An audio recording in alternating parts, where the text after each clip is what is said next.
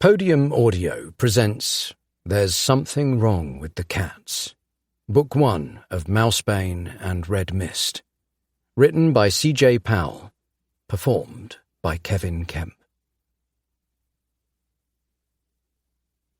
Chapter 1. Mousebane. They call me the night, the shadow that stalks behind, the dark one. My brother and I go to war. I hunt as if my life depends on it, for I know hers does. And she is my everything. My prey, you ask? Probably the old man in the suit. Or maybe that blonde woman over there. Or perhaps the disappearing ones. Definitely that squirrel. Trifle with me, squirrel, and you will rue the day you ever crossed my path. Oh, running away. I thought as much. The street calls for my aid once more. In 1,000 anguished voices, it cries my name. Mousebane. Chapter 2. Jammy Little Bugger. The printer jammed another copy of the poster up into its insides and cranked to a stop. Dan refrained from launching it through his third-floor window and out onto the street, but only just. Instead, he gave it a good hard squeeze with both hands. Stupid printer! How was it that a man could fly a rocket to the moon, or a surgeon could remote pilot scalpels on the other side of the world to perform delicate brain surgery, or an automated biscuit factory could churn out perfect custard cream after perfect custard cream, but as soon as it came to getting a bit of bloody ink on a bit of bloody paper, all human capability in engineering and science went flying out the flipping window? Printers never worked, especially when you needed them most. Helping your mum make invites for her birthday party? Error, ink cartridge running low. Printing out a boarding pass for a flight and you should have left 10 minutes ago? Error, printer speed settings are not within acceptable range. Making a poster because your poor little cats have been missing for 4 days straight and you're worried sick? Ha-ha, not today, you son of a mother. No paper. I know there's no bloody paper, spat Dan, not caring if anyone outside could hear his bitter tirade. You've just sucked it all up into your stupid brain, you absolute cretin! He had the urge to headbutt it, but instead closed his eyes and began to count 10. Stopped at 4. Felt better enough. Anger didn't often get the better of Daniel Dixon, but when it did, you would not want to be on the receiving end. A soft breeze blew through the open window into his tiny home office.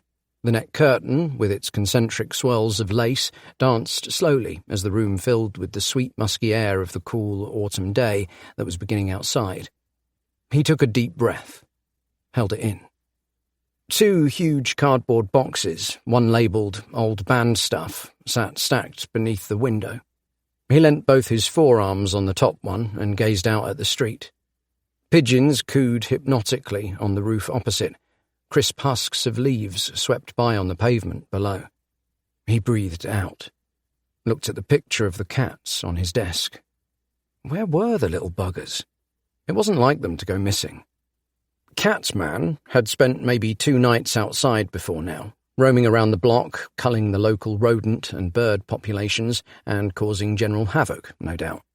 But as far as Dan knew, the Flash always came in early for his dinner and never left the house again until the following morning.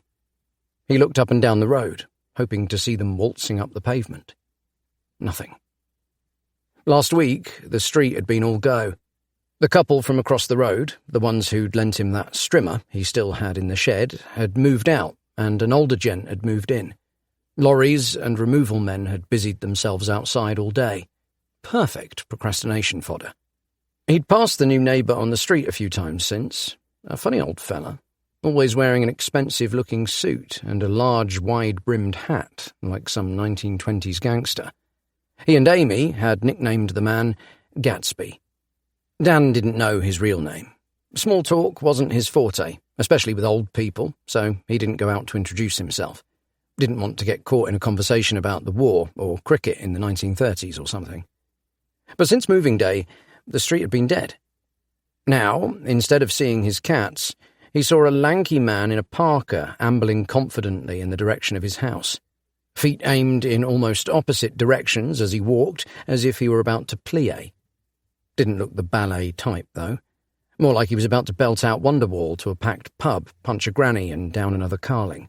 His arms swung wildly at his sides, a strut that was all elbows and knees, a strut that ever since school Dan had associated with danger.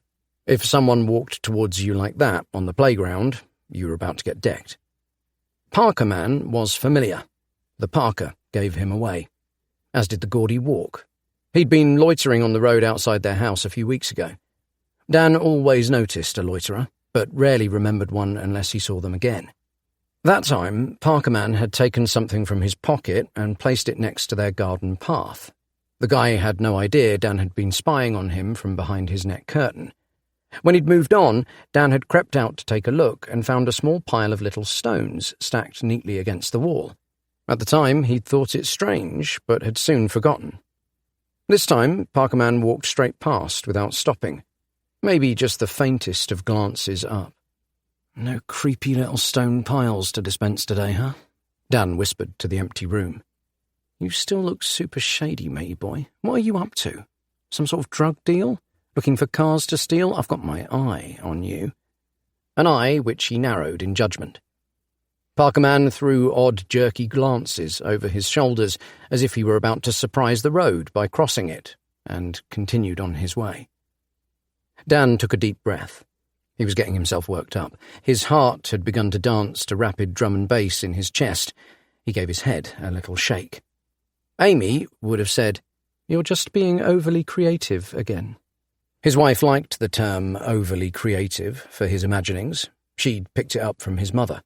She would be able to come up with a plausible reason for Parka Man's darting, furtive glances. "The man's probably just got a nervous tick," she'd say. A tick? He sighed. Catman had a tick once. Dan had to remove it with tweezers. Its little black legs kicked as he squeezed it flat and washed it down the sink. Revolting. Bugs made his back itch. Ticks, both kinds, made him nervous. When Catman and the Flash hadn't come home last night, he considered calling the police, but Amy had just made fun of him, coming up with an idea for a TV show called Cat Cops, where a Ginger Tom in a police uniform hunted down catnappers to a funky 70s backbeat.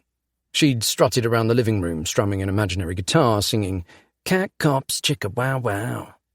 He'd laughed, licked his thumb, and added some gnarly slap bass. If Amy said the cats were fine, they probably were. Not including the leaf that he'd adopted for a week, aged 3, with the unorthodox name of Stick, Dan's boyhood pet history consisted of a single goldfish, and that mother flipper had only ever run away once, before dying an untimely death twitching on the kitchen rug. It was the Flash he worried about mostly. He and Catman were binary opposites. Catman liked nothing more than to chop a baby bird into tiny bits and hide the remains in the tumble dryer. That cute little murderer would be fine on the mean streets of Walton. The Flash, on the other hand, just wanted to sit and chill out on the sofa, watching TV with his mum and dad. He wasn't cut out for the big wide world with its fast cars and tail-grabbing children. Dan hoped Catman would take care of his brother. Catman could hunt down mice and birds if they needed food, and would likely punch any tail-pulling toddlers square in the face. A clap of wings caused him to look to the roof opposite. The trio of plump pigeons perched there had been startled into flight. A shadow moved behind where they had just been.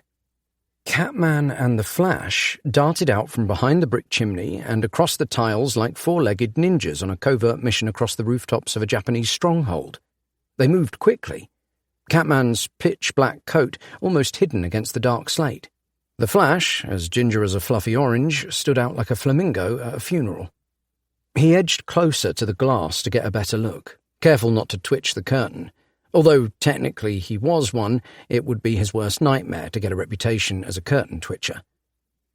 Something was different about Catman. After 4 nights away, Dan had expected him to come back thinner, perhaps with his fur in a tangle. The opposite was true. He looked chunky and sleek. Must be a trick of the light, he thought. Black fur on charcoal slate making him look bigger. Dan squeezed his thumbs with his fists. The pair of them were bloody high up. His heart popped an E and continued its D&B rave from earlier. The cats sat on the edge of Gatsby's roof and looked down for a moment. Catman turned, gripped the gutter with his claws, and dangled his tail over the side. The Flash caught hold and swung down to the window ledge on the third story. Dan peered closer. That wasn't normal cat behaviour. He squeezed his thumbs harder. Felt like a mother watching her only child fool around in the top branches of a giant redwood. Realising his mouth was hanging open, he shut it with a snap of teeth. The Flash balanced on the ledge like a tightrope walker, then disappeared through the top of Gatsby's glazed window. He gasped. Jammy little bugger. Catman clambered down the drain pipe after him. In the light of day, against the brick front of the house, Dan could see he was definitely bigger.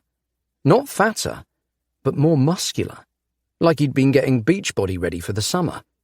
In his mind's eye, he saw an anthropomorphic steroid-pumped Sylvester the Cat in Speedos flexing some impressive biceps. It was definitely strange. Dan had been going to the gym for years and had put on nowhere near as much weight, and here Catman was making some serious gains in just 4 days. What had he eaten? From his window ledge vantage point, Catman scanned the street. What was he looking at?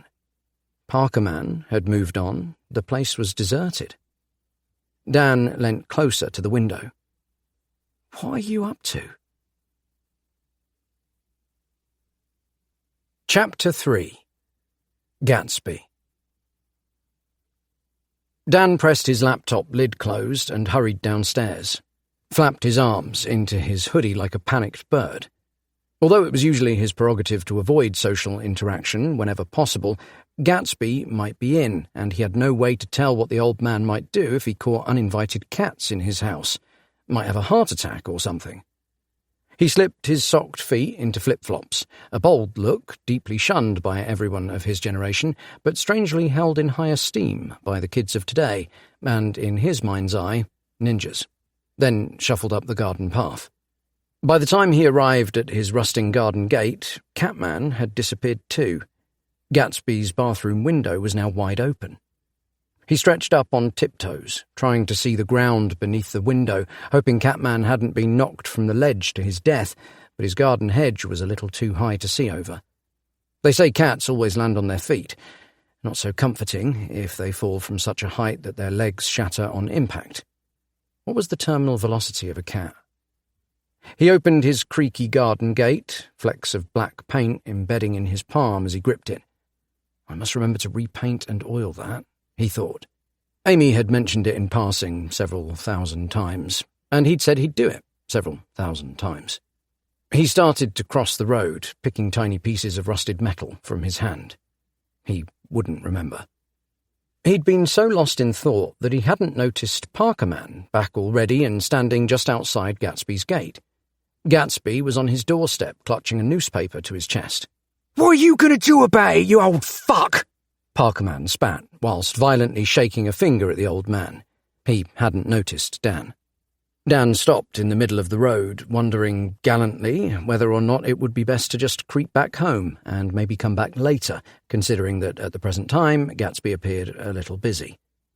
The old man, to his credit, looked more angry than sad or afraid, but he didn't say anything. His lower lip trembled slightly. Parkerman moved to open his new neighbour's gate. "Hey, stop it!" The words just popped out of Dan's mouth. No thought behind them. He almost didn't hear his own voice, but Parkerman clearly did. He wheeled around on the spot, lips pulled tightly across his yellow teeth, and suddenly he was off the curb and in Dan's face. "You neighbourhood watch or something, mate?" Behind him, Gatsby quickly hurried inside and shut the door. Parkerman was his problem now. He glanced past Dan, quickly inspecting the houses behind him. "It's a nice street. Which one's yours?" He swallowed, thought quickly. "No, I was just walking through." He pointed feebly up the road, away from his house. It wouldn't do to have someone like this know where you lived. You know, you shouldn't... Shouldn't what? Parkerman leant his head to one side, stared. Dan held his arms rigid by his sides. Shouldn't talk to people like... Parkerman jabbed a long finger forward and prodded him roughly on the nose. You want to keep your nose out of things that don't concern you, or else you might end up in a lot more trouble than a stupid old man is worth, yeah? He continued to glare. His eyes were creamy marbles, wide and glassy. All Dan could think was whether or not the guy had blinked since the altercation had begun. Any normal person should have blinked by now. Did he have eyelids? Where were his eyelids? You hearing me, or are you some sort of fucking idiot? Parkerman lifted a disgusted nostril, then blinked. Dan looked at his feet. Sorry. Next time you will be. Without another word, he strutted off towards the main road. Dan watched him go as nausea blossomed in his stomach. Why was it that whenever you tried to help someone, it was always you who ended up in the firing line? He took a slow inhale to try to calm himself. You're the flippin' idiot, he mumbled under the exhale, whilst staring daggers into Parkerman's retreating back. It took another moment for him to remember why he'd left home in the first place. He glanced up at Gatsby's bathroom window. The cats hadn't re-emerged. Gatsby's gate opened silently despite the slight shake in his hand as he pushed it. The paint was even, uncracked. Impressive. A gate even Amy's dad would have been proud of. He entered the front garden beneath the bathroom window. Catman wasn't in bits on the well-groomed lawn, so he guessed he must be inside. There was a plastic sign on a wooden post in the hedge. Shields Properties. He had met Gatsby's landlord, who also happened to be the man's son. Marty or Matt Shields. Dan hadn't properly heard the name and was too English to ask again. They'd had a strange conversation, the details of which were fuzzy. All he could really remember was that Matt was weird. Not someone he'd want another chat with, if it could be avoided. But to be honest, there weren't many people he could think of actually wanting to have a chat with. He flip-flopped up the garden path, admiring the clean line of the hedge, the short trim of the grass. You had to have a lot of spare time on your hands to keep a garden like this. Or a lot of money. Dan lacked both. I must remember to trim our hedge when I get a spare moment, he thought. Cut our lawn, too. Maybe I'll get around to using that strimmer I borrowed. Whose was that again? He wouldn't remember. Both trimming the hedge and cutting the lawn resided permanently on the mental to-do list that he imagined Amy kept for him. This also included oil the gate, empty the bins, clean out the cat bowls, and don't be such a forgetful idiot. There were other things, but they'd slipped his mind. He raised his hand, hesitated, stole himself ready for the interaction, and knocked on the door. A sleek PVC number in a dashing shade of olive. Nobody answered. Not really surprising. He stepped off the porch, looked up at the bathroom window again. The boys hadn't come out. Next to the front door was a bay window. Most of the houses in the road were based on the same design, meaning Gatsby's living room probably lay beyond. He put his head to the glass and cupped his hands to his face to shield the reflection. As he did, the front door opened. "Can I help you?" said a wavering voice.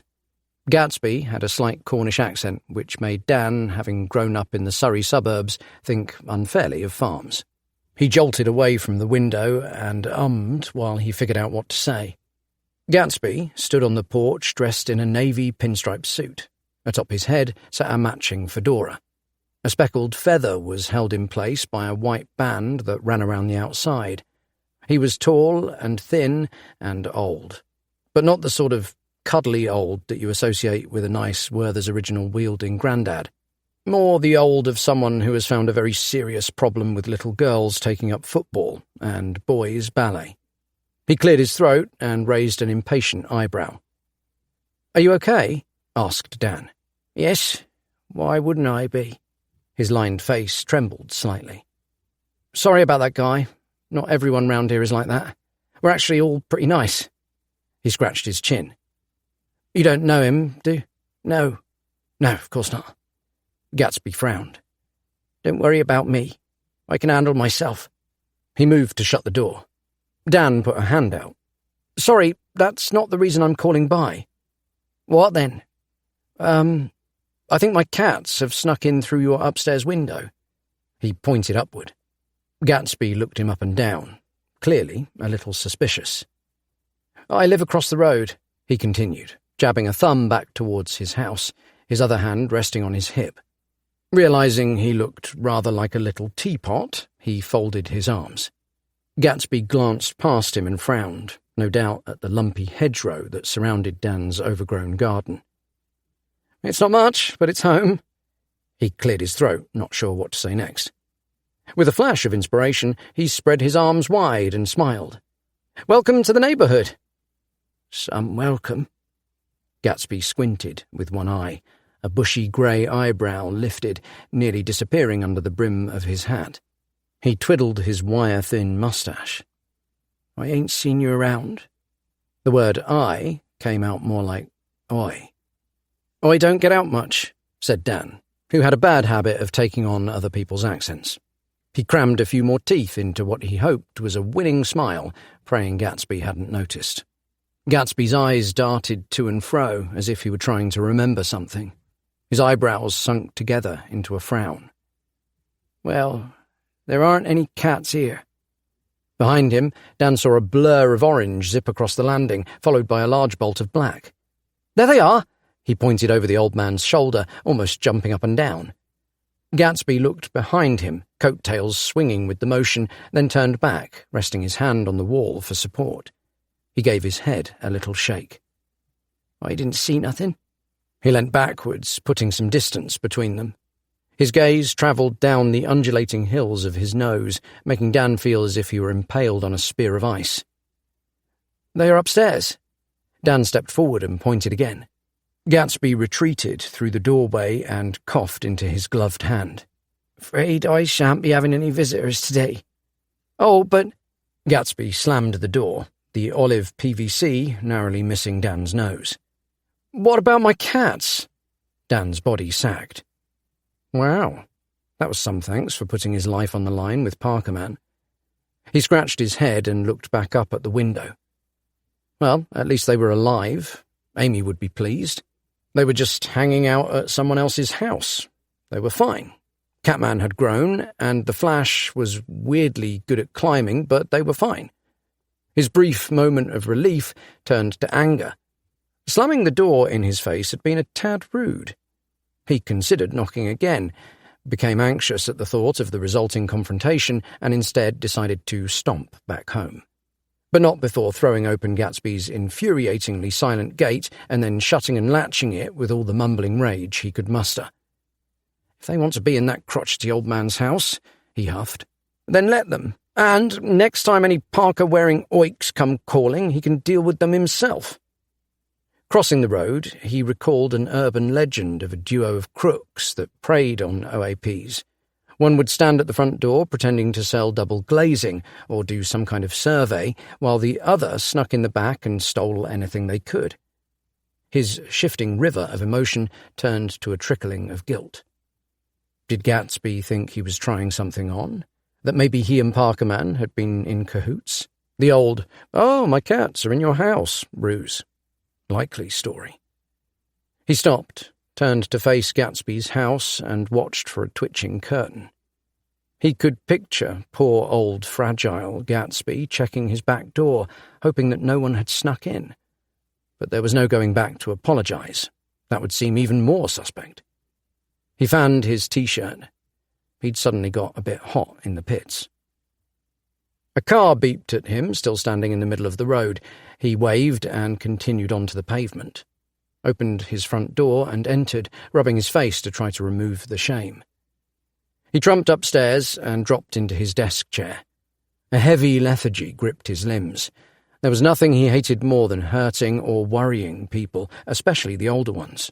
The thought of doing someone harm, even with intent, made him sick to his stomach. Why did he bother leaving the house? He always said and did the wrong thing.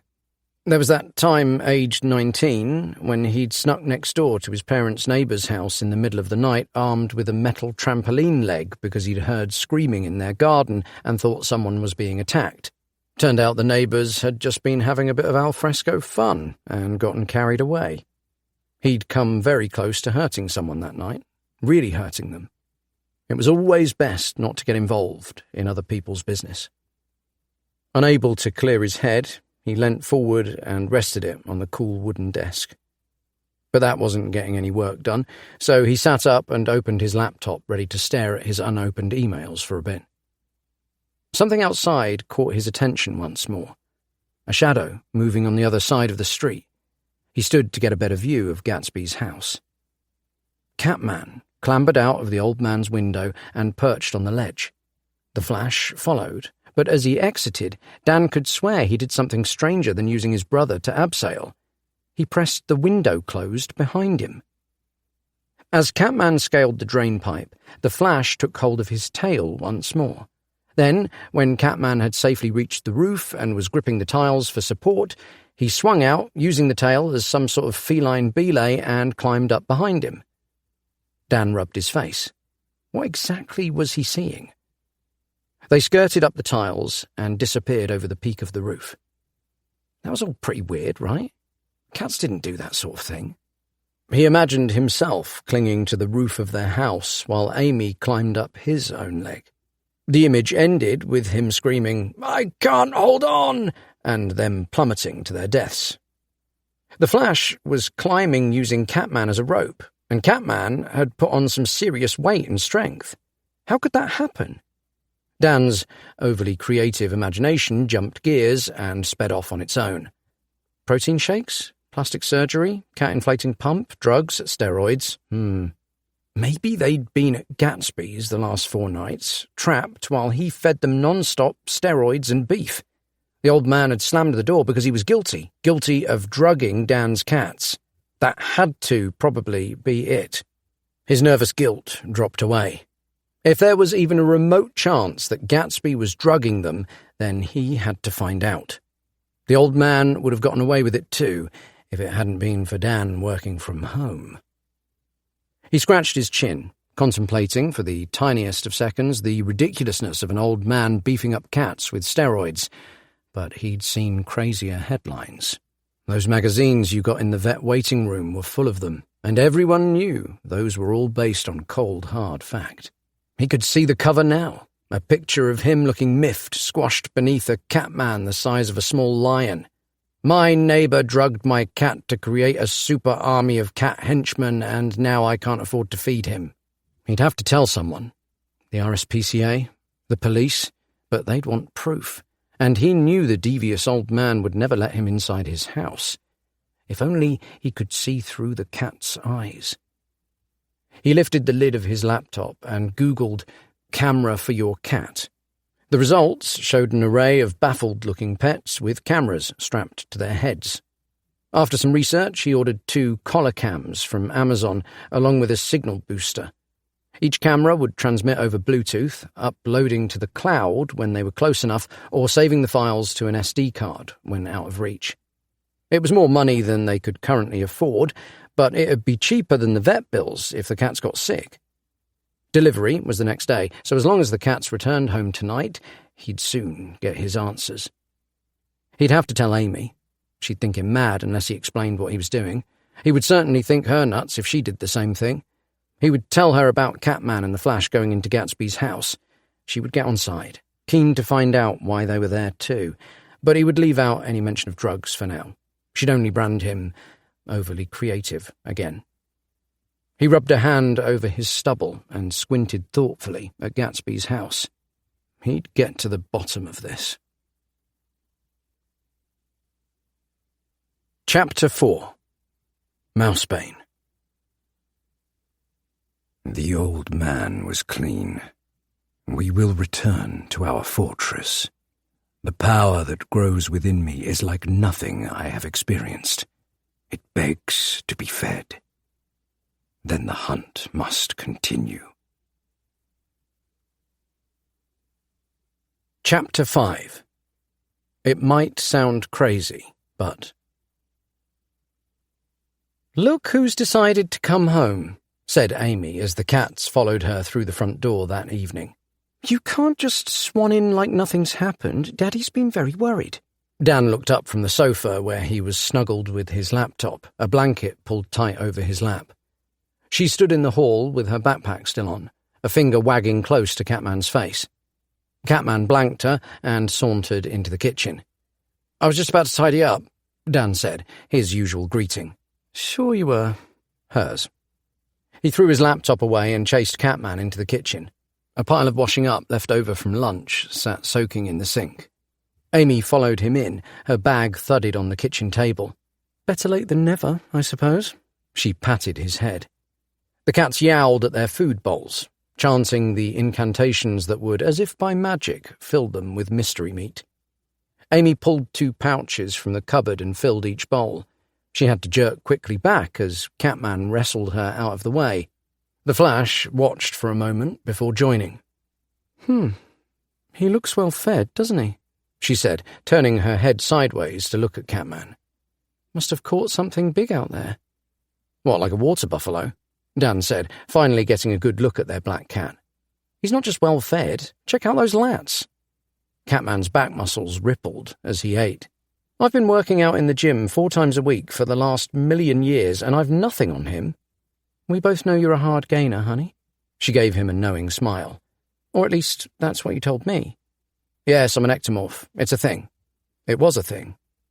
He crouched for a closer inspection, held his thumb and little finger spread over the Flash's back and compared it to Catman. He'd almost doubled in size across the shoulders. "This is ridiculous. He's gone away for 4 nights and come back as the cat equivalent of Mr. Universe." Amy stepped back, a finger placed on her chin. The cute little lines on her forehead were showing, the ones that made him want to kiss her all over her face, each one probably a result of stress caused by him somewhere along the line. "You're right, Shrimpy." She poked him in the ribs. "So what's happened to him?" She knelt and ran a hand over Catman's head, clearly concerned. She looked back at Dan. "You don't think he's sick or something?" He picked up a pan from the sink and started scrubbing. Where to begin? "Not sick, but I have a theory." She turned her head to look at him sideways. "Does this theory start with a... It might sound crazy, but..." "No." He winked, pointed 2 finger guns, and in an adopted American accent said, "No crazy butts here except yours, hot stuff." Amy tutted, the left side of her face raised in a half smile. He dried his hands, then knelt and stroked the Flash's back. He was the same size as he'd been before he went away, but even with him, something seemed off. Something about the eyes, maybe his head. Whatever it was, Dan couldn't place it. "The pair of them have been sneaking into Gatsby's house." "The new neighbour?" Amy's forehead lines returned. "The old guy?" "Yep. It might sound he started. Amy rolled her eyes. "Unusual, but I think Gatsby's doing something with them." "Something?" She folded her arms and moved her weight to one hip.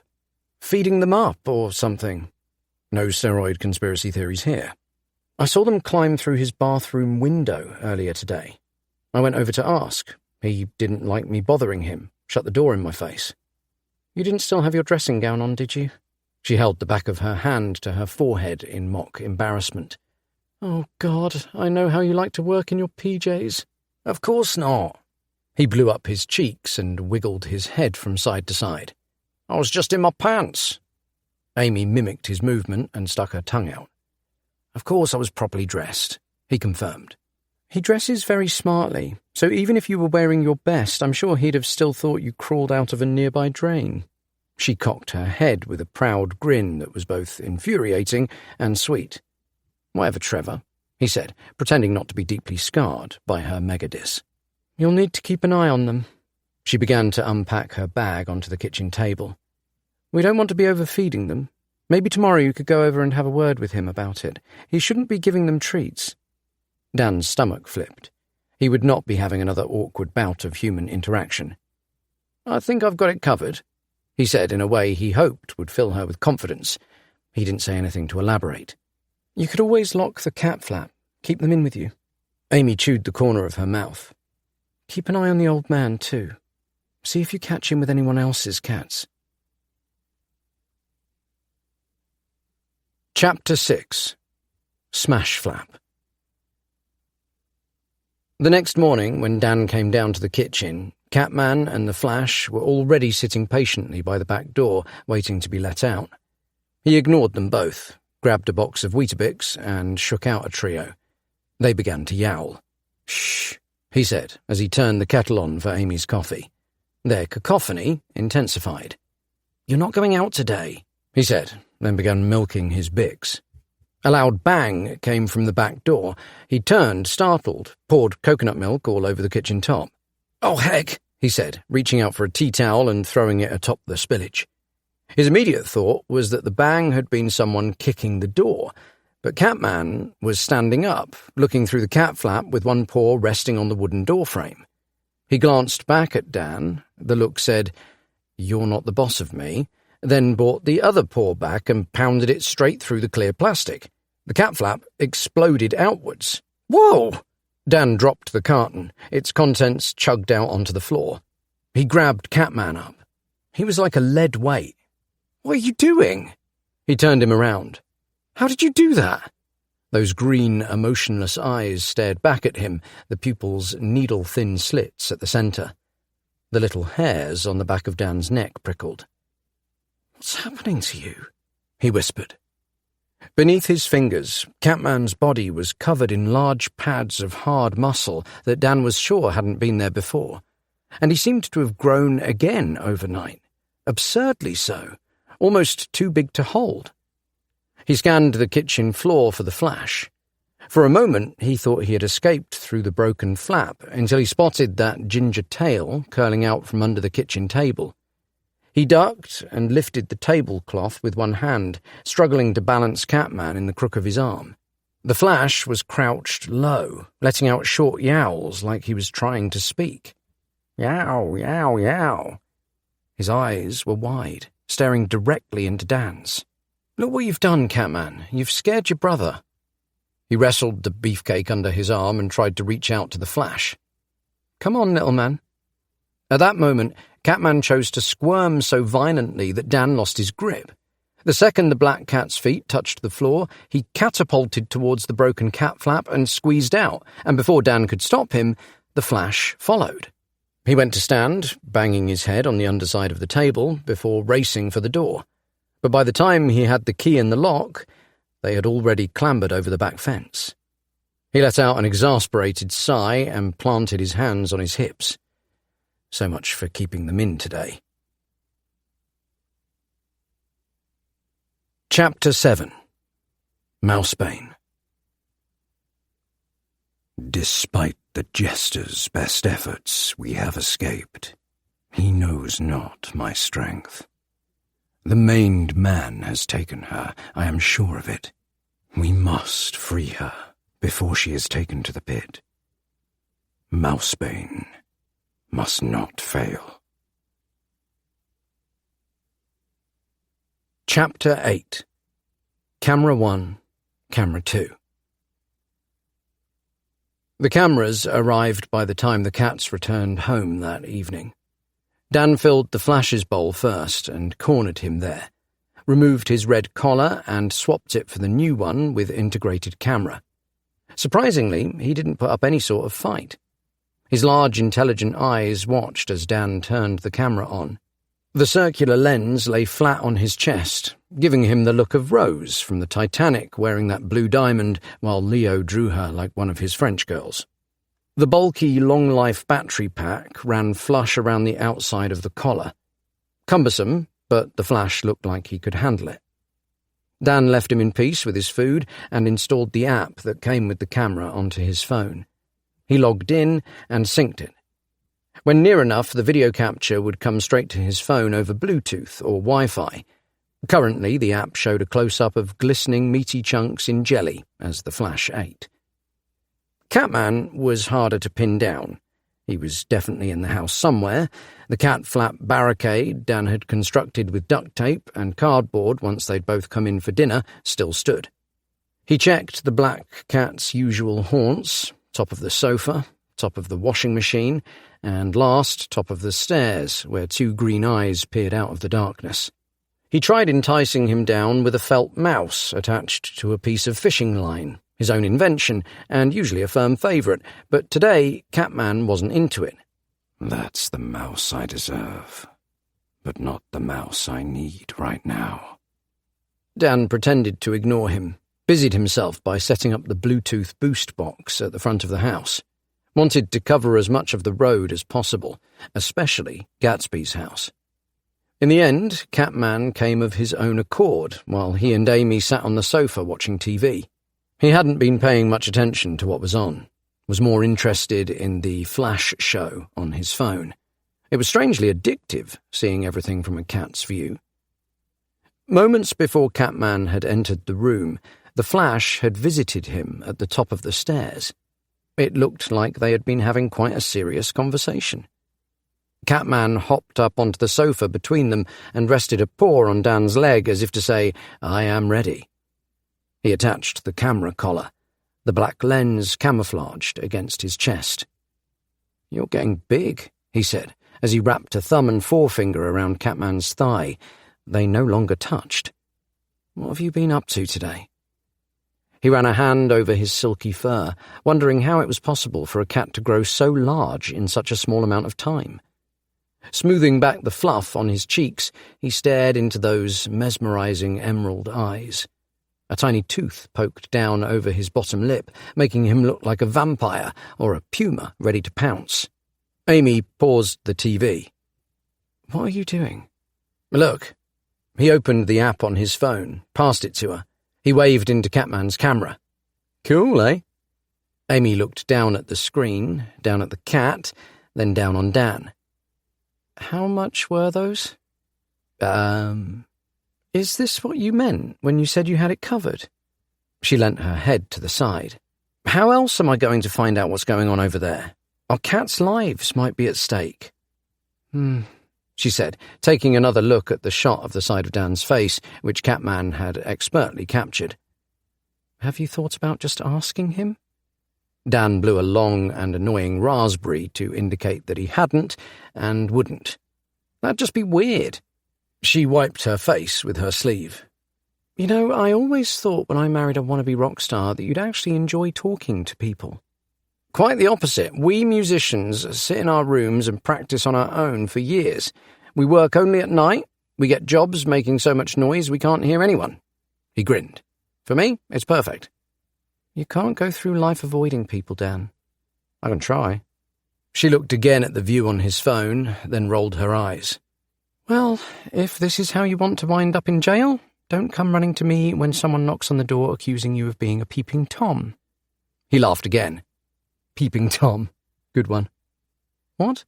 She gave him a sideways look. "Tom." He waggled his eyebrows. "Tomcat." She tried to hide her smile. "Don't explain my own jokes to me." She looked back at the TV, then winked at him. "You know I'm the pun master." He wrapped an arm around her as she leant against him and tapped the phone over her shoulder to show her the flash's cam. The flash was now under the kitchen table. The top half of the shot was cut off by the red and white checkered line of the tablecloth. In the background was the cat flap, blocked off with card and silver tape. "Was that like that when I came home?" Amy asked, holding the phone up to get a better look. As she did, Catman sat up and peered at it too. The glow of the screen lit his shadowy features. "I'm afraid to say it's been like that since this morning." He ruffled Catman's head. "This little bugger smashed it." "And you somehow forgot to tell me they'd been out all day?" She narrowed her eyes. "You said you'd keep them in." I know, but now we've got these." He shook his phone. "We can keep track of them. Just make sure the flap's blocked off properly before you go to bed. We don't want anything else sneaking in through the hole." "Anything else?" said Dan. "Yeah, I found a gross frog behind the bin." She visibly shuddered. "I thought perhaps Catman had brought it in, but maybe it hopped in on its own." She turned her head to the television for a moment, then turned back. "Oh, I was going to tell you, you know Vicky?" He shook his head. "She owns Crystal." He shrugged, not sure who either of these people were or why one would own the other. Vicky lives up the road. Blonde. Owns that beautiful white Persian. Ah, Pretty Princess, he said. That was his name for the fluffy white cat that lived in one of the houses nearby. He often saw her in the window, shining like a Hollywood starlet, with wind machine wafting her fur in slow motion. I spoke to her on the way back tonight, and the poor little thing has been missing for a few days. She's very upset. I told her Catman and the Flash had been missing, but they've come back. Do you think they've all been in the same place? Gatsby's, thought Dan. The Pretty Princess could be in his secret underground lab right now, being pumped full of steroids. Perhaps she'd turn up soon, ripped like Schwarzenegger in his prime. Perhaps Catman wasn't his first. Perhaps he moved from town to town under the guise of a feeble old man, unleashing an army of supercats upon the unsuspecting suburbs. Perhaps... Dan? He shifted in his seat to face her, excitedly taking up one of her hands in both of his. Did you tell her about Gatsby? I'm not going to start spreading your rumours. He tapped his chin with one finger and glanced away in thought. No, probably best not to tell anyone in case it alerts him. He stared into space for a moment, then returned his focus to the phone to look at the Flash's view. Hopefully with these, we can figure out what he's up to. If he is indeed up to anything, I think you need to calm down a bit, Danny. I don't want you bothering the poor old man. He looks frail enough as it is. That's just what he wants you to think. He stood and crossed the room. With one finger, he peeled the curtain back a fraction. The light in Gatsby's upstairs room was on. A poor, helpless, lonely old man. Everyone knows it's the ones you don't expect. Amy made an uneasy sound in her throat and resumed her program. He returned to the sofa and watched some of it with her. One of those reality shows where a bunch of ridiculously good-looking people swan about on an island. They didn't seem to wear much and spent some of their time snogging or sunning themselves, but most of it arguing. When it finished, Amy kissed him on the cheek and went to bed. Catman trotted off too. He watched an episode of one of his superhero shows, then headed to the kitchen to fix a snack before he started another. Shredded duct tape and cardboard covered the floor. The cold evening air blew through the gaping black hole where the cat flap used to be. They were out. Chapter 9. Midnight Stroll. Dan checked the cat cams. The Flash's view was too dark, so he flicked to Catman's. A glass patio door stood before him, a dim rectangle of dancing light, possibly from a television further into the house, surrounded by darkness. Near black silhouettes of jagged grass rose up from the bottom of the screen. He didn't recognize the house, but then he couldn't see much. He checked the Flash's feed again. He could now see Catman standing in front of the patio doors with the faint flickering light behind. The Flash closed in, then cut a right towards a back door with a cat flap. The view jolted as he entered the house, stepping through onto the checkered lino of a shadowy kitchen. Gatsby's house? Was there anywhere else they could be? The feed was live, so they were in Bluetooth radius. It had to be one of the houses on either side of his own, or the three adjacent. The cat flap suggested a cat owner, a number of whom lived on the street. He grabbed a hoodie and rushed outside. The night air was close, damp. Misty coronas of amber light surrounded the street lamps. No one else was out. It wasn't the sort of suburb for midnight walkers. A slim cycle path ran behind the back gardens of the houses on Gatsby's side of the road. If the cats were in Gatsby's garden, Dan would be able to see them from there. He jogged to the end of the road and round to the path, temporarily losing the feed as the Bluetooth went out of range. The path was dark. As he slipped past a pair of bollards topped with reflective blue bicycle icons, he pulled up his hood. A wooden fence, roughly head height, ran along the backs of the gardens to his right. On the left, a shallow ditch, then shadowy woodland. The path took a meandering route, parallel to the road, through to the nearby industrial estate. The hairs on the back of his neck prickled. His nervous insides wobbled. It was unusual for him to be out walking alone in the dark, and the open wood to his left gave him the willies.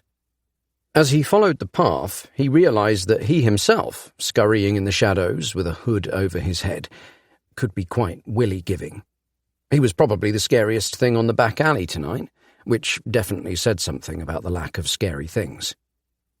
He checked the app. A little icon told him the feed was still coming direct from the camera rather than the boost box. They were close. The flash was inside a small kitchen that was laid out similarly to their own. Catman still stood guard outside. Maybe he couldn't fit through the flap. Dan jumped up to peek over the nearest fence. Beyond it, the patio windows were lit up, and the doors were a different design. Not here, then. He moved further down the path, pulled himself on tiptoes at the next fence, careful not to shred his musician fingers on the splintered wood. No lights this time. He checked his phone again. The light of a TV definitely flickered somewhere. This wasn't the house either. At the next, he jumped up to look again. A quick scan of the garden while in mid-air revealed a pair of dimly lit patio doors and another back door with a cat flap. A patch of impenetrable shadow sat next to the door. Within it, 2 emerald eyes followed him as he rose and fell. "Catman!" he hissed, his breath coming out in a faint cloud. "Come out!" He rubbed his hands together, pulled his sleeves down over them before stretching on tiptoes to see over the fence. Lights from the room beyond continued to flicker. The flash was clearly visible inside, standing atop the kitchen table. The fence had a gate, so he pulled himself up, leant over, and unlocked it. He got stuck as it swung open and threw him around, flopped over the top like a worm on a stick. The hinges creaked like a wail of distorted feedback in a hushed concert hall. He jumped down, held it still. Letting out a shaky breath, he crossed the knee-high grass. His heart beat heavy in his chest. He could no longer see the flash through the kitchen window.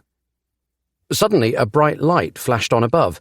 He raised a hand to cover his dazzled eyes. "Oi, what you doing?" came the shout of a man at the window. "Get out of my garden, I'm calling the police!" The cat flap clattered, and Catman and the flash blasted past either side of his legs. He panicked. A voice with a Scottish accent screamed into his ear as they brushed past. "Run!" Dan turned and fled, flip-flops clapping like the wings of a bird as he lolloped down the red cycle path. "Yeah, you better run!" shouted the man at the window. He didn't look back, couldn't stop running if he tried. He reached the street that ran perpendicular to his. A car sped past, shaking him from his frantic sprint.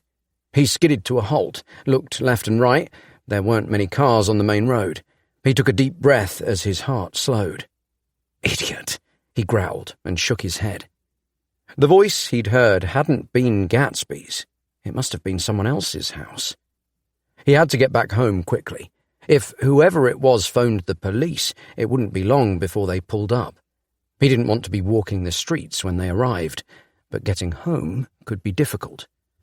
The flip-flop and hoodie combo were a dead giveaway, and the house owner might be watching the street. In an irrational tizzy, he ripped his hoodie off and stuffed it into the wheelie bin closest to the end of the road. His teeth rattled with the cold. "Calm down," he tried to breathe deeply, the way they taught in the yoga class Amy had taken him to. "Just get home." He peered down the street. This late on a school night, it remained unsurprisingly deserted. Parked cars packed the right side of the road. He could probably make it if he stayed low.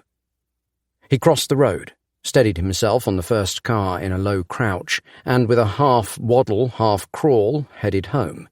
His calves and thighs screamed the whole way. "Walk properly, you maniac. We can't go on. You've neglected leg day for too long." As he reached his garden path, blue lights flashed from the main road. He looked back. The lights cut off as the police car cruised up the road, a shark gliding above a coral reef. His heart stopped. He fumbled for his keys, hands shaking so badly it sounded like jingle bells. The house key jigged around the keyhole before sinking in. The police pulled up to a house 2 doors down from Gatsby's. He fell through the door and eased it shut behind him. When he knew he was safe inside, he slumped to the floor. The first thing he did was bury his flip-flops under a pile of shoes on the rack. Light-headed, he lay at the foot of the stairs and strained his ears for anything outside. He had no social connections with the people who lived 2 doors down from Gatsby. Didn't even know what they looked like. They couldn't know it was him, but that didn't stop the rising nausea. He'd never had a proper run-in with the police before. Not unless you count that time when he was young and he and a few friends had snuck out during a sleepover and been caught moving temporary road signs to block off a main road. They'd been let off with a warning, but even that had been terrifying. A man of his age caught sneaking into gardens wouldn't get away with just a warning. He was looking at a one-way ticket to juvie. Adult juvie, which was prison.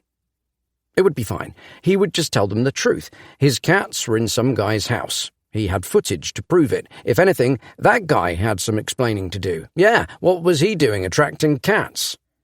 The butterflies in his stomach calmed. The need to vomit subsided. It would be fine. He walked into the kitchen, both relieved and furious to find the cats sitting next to their bowls, looking at him expectantly. "Do you know how much trouble you nearly put me in? No food for you." He wagged his index finger at them. Their heads followed it up and down. Then they began to yowl. Dan saw red.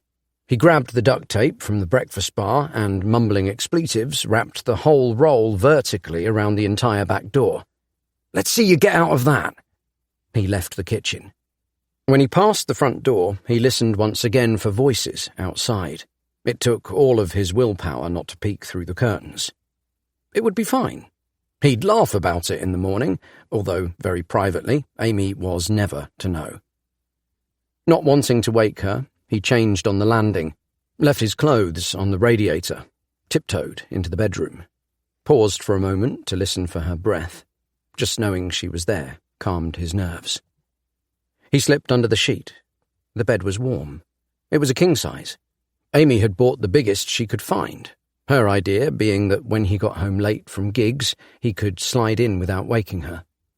Still, he rolled over and placed a careful hand on her smooth hip, kissed the back of her neck, and closed his eyes.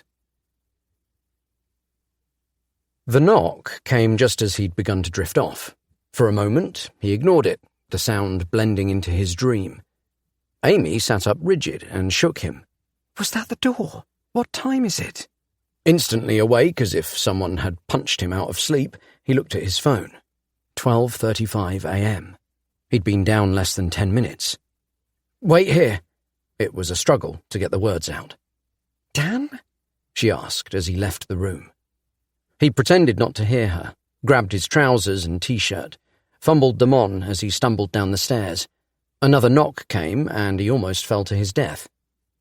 A look through the peephole sent his stomach squirming. 2 tall policemen in high-vis jackets stood at the door. With a deep breath, he undid the latch and eased the door open. He rubbed his eyes and feigned a yawn, a difficult task when your mind was working at light speed. "Oh, hello," he said, doing his best to sound surprised, and fixed a confused frown on his face. "Can I help you?" The policeman on the left studied him for a moment, then nodded at the other. "May we come in, sir?" Dan searched for words. They didn't come. He nodded and held the door open. The first officer stepped in and scanned the entrance hall. Dan backed into the living room, and they followed. "Is anyone else in?" "Just my wife." He felt like he couldn't breathe, like he was wearing an undersized shirt and someone had forced the top button closed on his neck.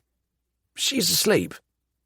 Both policemen stooped as they entered the living room, their heads snaked to the side like cobras as they passed beneath the doorframe, allowing for their tall forms. Before them, Dan felt like a cornered field mouse.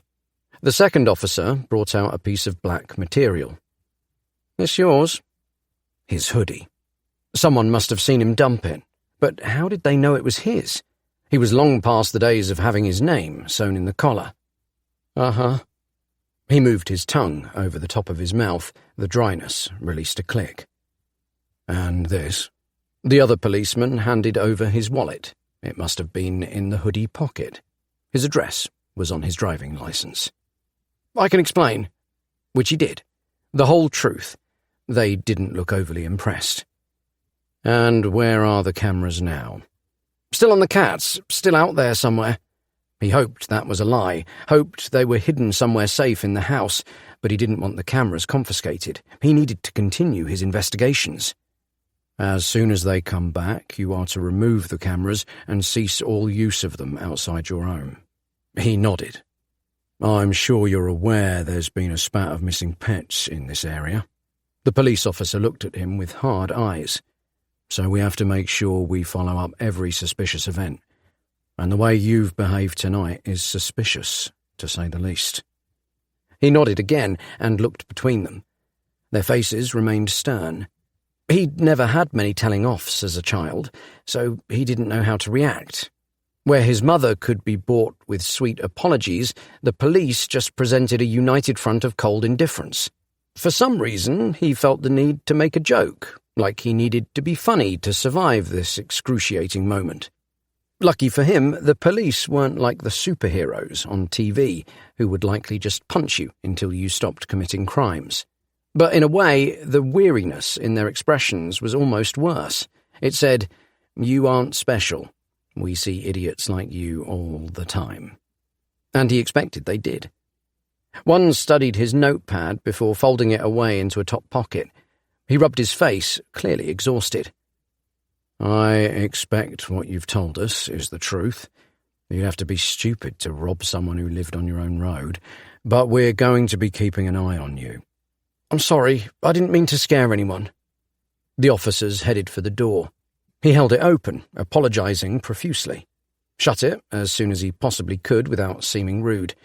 Took a deep breath. His hands were shaking. It had been fine, though. He wasn't in trouble. What was all that about? Amy sat near the top of the stairs, arms folded across her lap. Scratch that, he was in big trouble. He swallowed. Walked up 3 steps, trying to piece together an excuse. She cocked her head and raised her eyebrows. What did you hear? Most of it. I was trying to get the boys in. Didn't want them going into Gatsby's house again. His throat caught and he stopped. Hung his head. He couldn't take a telling off from her too. She reached out and took his hand. You're a lovely idiot, you know that? She stroked the back of his hand with her thumb. I do know that. Thank you for looking out for them. She stood and tugged at his hand. Come on, it's late. You're going to have to get up real early tomorrow. You're making me a yummy breakfast so that I can forgive you for stalking the neighbours. He let out a relieved sigh. She turned and led him back to bed. His whole being relaxed. As long as she thought he was okay, then he was okay. The best thing about being in love with your best friend was how easily they could take the heaviest weight from your shoulders. Sometimes, nothing else mattered. Chapter 10. Old Band Stuff. Dan awoke to Amy poking him in the ribs. He smiled as he opened his eyes. Get me coffee. Get me coffee, she said in time with each prod. He poked her back in the spot he knew she was most ticklish. She giggled and kicked him until he fell out of bed. A big sugar, please, big sugar, she called as he left the room. It wasn't every day they got to wake up together. He was often up until at least midnight working on his entertainment agency or playing a gig, so she would let him sleep in. Leaving her in bed while he went downstairs to get them a hot drink reminded him of when they were younger. Back then, before all the stress brought about by living in the material world, they could spend all morning lying in bed. They'd read comics with coffee while a cool breeze blew in through the window, the sun shining, warming their naked legs beneath the sheets. These days, it was almost instinct for him to pick up his phone as soon as he woke up and scan through work emails and gig inquiries. Not that he wanted to. It was just impossible to switch off. He was so intent on making the agency work. His goal was to create a job for Amy so she could leave the one she hated, The grind was addictive. Today, instead of scrolling through mail, he loaded up the CatCam app. Watching them go about their lives was just as compulsive, like those mind-numbing phone games. You didn't gain anything from them, but you couldn't tear your eyes or thumbs away. He was willing to bet that the average productivity per person on the planet had dropped significantly since the release of gaming on phones. The phone was struggling to connect, and when he entered the kitchen he realised why. Despite his best efforts with the tape, there was a large cat-shaped hole where he'd covered the flap. Once more the floor was covered in shreds of silver tape. He gathered them up and binned them. He looked out the back window at their garden, saw the little shed and the two-chair seating area where, in the summer, they'd have breakfast, and refreshed the screen on his phone. Catman's view finally loaded. It showed a pixelated close-up of asphalt. White lines stretched out ahead, and cars lined the curb to his right. He was walking in the middle of the road. Dan changed camera to find that the flash was following close behind, a little too close. The view, on the whole, wasn't pretty. They crossed onto the pavement. Someone walked just ahead of them. It was the same awful man he'd run into the morning they'd gone into Gatsby's. Tight blue jeans, wide-armed strut, oversized parka. In one hand, he held a cat box. Dan couldn't tell if it was occupied. He bounced along the pavement a few meters ahead, with Catman and the Flash in hot pursuit. Were they following him? No longer content with cat burglary, had they taken up cat stalking? He grabbed a notepad from the little tray by the fridge, jotted down 7:45 a.m, Parkerman following. Cat box? Stuffed the pad in his pocket. Amy came into the kitchen. She was already dressed for work. "Where's my coffee, handsome Dan?" She wrapped an arm around his shoulder and looked at the phone.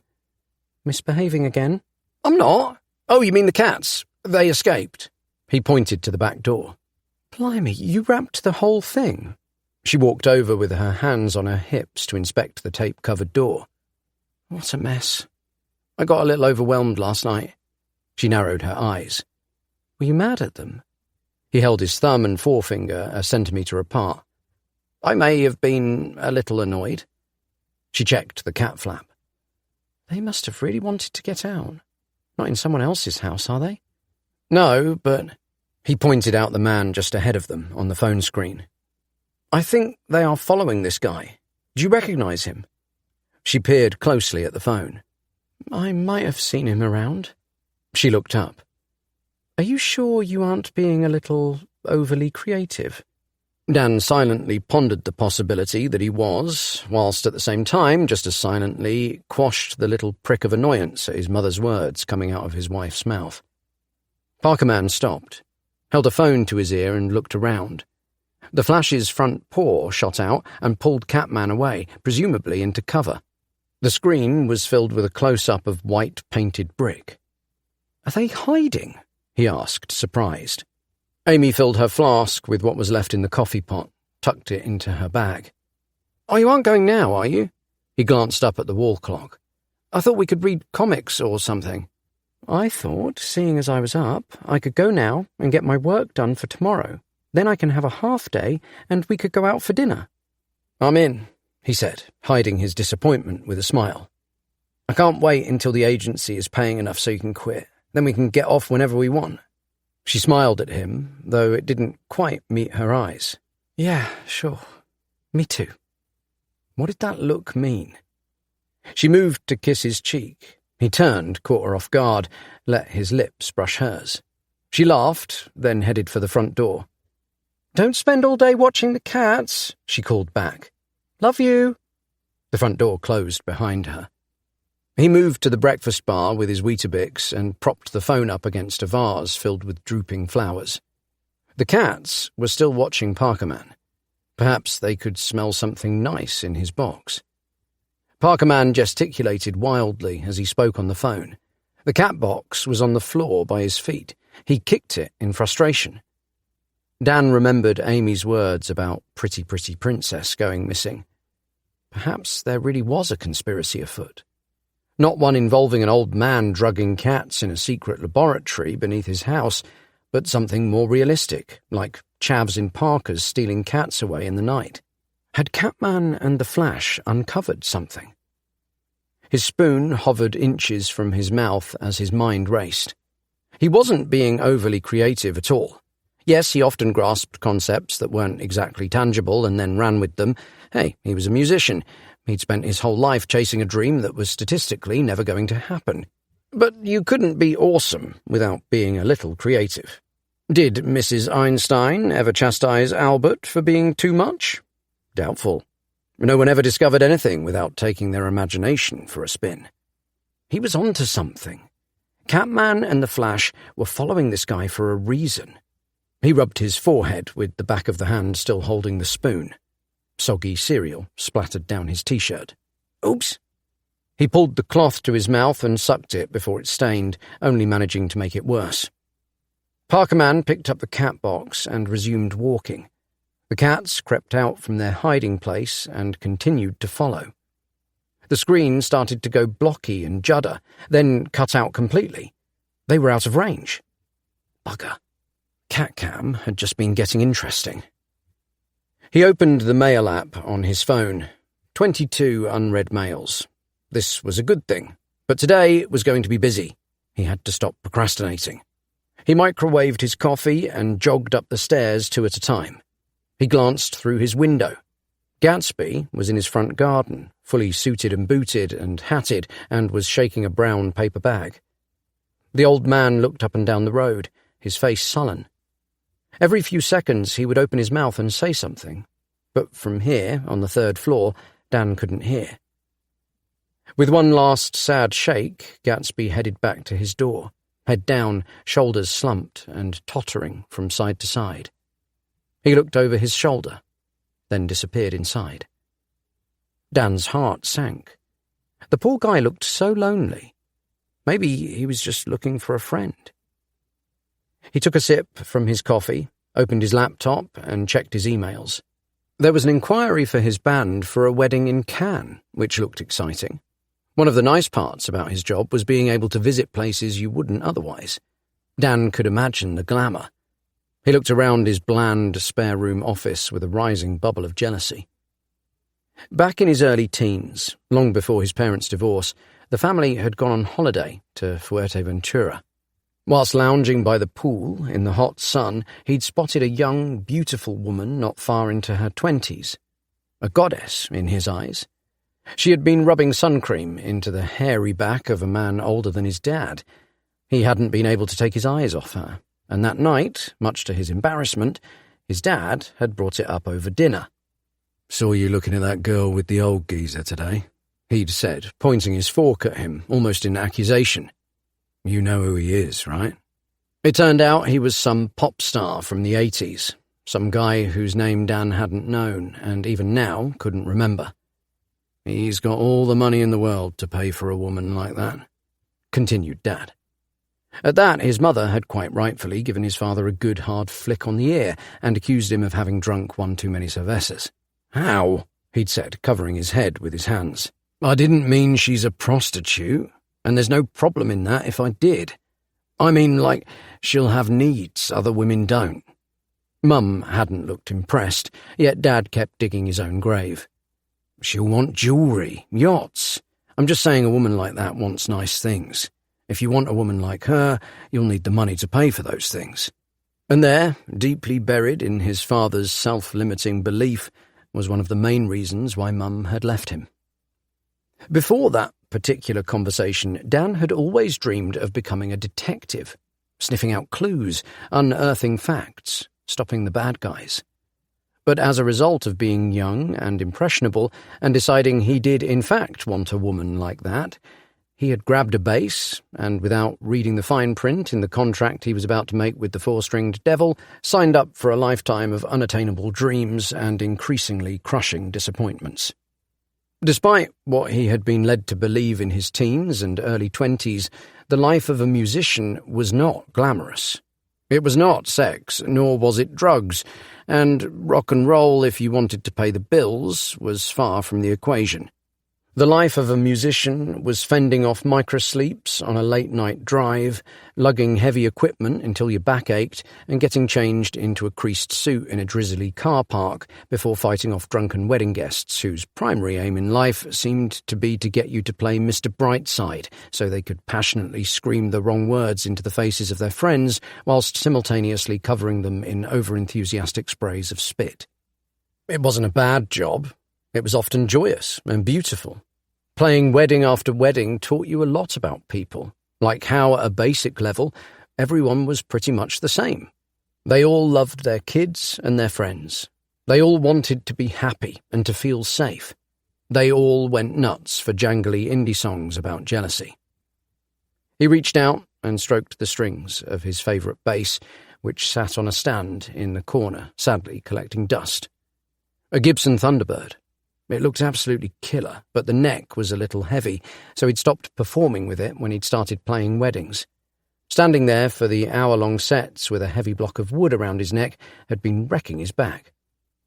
The guitar must have been worth over £1,500, but he'd never had the heart to sell it. He liked having it nearby. It was like some sort of oversized barbarian club. He looked at the box labelled Old Band Stuff next to it. At some point, his music career had shifted from living the dream to working to pay for the dream to putting the dream in a cardboard box and labelling it old. Eventually, he would go through it, when the pain of failure wasn't so raw. He half hoped Amy would throw it away herself and save him from having to reopen the old wound. Once, at a big family party, Dan had sat in the living room playing piano, while his family and their friends gathered in their large, open-plan kitchen, drinking, eating, talking, and generally having a great time. He didn't want to be with them. The loud talk and social interaction gave him a headache. The lonely calm of the subtly muted piano was an oasis in an arid desert, a quiet, air-conditioned hotel room in an overpopulated, heavily polluted capital. "Why are you in here playing piano?" his sister had asked when she found him alone. "Everyone's in the kitchen." It was difficult to explain to her how well she'd answered her own question, so he'd reluctantly joined the party. That was what it was to give up on a dream. It was leaving your oasis, leaving behind the thing that made you you, the thing that made you calm and happy. But the dream can only fade. It never disappears completely. A dream unfulfilled is like an ex-girlfriend that broke up with you, yet continues to ring every few weeks to check how you are. She might even question whether she should have broken up with you in the first place. You feel the hope spark. You open your heart to her, and then she breaks it all over again. Whenever he heard a great new album, he'd feel that hope rise, like a siren calling him back to the stage. When one of his cover band's YouTube videos received a few thousand hits, he had to force himself not to get too optimistic that maybe the video would go viral and some record company would whisk him away into superstardom. Would it have been better to have never tried? To never have dreamed in the first place? Maybe. He sifted through the rest of his emails feeling depressed. He'd always wanted to avoid the 9-to-5 grind, but with the agency and the cover band, he was putting in longer hours than anyone else he knew. He'd work until the next meal, the next sleep, or the next gig, then start the process all over again in the hope that something magic would fall from the sky and save him. Chapter 11. The Squat Thickens. Dan always scheduled his gym trip for around midday. It was good to stay active, and he liked to split up the day. The leisure centre was only a 10-minute walk from the house, and on sunny days like this, he ran. During his jog, he would often pass quite a few other cats along his road. He had taken note of their usual haunts to make sure they didn't cause trouble for the boys. Didn't want them getting into fights, although Catman would likely be the one to emerge victorious. He had names for all of them. Hitler was usually the first cat he saw, a female, completely white, save a small black patch on her head that looked like a side parting and another just beneath her nose that looked like a tiny moustache. She would perch on the wall that bordered Gatsby's front lawn, but she wasn't there today. Then there was the pretty princess, who, according to Amy, was missing. Another regular was Dimitri, who he liked to think of as Catman's arch-nemesis. There had been a few hissing matches between them, nothing serious. It was a shame they didn't get on. Dimitri was cute, a fluffy brown ball. It would have been nice if they could be friends, but alas, their love for Hitler would forever make them bitter rivals. He only knew Dimitri's real name because he gave his owner bass lessons every few months. Andrew was a strange cross between a hipster and a posho, a hippo. The first time they had met, Dan had made the mistake of calling him Andy. He had been quickly corrected. Andrew had lived on the road for a couple of years, having previously owned an artisan cheese and craft beer cafe in Shoreditch. Whenever Dan saw him, a strange and warm feeling of pride welled up inside. The guy wore the craziest combinations: pink flamingo t-shirts with brown safari-style shorts and pointy brogues, long-sleeved jumpers, braces and leggings. Andrew was someone not afraid to be who he truly was. Dan often wished he had the nerve to live like that. Together, they would have made a good band. Andrew the style, Dan the talent. Every couple of months, Andrew would call him up and invite himself over for a bass-based space jam and cheese evening. It was Dan's only proper social engagement outside of the gigs with the band. Together, they'd get all freaky on the craziest of cheeses and, with Amy happily hidden behind a pair of sound-cancelling headphones, record horrific bass noise into his computer until the early hours of the morning, laughing and generally having a lovely time. If only they saw each other more than a handful of times a year, they might become great friends. Amy kept telling him they should meet up more. As he jogged, he realised that there were no cats in their usual spots today. Was that strange? He slowed, removed the pad he had written his previous note in. All good detectives had notepads, and recorded the fact. Perhaps he was making something of nothing, but it was worth noting down.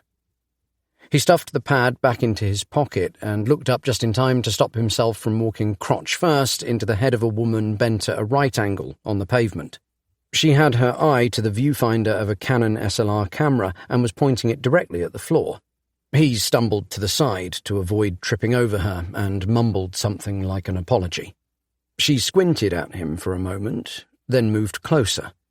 "Look where you're going, much," she said, pressing a hand to his stomach and giving him a shove. She then stuffed her hands into the pockets of her knee-length navy coat and looked at him with intelligent eyes. Curly dark hair fell to her shoulders. It had a sort of blue tint to it that matched her coat. She didn't look the sort to start a fight in the middle of the street, and for a moment actually shrunk away while she waited for his reaction. "It takes two to tango," he replied with a frown. It sounded cooler in his head than it did out loud. He glanced down to where she had been aiming the camera. There was a trail of luminous purple splotches on the pavement. It looked like someone had broken a glow stick. She didn't say anything else, just watched him and slowly backed away. He turned and jogged on before she could do anything else weird. After the short run, he arrived at the leisure centre.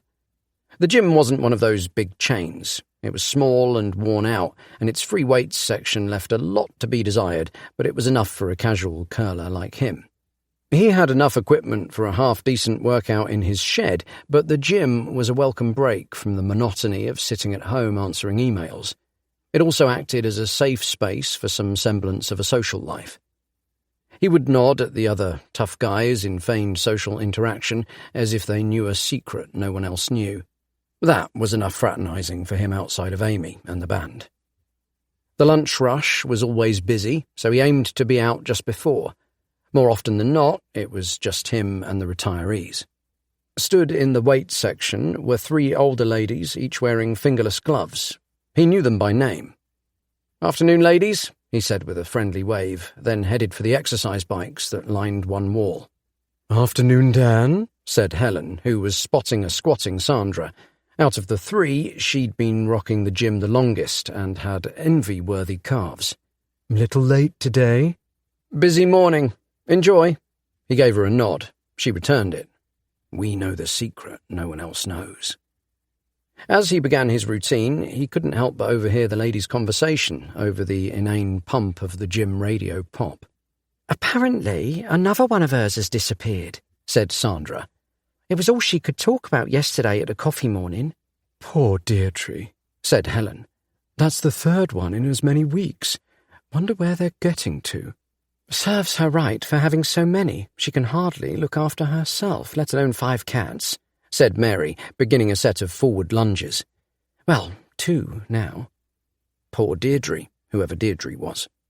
Did it have anything to do with the disappearance of the Pretty Princess and Catman and the Flash's unexplained hiatus? He wondered whether Deirdre lived on his street too. This was getting serious. How deep did the conspiracy go? Would the other cats appear in a few days, overgrown like Catman? Perhaps if he could find the others, he might be able to find out what had happened to him.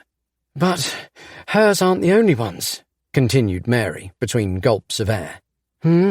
Sandra nodded as Helen helped her remove the barbell from her shoulders. "You know what I heard?" she said, pressing her hands into the small of her back and stretching. "My grandson, Trent, said he and his little friend were playing out on that big field by the industrial estate. Said they saw a large black cat. Said it was the Surrey puma. You heard of it?" Mary shook her head. Helen scoffed. Dan's stomach jumped. The Surrey puma was a local cryptid, a big cat that supposedly roamed the countryside and filled local school children with dreaded fascination. A big black cat. "I reckon he's been at the local pets." Sandra held a straight face. Mary wrinkled her nose. "The Surrey puma? What's that?" "Stupid local legend," said Helen, re-racking Sandra's weights. "Sandra, you don't—" "No." Sandra's face cracked into a smile. "Nearly got you." "Oh, top bants," said Helen somewhat youthfully. "Oh, don't say bants, Helen," said Sandra, rolling her eyes. "If anything, it just makes you look older."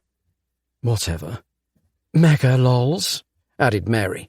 "Right, on to car phrases." The women laughed as they got stuck in. Mega lols indeed. But all bants aside, had Sandra's grandson spotted Catman out near the industrial estate? He sure was getting large enough to mistake for a puma. It hadn't crossed his mind that Catman could be the cause of the other cat's disappearance. But that thinking was clearly stupid and wrong. As he cycled, other unanswerable questions came thick and fast. Could Parker Man be the one responsible for the other cat disappearances? If so, how could he prove it? If not, then where were they all? And who was Parker Man? And why had Catman and the Flash been following him? And why had they been in Gatsby's house? And what was there to have for lunch when he got home? Had he run out of oven chips? Was there any of yesterday's quiche left? The questions just kept coming. A cascading waterfall of mystery, the answers out of reach. The safest thing to do would be to keep his boys inside for a while, at least until cats stopped going missing. But that was going to be difficult, at the rate he was getting through duct tape. Chapter 12. The Incident. 3 of Dan's questions were answered as soon as he returned home and opened the fridge. No chips, no quiche. Lunch was to be lentils and rice again. That was his go-to Amy's forgotten to leave me anything meal. And because she worked 9 to 5, 5 days a week, and had herself to worry about, it was a meal he had most days. Stick lentils and rice in a pan. Boil it. Bosh. Maybe stir in frozen peas and sweet corn for a soupçon of indulgence. It was very cost-effective, and you couldn't fault the simplicity. An additional benefit was that particular delicacy could be eaten straight out of the pan with the spoon you used to stir it, giving it a 5 out of 5 on the minimal washing-up scale. As he filled the kettle ready to boil, he caught a waft of something truly distressing, more so than the smell of lentils and rice. It was as if someone had drunk the entirety of a stagnant pond, held it in for a few days, and then farted directly across his nostrils. He blew hard enough through his nose to exorcise the stench. It conjured up images of murky, stagnant water and rotting trees. He scanned the floor for evidence of cat deposits, the usual suspect, but there were none. He did find a series of muddy little paw prints dotted along the floor, leading from the battered cat flap to the cupboard where he kept his protein bars and shakes. Either something inside had gone very bad, grown sentient, and then crawled out through the cat flap, or the cats had left him a little present. When he opened the cupboard door, he saw the edge was slick with dripping brown mud. The swampy smell intensified, and his stomach lurched. Something rose in his belly. He threw the door shut and took a few deep breaths of cleaner air. When sure he wasn't going to throw up, he pulled his T-shirt over his nose. The smell of slightly soured milk and Weetabix from this morning's breakfast better than that of rotten swamp. And, while facing away from the cupboard, opened the door once more. The stench passed through his T-shirt, but he endured it by breathing shallow and quick. Something glistened at the back of the cupboard, lurking beyond his tub of protein powder. He pushed the tub aside. Whatever the thing was gave off a soft blue glow, much like a black light. He reached in. His outstretched hand grazed something cold, wet, and slimy. He recoiled. A brown-red mix of dirt and blood clung to his fingers. It smelt of stagnation and rot. He quickly vomited all over himself. Everything had already left him by the time he reached the sink. For a few minutes, he leant his forehead against the cold tap and spat stringy dregs into the drain. He took off his T-shirt and placed it in the basin before sticking his head under the tap and washing his mouth out. He grabbed a roll of kitchen towel and returned to the cupboard. With the paper between his fingers, he reached in again and caught hold of a long, thin appendage. Fighting his squeamish instinct to let go, he pulled the dead creature out. The tendons of his forearms twitched as the thing came into the light.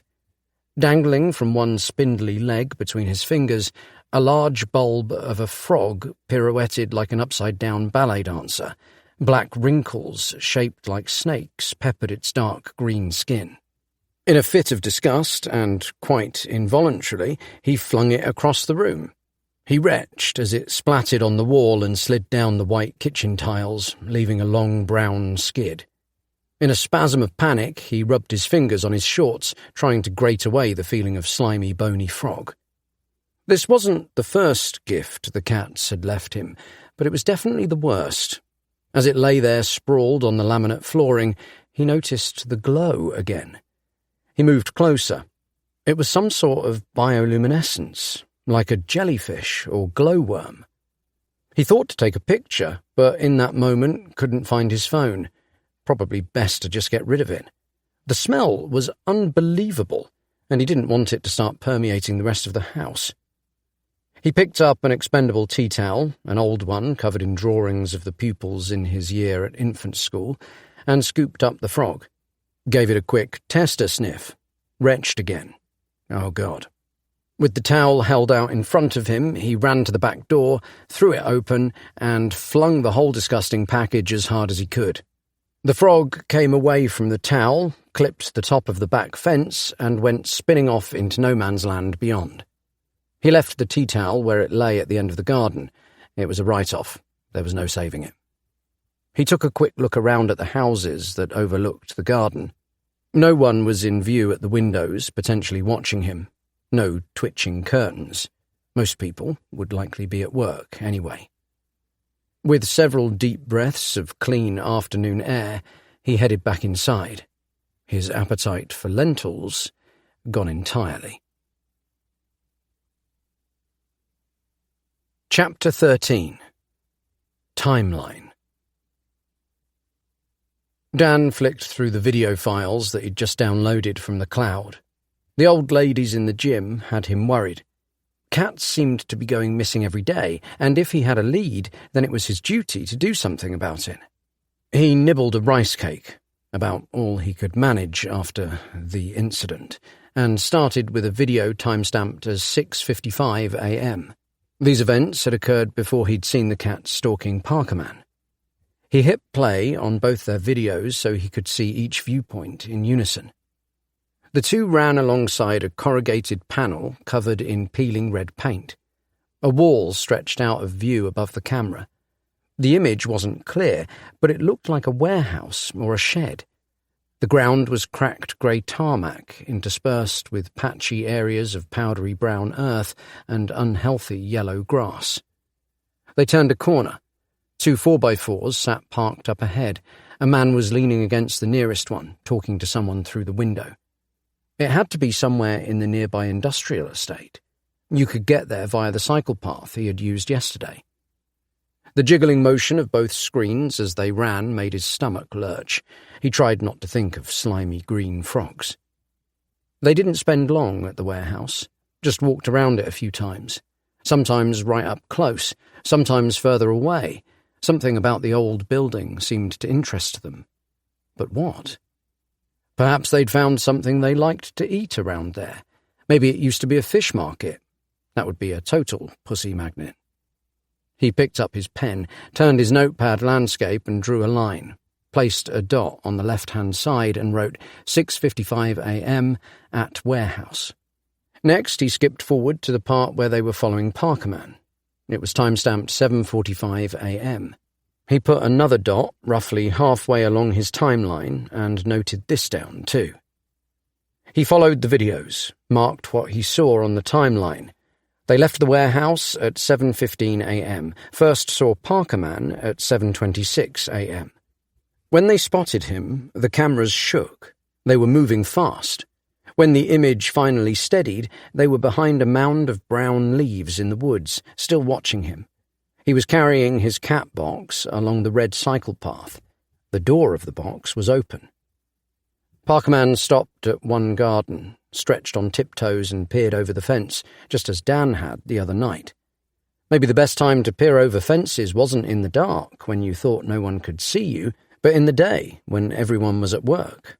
This guy was a pro. He looked left and right, checking whether the coast was clear, then twisted the gate latch and entered the garden. The screen went wild with another flurry of movement as the cats sprinted after him, brown as they scaled the fence and then green as they leapt down into the garden. The grass was clipped short, not the same as the garden from last night.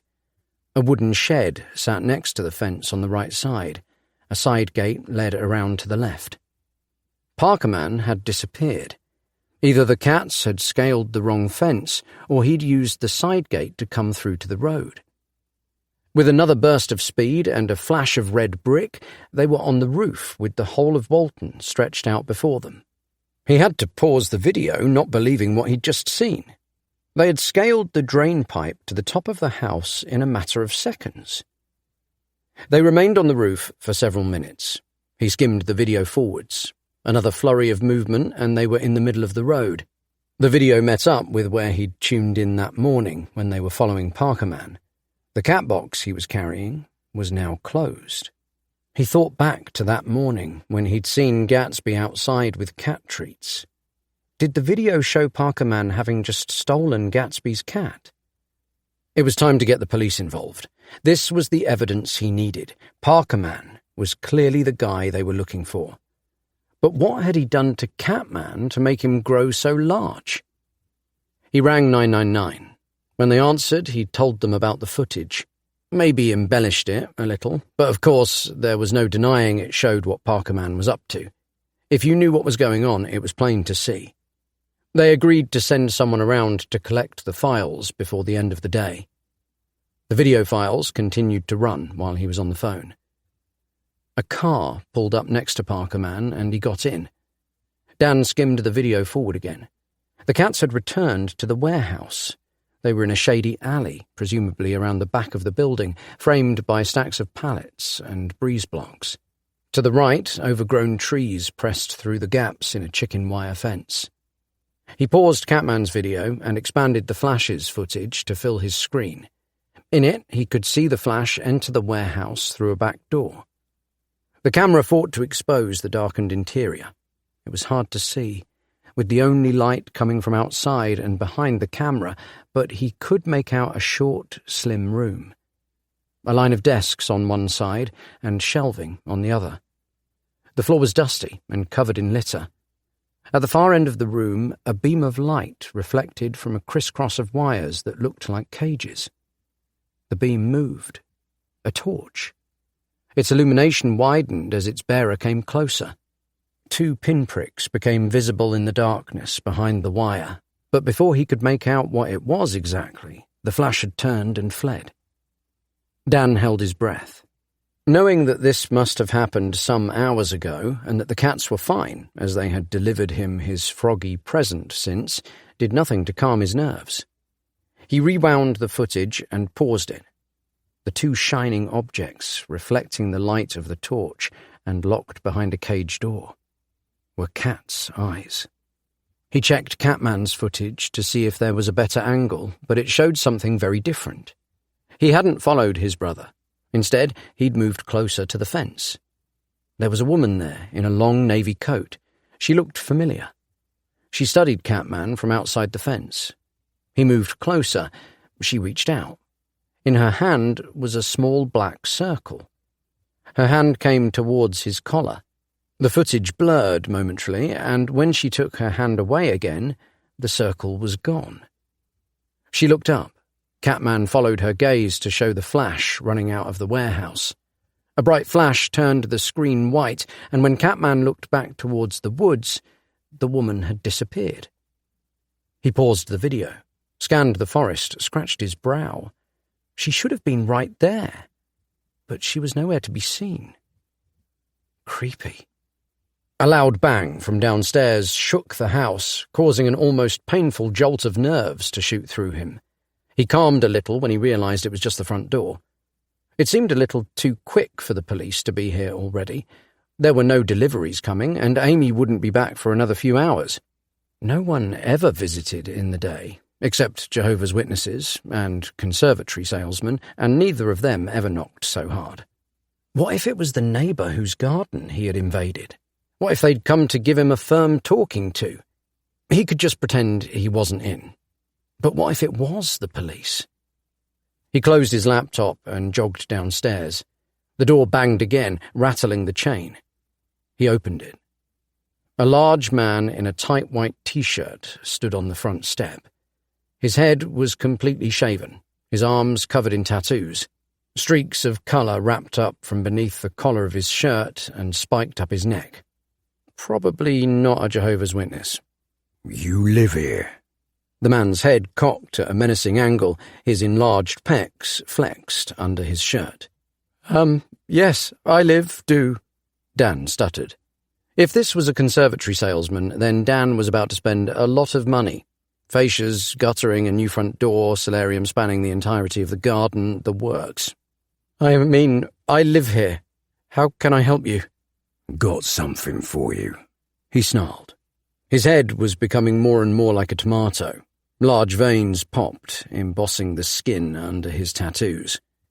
He reached a hand, the size of Dan's face, into his back pocket. Dan's stomach clenched. He took a tentative step back. Oh God, he thought, he's going to knife me, right on my doorstep. Poor Amy. She'll come home and find me cold and dead on the front step. He raised his hands non-threateningly, in a I just want to talk gesture. A defensive stance he'd learnt as a teenage jiu-jitsu student. When the man brought his hand back, Dan was surprised to see something he recognized. His previous thoughts of self-preservation were washed away, replaced with a sickening dread. The muscle man on the doorstep was holding a thick, red collar in his hand. It belonged to the Flash. Chapter 14. Dan's what palace? "Where did you find that?" said Dan, reaching up to take the collar. The man pulled away. "On your cat, along with this." With his other hand, he fished in another pocket and brought out the camera. His nostrils flared. "You've been spying on my bird, mate. Sending your cat round to Perth, have you?" He looked as though he was about to spit on Dan's bare feet. His toes curled under themselves. Heat bloomed in his cheeks and under his arms. No, you've got it all wrong." "Well, then you better help me get it all right." The man stepped forward and placed his hand on the doorframe. How did you do it? You been training them to sneak in through people's windows or something? He was almost a foot taller than Dan and brushed him easily out of the way, then pushed through into the hall, like he was looking for something. But you've got these linked up to your TV, like some sort of wank palace. Dan stuttered. No, I haven't. Words wouldn't come. I don't have a what, palace? He followed the man through to the lounge. Listen, I can explain. Let me explain. The man strode through their downstairs, searching each room. He didn't seem interested in what Dan had to say, but he carried on regardless.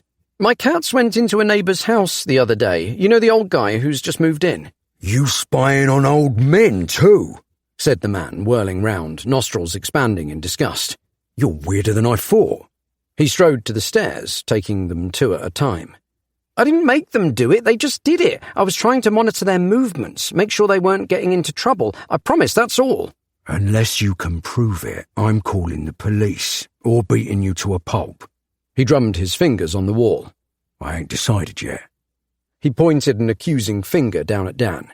Either way, everyone on this street is going to know you're a dirty perv. I'm not, I promise. How could he prove his innocence? I know, I'll show you on my phone. You can see when I downloaded the app for the cameras. I have the receipt for them. They only came yesterday when I saw Catman and the Flash in Gatsby's house. His hands shook as he patted himself down for his phone. What the hell are you on about? Sorry, Catman and the Flash are my cats, and Gatsby is... The man raised a hand to silence him. Show me the app and the receipt. Dan showed him the app. The flash cam was still in the guy's meaty hand, so the stream showed a sideways view of Dan's wide eyes and pale face. He didn't like the way his cheeks had sunk, nor the quiver in his bottom lip. He cleared his throat and tried to stand a little straighter. The man pulled the phone from his hand and studied the app, while Dan stood on tiptoes trying to see the screen.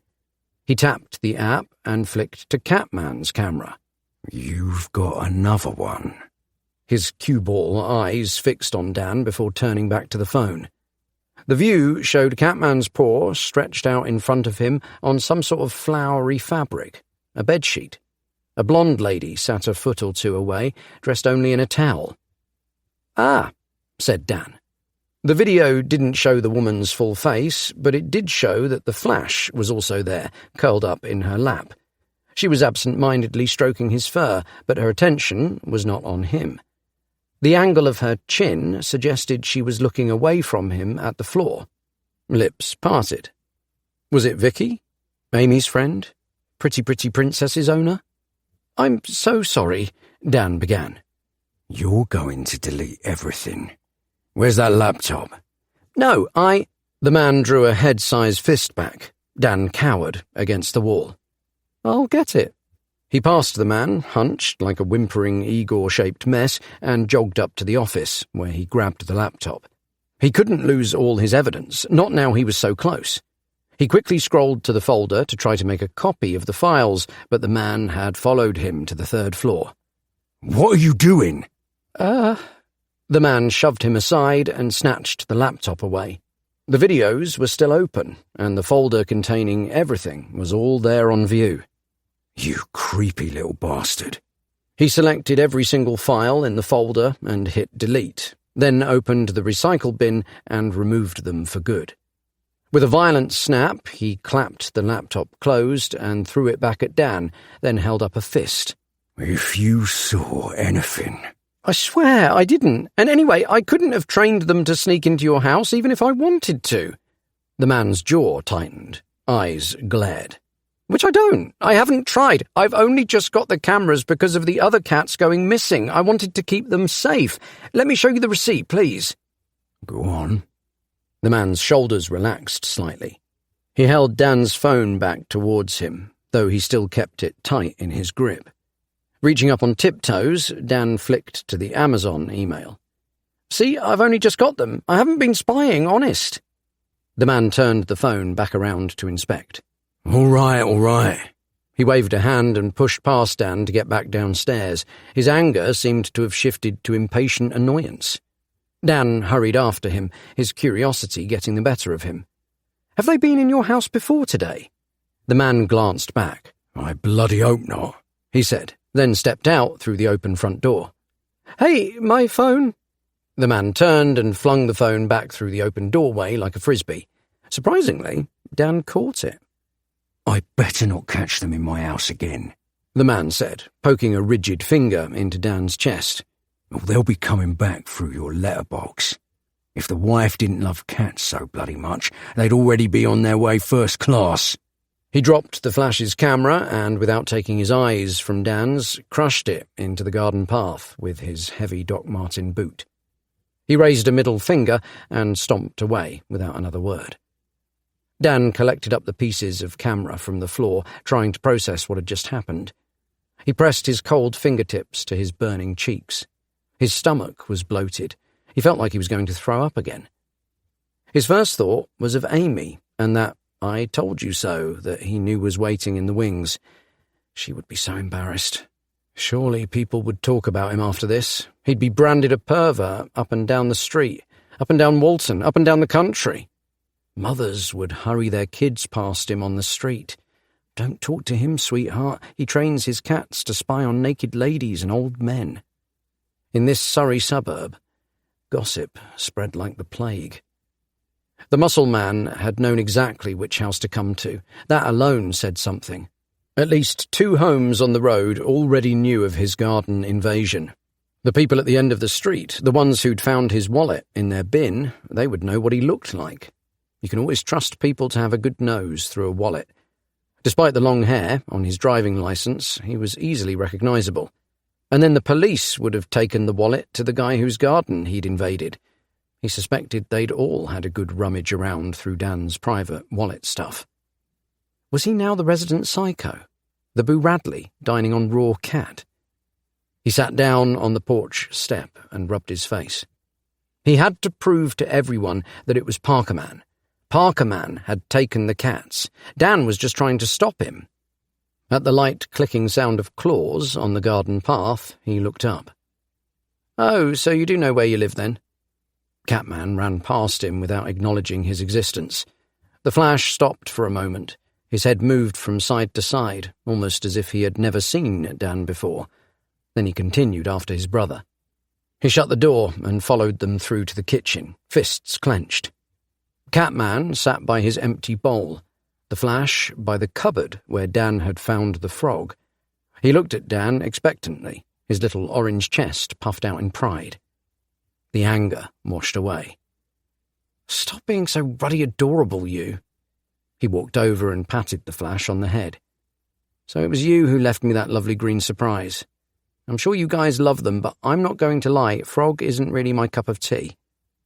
Catman started yowling, hungry again. "It's not dinner time yet, Billy Beefcake." Dan shook his head, hands on hips. The flash moved closer to his brother and meowed. The pair of them glanced up at Dan before Catman proceeded to the cupboard where the food was kept, walked his feet up to the handle and pulled it open. Dan's mouth fell agape as the cat grabbed a new 3-kilogram bag of dry cat food with his jaws and lifted it out onto the floor as if it were nothing. What are you doing?" Catman ripped the side of the bag open with his teeth, spilling the little pellets over the floor, and began feasting. The flash moved over to eat too. "You're not supposed to do that," he said, moving in to stop them. Catman glared up at him and hissed. The muscles on either side of his jaw clenched. Dan froze, hands raised. Maybe a little snack wasn't out of the question. He leant back on the breakfast bar and watched them lap it up.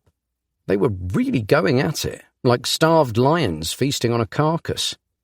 Catman's back muscles rippled beneath his fur as he ate. His increasing size and strength really was abnormal. He must be getting to a record-breaking size now.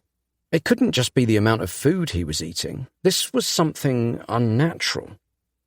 Dan took out his phone and Googled massive cat growth. The results weren't really what he was expecting, and actually pretty disgusting, so he tried a different term. Fast cat growth. The first link was entitled Fastest Way to Grow a Cat, which led him to a bodybuilding forum populated by meatheads who were trying to get their cats proper swole. This wasn't something he had ever considered. Suggestions included tying a weight plate to a cat's harness and letting it run around, making it jump higher and higher for treats, taking it for runs. He looked at the two of them. Both had now finished eating and were staring at him nonchalantly, licking their chops. Catman really was strong. But how strong was he? There was only one way to find out. "Wait here, you two," he said. Not that he had much choice in the matter, if they did, and headed for the attic. Chapter 15. Mousebane. The princess has been taken. Red mist now knows my pain. How many more do they need for their barbaric games? Chapter 16. Hello, guys. I love you. Back when the boys were young and wanted a bit of outside time, Dan used to stick them in a pair of cat harnesses attached to a long washing line that spanned the length of the garden. This gave them space to burn off all that youthful energy without being able to escape over the fence. After a short dig through his obnoxiously stuffy attic, he found both harnesses beneath a stack of homemade signs from his and Amy's wedding. They were in with a box of moth-eaten T-shirts sporting his band's logo. Despite having been in the attic for a few years, both felt sturdy, with good room for adjustment. He took them downstairs to where the cats lounged under the kitchen radiator, soaking up the warmth. Their eyes followed him as he entered. He held up the harnesses. Catman backed away against the kitchen cabinet. The flash remained where he was, allowing Dan to fit his without protest. Once it was on, he yelped at Catman, who reluctantly stepped closer and lay down. With a small amount of difficulty, Dan squeezed him in. Even at the biggest setting, it was tight. He grabbed a bag of cat treats from the cupboard, gave it a shake. "Who wants to go weight training?" Hopefully, they were still hungry. The bag of cat food they'd stolen was still over half full. They began to purr, rubbing themselves up against his legs and circling him like vultures. They followed him out to the garden shed. Once upon a time, he'd had plans for his own gym, and after convincing Amy of the massive savings they would reap from avoiding membership fees, had bought a barbell with about 50 kilos of weight. In the end, the shed hadn't been suitable for his workouts. Too cold in the winter, too hot in the summer. So the plates had been left to become homes for the spiders. Net loss, £150. "Time to get some use out of this," he said, as he wiped away the dirt from his custom-made Dan's Gym door sign with the bottom of his T-shirt. It took a few minutes to set the weight plates in size order along the back fence and remove some of the dust and cobwebs. Then he took hold of the lead on Catman's harness and threaded it through the smallest of the weights, knotting the end so it wouldn't come off. Not much to start, just 1 kilogram. About a quarter of the weight of your average cat. Like Dan tying 18 kilograms to himself. He did the same with the Flash's lead, picked up the bag of treats and headed back towards the house. He didn't want to be cruel, just wanted to test a hypothesis. Find out how strong Catman really was and whether the same was true of the Flash. If not, maybe he could isolate what the difference between them was and hopefully find out why Catman had changed so drastically. He took out 2 treats and held them in his palm. "Come on." He made that odd kissy sound that you do when you want a cat to come to you. It doesn't really work, but it's the one you use. Catman sprinted up the garden, clearly desperate for the treat. His weight plate skimmed along the grass behind him like a smooth stone on a flat green lake. He gobbled up both treats before Dan could even pull his hand away.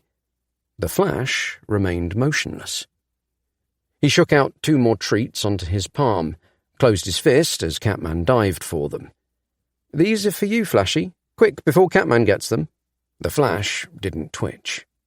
"Okay," he said, relenting under Catman's assault and giving up the treats. The Flash's eyes thinned to jealous slits. He gave Catman a little scratch behind the ear. If Catman could lift the 3-kilogram food bag, then dragging 1 kilogram was nothing.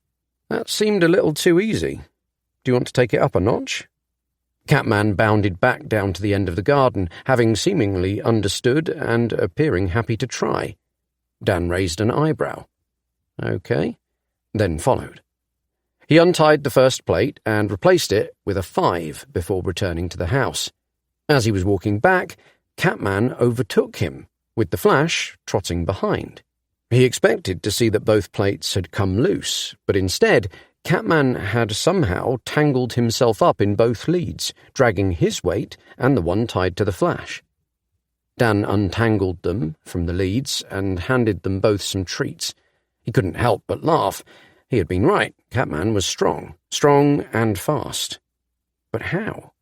What had happened to them during their time away? What had Parker Man done to them? Maybe he'd just been pumping iron with the rest of their missing pals down the industrial estate, doing chin-ups on railings, squatting miniature barbells, a puss-in-boot camp. He wanted to try more, needed to know what Catman was capable of. 10 kilograms was the next size up.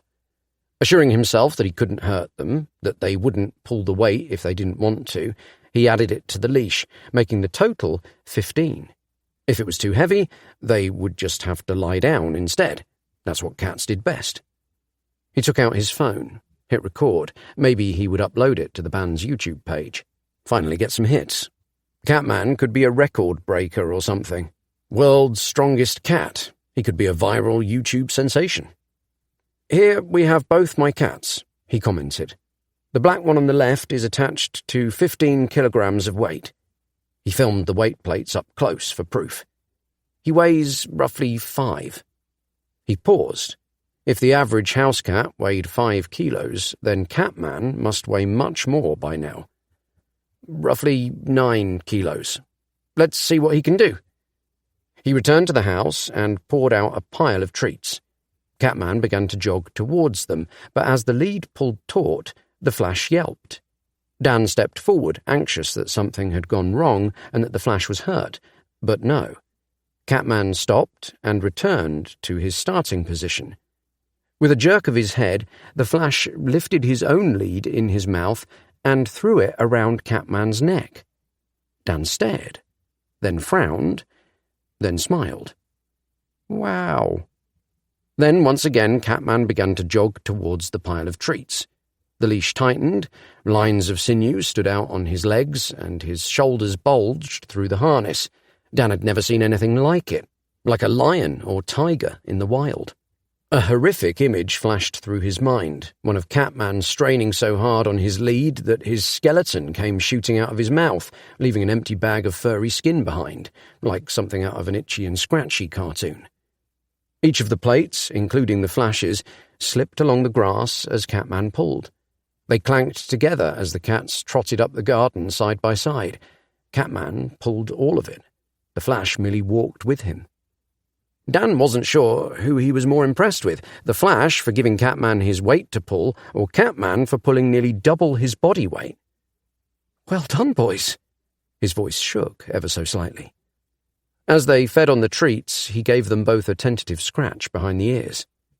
How was this possible? He watched the video back to prove to himself he hadn't gone bonkers. It was all there. The cats, the plates, Catman pulling them without any hesitation. He sent it over to the band WhatsApp group. They all had cats, and the drummer was deep into weightlifting. They would love it. This was real mutant superhero territory. But how had it happened? Had Parker Man zapped them with radiation? Maybe they had other secret abilities, ones not visible on the surface. A secret healing factor? Super speed? Telepathy? Dan looked at the Flash, so slim and delicate next to his bro. That had been extraordinarily smart to rope Catman in to help. Maybe something had changed in his brain. Maybe he was psychic. Was he reading Dan's thoughts right now? They were watching him. "Hello, guys. I love you," he thought in their direction. A knock on the gate brought him back to reality, and for a moment he almost laughed at the absurd rabbit hole he'd just taken himself down. Supercats, idiot. "Mr. Dixon, is that you?" His heart jumped. He looked from the cats to the weight plates scattered around the lawn to the back garden gate. Yes, who is it?" Officer Sternberg. We met last night. We knocked at the front, but nobody answered.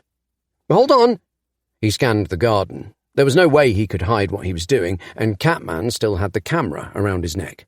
I've just got to find the key for the padlock. He loosened the leads tied to the weights, grabbed a bar out of the shed and lay it by the stack of plates, hurried to the back gate. As he fiddled with the latch, he remembered why the police were here. With everything that had happened this afternoon, he'd forgotten he'd phoned them. They were expecting evidence. He opened the door, tried a smile. Sorry, I was just doing a spot of exercise. I expect you guys are here for that evidence I promised. We understand you have a lead on the cat disappearances. I did, he thought quickly. But my computer crashed, and I seem to have lost all the files. He didn't want to tell them the truth, didn't want them talking to the muscular guy from down the road. The files were gone. It made no difference how they'd been lost. The policemen looked at each other. You do understand that wasting police time is an offence. You can face up to 6 months in prison. He rubbed his sweaty hands on his trousers. It was Parker, the man in the Parker. It's him that's taking them. I caught him on video taking a cat from across the road. Okay, Mr. Dixon. And aside from the fact he was wearing a parka, can you describe the man? Oh, I don't know, really. I've seen him around a few times. He walks like Liam Gallagher. Dan gave a short, circular demonstration, turning his feet in opposite directions, with arms held out like he had sunburn on his ribs. The policeman, looking less than impressed, held a hand up. And facially? Did he have a face? Yes. Dan rolled his eyes and wiggled his head from side to side as if to say, Of course, silly. Big, globy eyes, beaky nose, doesn't blink much. He was very rude to the old man across the road, actually. Maybe we'll have a word with him. The policeman sighed. Now, I understand you may be worried about the safety of your pets. He surveyed the garden behind Dan with a straight-lipped look on his face. His brow twitched as he took in the scattered weight plates. But please just leave this up to us. No more filming, no more evidence gathering, and no more sneaking around in the middle of the night. Understood? Dan looked down, nodded. They turned and left. He closed the gate, then pressed his fingers to his eyes. What must they have thought? Had they known he was lying about the files? The skies had started to darken. A solitary star twinkled in an otherwise empty sky. He collected up the plates, could feel the cats watching him as he stacked them by the shed. He glanced over. Their eyes flashed menacingly in the dying light of the day, piercing the gloom like emerald flames, reminding him of those Siamese twins from Lady and the Tramp and how their eyes glowed when they were ready to cause havoc. He wished they could speak, spill the secrets that hid behind those mysterious eyes. He let out a nervous sigh. Were they dangerous? You could never tell what cats were really thinking. Did they like him? He tried to remember the last time he'd been scratched or bitten, or a time when he had shouted at them for something, like shredding the arm of the sofa. Once, when he had been running late for a wedding gig, he had slipped on a pair of smart brogues only to discover a gutted mouse mashed inside. Hadn't known at the time that the dismembered body was actually a lovely little present, like the frog they'd brought him. He grimaced at the memory of stringy mouse intestines wrapped around his toes. The grimace quickly faded to a wretched frown as the extent of his past anger returned. He had been livid. All energy left his body. He sighed, remembering with regret the way he'd roared out of the house to get to work. If he had left someone a present, and they had reacted in a similar way, would he hold a grudge? He eyed them in his peripheral vision while he dumped the plates on the floor of the shed. Maybe from now on he should keep the bedroom door closed at night, just in case. He wiped his cobwebby hands on his jeans and nervously turned his back on them, set the padlock. Knowing they were watching sent a chill up his spine. Night was coming in fast, and as he fumbled the shed key under the rock where it lived, he aimed the same telepathic thought at them again. Hello, guys. I love you. Chapter 17. Mousebane. The jester refused the amphibian. He appeared disgusted at the delicacy. Humans are a baffling species. Does he not know the elixir's potential? We overcame his laughable trials. He is coming to understand our power, and justifiably, he fears it. Red Mist believes soon we will be able to communicate, and then we will show the jester what we are truly capable of. Chapter 18. Snowflakes. Dan screamed himself awake.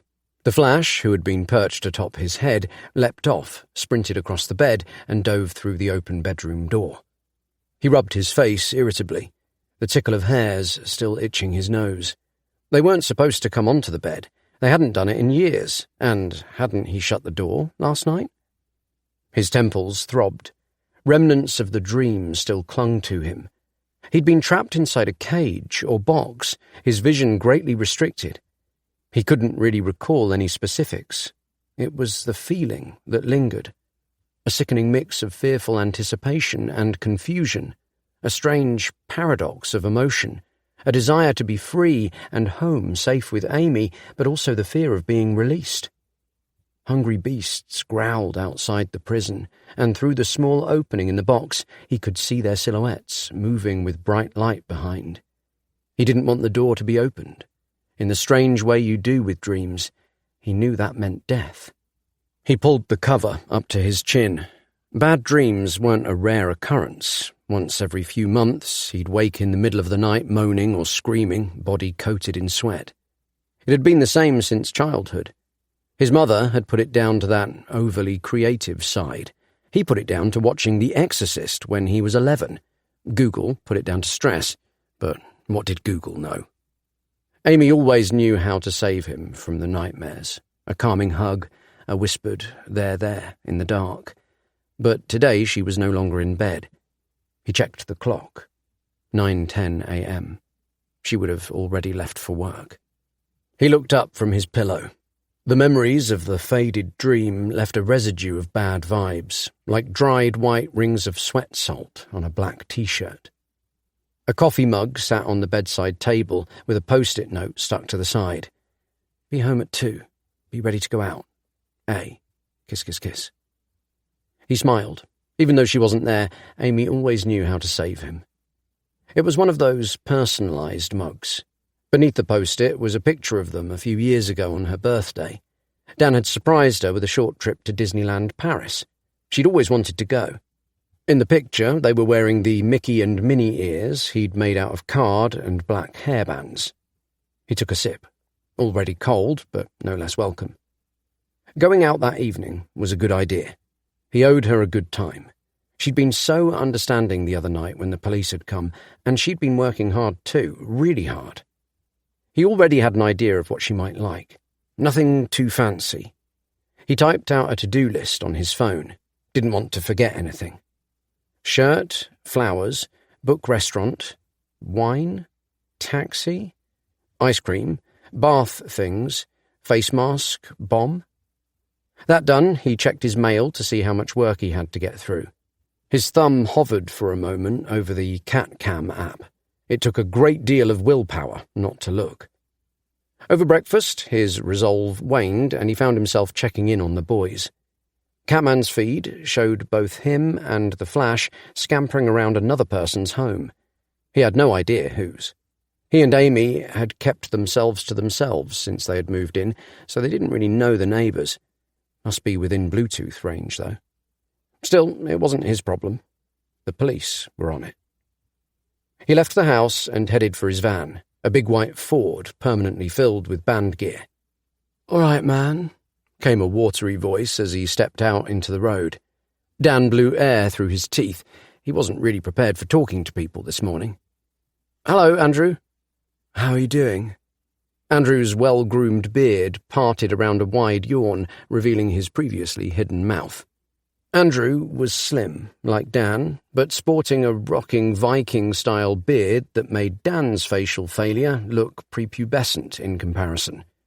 Although it was particularly hot for an autumn day, Andrew wore a large woolen hat that looked like an arthritic nana had knitted it after 4 or 5 decent sherries. Little beads of sweat stood out on his brow. He looked a little pale. A pair of red braces held up some outrageously short purple shorts. His T-shirt read Vegan Warrior, which Dan thought a little hypocritical for someone who used to run a cheese shop. It was probably ironic, but would explain why they hadn't had a base and cheese night in a while. "Sorry, I'm in a bit of a rush." As he spoke, Dan noticed the heavy bags under Andrew's bloodshot eyes and immediately jumped to a judgmental conclusion. "You haven't been eating that feta from Marrakesh again?" "No, I don't do that stuff anymore, man." He spoke slowly. "I was just going to ask you if you've seen Dmitri. He hasn't been home all week.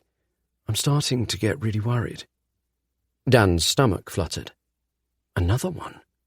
He decided to play it cool. "Sorry, not seen him. My boys went away for a couple of days at the start of the week. They're back, though."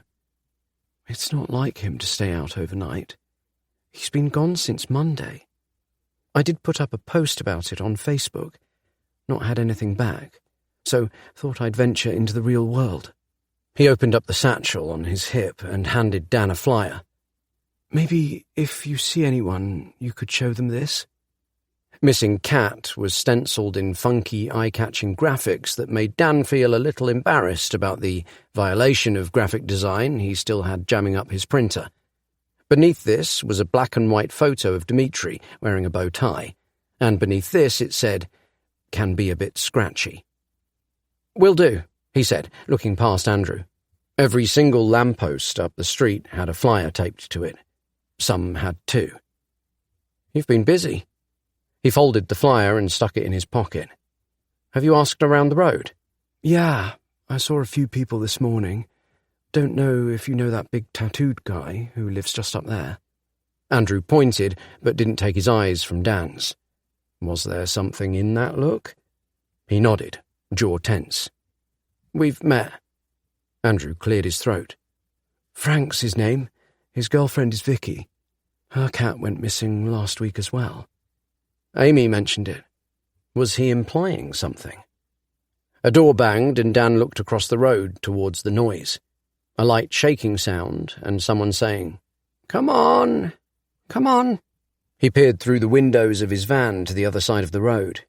Gatsby, dressed in perfect pinstripe, stood at his gate shaking a bag of cat treats. Andrew raised his hand to wave. "Good morning, sir." He crossed the road. Dan followed reluctantly. Gatsby coughed when he saw them and lowered the treats. "I was wondering if you've seen my cat." Andrew handed him a flyer. Gatsby took it in his large, gnarled hand, looking it up and down, shook his head. "No, not seen him. Are you looking for a cat too?" Dan nodded at the bag in Gatsby's hand. The old man looked at him for a moment, his eyes narrowed, then his face softened. "You're the boy who came to see me, aren't you? Sorry, I was having a bit of a morning. Before you'd arrived, that strange man had been quite rude." He cleared his throat. "Did you find your cats?" "I did, thank you." Dan tried to smile whilst showing sympathy. "You lost one as well?" Gatsby nodded. "A tortoise shell. You know, black with bits of orange." He patted himself down with shaky, clawed hands to indicate patches, then turned to Andrew. "Where have you looked?" "I've just started. It looks like a few have gone on the run." How'd you lose them? You boys are always in, ain't you? With your computers, no doubt. I'd understand if you were in there with a woman." He pointed at Dan. His arm didn't straighten fully, as if he was throwing a grandad-style mock right hook. "You're not, though. Yours goes out the old day, doesn't she?" What?" Dan cocked his head. Had Gatsby been spying on them? Should he be questioning him on that? Sure, he watched the road too, but that was different. He was making sure everyone was safe, neighbourhood watch, not creepy spying on your neighbour's wife when she goes out, neighbourhood watch, although the muscle man from down the road might beg to differ. "Yeah, I work from home, but I do other He paused, not really knowing what he did other than work, and worry about the cats, and watch the neighbours. Stuff? Well, if I was you, I'd be careful. A woman like that doesn't just hang around. One day she'll be all yours, snuggled in that nest you've made for you both. The next she'll up and leave you. This was the very reason he avoided talking to anyone. Either he or they always embarrassed themselves. Like that time he'd rushed next door to save his screaming neighbours, and they'd been doing it, and, oh Jesus, the horror. I don't think Amy's going to leave him because he's working too much, said Andrew. Dan looked at him, thankful for the support. You'd be surprised, said Gatsby, giving him a strange look. You should keep a closer eye on your pets. Dan raised an eyebrow. What did he mean by pets? Gatsby grunted. You know what the problem is with you young men these days. He pointed a finger at them, wobbled a little on his feet before his other hand gripped the wall to steady himself. Dan didn't, but expected he was about to find out. Gatsby squeezed his hand into a fist in front of his reddening face. You've got all the vigour that young men should, but no reason to get up in the morning. And it festers. You've got no dragons to fight. My boy calls people like you snowflakes. You've got your computer jobs, your internets, your cushy living. You don't know you're alive, and you melt at the first sign of any real heat. He pointed at Andrew's vegan shirt and shook his head. That's exactly what I mean. You're offended by everything, and it's spoilt you. Gatsby looked at them expecting a reply, the way a racist does after telling you what we should do with all the immigrants. On the surface, wanting your agreement, but secretly willing you to argue. Dan didn't know what to say, and judging by Andrew's open stare, neither did he.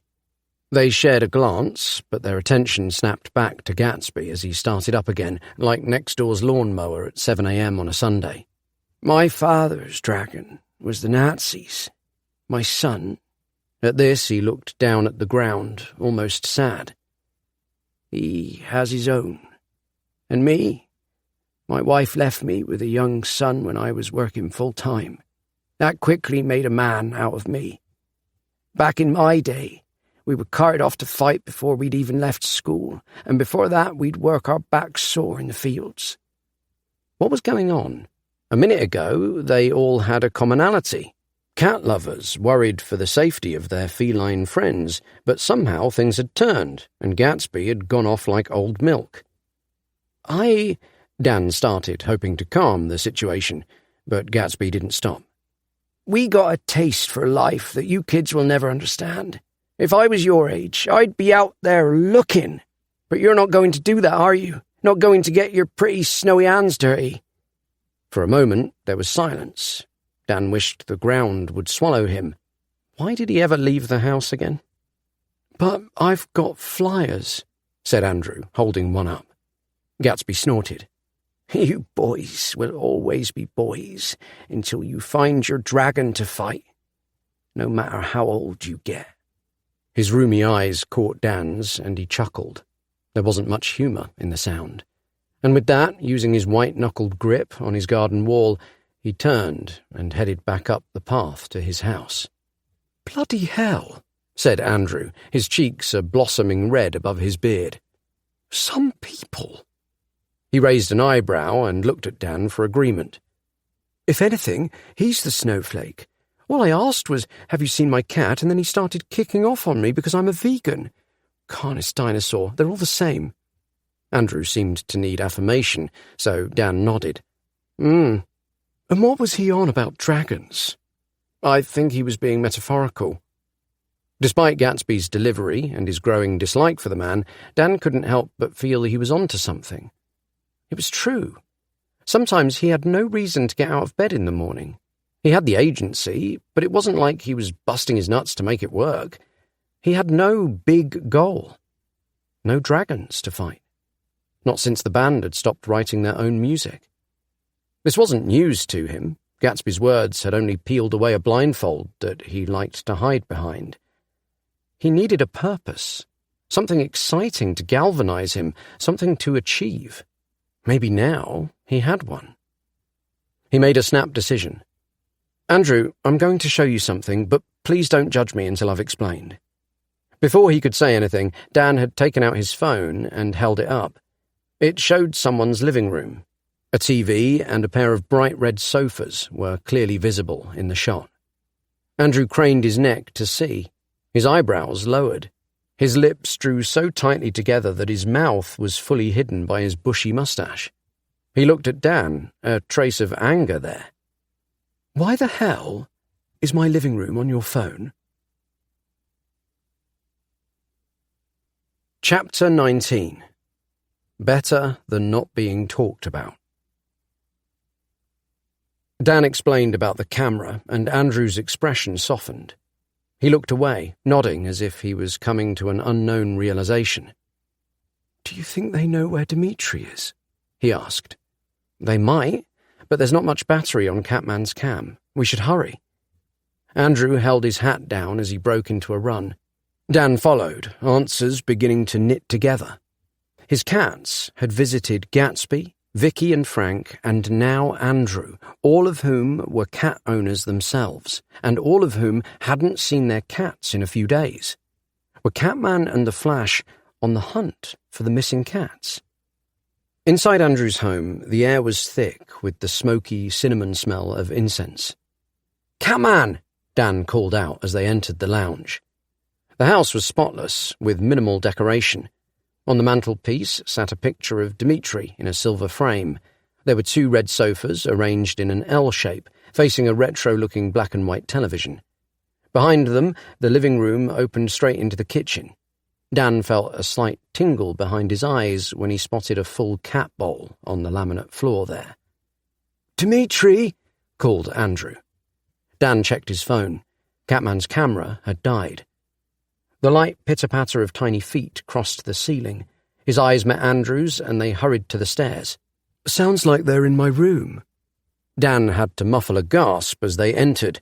Despite the sleek, minimalist look of the downstairs, Andrew's bedroom was a mess. Clothes strewn across the floor, base buried under more, and a half-eaten packet of Oreos lay crumbling on the overturned sheet of the unmade bed. On the side table next to the bed were several blister packs of pills.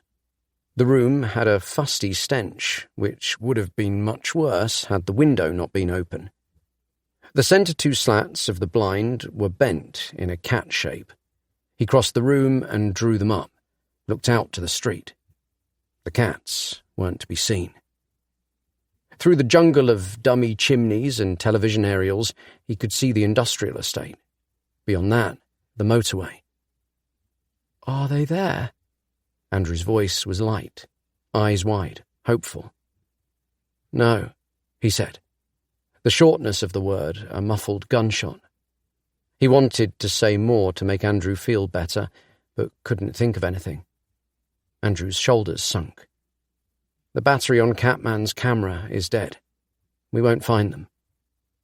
"But you've been watching them for the last few days, right? You know where they've been. Perhaps they've seen Dimitri. Can't you check the footage on the cloud or something?" "I have some of today's footage saved on here." He held up his phone. "But I lost the rest." "Lost it?" Andrew narrowed his eyes. Dan sensed doubt. "Yeah, it was corrupted on my laptop. I had to delete it." He was starting to believe his own lie. Andrew's nostril lifted questioningly. "But isn't there an SD card in the camera?" Yes, there was. If it hadn't been recorded over yet, the footage would still be on there. There was hope. The evidence he needed to nail Parkerman was right there around Catman's neck. He needed that SD card. Andrew folded his arms as he waited for him to answer. "There is."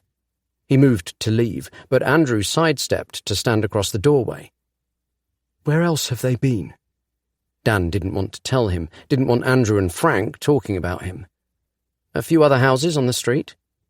Andrew removed his hat, rubbed his hands across his bald head. "Look, I know they've been to Frank's. I know Crystal is missing too." Dan's stomach lurched. they'd already been gossiping. He clenched his fists. Showing Andrew had been a bad move. This was just wasting time. He moved to leave again. Andrew's face creased into a snarl. "Stop! Why won't you tell me? You think that brute Catman and his little friend have something to do with Dimitri and Crystal going missing, don't you?" That was out of the blue. "What are you talking about? They're just cats." He threw his palms to the ceiling. "Murderers always return to the scene of the crime," Andrew blurted out. He pressed his lips together tightly, then looked down. Dan glared at him, but couldn't hold the stare. That sense of foreboding he'd felt after last night's training session returned. He had almost come to terms with the idea of having super cats, but not super villains. He pointed a shaking finger at Andrew. His lips parted, but there was no way to explain why Catman and the Flash had been following the missing cats around. He had to find them, retrieve the SD card before the footage was lost, and before Frank told everyone else in the road. What would Amy say if she found out that the whole road thought her husband was some crazy cat-controlling voyeur? Andrew, powerless to stop him, moved aside as Dan strode from the bedroom. A faint whine emitted from his throat. He clearly wanted to say something as he followed Dan downstairs. "Look, man, I want to give you the benefit of the doubt, but people are talking." His chest tightened. People? As in not just Frank? People that talked quickly became angry mobs that accused, came round with pitchforks, burnt you at the stake. "Dude," said Dan, raising his palms in a what-gives gesture, hoping to remind Andrew of their entirety of their base and cheese relationship and also express his disbelief at Andrew's distrust with a single word. Andrew appeared to get it. "Sorry," he said. "I know you're cool and everything, but you have to admit it's weird." He stepped back. "Will you just call me when you get the SD card?" "I will." Andrew glanced up and down the quiet street, and without another word, shut the door. Chapter 20. The Warehouse. Fleetwood Industrial Estate had been there for most of Dan's life, a sprawling mass of warehouses. Most still operating, but a few abandoned and fallen into disrepair. It took almost 20 minutes for him to find the hulking red building that he'd seen on the cat-cam. To the truck drivers that passed, kicking up dust, he must have looked strange walking up and down the dead ends of the estate. Back and forth, eventually finding the right building, tucked away in a corner furthest from his street. The warehouse stood in an overgrown lot. A high chain-link fence topped with nasty-looking barbed wire surrounded it. Ragged plastic bags and other wind-carried fodder hung from the barbs like torn pennants. Out back, the fence bordered a small forest. The motorway hummed beyond that. To the right stretched a large area of open wasteland. Sandy soil broke the green in patches where grass would never grow. It had once been landfill, and Dan and his friends used to play there as kids, jumping the strange humps and bumps on their bikes. The undulating ground made an excellent stunt track. Many times he had limped home after mangling his front tyre on one of the patches of concrete that jutted up from beneath the ground. His mother regularly told him that if he ever came crawling home impaled by rebar, she would not drive him to the hospital. There had been a strange vibration that would conduct through the handlebars of his bike and into his hands, as if the very ground there were emitting strange electrical signals. He could feel it again now, very faint, coming through the links of the fence into his fingers, like the weird buzz you sometimes receive when you touch a laptop or phone on charge.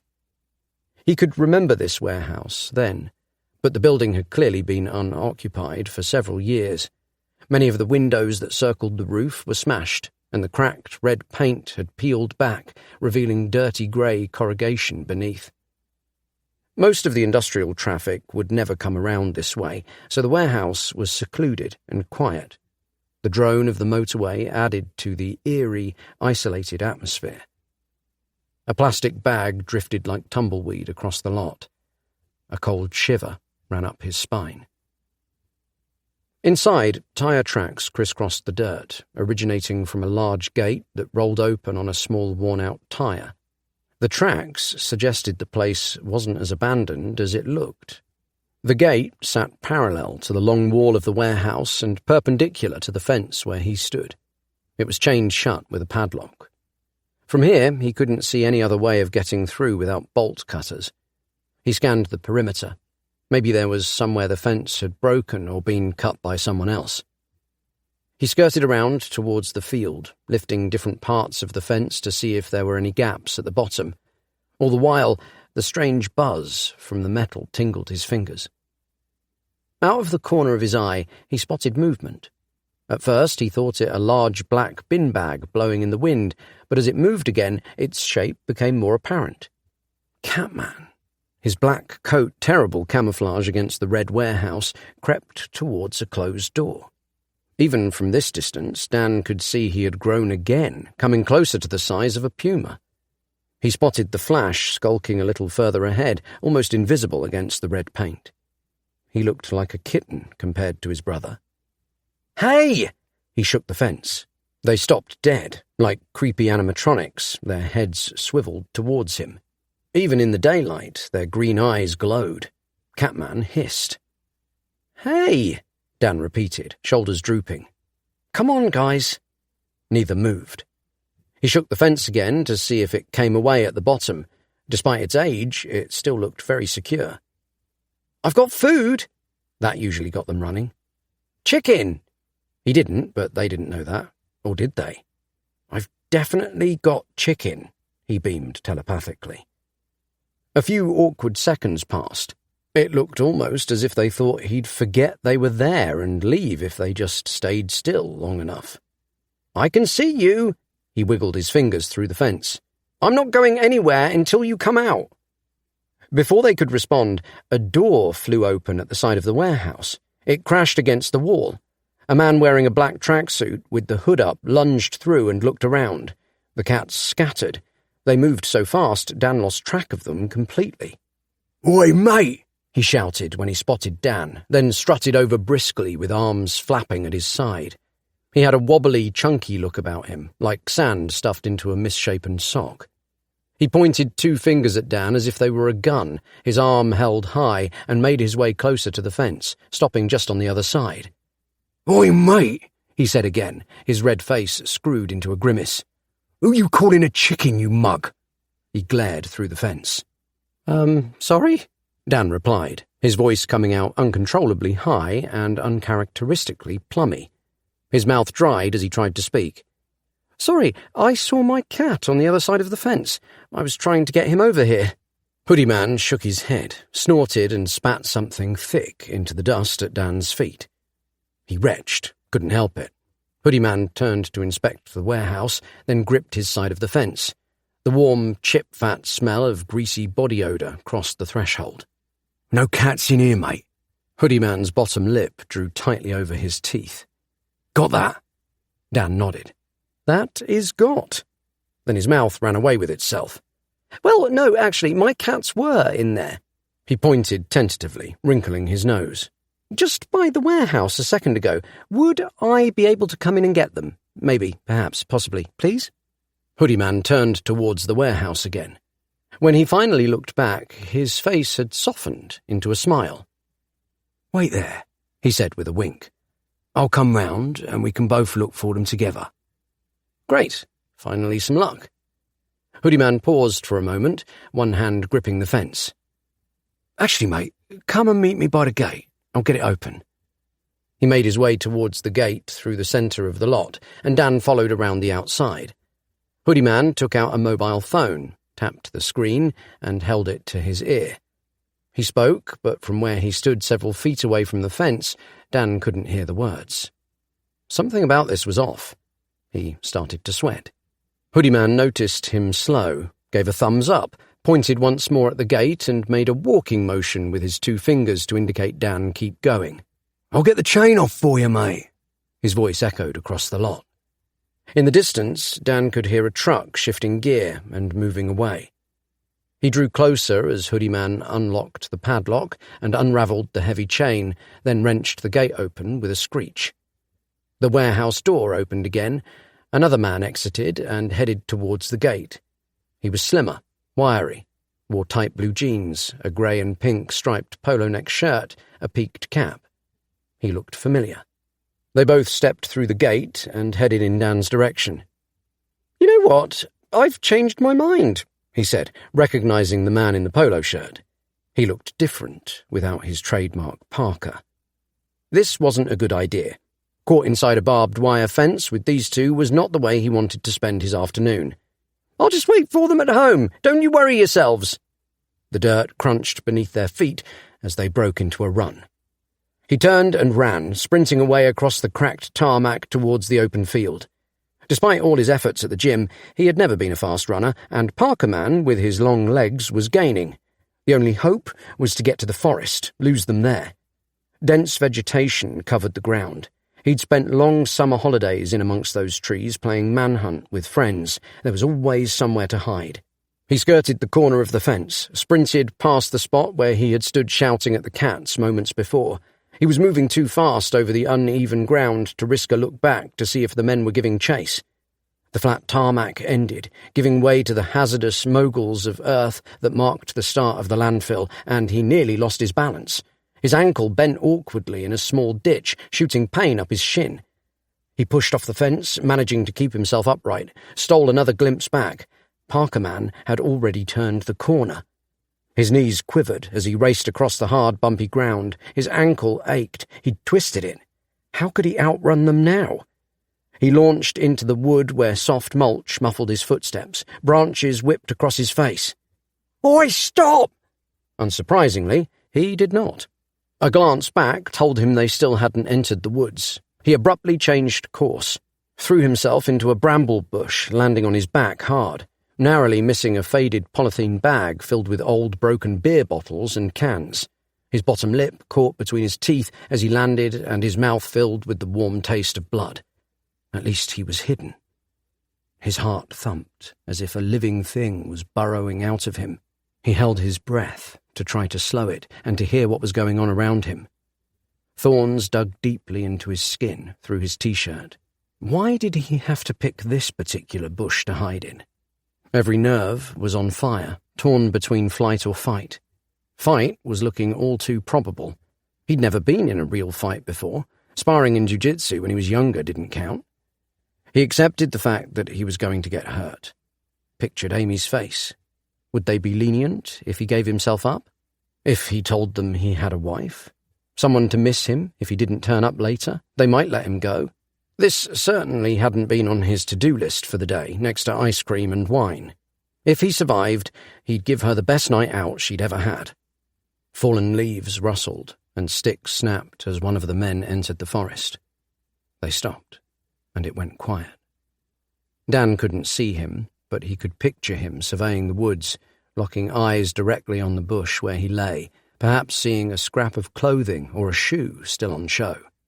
He squeezed his eyes shut, as if that would make him invisible. "What's the matter?" Parker Man said. His voice was slow and drawn out, the auditory equivalent of an eel slinking out from a dark, watery hole. "Didn't want to find your cats?" He tried to picture where Parker Man was. The image in his mind suggested he was close. "I know you're in here. Just come out. I'll help you find your little pussies." A snigger. That did sound reasonable. Perhaps he was overreacting. Maybe Parker Man genuinely wanted to help him find the cats. Maybe he was a cat tracker and knew how best to locate them. That's why he'd been skulking around the street for the last few weeks. He was doing the same as Dan. But then, nice people never used the P word when referring to cats, not out loud. And another but then, and this was a big but then, people don't tend to give chase when you run away from them unless they have bad intentions for you. They tend to just watch you go and leave you to your running off. He couldn't hear Hoodie Man. Perhaps he'd given up altogether. He hadn't looked particularly sprightly. He shuffled, hoping to get a better view. Long thorns dragged across his back. He bit the corner of his mouth to stop himself from crying out. Through the brambles, he could now see Parker Man's thin blue jeans. "There you are," came an exhausted voice from the other side of the brambles. Hoodie Man. He must have come into the woods from a different angle. He gripped a small penknife. "Get him!" said Parker Man. Dan jumped to his feet. Hoodie Man was 2 arm lengths away. He tried to pass, but the guy mirrored his every move, blocking off all escape. "You know what, fellas," he said, shuffling from side to side like a crab to avoid them with eyes fixed on the knife. "It's okay, really, I don't need to find my cats anymore. I'm sure they've just gone home. I can go and wait for them there."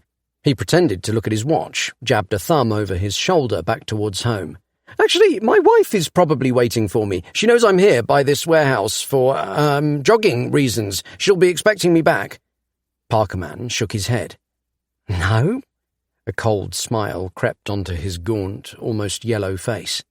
He drew closer. "Didn't I tell you to keep your nose out of things that don't concern you?" "What are you going to do?" said Dan, raising his hands in his I-just-want-to-talk stance. "Please don't hurt me."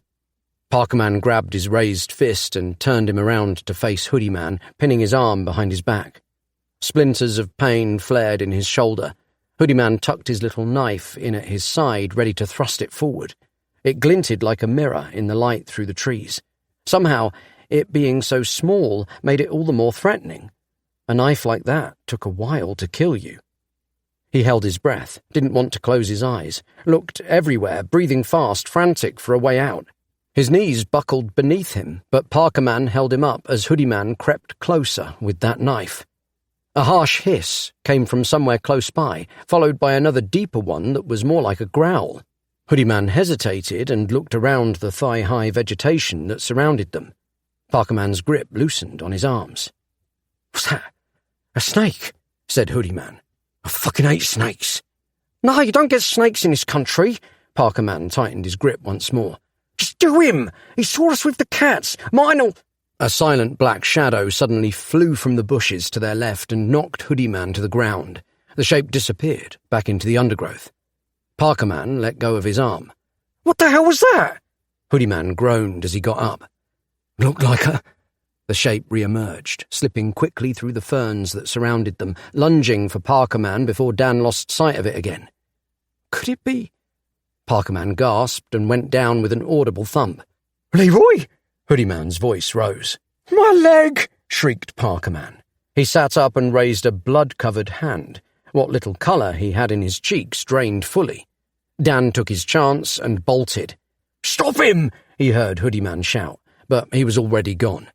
As he sprinted onto the dry, patchy earth of the field, 2 blurs, one orange and one black, converged on his position like starfighters returning to the mothership. Catman and the Flash ran at his side. "Yes, boys!" Elation filled him.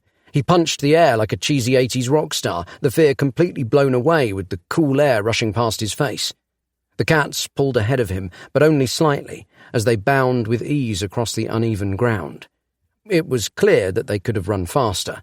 He did his best to keep up. The rush was intense. He glanced back, smiled, couldn't stop smiling. The 2 men weren't chasing. Catman had seen to that. "Wait," he panted as they reached the path back to his street. His lungs were on fire. He leant his forearms on his knees and caught his breath. The boys stopped and returned. What had just happened? He'd been so close to being mincemeat, and Catman had saved him. They gazed up at him. He sensed disappointment in their eyes. Disappointment at his feeble attempt at running, or at the fact that he'd allowed himself to get into such a ridiculous mess in the first place. "I'm sorry, guys. Some owner I am. I really got myself into a pickle back there, and if it wasn't for you—" He grimaced at the thought, then rolled his eyes. "I mean, you can't understand me, so why am I even talking to you?" Catman sprinted away, back up towards the far end of the path. There he scanned the vicinity, as if keeping lookout while Dan caught his breath. The Flash came to him and licked a deep thorn wound on his shin that was visible through his torn joggers. A mixture of blood and mud had run a rusty path down his leg. Dan knelt and ruffled his fur before pulling him close. "Thank you," he whispered. Catman trotted back, apparently satisfied they weren't being chased. He wrestled his way into Dan's arms beside his brother. Dan lay his hands on the nape of their necks and looked into their eyes. "Thank you," he said again, trying to simultaneously push out the word with his mind and hold in the tears of relief that were starting to fill his eyes. He hoped they understood what they had done for him. "I wish you could tell me what's happening to you." He sat down and leant against the fence. His back ached. Stinging lines crisscrossed it from the brambles. He inspected his legs. Several cuts laced his shins and calves, and his trousers were shredded from the knee down. He'd come away relatively unscathed. Despite the lack of physical harm, his hands were shaking. He felt heavy, pressed into the earth as the events of the last few days returned heavy on his shoulders. It was suddenly all too much, and right then, alone on the path, he just wanted to curl up and cry until Parkerman and Frank and the police didn't mean anything anymore. But he held it in. He looked left to right, very aware that someone might see him, a muddy 30-something-year-old man crying alone on the cycle path. The gossip would burn from both ends of the street. From one, a creepy stalker garden invader, and the other, a mud-covered alleyway dweller, or perhaps worst of all, an emotion expresser. How am I going to tell Amy about this? Should he tell Amy about this? He could just about handle the stress on his own, but the addition of her knowing, of her worrying about him, would be too much. He couldn't cope with both. Calling the police was out of the question. After the last 2 nights, they wouldn't take him seriously. He could imagine the conversation. "I was chased into a wood by 2 men, but it's okay, my cat beat them up. I am unharmed, but my trousers are ruined, and I have a few scratches where I threw myself into a bramble bush." "Sure, sir. We'll send someone over immediately with a sewing kit and a plaster. What's the address? Number 2 Stop Wasting Police Time Avenue?" The Flash gazed up at him with those mysterious, unblinking eyes. What were you doing there in the first place? Their keenness to make sure he was safe was adorable. "Let's go get something tasty to eat. You've earned it." "I said chicken, didn't I?" Their eyes lit up, and together the 2 cats skipped off down the path towards home. He followed. As he walked, he saw Dimitri's face plastered on every lamppost, reminding him that he said he'd text Andrew. He took out his phone and was surprised by the number of notifications that covered his screen. He scrolled down. Most were from the band's YouTube and Facebook pages. The top one read, "Just tried this with my cat. He couldn't even pull the 1 kilograms." He scrolled through to see more of the same. Some nice comments, as well as a variety of others. "Fake. This ain't real, people. Guy talking sounds like a fag." Classic YouTube. He opened up the band's YouTube account as he walked. A new video had been posted on the channel entitled World's Strongest Cat. Paul must have uploaded the video of their gym session in the garden. It already had over 40,000 views. He felt that familiar twinge of hope, the energizing feeling he got whenever one of the band's videos started to make waves. Like a stream of excitement running down his back, into his limbs, making his fingers twitch and his toes wiggle. Maybe it would go viral. Maybe thousands of people would flood to their channel to check out the band. Then Frankie Sharp of Sharp Records would be in touch with the record contract ready to make every one of his wildest dreams come true. He could stop answering emails and stressing about weddings for a living and start doing what he'd always dreamed of. Amy could leave her job. He texted Andrew. "Found Catman and Flash. Any luck with Dimitri? Going to check out footage on Catman's SD card. We'll tell you what I find." Catman's new size and the Flash's strange behaviour was definitely mysterious, and near-death moments aside, something magical seemed to be happening. He couldn't wait to see where it took him. Chapter 21. Mousebane. The jester has also found the pit. He is more resourceful than we gave him credit for.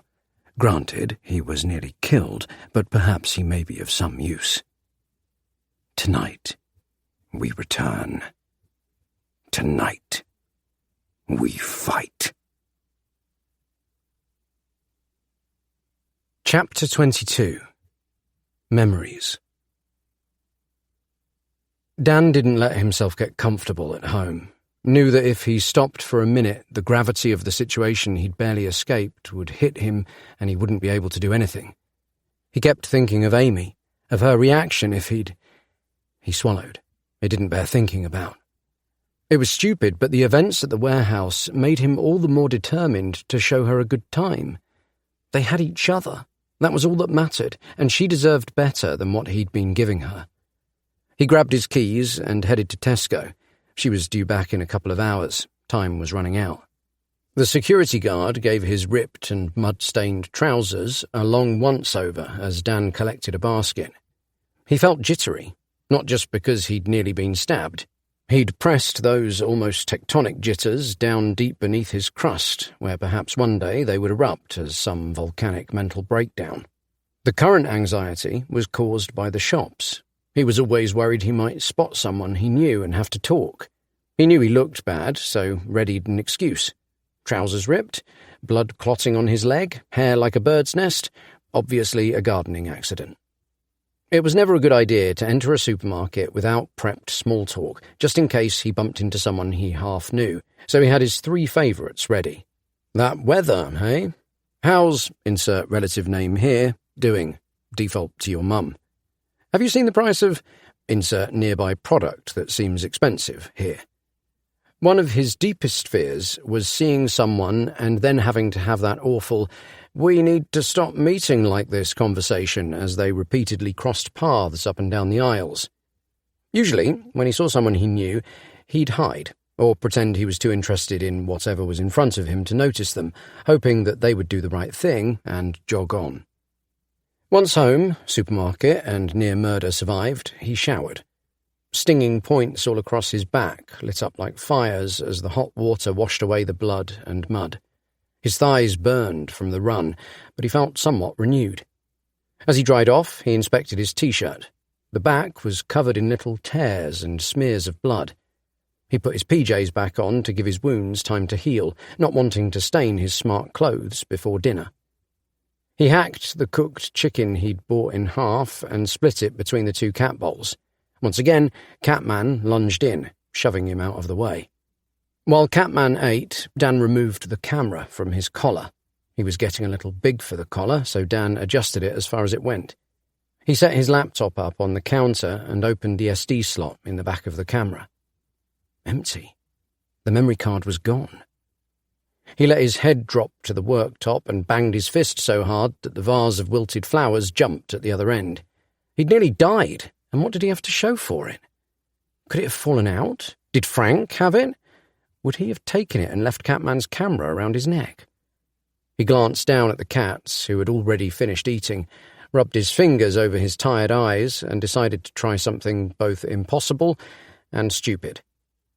He pressed 2 fingers to his temple and squinted at the flash, pushed with every ounce of his brain, if that was even a thing. Where is the SD card? And why is Catman so stupidly big? Am I a complete idiot for doing this? I'm glad no one is watching. The flash glanced up at him as if he'd spoken, then leapt up onto the breakfast bar. Dan leant back on his chair. Did you hear that? The flash bumped his forehead in the way cats do when they give affection, but on contact, a painful feedback-like buzz filled his ears, and his forehead tingled with that same sensation you get when you accidentally snort up a load of pool water. Suddenly, it was as if he could see through the flash's eyes. He briefly saw a close-up of his own face before his view changed to something else. The sensation was alien. His senses were enhanced, but beyond his ability to process, like watching a 4K video on an old cathode TV. He could feel more going on around him than he could comprehend. More sounds, more colours, more smells. Above, sunlight splashed through swaying branches. He was standing in a dark alley, with the warehouse on his left, the chain-link fence on his right. It was the moment he'd seen in the video. On the other side of the fence stood the woman in the dark blue coat. Seeing her like this reminded Dan of how he knew her. She had been the woman he'd bumped into on the street, the one taking pictures of the glowing stains on the pavement. A few paces behind her, was a man, shorter than her, slightly hunched, dressed in chinos and a white coat. He'd been out of shot before. He rubbed his hands together nervously, glancing around as if he didn't want to be there, keeping watch while the woman tried to coax Catman closer. Was this a memory? Was he hallucinating? He wanted to move away, but it felt as if his body was not his own, as if he were in some sort of VR simulator. The vision continued as the Flash entered the warehouse through the door at the back. The room was dark, but he could sense the presence of someone coming towards the doorway up ahead, almost like he could see them through the wall. The torch flickered just as it had in the video he'd seen, and this time he could clearly see the 2 pinpricks of light in the cage. They were eyes, wide and afraid, trapped behind the door of a locked cat box. It was Dimitri. The sound of keys jangling dragged him away from the warehouse and back to his own lesser senses. He felt a strange sucking sensation in his ears. Then he was back in the kitchen. Fur tickled his forehead as the Flash leapt off the counter and onto the floor. The front door opened. Keys dropped to the floor. The room span around him. His breathing felt shallow. Bugger. Dan, I'm back. Can you help me with the shopping? Amy was home. Like a whirlwind, she entered, several bags of groceries wrapped around her arms. The fizzing hiss of the plastic was almost too much for him to bear as she dropped them to the floor in front of the fridge. Sorry, I'm a bit late. Needed to get some things. She huffed and rolled her eyes when she saw him. You're still in your pyjamas? She shook off her shoes, flinging them behind her. We're supposed to be going out. What have you been doing all day? He couldn't really hear her, couldn't really see her. He blinked several times, unable to compute what had just happened. His whole body felt slow and heavy. Are you all right? She stepped closer and touched his arm. Dizziness overcame him and he slipped from his stool. Her mouth moved, her words coming out as a muted hum. She managed to grab him before he hit the ground. I'm okay, he said, hoping his voice didn't waver. It sounded strange, like it was coming from another room. Are you dizzy? You didn't work through lunch again, did you? He shook his head. Not a lie. He hadn't been working. He'd been fleeing death. I don't know what happened. The room stopped spinning, and the achy tingle in his head melted rapidly away to nothing. She steadied him on his stool, then grabbed a loaf from the bread bin and slathered a thick slice with a dense coat of peanut butter. Eat this now, she handed it to him. Oh, honey, you're shaking. He took a bite. It helped. I'm okay, I promise. Her concerned look shocked him back to reality. He scratched the back of his head. She would never believe what had just happened. He couldn't believe it himself, let alone understand it. Were those the Flash's memories he'd been reliving? Or had the events of the day just got to him? She was right. He often got a bit faint when he hadn't eaten. He didn't have much in the way of reserves. Had it just been a stress-induced daydream? He looked around.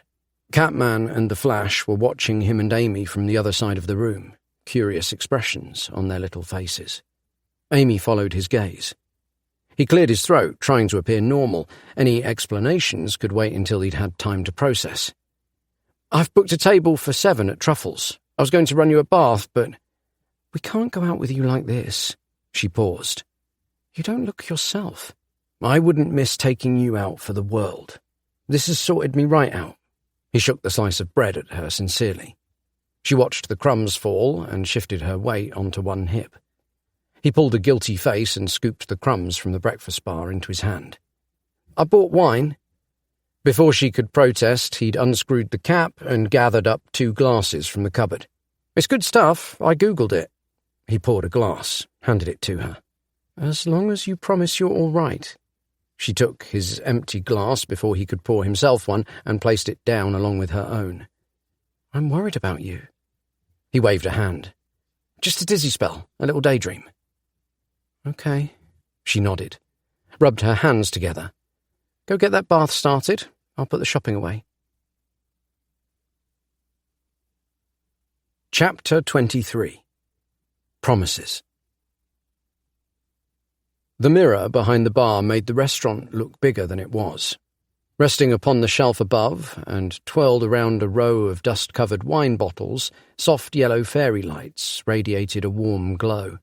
Non-offensive instrumental jazz serenaded them beneath the sound of several other couples chatting and clinking forks on plates.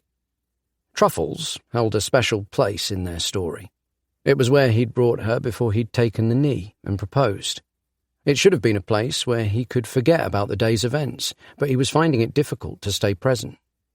He caught Amy watching another younger couple. They were leant in close, holding hands.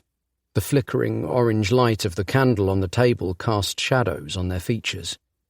He reached under the table and took hold of her hand. "Do you remember the first place you ever took me to?"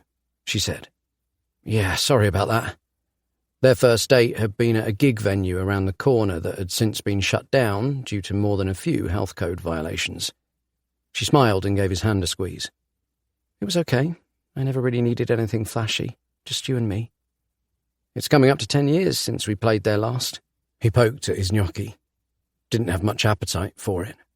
"Closed now. Obviously they couldn't top our last performance. Why stay open?" "Well, I must have enjoyed it. Otherwise I wouldn't have let you take me home. I thought it was something to do with me pretending to be your boyfriend." He stabbed a pepper with his fork. She laughed. "We had to leave together, otherwise that guy wouldn't have believed the ruse." "That guy was awful. He wouldn't leave you alone. I had to do something." The pepper glistened green in the candlelight, a little like something swampy he'd recently found in a cupboard. He placed it back down. "Well, how did you know I wouldn't think you were awful?" "I wasn't really thinking about that. I just saw you weren't having a good time." "Do you still pretend to be girls' boyfriends to rid them of lecherous idiots?" He puffed out his chest and looked dramatically to the corner of the room as if a cape were billowing behind. "A hero's work is never done." She laughed. "Oh, it better be." She sipped her mojito. "To tell you the truth, I don't watch many girls that closely." "Many?" She raised an eyebrow. "Any," he corrected, picking up a hunk of bread from the basket that sat between them. A brief silence hung, and he let his mind wander. That thing with the flash, what was it? Had his brain just rehashed something from their video? Or, as crazy as it sounded, had the flash been trying to communicate? She put her fork down. His mind returned to the table, sensing she was building to something. "Do you have to do the gigs you've got coming up this month?" she said. She glanced down, then back up at him. "We don't get to see each other much anymore, and you've been working hard on the agency. Don't you want a break?" He looked at her, trying to get a read on what she really meant, but he wasn't really present. In his head, all he could see was Dimitri, locked behind that cage door in the warehouse, and the woman and the man stood in the woods. It had been so real. "Dan, maybe he did need a break, but—" "We need the money," he said. He didn't mean for the words to come out as flat as they did, but surely she knew. She reached her hand across the table towards him. He took it, palm up. Her eyes widened when she saw the deep thorn scratches that ran up his forearm. She traced a finger from his wrist to his elbow. "Did Catman do this?" "Yeah." He pulled back, scratched the itchy skin. "Is he still attacking you whenever you play bass? I thought he'd grown out of that." He had, but it felt easier to lie. It was the best cover. "Yeah, must be something to do with the way my fingers move." He pretended to inspect the scratches before hiding his arms under the table. She appeared not to notice his urgency to conceal them. "You don't still think that man is overfeeding him, do you?" she asked. Couldn't they talk about something else? "No," he replied honestly. While Gatsby was not his favourite person, Dan just felt sorry for him. But the old man's missing cat wasn't his problem. None of the missing cats were his problem. She looked at him. Her lips pursed as she chewed the inside of her cheek. "I saw the video on your YouTube. It looked like you had Catman pulling weights in the garden." The candlelight reflected in her watchful brown eyes. She didn't look angry, but there was something there. "I've only done it once," he said, feeling the need to defend himself. He shuffled the vegetables around his plate. "I Googled it before I did it, and I tested with smaller weights first. Other people train their cats. It's okay, I'm not cross." She touched his hand. But there's clearly something wrong with him. You shouldn't be exploiting that. I'm not. We should take him to the vet. I think they're okay. She withdrew her hand. Catman's sick, Dan. Was he? I'll get to the bottom of it. I'll find out what's the matter with them. How? I don't want you using those cameras. The police told you to get rid of them. I've already chucked the flashes. He leant back. It was like she didn't trust him. She frowned, then rubbed a hand over her eyes. I'm just worried about you. You're spending all day in your office, and there was that dizzy spell earlier. Those words, "I'm just worried about you," were some of the hardest to hear from a loved one's lips, especially when you think your actions are perfectly sane. They make you reassess everything. If someone else was worried about your behaviour and you weren't, then what did that say about you? He made a decision. I'm fine. Don't worry. I'm not going to look into the missing cats anymore. But he might try to track down that woman from the video, find out what she knew. You promise? He looked past her. Perhaps he needed to investigate the woods behind the warehouse. Amy gripped his hand tightly. Promise me, Danny? He promised. Chapter 24. Promises Broken. "Follow us," said the Flash with a low Scottish tone. It reminded Dan of his old jiu-jitsu sensei. It was cold out. He didn't want to go, but before he could move away, something sharp dug into his back. He jerked awake with the same nervous impression of being trapped that he had felt the previous morning. Had he had the same dream? No, this was different. He sat up. Hadn't screamed this time, but he was cold to his bones. His side of the duvet sat in a heap around Amy. Most nights she would roll over and over while she slept, twirling herself up like a wooden stick in a warm, fluffy candy floss. Most nights he didn't mind.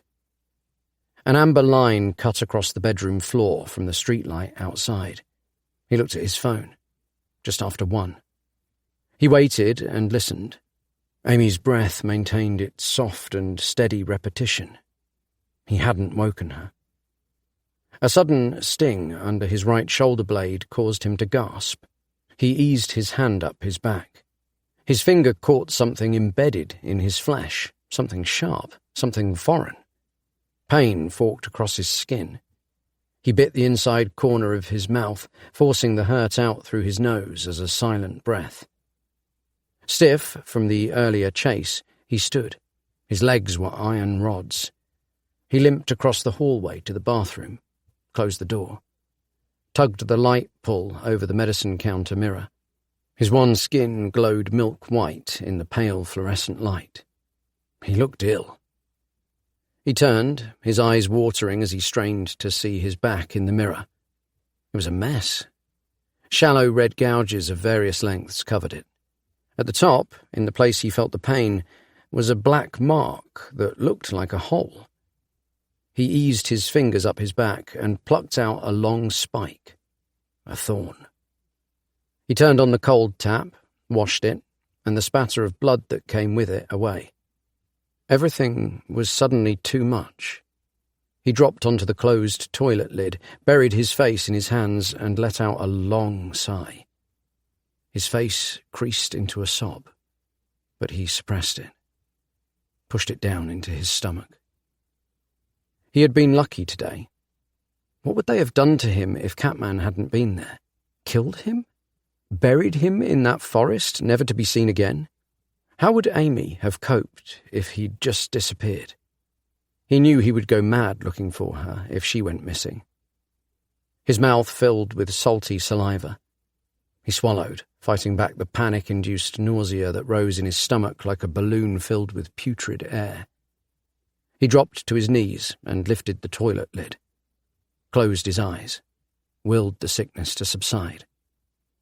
Slowly, it receded.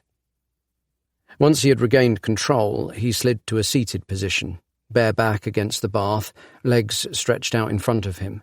The cold plastic soothed his stinging back. He closed his eyes. If they wanted to hurt him, That meant he'd been close to something. It meant that whatever secret they were hiding was worth keeping. Something clattered, followed by a slow creak from downstairs. As if air had moved somewhere in the house, the bathroom door gently opened. Beyond the threshold was darkness. He held his breath.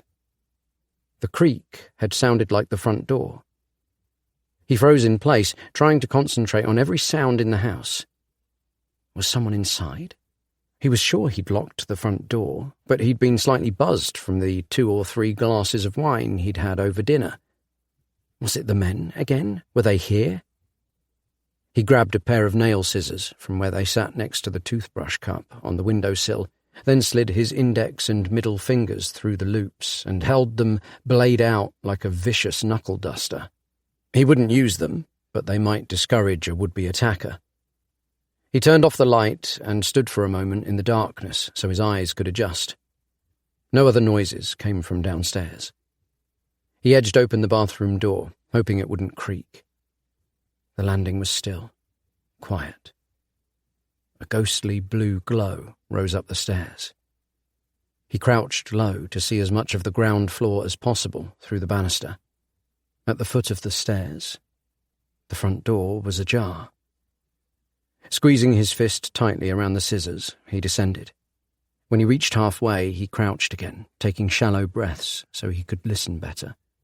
From here, he had a full view of the hallway and into the lounge. The house was empty.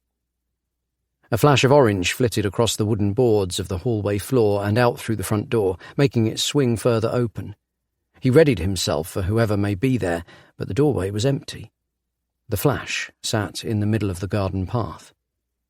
When he saw that Dan had noticed him, he bounded away through the gate and disappeared onto the road. Thoughts of home invaders forgotten, he hurried down the stairs, pulled his black hoodie from the pegs by the door, and jammed his feet into his trainers. He stuffed his keys into his pocket and pulled the door shut behind him. He ran to the end of their path, looked right towards the industrial estate. Streetlights illuminated the tail end of the flash as he disappeared into a shadow a little way up the road. Catman's stocky silhouette moved into another arc of streetlight ahead of him. They were moving fast, heading back to the warehouse. He should stop them.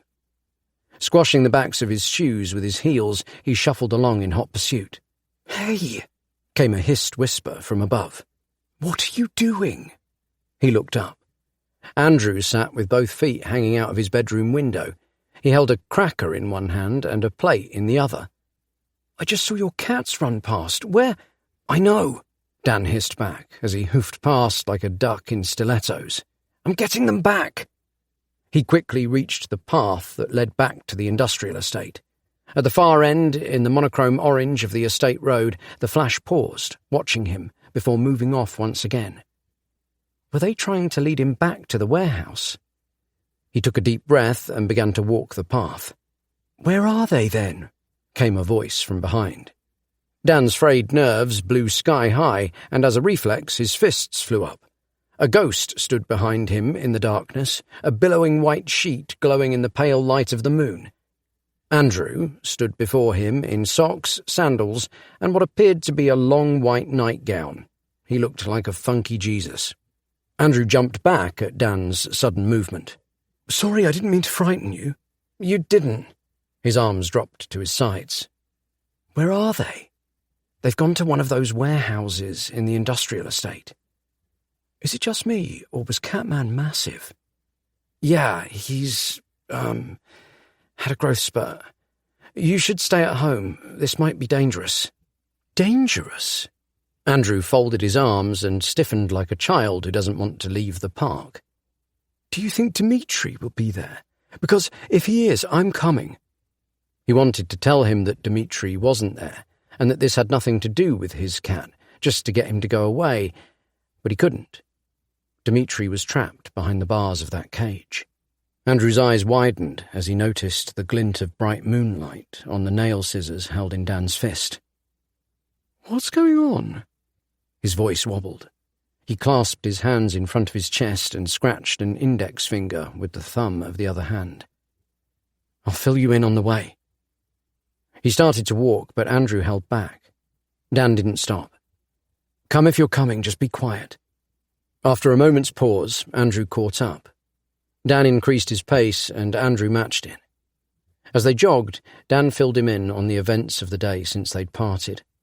The trip to the warehouse, the encounter with the two men in the woods, with a few embellishments to make him seem braver, and the way Catman and the Flash had saved him.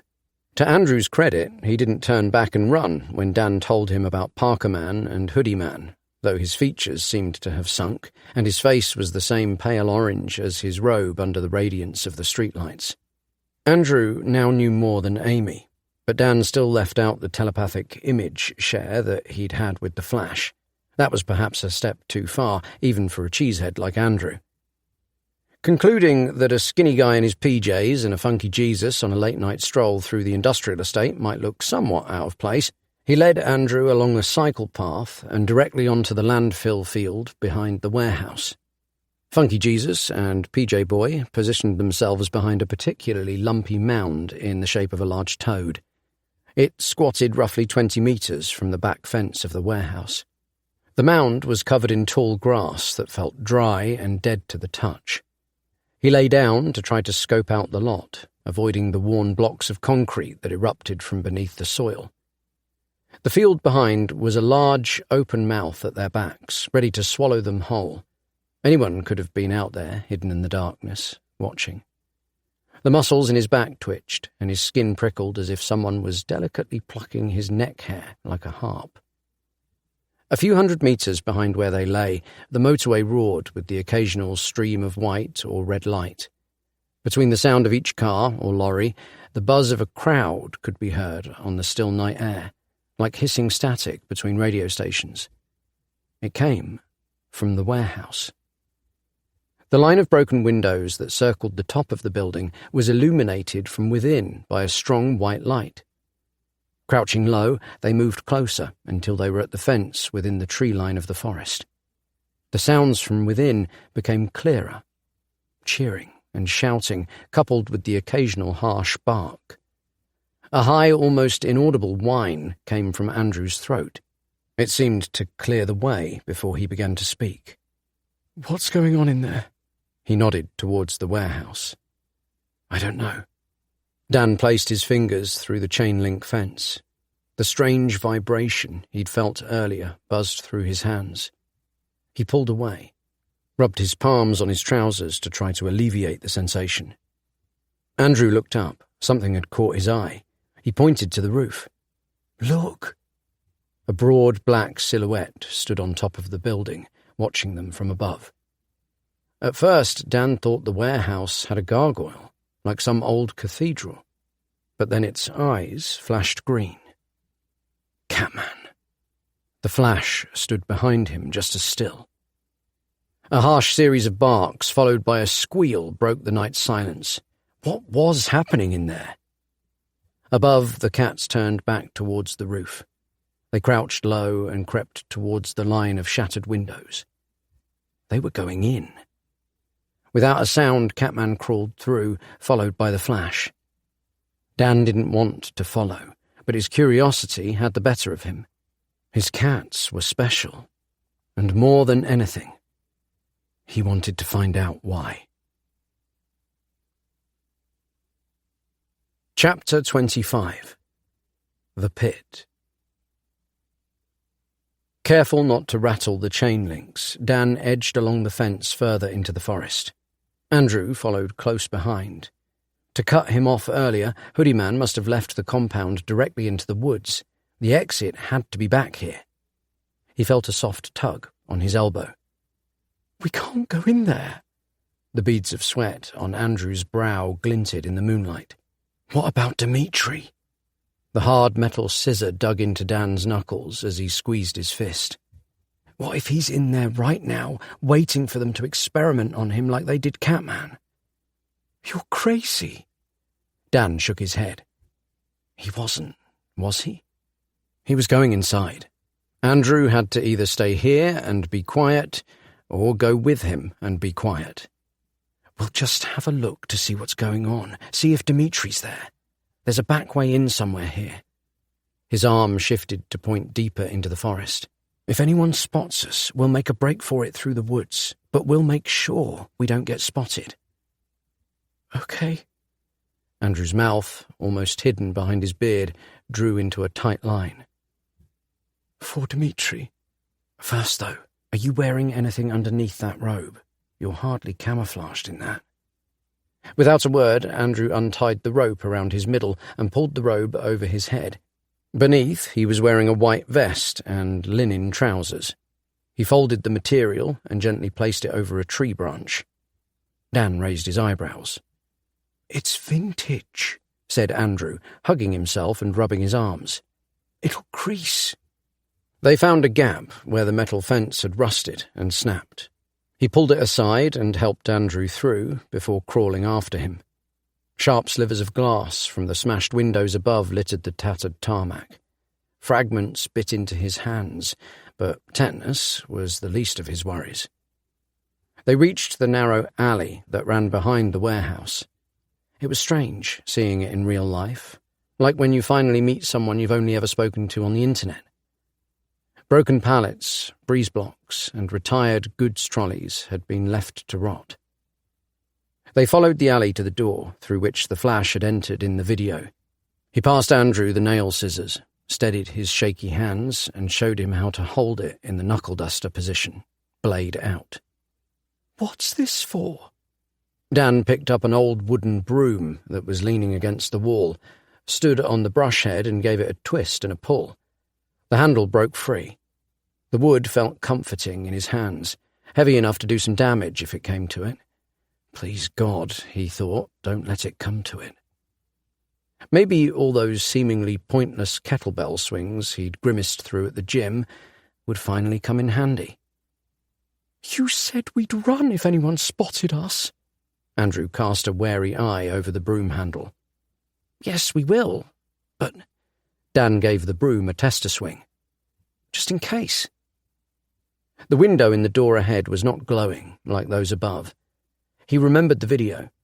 The room that lay beyond was not part of the main warehouse. They could get in without drawing attention.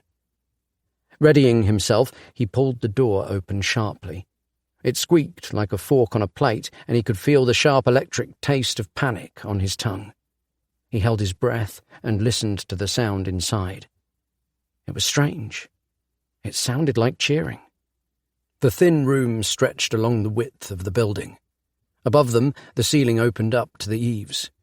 The floor was littered with chunks of plaster from the roof, as well as crisp packets, plastic bottles, and old files left behind by whatever business had once operated there. He picked up a file from a desk as they crept by. It was faded, only Shields and Son Limited remained visible. Not much help. The sound coming over the partition from the other room was unbearable. A generator grumbled just the other side of the wall. Growls and barks of dogs and the laughter of men almost drowned it out. An intense cacophony of pleasure and pain that threatened to overwhelm his nerve. It took all of his will to quell the rebellious urge to run. The stench was the worst part. A sickening mix of sweat, feces, and a raw, meaty smell that he couldn't pinpoint, but which conjured up dark images of dirty, tiled abattoirs. The air was rotten, festering, hot. A bright light from the room beyond reflected in the jagged remains of the windows above. Dark shadows of men danced on the ceiling like cavemen revelling around a sacrificial fire. His mind twisted towards the occult, to dark, depraved desires, sacrifice, blood magic. He shook those thoughts away. Damn whatever idiot had let him watch The Exorcist when he was 11. A row of shelves on his right held 5 cheap-looking cat boxes. Each was about the size of a small footstool. The doors were open. Andrew peered inside. He looked at Dan and shook his head. The corners of his mouth drew down like an unhappy clown. They were empty, but had clearly been used. They pressed on. The force pulling him onward was almost unnatural. Every part of him wanted to run, but he had to see what these people were doing to those poor animals. At the end of the room, Several more cat boxes were stacked high on a sagging wooden desk half hidden in shadow. There was no door in the frame there. To check the boxes, he would have to step out into open view of the main room. As they reached the door, a terrible howl cut through the jeers of the crowd. It was followed by another cheer. Dan's stomach wrenched. Before he lost what little nerve remained, he stole a quick glance around the edge of the doorframe and caught the moment like a photograph. A group of roughly 20 men stood around a 4-foot-high wooden fence. Several halogen lamps surrounded them, standing tall on industrial bases. The lights were connected to a humming generator that sat behind a bar-like counter roughly a metre or so from the doorway. The connecting cables ran over the top. The men were too busy watching what was going on in the centre of the room to notice him and Andrew, and what they were watching was immediately and horrifyingly clear. "It's a dogfight," he whispered. Andrew stared. "No, people don't do that sort of thing anymore." He nodded. The idea was alien, but it was true. "We should call the police," said Andrew. "Do you have your phone? Mine doesn't fit in the pocket of my linens." Dan patted himself down. He'd left it by the bed. He looked back to the centre of the room. His stomach knotted. He couldn't believe, with all the technological advances of modern times, that man could still lower himself to this, forcing things to fight for his own enjoyment. Just get a PlayStation and fight it out on Mortal Kombat, or join a boxing club if you're that way inclined. He tensed, rigid with fury. How cowardly, how cruel, how selfish could people be? He tried to imagine the sort of men that could take pleasure from this. The image scared him, and he ducked back into cover. But Andrew stayed in sight of the other room. His focus was on the cat boxes on the nearby table. They were arranged in a pyramid. 4 of the doors were closed. Shrunken shadows huddled inside. He inched towards them. "Hey!" Dan hissed. He glanced around the doorway. No one was watching. Then back to Andrew. "Stop!" Andrew opened the second from the top and put a hand in. He recoiled and let out an audible whimper. Dan held a finger to his lips, pulled him into cover by the back of his t-shirt. He motioned for him to wait in the shadows and then reached inside the box, thinking himself less noticeable dressed in black than Andrew's white. It contained the body of a cat. He pulled it out carefully. A pressing tingle behind his eyes caused them to water. It was Hitler, the white one from their road with a little moustache and black patch on its head. Her body was deflated, limp like a piece of cloth, no longer the family pet she had been. He placed her gently on the desk by the cat boxes. There was slow movement inside the other closed boxes, but before he could investigate, the noise from the main room filtered down to the sound of general chatter. They'd finished. He dived back into the shadows, hoping he hadn't been spotted. After a moment, he glanced around the door again. Those around the pit had dispersed into smaller groups. At the far end of the warehouse, Hoodie Man was sitting at a table illuminated by a desk lamp. In front of him was a large holdall. Roughly a quarter of the men were heading towards him. Each held a slip of paper in their hands. Behind him stood Parker Man, leaning to one side with one hand resting on the back of Hoodie Man's chair. The lamps highlighted the matted fur around his hood, but his face was hidden in shadow. As the men approached, Hoodie Man unloaded a few wedges of cash from the holdall, placed them on the table. He took each slip, studied it carefully, and handed out some notes to the man who had given it to him. When he had given money to all of the men, he zipped up the bag and dropped it under the table. It still looked heavy. 2 men jumped into the pit, where a badly injured dog lay, its mouth dripping pink foam. Together, they tethered it. The dog lunged erratically as they dragged it towards one of the side doors and out. Another 2 men were arguing over another dog, which lay to their side, bleeding out on the dirt floor. Its ribs rose and fell slowly. The men gestured wildly as it died. One of them gave it a hard kick. It didn't make a sound. Dan looked to the ceiling. He didn't want to see any more. In the rafters above, he could see 2 sets of green eyes glowing. Catman and the Flash were perched above the largest group of men, close to the centre of the room, high up near the corrugated roof. They were well hidden. 2 black shadows. Only their emerald eyes and the tips of their ears caught in the light of the halogen lamps gave them away. They looked like they had a plan. Their heads bobbed. They were judging the distance to the floor. The eave where they stood was roughly 6 feet above the head of the tallest man. Could they make the drop? If their plan was to attack, he had no way of stopping them. But maybe he could help. God knew these men deserved whatever was coming to them, and he was angry enough to try something stupid. He glanced at the humming generator. Men couldn't see in the dark, but cats could. "Andrew," he leant closer. "I'm going to shut off the power." Andrew's mouth worked silently. He shook himself. "We should just grab these cat boxes and go. Call the police." "No, I can do this."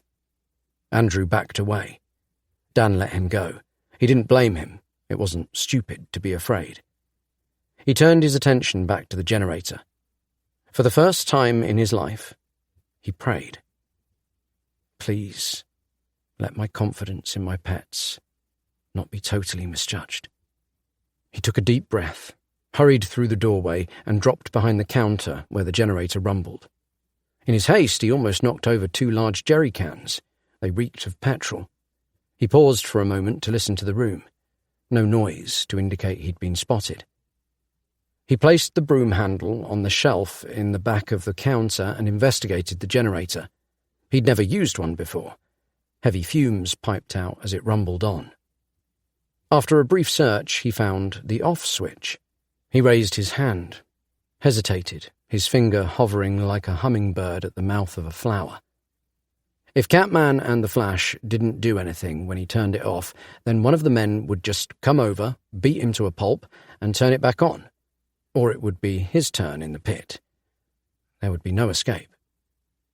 He looked up. Though their bodies were now blanketed fully by shadow, he could tell they were watching him, waiting. They'd had long enough to get ready. Please let them be ready. Inside his head, he heard that deep Scottish voice as if on the wind. Push.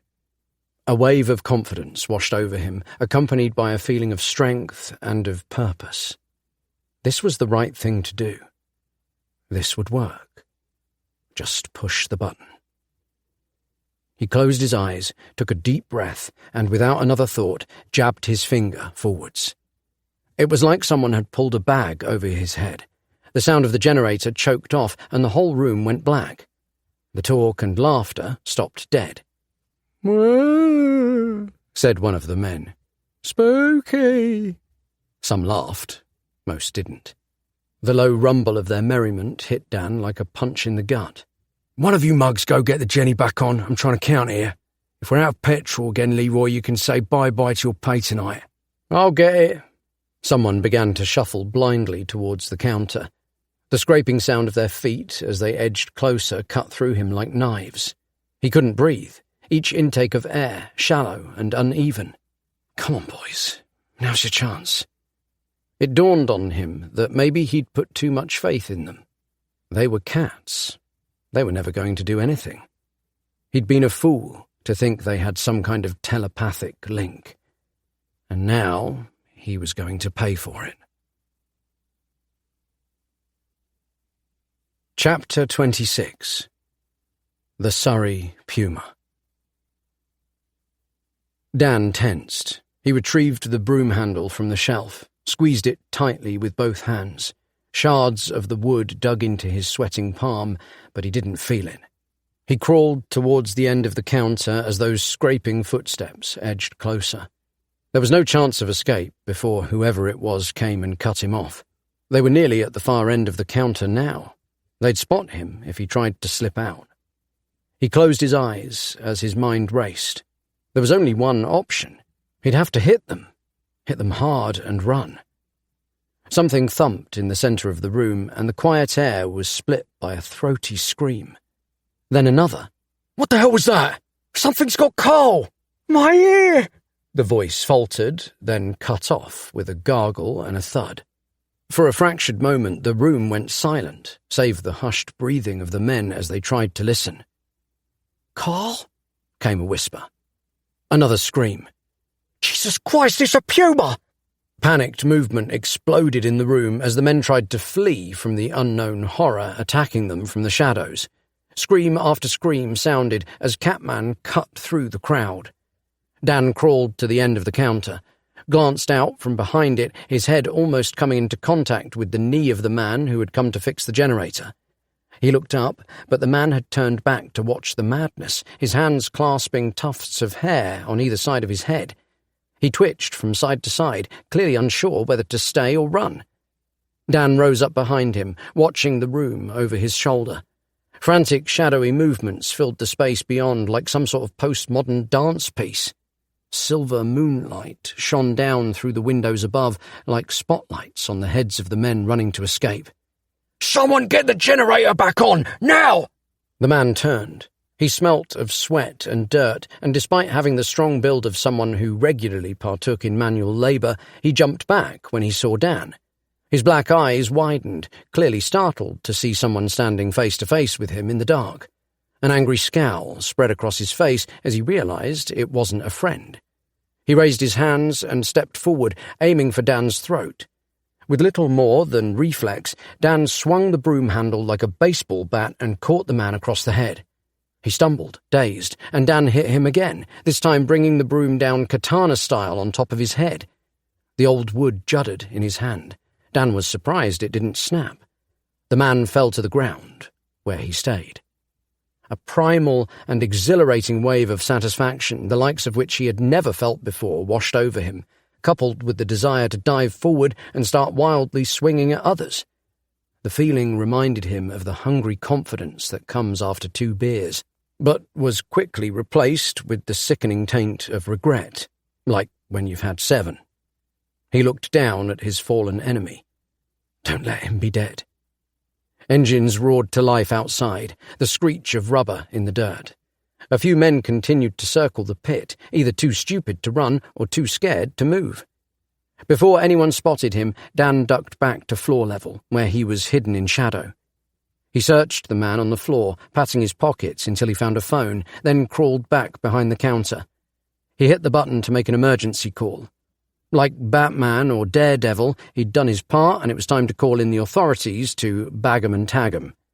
As soon as the operator picked up, he spoke in a hushed whisper. "I need the police. I'm at Fleetwood Industrial Estate in the abandoned warehouse nearest the motorway, the big red one at the back." As he spoke, he heard someone shout from the middle of the room. "Hear that? Someone's behind the count! Rah!" He was rumbled. "I've stumbled upon a dog-fighting ring. I'm in immediate danger." His voice unintentionally rose. "Game!" came a shout from the shadows. Several scowling faces turned in his direction. "There's still a few of them here. Send help quick!" He ran back for the door to the narrow room, caught his elbow on the frame as he passed through, almost knocking himself off balance. Andrew had gone. The operator started to answer, but he had already dropped the phone into his pocket and was at full sprint towards the back door. Behind him, the sound of his pursuers became more frenzied as they entered the confines of the thin room. With his lungs screaming for air and his heart pounding so hard he could hear the blood in his temples, he slammed the door shut. He raced around a wooden pallet that was stacked high with cobweb-covered breeze blocks. Straining with his legs, he pushed hard, relieved when it started to topple. The blocks came crashing down in front of the door just as the handle jerked from the other side. The door rattled on its hinges as the men banged against it. "You can't escape us," one of them said. He sounded unnervingly calm. "You activists always get what you deserve in the end. Mark my words, he's not going to let you get away with this." "Phil," came another voice from behind the door. It was high and breathy. "What's that?" "Just one of the bait cats. Must have got out of its box. Let's go around." The door jumped as they pounded on it. "We're coming for you." A piercing hiss, which grew into a high growl, came from behind the door. Dan could sense the fury in it. "Phil, that ain't a bait cat." "Oh, God." The door slammed on its hinges. A number of the breeze blocks tumbled away, but it did not give. Screams came as the door handle flapped up and down as uselessly as the broken wing of a bird clipped by a car.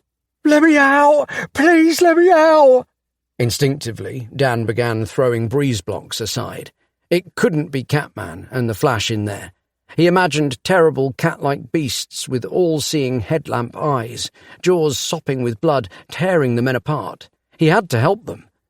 Breaking several fingernails in his haste, he frantically dug the last remaining blocks away from the door. No matter what the men had done, he couldn't have their deaths on his conscience. When the door was almost clear, he grabbed the handle and wrenched it open. The last of the blocks scraped across the tarmac, and he fell back as the two men scrambled out. They pushed each other down in their panic to get away. They didn't look back. The Flash sauntered out of the darkness, pressed himself affectionately against Dan's legs. In the pale light, it looked like the cream fur around his lips was flecked with dark spots. Roughly halfway up the corridor, he could just make out a pair of black boots sticking up from the ground. Mostly hidden in shadow, flat on his back, was an unconscious man. He stepped through the doorway, aware that anyone could appear from the next room at any minute. Catman sat atop the desk at the far end of the room, next to the stack of cat boxes. "Come on," Dan whispered to him. "We have to go." As he eased himself closer to the desk, around the body of the man, unconscious, not dead, unconscious, not dead, unconscious, not dead, he realized what Catman was doing. He had one paw on Hitler, the white cat, shaking her gently. Dan's heart broke. He placed a hand on Catman's back. His head whipped round. He hissed and bared his teeth. Dan flinched away. "I'm sorry, buddy. There's nothing we can do for her." The Flash brushed past, hopped up to the desk. Catman hissed again, this time at both of them. The Flash stepped forward with caution and bumped his forehead lightly on Catman's. There was a brief moment between them. Dan's mind flitted back to when the Flash had done the same to him. Was he showing his brother something? Catman seemed to sigh. Then he turned, dropped from the table, and left through the back door. Dan and the Flash followed. He was surprised to see Andrew a little further down the alleyway, standing with a bundle wrapped protectively in his arms.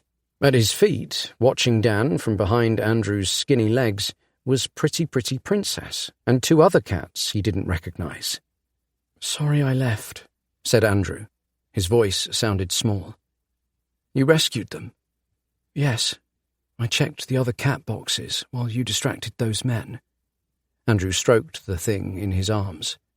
The shadows cast by the trees were darkest where he stood, so Dan couldn't see clearly. It looked like an old towel. "But I couldn't save him." His voice cracked over the words. He sniffed and stepped forward. Dmitri lay there lifeless and flat.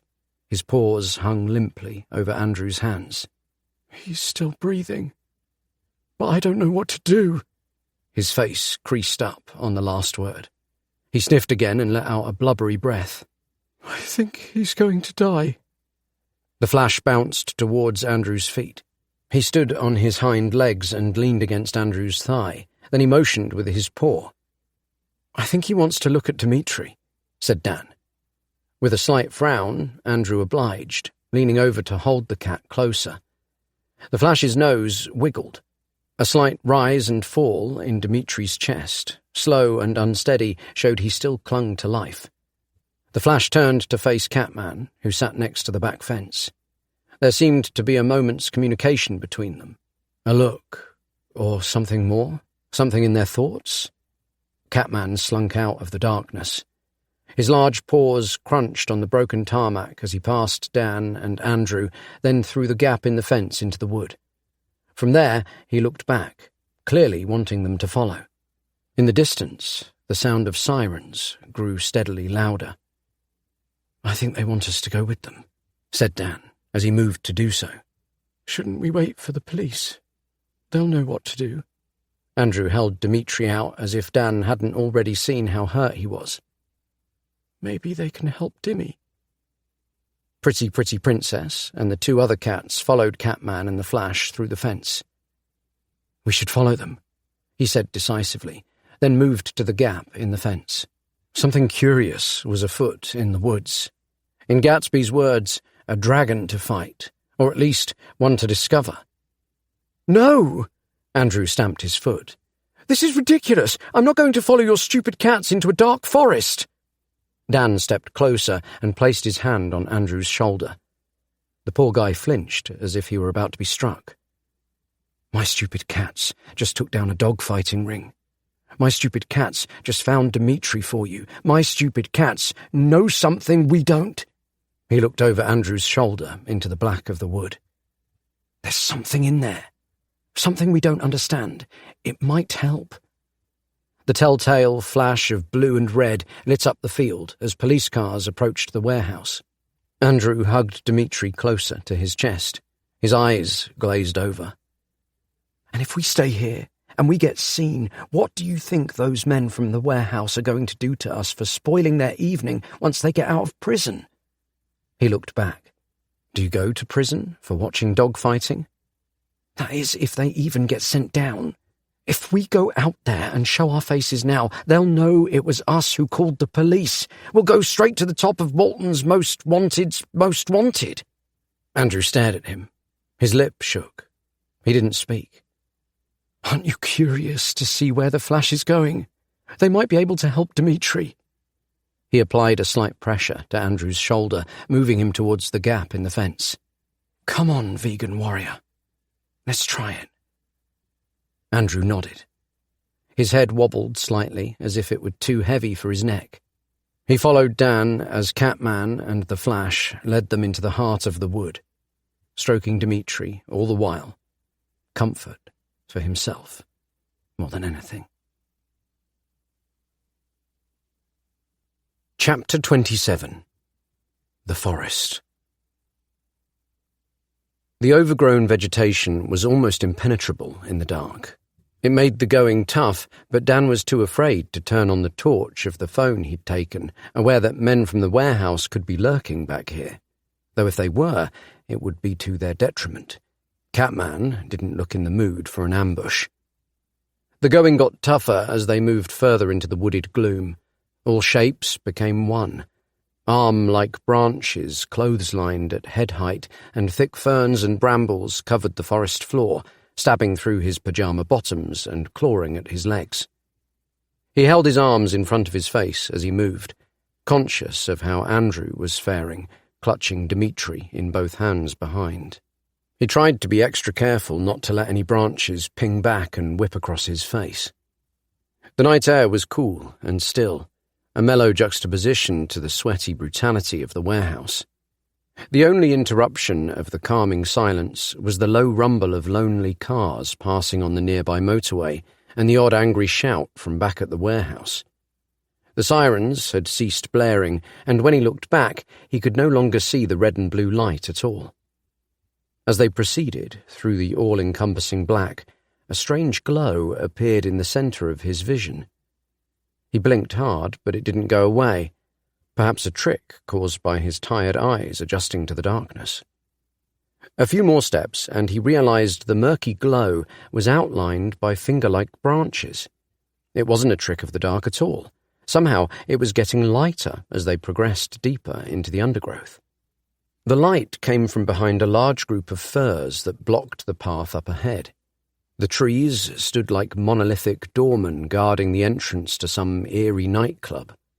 Thick black branches thinned as the trees tapered up, filtering the ghostly glow that radiated from behind them. Catman and the Flash meowed, calling him from the other side, having already passed through. A slight breeze rustled the branches, carrying with it a faint but awful stench. He recognized the earthy, rotten smell as the fetid odor of the frog the Flash had left him. He drew back the dark green curtain of needles and followed the boys through. Beyond was a clearing, roughly the width of a road, and in the very centre a pool of glowing water.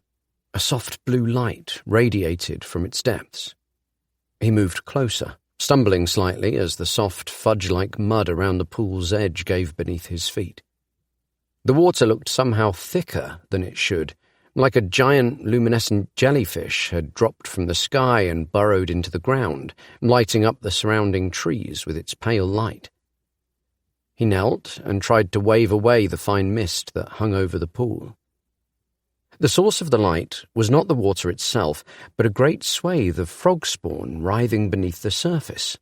That earthy, rotting smell was thick. It gave substance to the air. It was strange, horrible, but something you could get used to. After a few deep breaths, he had forgotten it completely. The air above the pool vibrated with the heavy sound of buzzing insects, and when he looked up to the canopy, he found it alive with dancing shadows. If they were flies, they were some of the biggest he'd ever seen. In the centre of the pool was a small island. Several frogs sat in the slimy mud. Their skin glowed brightly, like the spawn in the pool. Whenever they inflated their pouches, it looked as though bright blue light bulbs were illuminating below their mouths. They were just like the frog he'd found in the cupboard. Andrew stood in stunned silence as he cradled Dimitri. Catman and the Flash edged close to the water's edge, their concentration fixed intently on the pool. With a violent slash of his paw, Catman dragged a large kicking frog out by one of its legs. With a twist of his jaw, the frog's neck crunched, and it ceased its squirming. He dumped it next to the Flash on the muddy ground and walked away to curl up in some grass at the foot of one of the firs. Dan watched this display, wondering how any of it fit together. The dogfight, Catman's growth and strength, the strange memories the Flash had somehow shown him. His head buzzed with questions, like the flies in the canopy above. The Flash picked the frog up by its neck and carried it in his mouth towards Dan. Its lifeless legs flopped either side of his mouth, like a long Fu Manchu mustache. He dropped the frog at his feet, the blue glow still emanating from its lifeless form. The Flash then moved towards Andrew, who hadn't yet taken his eyes from the pool. Standing on his hind legs, he pawed lightly towards Dimitri before returning to the frog. Dan shook his head slowly, not quite believing what he was seeing. The Flash's meaning was easily discerned. He was amazed to find the level at which the cat was able to communicate. "I think he wants you to put Dimmy by the frog," he said. Andrew knelt and lay Dimitri on the soft mud next to the Flash. The pretty princess and the other two cats stood nearby, watching. With a snap of his strong jaws, the Flash ripped a piece of flesh from the frog's bloated stomach and pushed it into Dimitri's mouth with his paw. Dimitri's eyes fluttered as he began to chew, surely a reflex. Only seconds before, he had been at death's door. The Flash took another piece, this time leaving it next to Dimitri's head. He repeated this process several times until Dimitri had a little stack of raw frog bits piled near his mouth. Understanding what the Flash was trying to do, Dan took the next piece and held it up to Dimitri's mouth. After swallowing the first, he grabbed and pulled it in with his teeth. His eyes remained closed. "Feed him as much as he can eat," Dan said, resting his hand on Andrew's shoulder to make sure he was listening. "What is all this?" Andrew said, gesturing to the pool.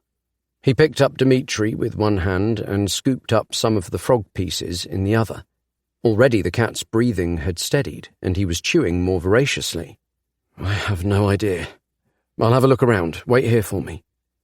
Andrew continued to feed Dimitri while Dan surveyed the pond. From here, he couldn't see any indication as to what made the frogs and their spawn glow. He skirted around the pool edge, taking it slow so as not to slip. The water thrived with life. Fish, newts, and insects swam and skittered across the constantly writhing pool. It was a biologist's dream. Only the frogs and their spawn glowed. Something had made them special. He didn't think it was the water itself, otherwise the other creatures might glow too. It couldn't be a natural phenomenon, could it? He scratched his chin. If this was common of English woodland, there would have been reports of similar glowing bodies of water, especially being situated so close to an English suburb. Explorers had gone deep into the forests and jungles of the Amazon, and he had never heard about anything like this. And he watched a lot of BBC nature documentaries. No, this was something new. Maybe man-made? Although the estate and the motorway were nearby, there wasn't really any other civilization out this way, just woodland and a few country roads. Could radiation cause a glow like this? From his extensive comic book knowledge, Dan was all too aware of the side effects of radiation. Was this caused by some hazardous dumping in the woods by one of the local businesses? Perhaps a top-secret lab was hidden amongst the tyre fitters and warehouses somewhere on the industrial estate. The estate could house all sorts of crazy secrets, and with no reason to search them, no one would ever know. He walked around the pool until he was adjacent to Andrew and the cats. On this side, there were fewer insects, so it was quieter. His ears picked up a new sound. A ring, high and almost inaudible at first, like one of those devices shopping precincts used to deter kids from loitering. A high-pitched whine. The sound came from further into the wood, so he stepped away from the clearing, and once more into the darkness. Chapter 28. Origin. The glow of the pool had ruined Dan's night vision, but he decided that he was probably far enough from the warehouse now to use the phone as a torch. As he moved away from the light of the clearing, the eerie whine grew louder. He held the phone by his side so that the light only pierced the gloom around his feet. Wet mulching leaves covered the ground, and as he traipsed through, following the sound, he noticed the occasional spatter of glowing liquid on the ground. He was reminded of the scene in Predator where Arnie manages to injure the monster and tracks it through the jungle using its glowing green blood. "If it bleeds, we can kill it," he said to himself, hoping the power of a Schwarzenegger one-liner would dispel the creeping dread of walking through the dark forest alone. It didn't. A closer inspection of the liquid revealed nothing. It was unlike anything he'd ever seen. Though it appeared to be dry, it still had a vibrant blue luminescence. The closest comparison was the goo you get inside a glow stick. He blinked. He'd had a similar thought recently when he bumped into the woman in the street, the one with the camera, the one who'd been in the Flash's memory, the one who'd disappeared in the woods. She'd been taking a picture of similar splotches on the pavement. The high drone led him close to a dark country road that ran almost parallel to the motorway. He recognized it. He'd driven down it once or twice before when the motorway had been closed. Narrow, with tight corners, it was an unpleasant road, even in the daytime. There was always the risk of a startled deer running out from the forest. A few meters from the tarmac, he found the source of the noise. A round metal crate about the same size and shape as a beer keg, blanketed by a pile of rotten fallen leaves. It was tucked in behind a sprawl of large tree roots that erupted out of the ground like tentacles. It was difficult to spot. If it had been silent, he would have missed it. Was it safe to touch? He kicked the leaves away with the toe of his trainer, held the torch up to get a better view. The top was split, and the torchlight glinted off a long crack running down the outside. A logo was embossed in the dull grey metal of the keg. A large S with a thunderbolt cast through it, almost like a $sign. He didn't recognize it. On the tree above it, at roughly head height, was a large split in the bark. Long splinters of wood jutted out at right angles. It could have been thrown from a truck. He pulled his T-shirt up over his mouth like a cowboy's bandana, as if that would ward off any radioactivity. Leant closer to inspect the split in the crate. Hanging limp, just inside the opening, its head crushed, was a small dead frog. Although it had a slight blue tinge to it, if it had once had a glow like the others back at the pool, that had since faded. He rolled the crate with his foot, and the cracked lid fell open. The box was built like a corridor with 10 small cells either side. The cells on one side were matte black, and on the other, a clean silver. He raised the light to look at the road that was only a few metres away. Red and orange slivers of plastic glinted in the churned-up mud at the roadside. Maybe there had been a crash. A vehicle had skidded in the road, bumped a tree, and somehow the crate had come flying off, cracked open and spilt an army of mutant frogs into the wood. It didn't surprise him. Well, the frogs did, but not a skid. It was a dangerous road. But where had the crate come from? And why were the frogs glowing? Feeling brave, he rolled the crate over with his hands. The interior colour pattern of silver and black ran to the outside, almost like a yin-yang, with the black interior corresponding to a silver exterior and vice versa. The keg was almost weightless, considering the thickness of the metal. There were no other markings on it, not even a serial number or company name, just the S.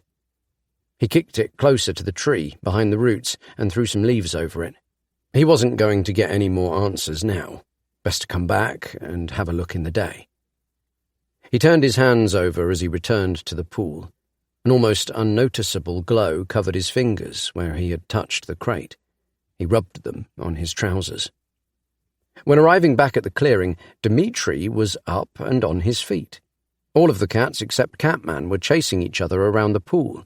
Andrew beamed as he watched them. "It's amazing," Andrew said, and span around, palms turned to the night sky. "What is this magical place?" Not waiting for an answer, he continued. "Look at him, Dan." He gestured towards Dimitri. "For a moment, I thought it had made him worse, but he's better. You were right." Dan didn't know what to say. It was strange to be told you were right about something. The cats raced around his feet, and he smiled, but inside anxiety was beginning to squeeze his chest with its strong, inexorable fingers. "We shouldn't stay here long," he said as he made his way back around the pool. "It might not be safe." He caught himself itching the scratches on his arm, which sent his mind into a spin. Was hazardous radiation seeping through his skin, changing his cells, mutating him? Or was it all in his head? Like when you see a wriggly bug on the TV and start to feel one on your neck. "Not safe!" Andrew span again, turning his head to the sky with a look of fanatical glee. "But it's wonderful! Look at Dimitri!"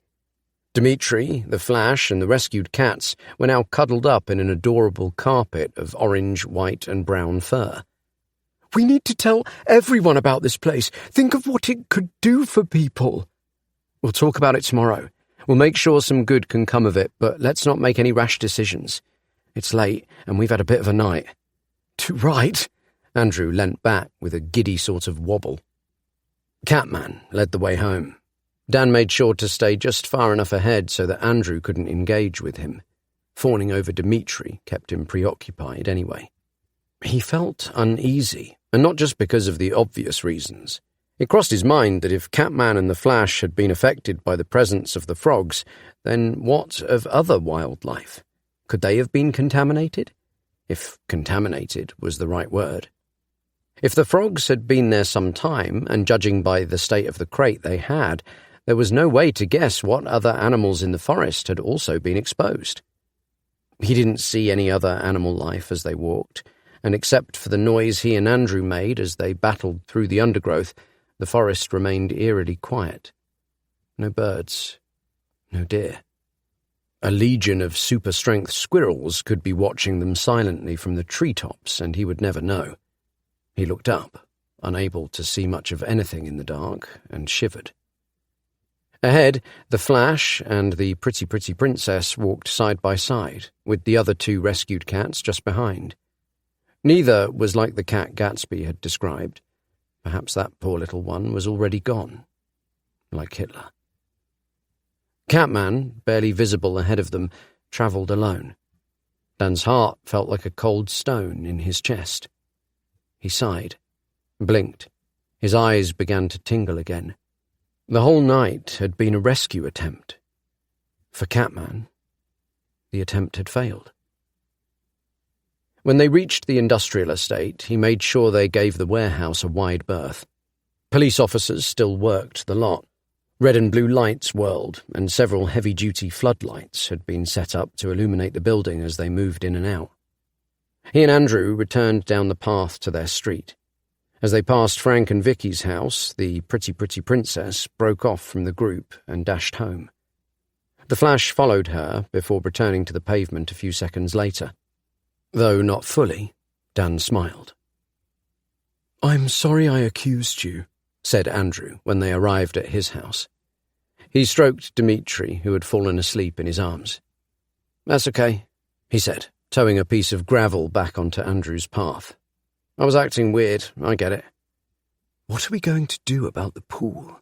It could help so many people," said Andrew.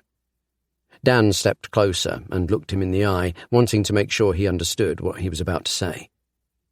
"I'll call you in the next few days. Don't talk to anyone until we've discussed it. We shouldn't go anywhere near the warehouse or the pool until we know what we're going to do." He'd watched enough sci-fi shows to know that unusual science experiments, the type that resulted in outbreaks of mutant frogs and cats, were just the sort of thing people disappeared over. "We talk too soon, and the shady men in black suits and Ray-Bans will come knocking." Andrew pressed his lips together. "I don't think that's going to happen." "Well, there's also the shady men in black tracksuits and parkas to worry about," he said.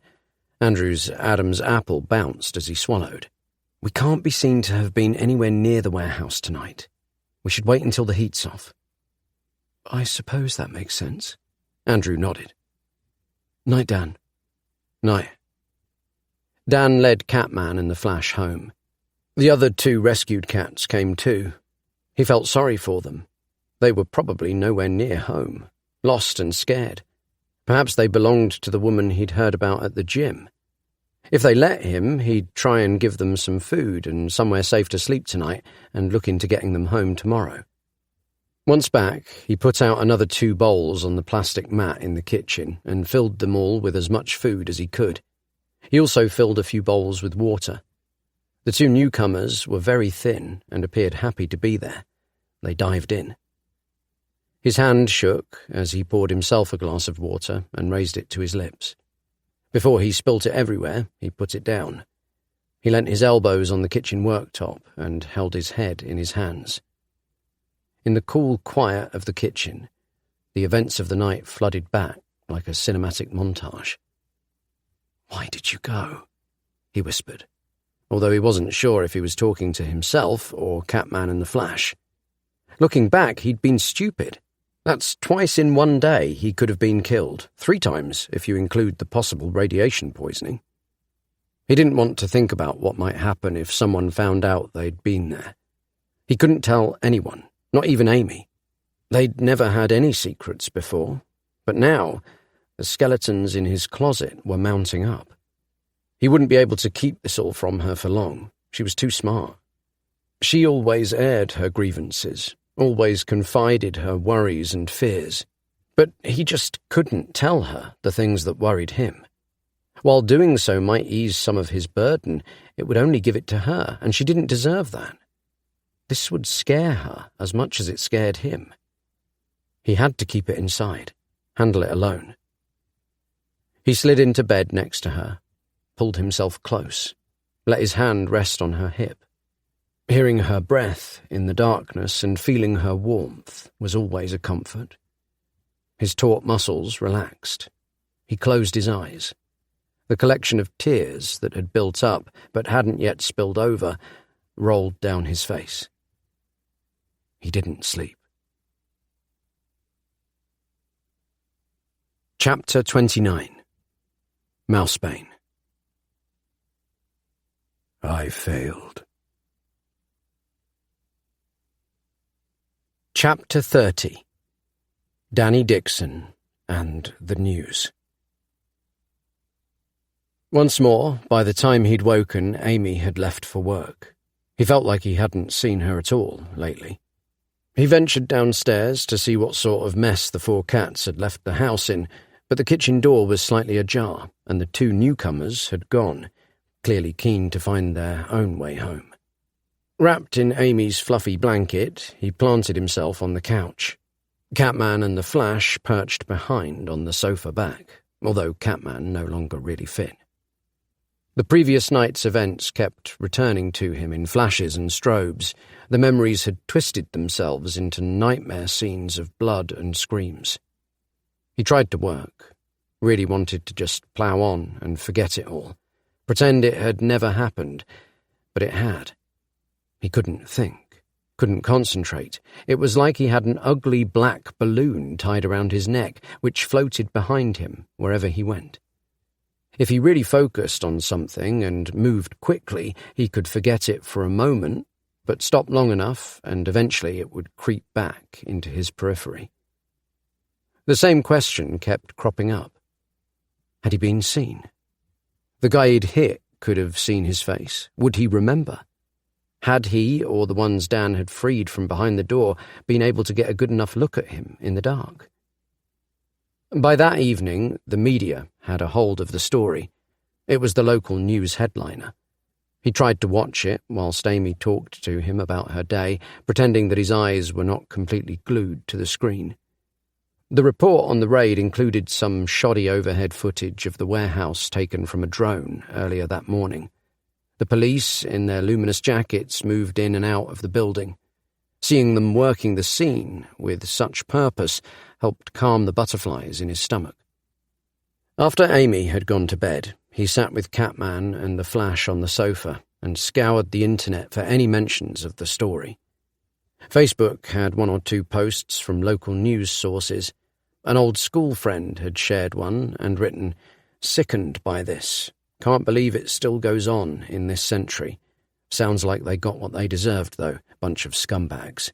I'd like to shake the hand of the legends who cracked it." At this, his mood brightened. It was good to know his unintentional good deeds were appreciated, even if no one knew it was him. This must have been how it was for Batman, knowing you'd done some good in the world, but unable to tell anyone. With a renewed warm feeling inside, he read the article that had been shared. The group at the warehouse were part of a larger dogfighting and drug trafficking ring that Surrey police have been watching for some time. Authorities seized over £25,000 in cash, but are baffled by the condition of some of the men they arrested at the scene. "I'd have been pretty baffled too," he said to Catman. Some of the men found on site were unconscious, covered in bloody scratches and bite marks. One was missing an ear, another part of his nose. There were mentions of a large black creature lashing out in the darkness. Police weren't able to comment as to any relation to the Surrey puma sightings that have been reported over the last week. "Looks like you're famous." He gave the fur on Catman's head a scruffle. Catman climbed onto his lap, squeezing the air out of him with his weight. He laughed. In the comments section, a number of people mentioned having seen a large black cat in the last week or two, and a number of others echoed his school friend's sentiments. Dan smiled. The three of them had done some good at least. That ugly balloon deflated a little. His thoughts turned to the pool. He'd put off ringing Andrew all day, unsure of how to approach the situation. On the one hand, Andrew was right. If the frogs could be used to heal people, then they had to tell someone. But his doubts from the night before still lingered. There was a chance the men in black, tracksuits and parkas, were still at large and looking for the legends who cracked it. Then there were the actual men in black, suits and Ray-Bans, the ones from the mysterious S Company, who might show up and threaten to chop Catman and the Flash into little bits for experiments. Whatever mysteries the pool concealed weren't worth giving up their anonymity for. Not just yet. It would be better to see the place in daylight, reevaluate it, pretend they had stumbled across it whilst out walking. In the meantime, he needed to lay low and keep Catman out of the spotlight. Despite the history of the local legend, there was likely only one real Surrey puma, and Dan was pretty sure some very bad people would be looking for him now. Chapter 31. Captain Frogcatcher. Dan called Andrew that Saturday morning with the plan to meet up and head to the pool. He had a gig that night and was planning to head straight to work once they'd checked it out. Andrew had texted him a few times over the last few days, and Dan sensed he was getting itchy to go and investigate. He was aware it was still a little too soon after the warehouse incident, but better they go now than Andrew go on his own and get in trouble. Amy spooned a pan of pasta into a Tupperware and handed it to him. "What are you and Andrew up to again?"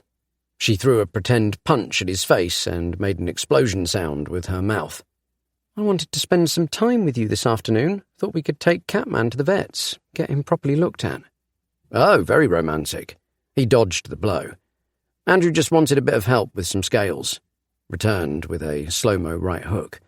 "I've told the band lads I'm going to have next weekend off. Got Adam in to cover me." She grinned and grabbed the lapel of his jacket, pulling herself in. Her breath hit him, dizzyingly warm and sweet. "Really? That's great. Can I plan some things?" She let him go and rubbed her hands together like a supervillain. If he was honest, he'd wanted a bit of a break to sit and do nothing. "Yeah, if you want. Relaxing things." She oohed, eyes alight. "Maybe a spa? Can we afford it?" She winked. "I've been working on a big project, and it's payday soon. I'm sure we can find space in the budget." He kissed her goodbye, patted the cats on the head, and went to leave. "What time should I call the police?" she said, looking at him expectantly. A startled cough escaped his throat, and he stared at her for a moment before remembering this was her normal, jokey way of asking what time he'd be home. What time should she call the police to come find him if he didn't arrive back? He caught himself, tried to act normal. 2:30 a.m., so give them a call at 3-ish? He held her hand and planted another kiss on her cheek. Their fingers pulled apart with a reluctant snap as he left. He dropped his bag and Tupperware off in his van, then headed towards Andrew's.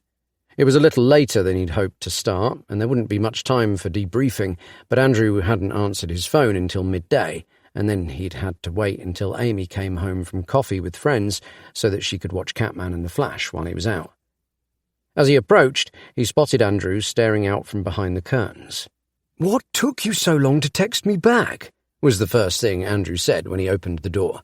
Above his beard, his cheeks were rosy, and he seemed to stand a little taller. "Come see Dimitri."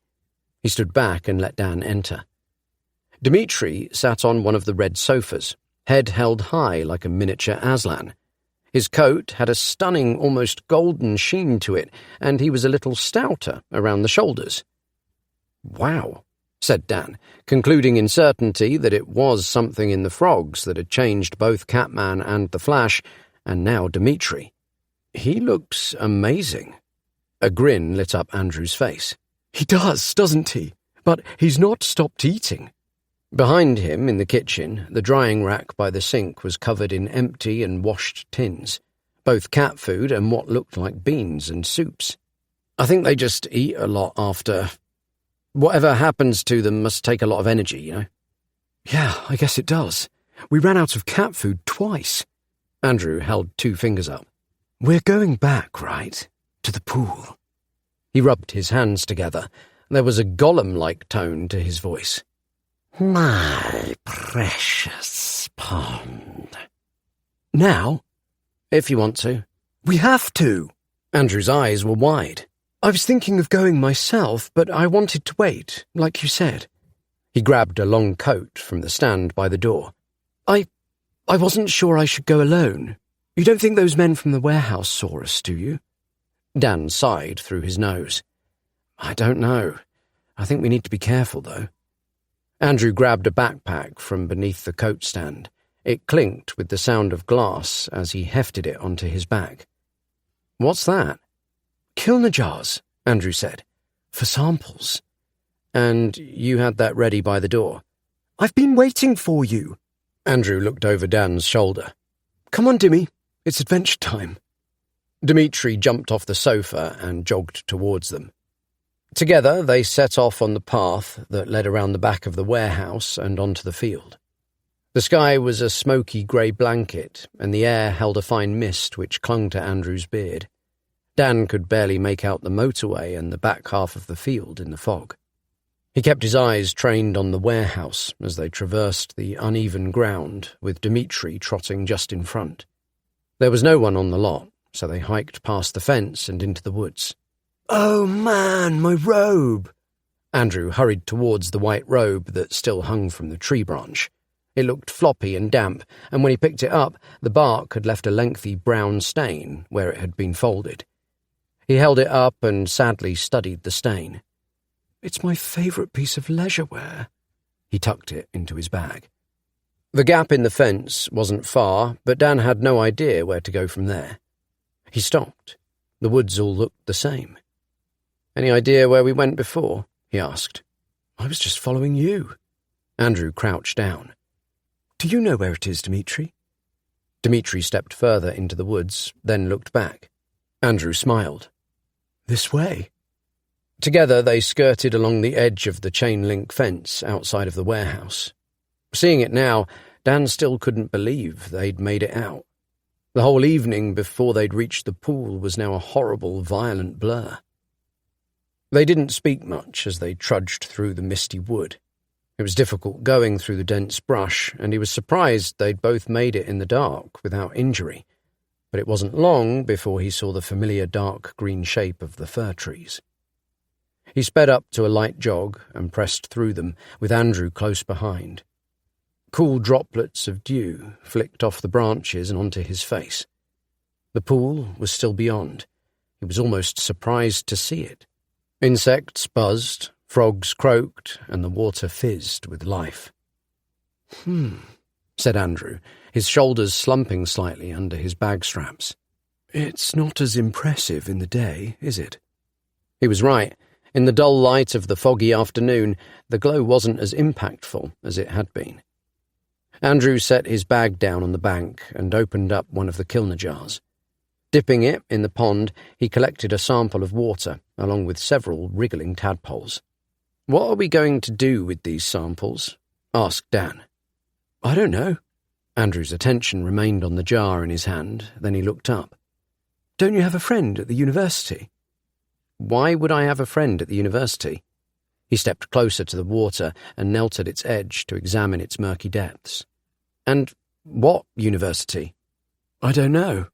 Andrew held the jar up and examined the squiggly little blobs in the faint sunlight coming through the canopy above. "People in situations like this usually have a friend at the university." "You've been watching too much 80s sci-fi." "You can never watch too much 80s sci-fi." Andrew moved to stand by his side and passed him the jar. A silvery blue sheen seemed to radiate from the tadpoles' tails. "Do you think it's the water that's special, or the creatures?" Dan was sure it was the frogs, but wanted to know if Andrew agreed. "Definitely the frogs." "I found something a little further into the woods." He passed back the jar. "A box. I think they came from inside. I think that's the source." Andrew looked up over the pool as if he knew where it was, then sealed the top of the jar and put it in his bag. That droning whine from beyond the trees had stopped. "So, if the cats ate the frogs and became mega, what do you think would happen if we did the same?" Andrew gave Dan a strange sideways glance. Dan studied the other frogs nestled on their little island in the centre of the pool and wrinkled his nose. He hadn't considered that, probably because eating a cold, slimy little frog was the most disgusting thing he could think of, and nothing in his wildest dreams could make him do it, not even the thought of attaining superhuman strength. "Do you think we'd grow like Catman or something?" continued Andrew. "How long did it take for him to grow like he has?" "They were missing for a few days, but he was already a little bigger when he came back. I'd say 8 until he reached his full size. It seems to have stopped now, though." Andrew twirled the tip of his beard.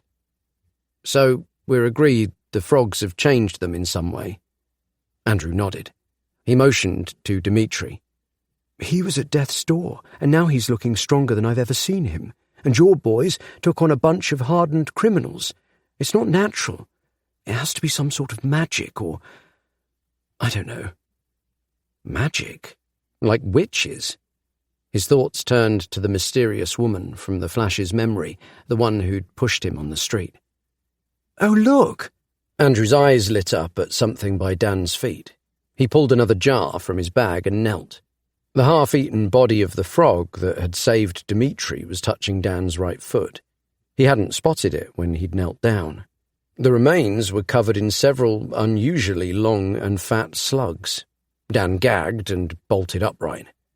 Andrew picked it up by one of its legs and dropped it, slugs and all, into the second jar. "It's dead, don't worry." He sealed the lid and placed it next to the other jar in his bag. "I know, sorry, I'm just not very good with bugs and things. When I see them there with their slime and their legs, I just feel like somehow they'll end up inside me." Andrew raised an eyebrow. "You what?" "Like they'll try and get in my ears and mouth or something." "Oh, I see. Fair enough." Then he thumbed his chest. "I've got guts of steel." He gave Dan a friendly elbow. "Must be all that Kazumatsu." Dan gagged again, this time remembering the evening Andrew had invited him over for maggot-infested Sardinian sheep's cheese. "We should try to get a live one, too," said Andrew, glancing over at the little island. He clearly didn't mind getting his hands dirty. "Be my guest." Dan held up a palm invitingly. Andrew took out a third jar and approached the side closest to Frog Island. It looked quite the jump, but Dan thought he could probably make it from the closest point. "You'll have to be quick to get one before they all hop away," he said helpfully. "Thanks for the pro tip, Captain Frogcatcher." Andrew removed his long coat, placed it on his bag, and moved to the edge. The mud squished under his feet. It looked slippery. "But how do I get there?" "Can you jump?" Dan tried to recall how his old PE teacher had drilled a standing long jump into them at school. "Swing your arms, bend low, and go for it." "Sure." Andrew fixed his eyes on the island. He swung his arms, bent low, and the mud beneath his feet gave way. His sandals slipped, and before Dan could do anything to help, Andrew was face down in the pool. The almost jelly-like water covered him fully. Andrew pressed himself up, gasped, and said something like, "Ugh!" He scraped his front teeth over his tongue and spat the water from his mouth, then stood, drenched from head to toe. Dan tried not to laugh as Andrew combed a handful of squiggly tadpoles from his beard. "Are you okay?" Yep, all okay." Andrew gave him a thumbs up, then scooped up the dropped jar floating on the surface of the water and waded towards the island. "Everything is going swimmingly." "Ha, swimmingly, good one." Andrew gave him a less than enthused eye roll. Dimitri had somehow found his way to the island already. He had 2 of the smaller frogs pinned beneath each forepaw. He watched his owner with little sympathy. If cats had eyebrows, one would have been raised in mild exasperation. Most of the frogs had already scattered, but some remained, eyeing Dimitri uneasily. Andrew cupped his hand over one paw and picked up the first pinned frog. He dropped it carefully into the jar, then did the same with the other before closing the lid. "Well done, you two," said Dan. Andrew squelched back to his pack and put the jar inside, then closed the bag and swung it onto his back grumpily. "What about that box you mentioned?" he said. "I'd be keen to see it." "Maybe you should go back, stick the kettle on and get dry, and I'll come find you in a mo. We'll chat about next steps before I go out to work." Dan held up his phone. "I'll take some video and pics of the box for you." He glanced in the direction he thought it was in. "If I can find it." Andrew looked a little reluctant to go, but finally, through teeth that were beginning to chatter, he agreed. He gave his arms and legs a drying shake, then jerked his head towards Dimitri. "Come on, Dimmy." With ease, Dimitri leapt from the island to the side of the pool, and together the pair disappeared through the line of firs. Dan tapped his fingers on his chin. Without the sound, it was going to be difficult to find the box, and light wasn't on his side. Though there was a slight clearing of canopy above the pool, the forest on the other side was dense and blanketed by tall, thick pines. The mist that had hung over the field had also permeated the forest, giving the trees a ghostly grey quality. He stood with his back to the firs that marked the edge of the pool, hoping that would give him an idea of the direction in which to go. He could hear the crunch of Andrew's footsteps as he headed away, the muttered grumble of his voice as he complained to Dimitri. He drew back the curtain of needles and looked through the firs to see if he could still see them. They were nearly out of sight in the wood. Slight movement in the shadows caught his eye, and Dan froze. Someone was heading towards his unsuspecting friend from an area of the forest a little way from the pool. She made no sound as she tracked him carefully through the woods. A shadow, half camouflaged in her navy blue coat. The woman. As far as he could tell, she was alone. He swallowed, his mouth suddenly dry, and allowed the soft green needles to fall across his face, so that if she looked, she'd be hard-pressed to see him. He should follow, right? What if she meant Andrew harm? She was either working for the men in the dogfighting ring or against them, and there was always the possibility that she could shed some light on what had happened to Catman and the Flash. He swept through the firs and, picking his route as carefully as he could, gave silent chase. Chapter 32. The Disappearing Woman. Andrew didn't spot her, and she did not spot Dan, with her eyes always fixed ahead. He suspected, although he could not tell from his position behind them, she was perhaps focused on Dimitri. Even from here, he could see Andrew's cat had an unusual gleam about him, a golden hue that shone, sun-like, from every strand of fur on his densely covered back. He lost track of them as they moved through the tree line and onto the field. At that point, he risked speeding up, hoping the sound of his advance might be hidden beneath the noise of the screaming cars on the motorway and the clanking, groaning industrial estate. When he reached the forest boundary, he paused for a breath behind a thick oak tree and looked out over the field. Andrew had already moved out of sight, likely onto the pathway that led back to their street. She strode purposefully after him, knees high through the long grass, with that same camera wrapped around her shoulder. She gripped it firmly across her chest with both hands. He waited for her to disappear onto the path, then sprinted across the field to the wooden fence that marked the field's boundary. From there, he peered down the path, only to see Andrew turn the far corner, seemingly oblivious to his pursuer. When he disappeared, she put a phone to her ear and broke into a run after him. Was she calling for backup? He waited for her to turn the corner, took a quick breath, and again gave chase. Who was she, and how much did she know about the pool and about the frogs? Was she the Men in Black? If so, both Andrew and Dimitri were in trouble. He sped up, sprinting now to the end of the path, stopped again at the far end and looked down the street towards home. Andrew was nearing his house. She still had her phone pressed to her ear, but had fallen back slightly, likely watching to see which home he went into. Dan crossed the road so that he was on the same side as Andrew's house and the opposite to the woman. He slowed his pace in time with hers, whilst keeping a good few meters behind. She hadn't spotted him, and the cars lining the road meant he was somewhat hidden. Andrew finally turned onto his garden path, and she sped up once more. He ducked behind a car as she reached Andrew's path, crouching low so that he could only see her feet between the wheels. She turned a full 360, likely surveying the road, then disappeared through Andrew's gate. Ah, this was it. She was going to get him or Dimitri or both. Ah! He pushed himself up and jogged to the high bush at the end of Andrew's garden path. Didn't dare peek around it for fear she might be looking this way. He heard her knock. There was a long pause, in which Andrew didn't answer. He imagined him fretting inside, soaking, trying to find something to dry himself, oblivious to what awaited him at the door. What exactly did await him at the door? She knocked again. Even from here, Dan could hear the muffled sound of Andrew from inside. "Coming!" The door cracked open. "Sorry," Andrew said. "I was just about—" "Where did you get those?" Her voice snapped, short and to the point. "IKEA. They're nice, aren't they? I usually keep lentils in—" "Not the jars," she said. Dan heard a click. "The tadpoles." Simon, I'm going to need extraction in 10. I found them." "What?" "Look, sorry, I've just fallen in a pond and I need to have a shower, so thank you, but I'm not buying anything today.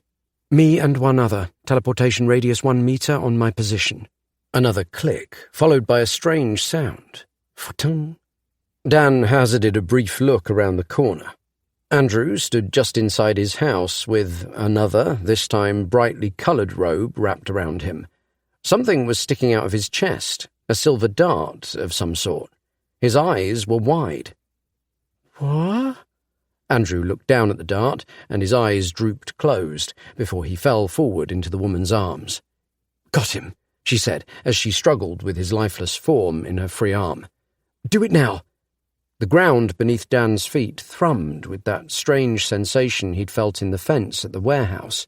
He looked down as a low bass note started to rumble, seemingly centred on the pair. "Andrew!" Dan hurried forward around the bush. The woman's eyes flashed to him. "Simon, wait! There's two of— Ah!" Dan shouldered her out of the way and into Andrew's garden hedge. "Sorry," he said, feeling an odd sense of guilt for bush-pushing this woman, but she seemed unharmed. Andrew's lifeless form fell against him. He dragged him through the front door. The woman struggled to pull herself out of the hedge while that weird rumbling bass intensified, but before she could get up, it cut out, and she disappeared into thin air. He stood there for a moment, closing his eyes and opening them again, wondering if it had somehow been another weird vision. The air felt thick, with the stench of molten plastic that reminded him of overused electrical appliances. He gripped Andrew under the armpits and willed the woman back on the front step. What was happening? Part of him suggested that if he blinked hard enough, he might wake up sitting at his breakfast bar earlier that morning, having dozed off while getting ready to go out.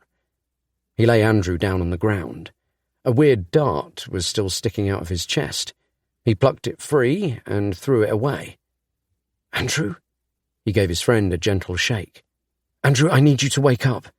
Something brushed past him. He nearly fainted with shock. Dmitri climbed up to stand on his owner's chest. He butted heads with him, and Andrew gasped awake as if slapped. "Oh, what happened?" He rubbed his head and looked up at Dan. "Some woman shot you with a dart. She disappeared. But he bet she would be back soon. We have to get out of here." Dan helped Andrew to his feet, then moved into the living room. They should head out the back way. "Who was she?" Andrew followed. Dan shook his head. "I don't know." He rubbed his head. It had to have been another vision. People didn't just disappear. Dmitri led them through to the kitchen before hopping up onto the side next to a six-pack of condensation-covered IPA cans.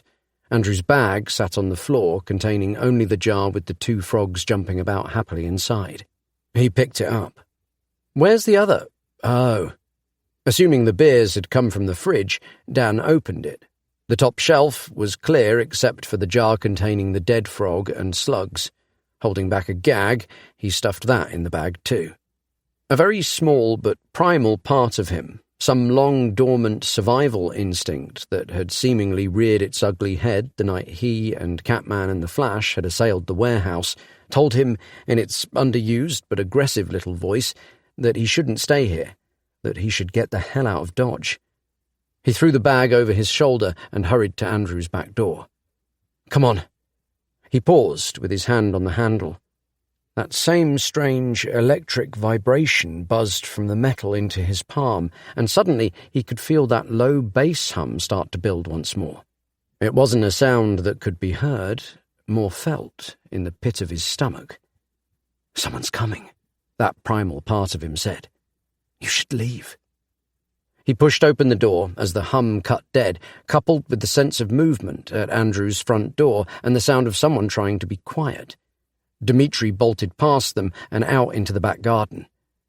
Dan did not wait to see who or what had arrived in Andrew's front garden. He ushered Andrew out and pulled the back door closed. They hurried after Dmitri, who scrabbled quickly over the back fence and onto the path that led behind the houses on this side of the road. Andrew fumbled with the rusted bolt at the top of the gate as the back door was thrown wide open behind them. "The bolt's stuck!" His voice rose. "Wait right there!" The woman's voice from the back door. Then, fa-tung, and something slammed into the fence on Dan's right. He risked a sideways glance. Another silver dart stuck roughly an inch into the wood, juddering with the force of impact. "Damn it," she said. "Come on, Andrew!" Dan slapped the bolt with his palm and it sprang open. He shoved Andrew out onto the muddy back path. To the right, Dimitri was sprinting away towards his home, towards Amy. They couldn't go that way. To the left was the suburban maze of Walton's crescents and footpaths. Best to lead them as far away as possible. Dan began to make his way along the path. "Dimitri!" called Andrew, running after his cat. "Wait!" said Dan. But as Andrew rushed past his garden gate, the woman emerged. She had been joined by a man. He wasn't in a black suit, nor Ray-Bans like Dan had imagined. In fact, he was dressed rather conservatively, in chinos, a shirt, and what appeared to be a knee-length lab coat. He didn't seem particularly sprightly, already appearing a little red in the face from the chase. "Get him!" shouted the woman, pointing after Andrew. The man looked reluctant, but began running after Andrew and Dimitri. Then she turned to face Dan and raised that camera to her chest. "We just want to talk to you," she said, before firing another dart that went whizzing past his ear. He jumped back and sprinted. "Yeah, right, talk, with hot blinding desk lamps shining directly into my eyes whilst tearing out my fingernails and chopping my cats into pieces and never letting me see my wife again. You can talk to my arse," is what his brain might have said had it not been screaming the word "run" at the top of its brain lungs. He ran like his life depended on it, because it probably did. Wound his way through the paths and streets, taking random turns here and there, as his pursuer fell further and further behind. He must have run for an hour this way and that, near and far, only stopping when his body finally gave up and he could not take another physical step. Heart pounding, he leant against a lamp-post to catch his breath. He had intentionally brought himself, albeit via a very indirect course, to the gym. No one would come looking for him here, right? Not with all these people around, and the place was open 24 hours. He could stay here indefinitely, if needed. He hoped Andrew had managed to get away.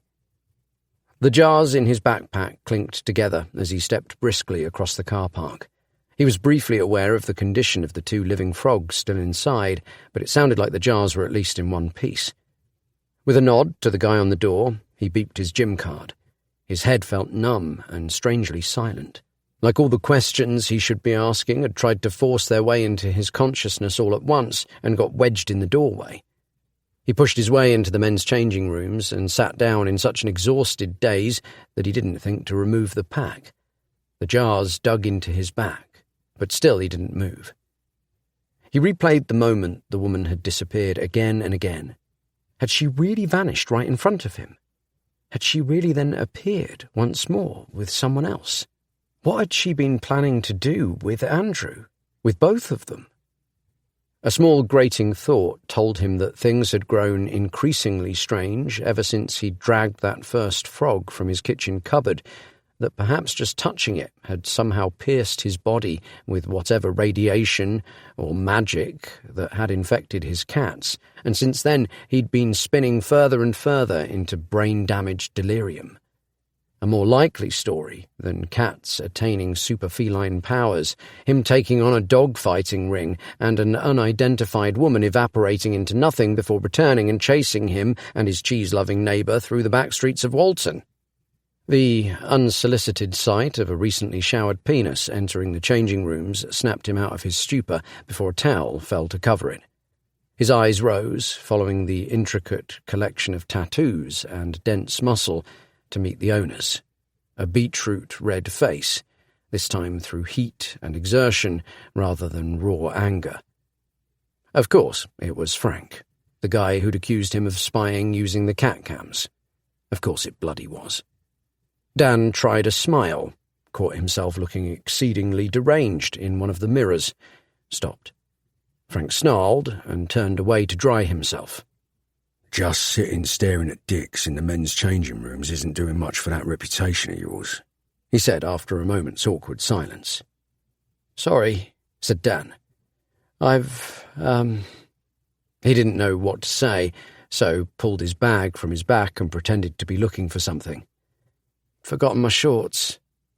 Frank pulled on a shirt, then glanced over his shoulder. He snorted. "Right." Dan's phone pinged, and he fumbled to take it from his jeans pocket. A text from Paul. "Where are you?" He slapped a hand to his forehead. He was supposed to be meeting him before their gig tonight. He was already 10 minutes late to their usual rendezvous point. His thumbs flew across the keypad. "Sorry, P, can't make it. Ill. Can Adam fill in?" The reply was almost instant. "Bit late to let me know. We'll sort. Get well." He didn't think any more of it. He called Andrew. It rang off. What did that mean? Was he running or caught? He didn't text him. If he was caught, that woman might read it, might triangulate his position, might set up a cordon of super soldier agents outside the gym ready for him to come out. He lay his head against the wall and closed his eyes. That woman had seen his face.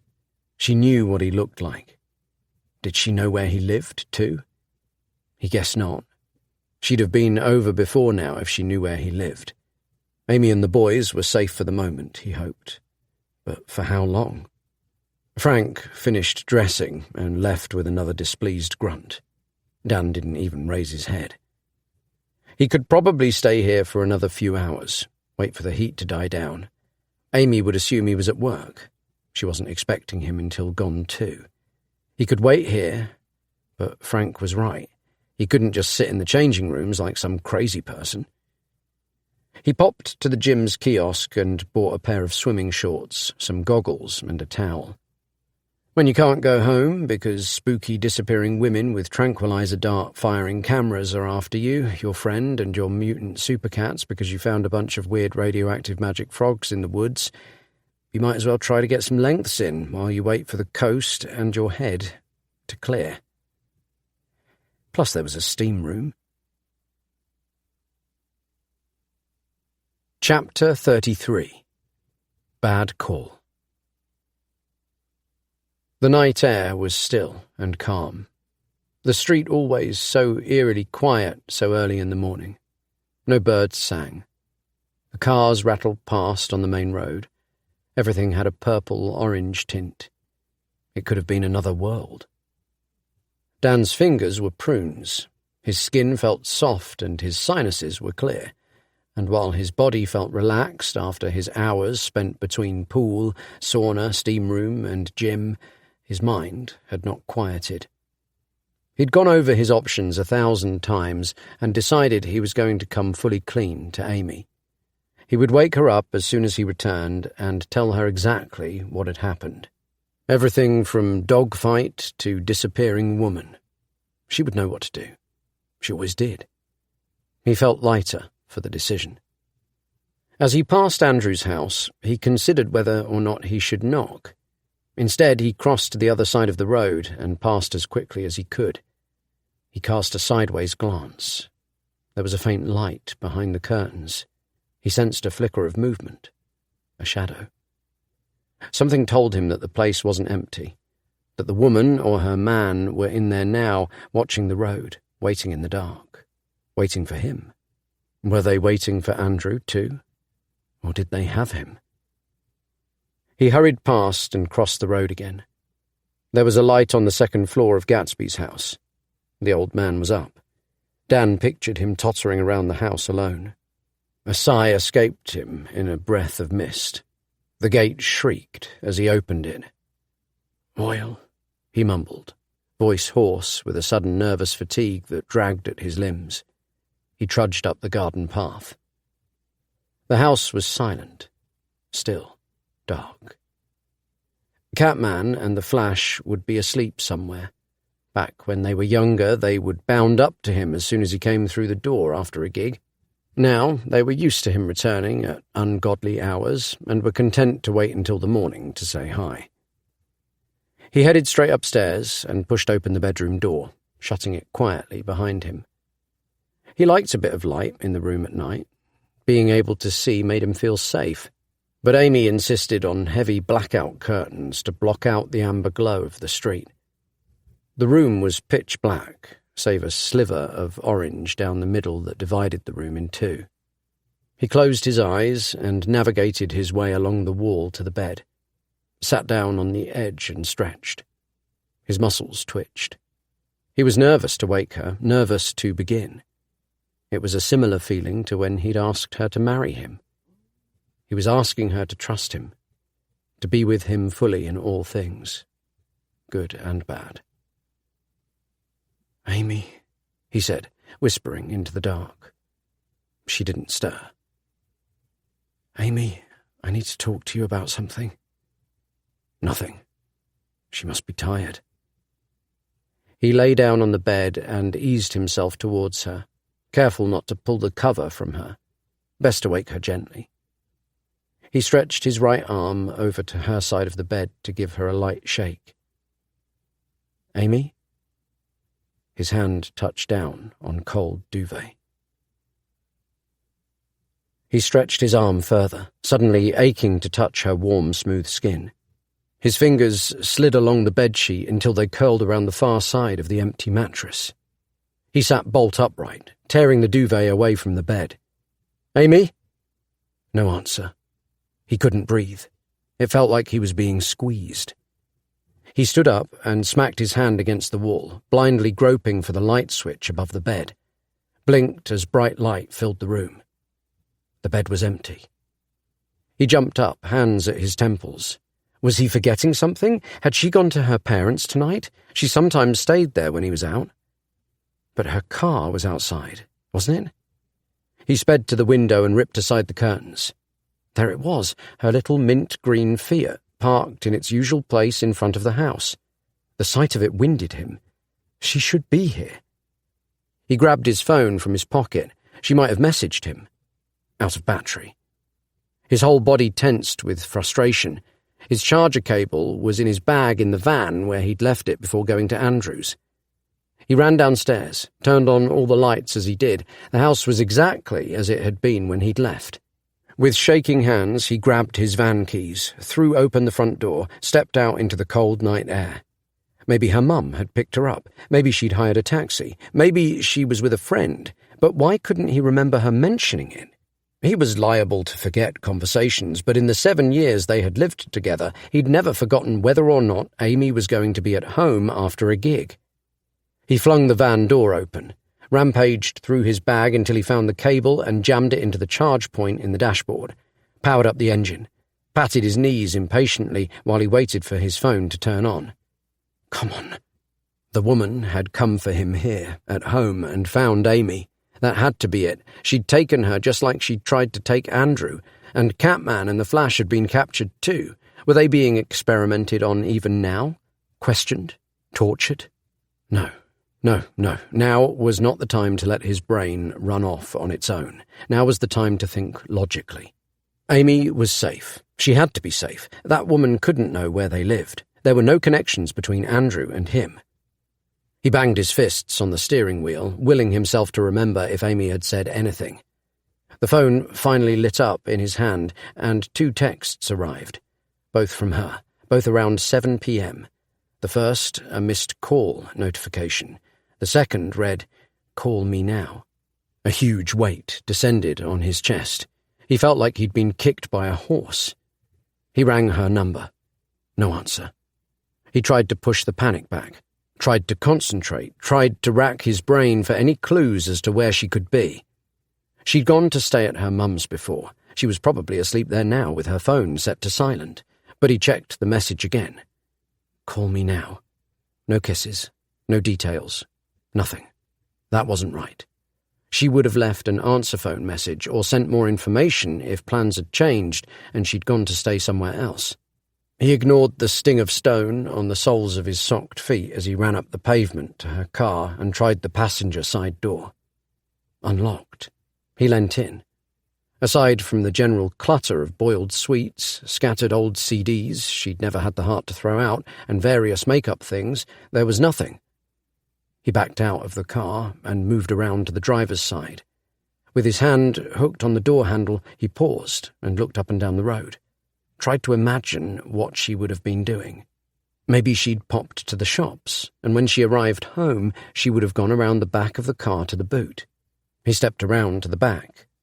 Next, she would have walked to the house with the shopping and used the remote to lock the car. But she hadn't locked it. The boot was slightly ajar. He opened it fully.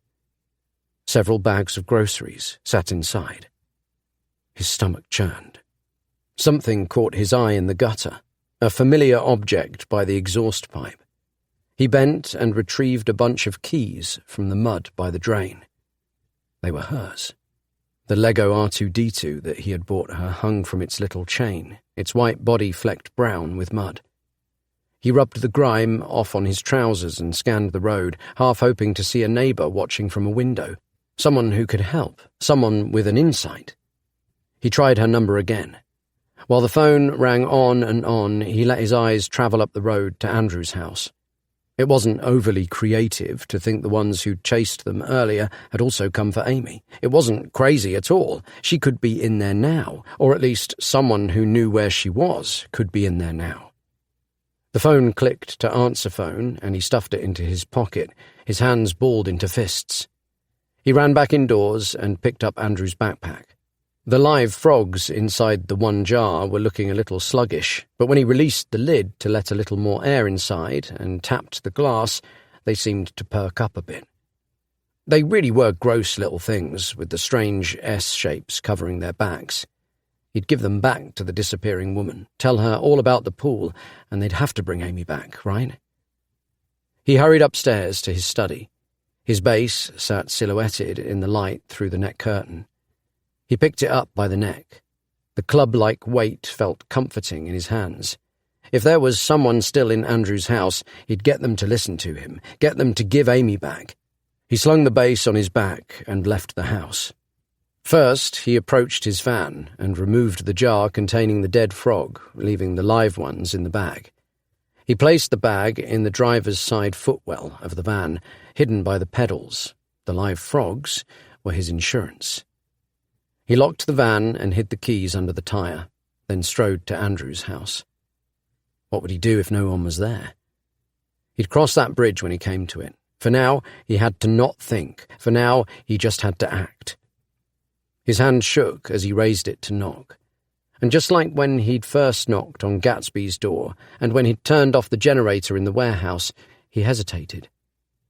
Was this a good idea? Amy was out there somewhere alone and scared, and he was her only hope. This was the only idea. He thought of the way Frank had acted when he'd suspected Dan of spying on his girlfriend with the cat cams. That was who he needed to be now. Angry, unrelenting. He channeled that force. With teeth gritted and shoulders set, he jammed his finger on the doorbell. The chime cut through the silent night like an alarm.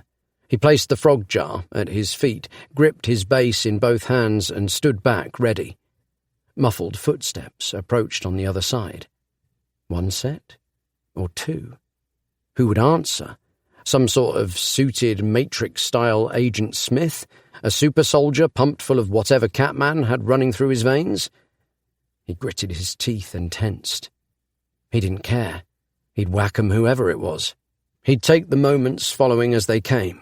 He just had to make sure whoever it was didn't disappear on him. The door clicked open, and he raised the base and rammed it through the doorway like a snooker player striking a cue ball. With a low donk, it connected with the forehead of the small middle-aged man that had appeared on the other side. His bespectacled eyes fell shut, and he flopped to the ground. Oh.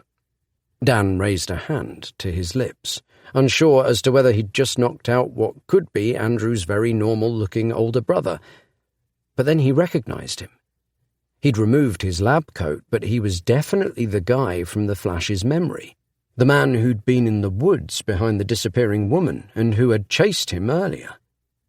He wore an orange woolen jumper over a shirt, brown chinos, and a pair of plastic brogues that still had the sticker from the supermarket he'd brought them from on the sole. He was a little shorter than Dan, and looked like he'd be more at home behind the counter of a comic book shop than heading up a unit of genetically enhanced super soldiers. Dan leant his base against the wall, then knelt and checked the man's pockets. There was a phone in one. He took it. He also removed the man's watch, just in case it was some sort of sci-fi teleportation tech gizmo. Then he grabbed the man under the armpits and dragged him through Andrew's lounge into the kitchen. Once there, he dumped him onto a dining chair, spent a moment to make sure he didn't fall off, then filled a pan of water from the cold tap. A large, shiny bump had begun to form in the centre of the man's forehead. His skin hadn't broken. He hadn't expected him to fall unconscious. He'd not hit him that hard, had he? He hadn't expected someone like this at all. Dan returned to the front door, retrieved both his base and the jar containing the dead frog, and placed both on the kitchen table next to a letter with an NHS logo on the top. Hanging over one of the other dining chairs was the man's white lab coat. He took a short breath and blew it out to try to still his fluttering heart. He felt numb, cold, like he was outside of himself. His hands were shaking, and he clenched both around the handle of the pan. He threw the cold water into the man's face. "Wake up!" The man jerked in his seat. "What?" he spluttered, then raised his hand to adjust and wipe his glasses that still clung to his ears. "Oh, my head." He put his hand to his forehead where he touched the bruise that was starting to form. "Did you hit me with a guitar?" "No, it was a bass," growled Dan. His lips twitched with an anger he'd never felt before. "Where's Amy?" The man squinted his little beady crab eyes. "I thought his name was Andrew Giles." "The woman! My wife! You've taken my wife!" Dan raised a fist and shook it, his fury guiding him. "Where is she?" The man scratched his head and wrinkled his nose. He looked at Dan as if he were wrestling with a very difficult maths problem. "The man we saw you with earlier is your wife, Amy." "Are you stupid?" Dan couldn't help but shout. His fingers stiffened into claws. "No, I'm gifted biochemist Simon Dufresne." He said it as if he were reading from a teleprompter. "They say I'm one of the best in the world, but—" "The man you kidnapped, Simon Dufresne, gifted biochemist, is my friend Andrew. You've also taken my wife." "Andrew Giles escaped, but—" He shook his head. "Kidnapping's not right. Kidnapping's not right at all. Pippa said we weren't going to do kidnapping, we were just borrowing. I lost some things and Pippa is trying to help me find them. Pippa thinks Andrew Giles knows where they are." Simon began to rub one hand over the back of the other repeatedly, creating a rapid hissing sound. "She says you know where they are, Daniel Dixon." Dan took a few steps back at the sound of his own name coming out of the stranger's mouth. "Stop messing me around. So Andrew got away, but I know you have her." Although now he wasn't so sure. Somehow he could tell the man wasn't lying. Simon shook his head repeatedly. "No." His hands moved to his pockets. Dan flinched, thinking perhaps he might have missed a weapon of some sort. "Where's my phone? You've taken my phone. I can call Pippa and she can tell you. We don't have Amy Dixon." "What will that prove? She'd just lie." "You have my word. We don't have her." Simon's gaze shifted to Dan's pocket. "I just need to find the specimens, and with your help I can. That's all I need." "Then where is she?" "I'm sorry, I don't know." Dan sighed. He believed him. He reached forward and Simon shrunk back. Dan grabbed the jar with the dead frog from the table. The giant slugs were nearly finished with it. A milk-white skeleton was all that remained. "What are these?" He passed it to Simon. Simon's eyes sparkled behind his glasses. "Those are Orion hortensis. Wowee, look at them." "Orion what now?" "Slugs, and looks like they've been at my specimens." He pushed up his glasses and peered closer. "Fascinating.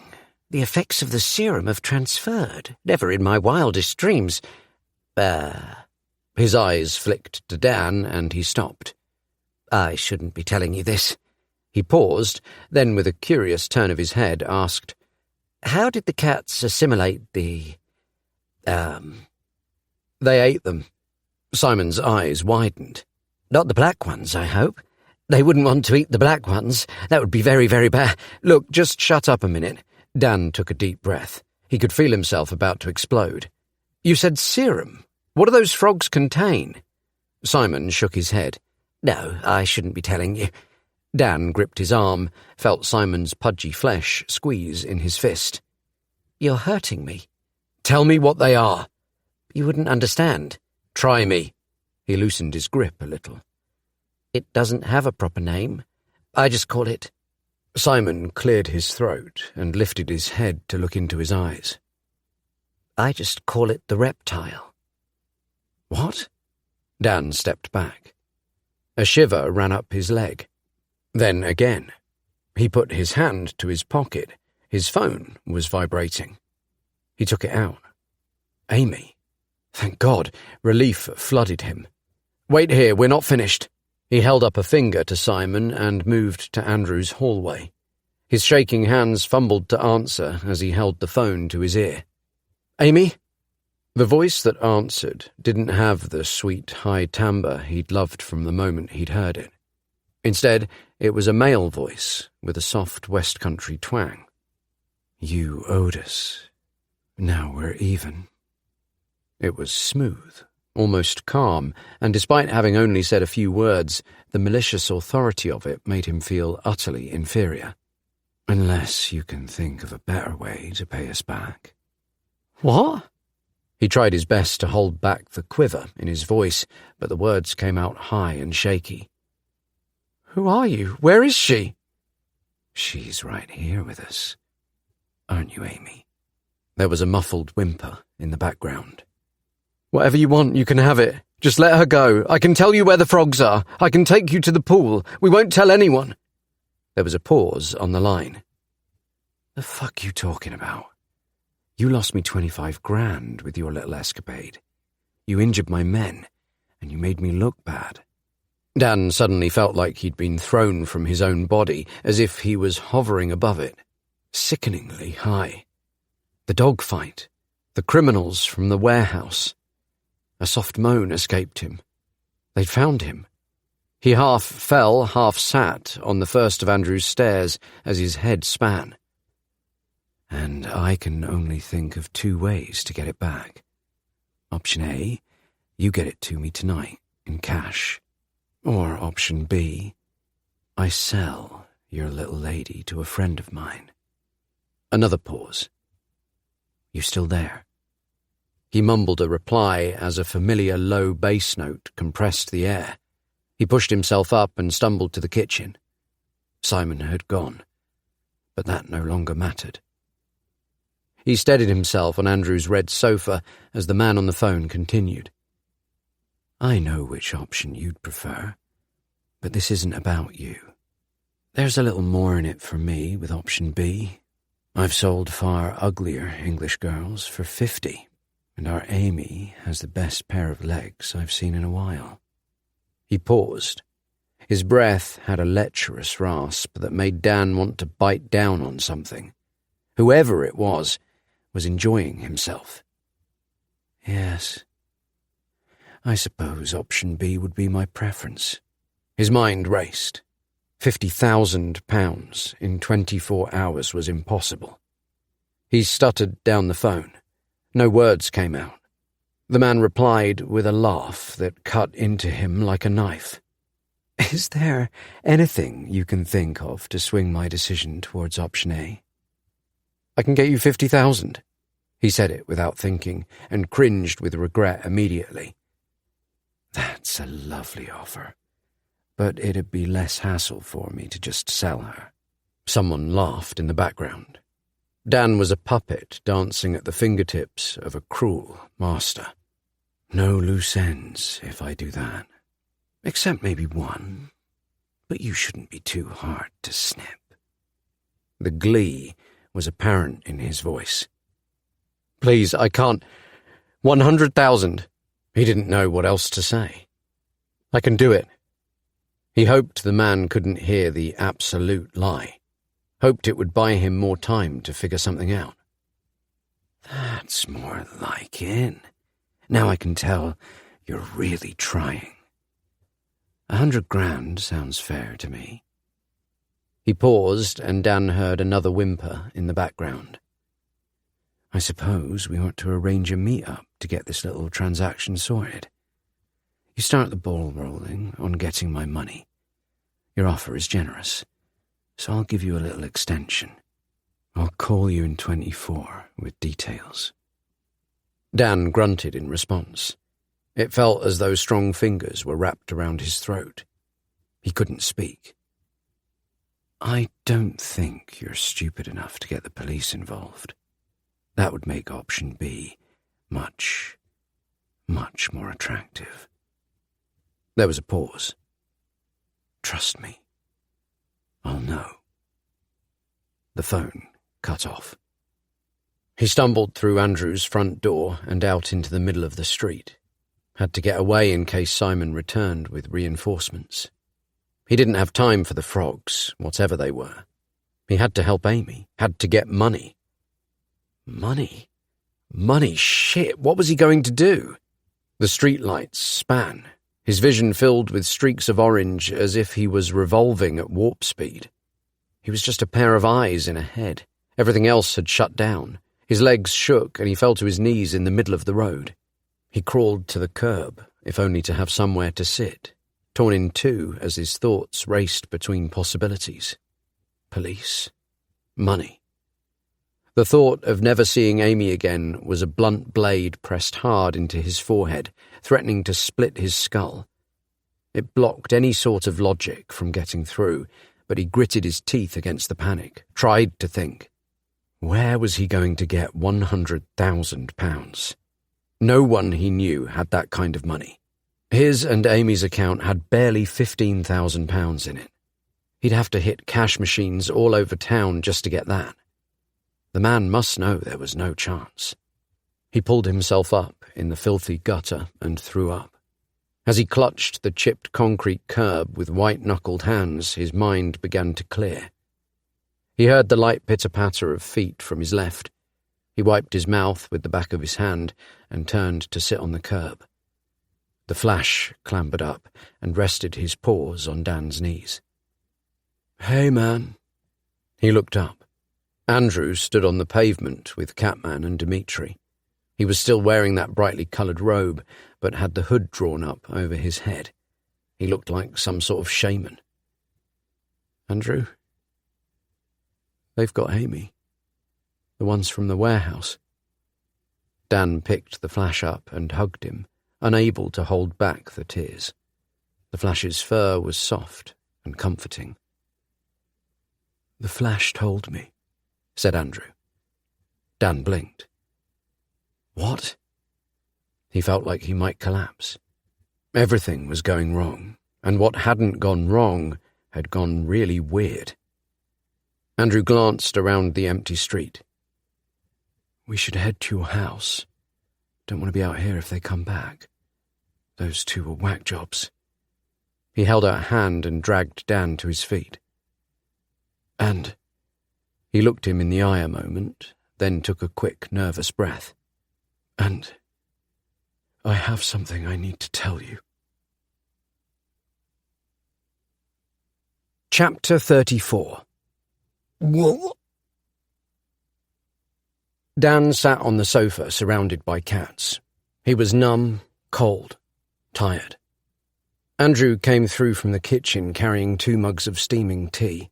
He'd insisted.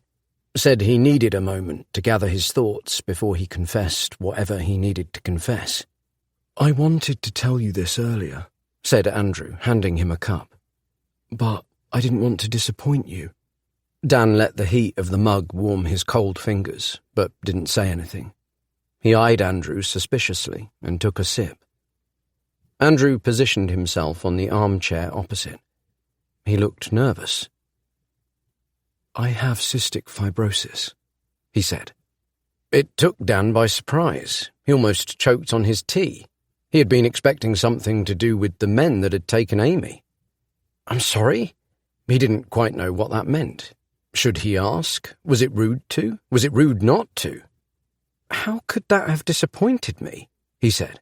He tried to offer Andrew a smile, but couldn't get past his own all-encompassing worry. "Is it bad?" He wanted to ask what it had to do with Amy. "Sometimes. It's getting worse as I get older." Andrew smiled and took a sip of his drink. "When we found the pool, when Dimitri came back to life, I thought maybe it was something that could help me, you know. He stopped, thought a moment. "When you went off into the woods on your own that night, I grabbed another frog. I squeezed it into the pocket of my linens and took it home. Dan met his eyes. Andrew's face was alive, glowing. He didn't look ill. In fact, he looked better than he'd ever seen him. It took me a while to work up the nerve. But in the end I thought, what the hell? I don't have anything to lose. And I've tried weirder stuff, so He held his hands up to his mouth and did a quick nibbling movement. You didn't? Dan's mouth hung open in horrid fascination. I'm still a vegan, mind you. This doesn't change. But they were so gross. Did anything happen to you? Dude. Andrew raised his eyebrows and shifted to the edge of his seat. What didn't happen? I thought I was going to die for a bit. Then I had this truly psychedelic dream, crazier than any fromage-induced fantasy. I was back in the warehouse with you and those bad guys. But it wasn't the warehouse. It was the doctor's office. The doctor was you, and then Dmitri, and then he was the doctor again. He gestured with his hands and stared wildly, as if seeing once more. But then you were there again, and you spoke to me, but you had these red eyes and these fangs. He put a clawed hand in front of his mouth and gritted his teeth. When I woke up, it was something like 8 or 9 hours later, but he blinked and Dan could see there were tears in his eyes. I felt better than I'd felt in months. His lip trembled when he smiled. He took a deep breath as if to show Dan something. I don't know.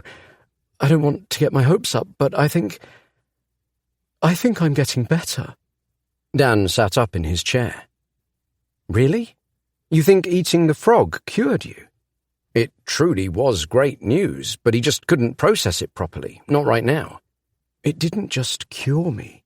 CF is a genetic disorder. The frog changed my DNA. But I'm telling you this because I think somehow the frogs know. They give you what you need. I know what happened to Amy, Dan. He nodded towards the flash. He showed me. Andrew blinked. I think he's telepathic or something. Dan leant forward, mimicking his friend's posture. Andrew had seen what he'd seen. He is. I saw a memory too. Did the Flash see what happened to Amy? He saw them take her. I saw them in his memory. I want to help you find her. He looked around at the other cats. We're all going to help you. He reached out and ruffled the Flash's fur. But what can we do? A devious smile lit up Andrew's face. We've been back to the pool. No. His stomach lurched. Catman, the Flash, and Dmitri jumped down from the sofa and jogged around to the back. And we grabbed a couple more frogs. An involuntary groan left Dan's mouth as he turned to look over the sofa back. Dmitri, Catman, and the Flash stood around a pile of 3 dead, glowing frogs. They looked like cowboys who had finished up for the day and were bedding down around a dying blue bonfire. The Flash picked up the biggest frog in his mouth. He carried it around and dropped it next to Dan's hand. With his nose, he nudged it towards him. Dan looked at Andrew. I can't. Catman is massive. He's strong. The Flash is sending telepathic dream visions. Dmitri came back from the dead, and I'm healed. You'll get something. You'll get something that will help you here. You'll get what you need. What did he need right now? Strength? Intelligence? The ability to vomit up mountains of cash? The dead frog was the size of his fist. Its innards pulsed with blue luminescence. The Flash watched him inspect it as a young child might watch his mother assess a piece of fridge-worthy artwork.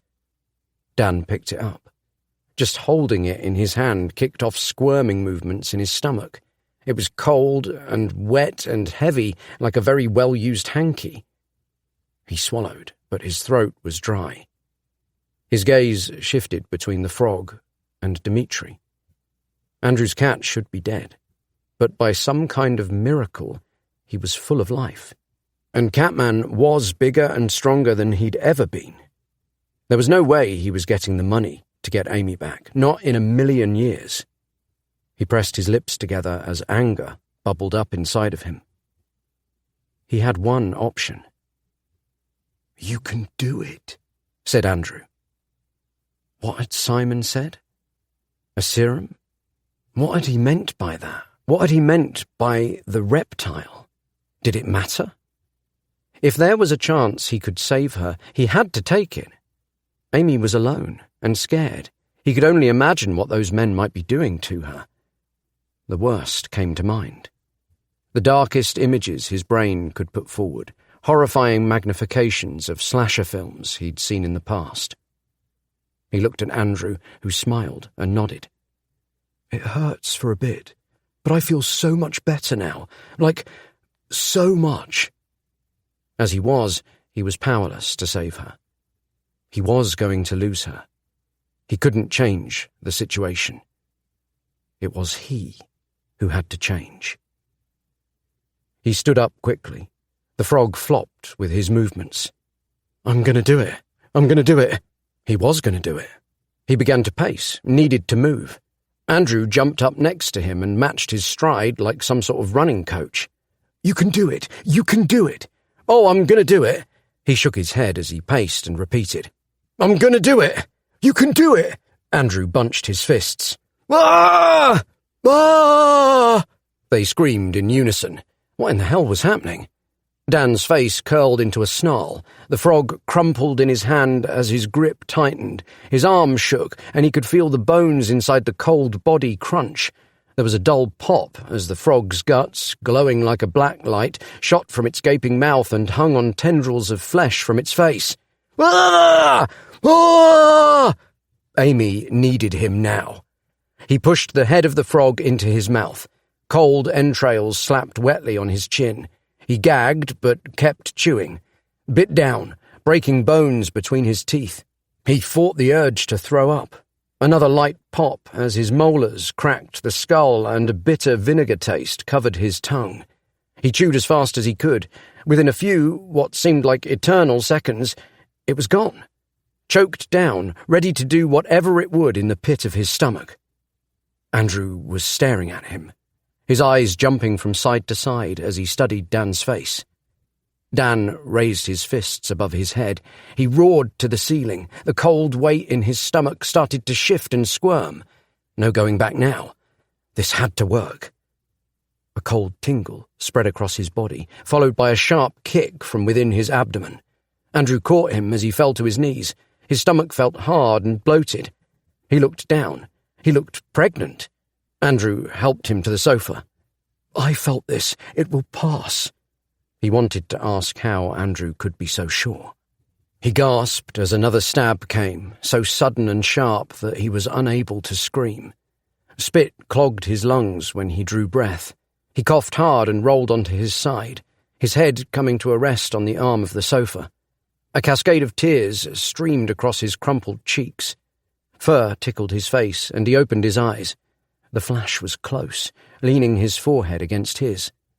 Suddenly, he was inside another vision, looking at muddy ground with the glowing pool in the woods just behind.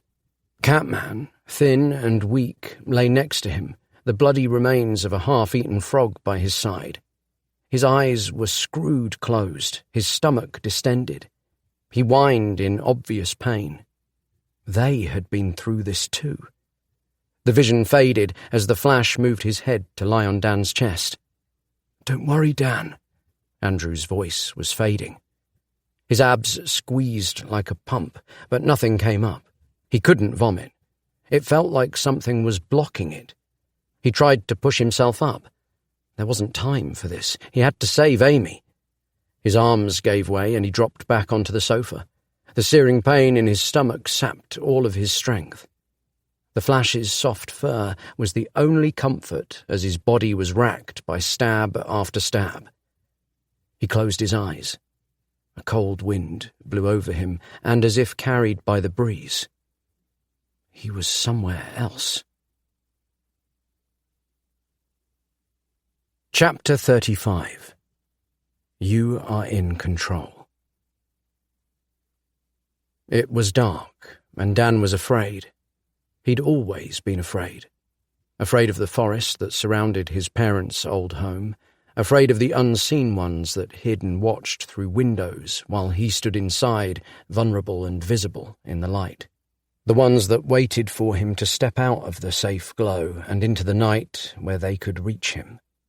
The ones that only really existed in his head. He knew this to be true. It didn't help. He'd come home late from a club. As the designated driver, he was buzzing off the back of several plastic cups of the dingy bar's alternative to Red Bull. He lay awake in bed, counting the sheep to calm his overactive mind. Too hot for the duvet, too scared of the imaginary demons that stalked the night to take it off. It was always quiet at his parents'. They had 2 neighbours, one on either side, but each house was at least 20 metres away from the next, with no others for at least half a mile in any direction. It took him a while to realise he could hear something outside. At first, he thought it was his imagination humanising the sounds of a fox shrieking in the forest or the creak of the old pipes that ran above the ceiling. But soon it became clear that what he could hear was the sound of someone in serious trouble. The screams came to him as his mind buzzed, and innocent as he was, he didn't attribute them to their genuine cause. From where he lay, whoever it was sounded fearful and pained. Something told him he'd been here before. He'd heard this before. It told him not to go outside. But he swung his legs out of bed, his head filled with visions of a young woman being attacked by men. Men who'd managed to drag her up the gravel track to his neighbour's garden. An innocent brought against her will for the gain of others. A rush of heat ran through him, and he wheeled himself out of bed. For some reason, he didn't think to wake his parents. Perhaps there wasn't time. As he stepped out through the back door, dressed only in his flannel pyjama bottoms, he strained his ears for the sound of movement in the dark. The garden had been huge, a few acres of unusable scrub in the middle of nowhere, and with no light pollution. The grass and trees had a ghostly silver pallor from the moon and stars. The screams had stopped, but a rustling came from the neighbour's side of the border. He moved towards the line of large oak trees that split the 2 gardens. En route, he removed one of the heavy metal legs from the trampoline he and his brother used to play on as kids. Through the years of neglect, it had rusted itself into tetanus-riddled oblivion, but was slim yet heavy enough to get a good swing. Sticks and stones covered the ground and stabbed at his bare feet as he crossed the border. His stomach crawled with all manner of insects, not just butterflies. His skin warmed despite the biting cold of the night. Taurine-fueled fight scenarios and visions of conflict flew through his mind at 100 frames per second. The weight of the trampoline leg felt comforting in his hands. Although he'd never fought anyone, his testosterone-filled teenage body wanted nothing more than to hurt people who were hurting someone else. His staring eyes, wide in the darkness, felt like they were trying to burrow out of his face, and he squeezed and relaxed his fist involuntarily on the rough pole. It felt almost wooden in his grip, different to how he remembered, but familiar. The neighbour was an older gent that had always reminded him of the BFG. Large earlobes framed a long, kind face. He still cut his grass with a scythe. The screams may have woken him too. Dan imagined him at the window, scanning the darkness outside with worried eyes, questioning whether his aged body was up to the task of saving the girl in the garden. The clouds shifted across the moon. Blackness fell. The screams hadn't resumed. Anyone could be hidden. What would he do if there were more than one? It suddenly occurred to him how stupid he'd been not to wake his dad, but there was no going back. Someone needed him. He lowered his voice to a growl, hoping to sound bigger and older than he was, and shouted into the night. "I've called the police! They are on their way!" The rustling in the bushes stopped, and he caught a glimpse of movement to his left. A short, larger woman trotted towards him. Her form shifted as her heavy body plodded along the grass, changing between that of the woman that was really there and a taller, dark-haired woman carrying a camera that seemed to flit in and out of existence. As she came closer, he noticed that her top half was clothed only in a bra, and the fly of her denim skirt was undone. He looked over her shoulder towards the bush she had just come from. Someone else lurked in the shadow. Another figure. "Are you okay?" he asked, hiding the pipe behind his leg. "What are you doing here?" she panted. She finally solidified into the form he remembered. He didn't answer. "Sorry," she said. "Sorry for what? Are you okay?" It still hadn't dawned on him what he had interrupted. With the knowledge of hindsight, his next question, asked because he thought the lady was in trouble and couldn't say so, makes him curl up and die a little inside. It is the block that has always kept him from putting himself out there. "Do you want to come over for a cup of tea?" Simon Dufresne came rushing out of the bushes towards him. He wore a vest that glowed white in the night, his hair cut into a sloppy Mohican. Dan stepped back. This wasn't quite how he remembered the event. "Of course she doesn't want to come and have a cup of tea. Now piss off!" Simon looked him up and down. He noticed Dan wasn't wearing a top and pulled his vest off, throwing it to one side. As he did, he seemed to grow back into the punk from Dan's memory, and then into something taller, something monstrous, with long arms and gangly legs and a head buried inside a dark ring of fur. "You gonna be the hero, mate?" He stepped forward. "You gonna be the hero?" A small knife glistened, despite the lack of any light. Dan stepped back once more. If this guy decided to kill him here and now, then he couldn't stop him. Even if he had in fact called the police, they would never have made it here in time anyway. His hand twitched as he gripped the pole, which had somehow become a broom handle.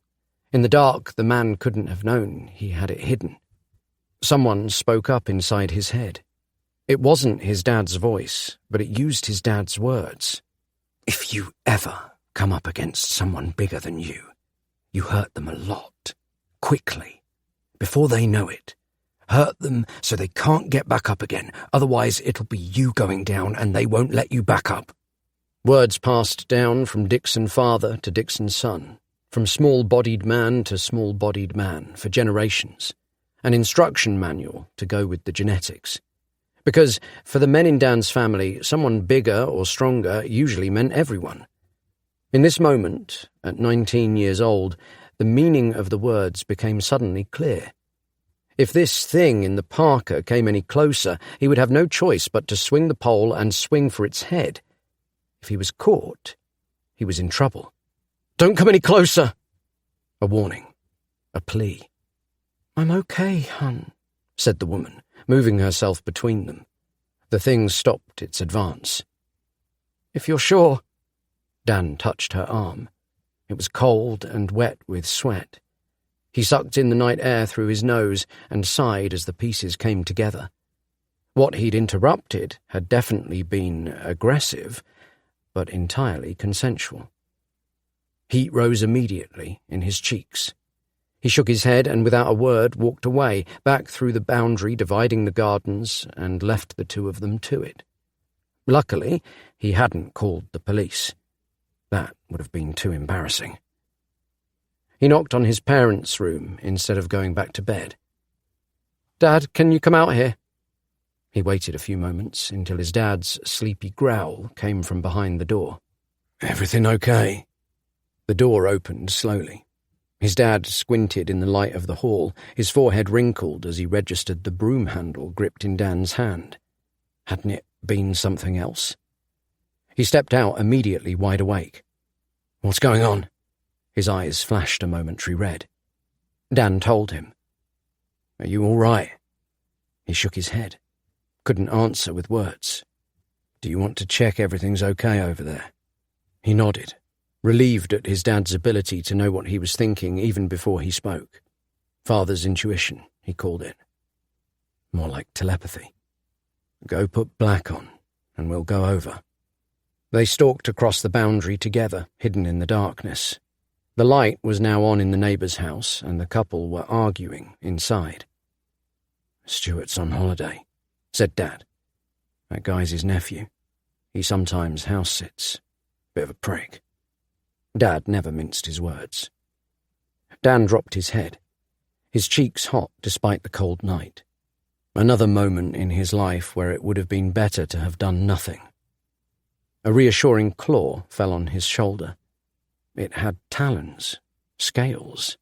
You did the right thing coming out here, Danny. You must always do your best to look after those who need it. He looked at his dad, at the black snout growing from beneath his hooded top, the glowing red eyes. Something told him to get away, but he was frozen to the spot. His heart beat fast in his chest. You must have scared the hell out of them. Dad grinned, revealing a mouthful of sharp teeth. What? He could hardly talk through fear. Dad turned and began to lead the way back, quickly disappearing in the dark. Deep down, everyone is afraid of the dark, son. The voice came from inside his head, his dad's words, but not his voice. And seeing you, all skin and bone, like bloody Nosferatu, coming out of the shadows would put the willies up anyone. You remember that? When you're the one in the dark, and they're out there in the open. You're the one to fear. You are in control. He saw a flash of teeth, of red eyes in the darkness. He was no longer scared. He didn't need to be. The reptile was smiling. It was happy to be free. He was no longer scared. Not of anything or anyone. Chapter 36. Do you know Jiu-Jitsu? Dan rubbed his eyes as he woke. A long string of yellow bile stretched from his face to his hand as he did, and he flicked it away. He lifted his head from the sofa. Numbness ran the length of his face, and the right side of his neck ached from the unnatural position it had been in. Strands of yellow liquid oozed down the wall ahead of him. He must have thrown up, which was so unlike him. There was nothing substantial in it. No bits of half-digested frog. Andrew wasn't there. He sat up with memories of the dream already dwindling. The event had been real, a memory from before, but certain things had been different. He blinked as those changes faded. Soft fur on his bare chest brought him back to the moment. The Flash's paws rested on his shoulder. He stroked his furry head, flattening his ears. The Flash leant forward and butted heads once more. A familiar scent of wood polish and sweat filled his senses as the ground beneath him softened. The cold laminate flooring of their downstairs hallway changed colour, becoming large tiles of yellow, then white, then green. Foam mats spread out around him in a square, each fixed together by puzzle-shaped edges, the same ones he'd trained on all those years ago. He was a teenager again, back in the dojo. At the far end of the mat stood Sensei Martin, his old jiu-jitsu instructor. Beyond was darkness, as if the mats were floating somewhere in space, deep within a black hole. Sensei Martin faced away from him, watching the void. Broad shoulders filled his red and white gi. Tufts of orange stuck up either side of his head, though Dan was sure his hair had been grey. Dan pushed himself up into a kneeling position. He too was wearing a white jiu-jitsu uniform, just like the one he'd worn every Wednesday and Friday at his after-school lessons. It fit him perfectly. The badges he'd won fighting in the demonstration team and competitions, covered in Japanese writing that he'd never understood, were stitched along his right arm. And the black belt he'd earned after years of training was wrapped tightly around his waist. He touched the thick cotton, remembering how smooth it felt against his skin. How long had it been? 17 years? Why had he ever given it up? Because for someone who hated the idea of injuring others, jiu-jitsu was a useless skill. He felt nostalgic for the time he'd worn the belt last, a time when his biggest worry had been English homework, not long before he'd picked up a guitar for the first time. Way before his dreams of superstardom had been shattered and taken over by nightmares of mortgages and bills. Do you know why you are here? Sensei Martin didn't turn. He continued to face away into the black abyss. His thick Scottish accent reverberated around the mat as if coming from all directions. He paused. Sensei Martin would expect and accept only one answer. It had been years since he had been asked this, but he responded quickly. To learn. Sensei Martin turned and held up a finger. He shook his bald head. Not this time. This time, you are here to remember. There was something unusual about his face. Dan had not seen his sensei since he'd quit training and couldn't remember exactly what he looked like, but he was sure he hadn't had pointed ears or whiskers. As Sensei Martin came forward, his body shrank, his clothes too. Dan blinked, confused. His teacher's hands touched the floor and became forepaws. A tail sprung from his back, and his skin sprouted orange tufts of fur. The Flash, wearing the same white and red suit, leapt forward, landing several paces ahead of Dan on the mat. He bowed. It is good to finally be able to talk to you as equals, Dan. His voice had the same Scottish twang as the sensei. It has been too long that we have dwelled under the same roof without the means to communicate. He didn't know if it was an effect of the dream or if his tired mind had given up trying to make sense of anything, but acceptance came easily. Flashy? But how? And why do you sound like my old sensei? We do not know how. The Flash sat back on his hind legs, his head held high. But I sense a fighter in you. I have picked your sensei to open your mind once more to valuable teachings you have chosen to forget. He looked inward a moment and found that he could remember much of his jiu-jitsu training from when he was a boy. The teachings were there as if he had attended the lessons yesterday. Is this all caused by the frog? He nodded to the void in which they floated. A vision of a scaled snout with sharp teeth passed through his mind. Mousebane and Scratchtacular have their strength, and I have the power of thought. I have created all you see here from your memory, a conduit, allowing you to unlock the lessons buried beneath time. Mousebane? Scratchtacular? You know them by other names. Catman, Dimitri. And what should I call you? I have many titles. My mother honored me with the name Red Mist. The rabbits of the field call me Bloodstalker. The squirrels know me as Orange Death, and I am known by the little girl next door as Captain Fluff Fluff Fluffy McFluffington. Dan snorted a laugh.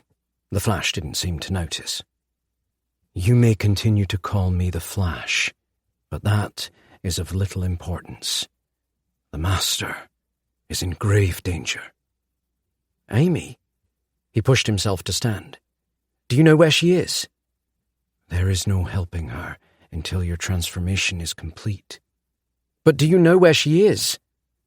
We know where to start, and we will follow the trail until we find those responsible. Lines of sharp white teeth flashed as he snarled. Or die trying. The mat shook as he spoke. Dan rubbed his face. How long will it take for me to change like you? Mousebane's transformation took several hours, but his strength grows with every passing day. My alteration is also ongoing. I feel the power building inside. It is how I am able to speak with you, how I have been able to give you visions of my memories, and how I have been able to delve into the depths of your mind to conjure all you see here. The Flash raised a paw and motioned to the mats spinning in infinity. When I tried to speak with you in your dreams, they were unclear. With the power contained in the amphibian, your mind has finally been opened to me. Yes, the frogs. What are they? The disappearing woman has the answers we seek.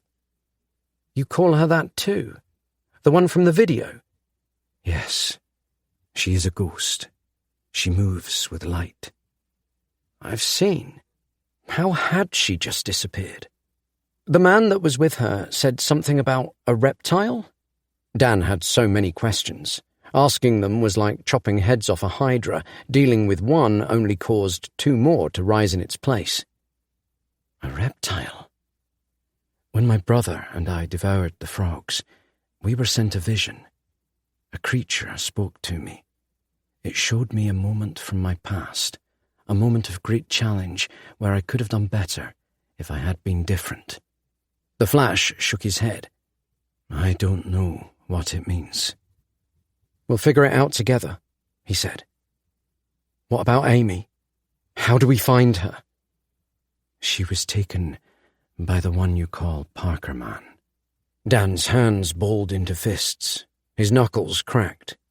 An unfamiliar anger rose up inside him.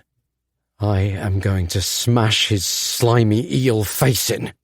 The Flash grinned, his lips drawn back across needle teeth. You'll have to beat my brother to that fight. Parker Man is the one who took us from you and the Master. I will show you. Dan tried to speak, but the air was sucked out of him, and his vision blurred, and the cosmic dojo started to spin rapidly. The room blurred, and for a moment he thought he might fall and keep falling forever through the void. The image of the room continued to swirl, and just as he thought he couldn't take it anymore, the movement slowed and his vision cleared. He was inside a cat box. He felt groggy and sick, almost hungover. Beyond the grill was the red tarmac of the cycle path that ran to the industrial estate. I do not know how we came to be in the cages, but when we awoke, this is where we were. The Flash narrated. The view through the bars swayed with the footsteps of whoever was carrying him. A voice from outside the box spoke. Red Mist, where are you? Dan himself didn't recognize it, but somehow he knew it was Catman who had spoken. I am here, brother, the Flash replied. Do not fear. We will get out of this. The memory skipped forward, and they were in the warehouse. We were held captive for days. A pair of creamy marble eyes at the root of a long, thin nose looked at him from the dark beyond. A ring of fur surrounded the face. Dan tried to shout when he recognized the pallid features of Parker Man, but no words came out. Parker Man's face sunk lower. He opened the cage below and took out Catman. His long fingers gripped him tightly by the scruff of the neck. Catman lashed out. Parker Man stumbled and crashed into the box that Dan, the Flash, was in. His stomach somersaulted as the box dropped and smashed to the floor. The door sprang open. "Shit it!" he heard Parker Man shout. With no hesitation, he was out of the cage. Catman landed ahead of him and bolted. The Flash followed as Parker Man's foot crashed down next to him. The door at the end of the room was open, and the Flash chased Catman through into the alley at the back of the warehouse. They sped through the rusted gap in the fence and into the woods. For a few moments, all was a blur of brown and green as they sprinted through the undergrowth. We hadn't eaten for days. The Flash continued to narrate, and the scene slowed when they reached the pool. So we ate well. But those frogs were different. They awoke something inside of us, something long dormant. The reptile? He was still unsure what this meant, but he could sense something growing behind his eyes, something dark and powerful, a lurking strength. What will it give me? It will have something to do with your dream. Dan thought back to the vision he'd had upon eating the frog. It gave him no clues. I can sense a power awakening inside you. It is time to find out what you are truly made of, Dan, Master's mate. Wait, what? The power is awakening. The Flash cocked his head. No, I meant the Master's mate bit. What do you mean? Who's the Master if not me? The Flash laughed, a strange high sound that he would have found adorable were Dan not a little annoyed by the sentiment. You are not the Master. You may bring us sustenance, but you are not in control. You are like us. We all dwell under her watchful eye. She provides. She protects. Our leader. But now it is our turn to protect her, to fight for her. My brother and I swore an oath. We must journey into battle once more. Will you take up the call with us and free her?" Tears pricked his eyes. "Yes." And something deep inside spoke up. "Blood will flow." The Flash bowed, and Dan returned the gesture. "Then it is time for you to wake." His limbs became lighter, and his feet left the ground as his vision blurred again. He was back in the living room. The Flash stood next to him. Dan reached out and scratched his head. It took a lot of effort to sit up. His stomach muscles blazed. He had no idea how long he'd been asleep. He took out his phone. No missed calls or messages. They hadn't called again with instructions. Andrew still wasn't there. He scanned the living room for Catman and Dimitri. His eyes fell on a photo next to the TV. Him and Amy on their wedding day. Huge grins shone from their faces as they were leaving the church beneath cascades of confetti. It hadn't been the best day of his life. Every day since he'd met her had been just as good. And now... "Oh, God," he said, pressing his hands to his face. He felt like someone had inflated a balloon in his throat. He held back a sob. He might never see that beautiful smile again. "Oh, Amy." A thin red eye opened in his mind. A memory of his dream? No, something more. It seemed to search for him, then fixed him with its reptilian gaze. A voice spoke up in his head. A curious sensation, not like someone else in the room was speaking, more like they had spoken and he was remembering what they had said. It sounded angry. "Let's not fuck about moping. Let's find her." Without intention, the worry for Amy faded, as if turned down like the volume on a stereo. An agitated fire lit his belly, replacing the anxiety. He jerked his shoulders and began clicking his fingers with the new energy. "Who are you?" "The part of us that we don't like to acknowledge exists. The part of us that liked smashing that guy in the warehouse with a broom. You've suppressed us for too long. Something in the frog set us free." His mind raced. Was this really happening? Was he really about to gain some sort of superpower? He felt elated, excited, nervous all at once. He could save Amy. He headed to the bedroom and pulled on a fresh set of clothes, checked the clock by his bedside table. 1:30 p.m. He'd been out for 10 hours. That meant he only had 14 to get the money. "We won't be getting the money," growled the reptile. "We choose violence." "Do we?" "Abso-fucking-lutely." As if controlled by an outside force, he took his phone from his pocket and sent a text to Amy. Got the money. Sudden panic gripped him. Why had he done that? "Now they have incentive to call back, and it will be their undoing," the reptile cackled. "What?" he voiced to the empty room. "They knew we'd never get the money. They were lying to us to give themselves more time to get away with her." The thought had crossed his mind. Worry constricted his throat. They wouldn't do that, would they? People weren't that terrible. There had to be a chance to set things right, to fix the mess he'd made. People are that terrible. He realized he was making a low, croaking moan. His knees buckled and he fell to sit on the edge of the bed. "We can be that terrible." What do we do if they don't believe us? In answer to his question, the phone vibrated in his hand. A reply. "We'll send you the location of a meeting point. Be ready, and no police." "We need to do something before then, don't we?" he said to himself. "Find them." He heard the front door slam. "Dan?" Then hurried footsteps on the stairs. Andrew burst into the room wearing a set of Dan's black tracksuit bottoms and a hoodie beneath his robe. "Are you okay?" "I've felt better," he said. "We know where they are," said Andrew. He motioned for Dan to follow him. "Who, Amy?" The trio headed downstairs. "That guy with the Parker, at least. He's at the old man's house, the one across the road." "Gatsby?" Dan thought for a moment. "They're at Gatsby's?" It took him a second to fathom why, but of course the house opposite was the perfect stakeout location to make sure Dan didn't call the police. Poor Gatsby. Had they hurt the old man? "Yeah," said Andrew. "Those thugs from the warehouse." He punched one fist into his open palm.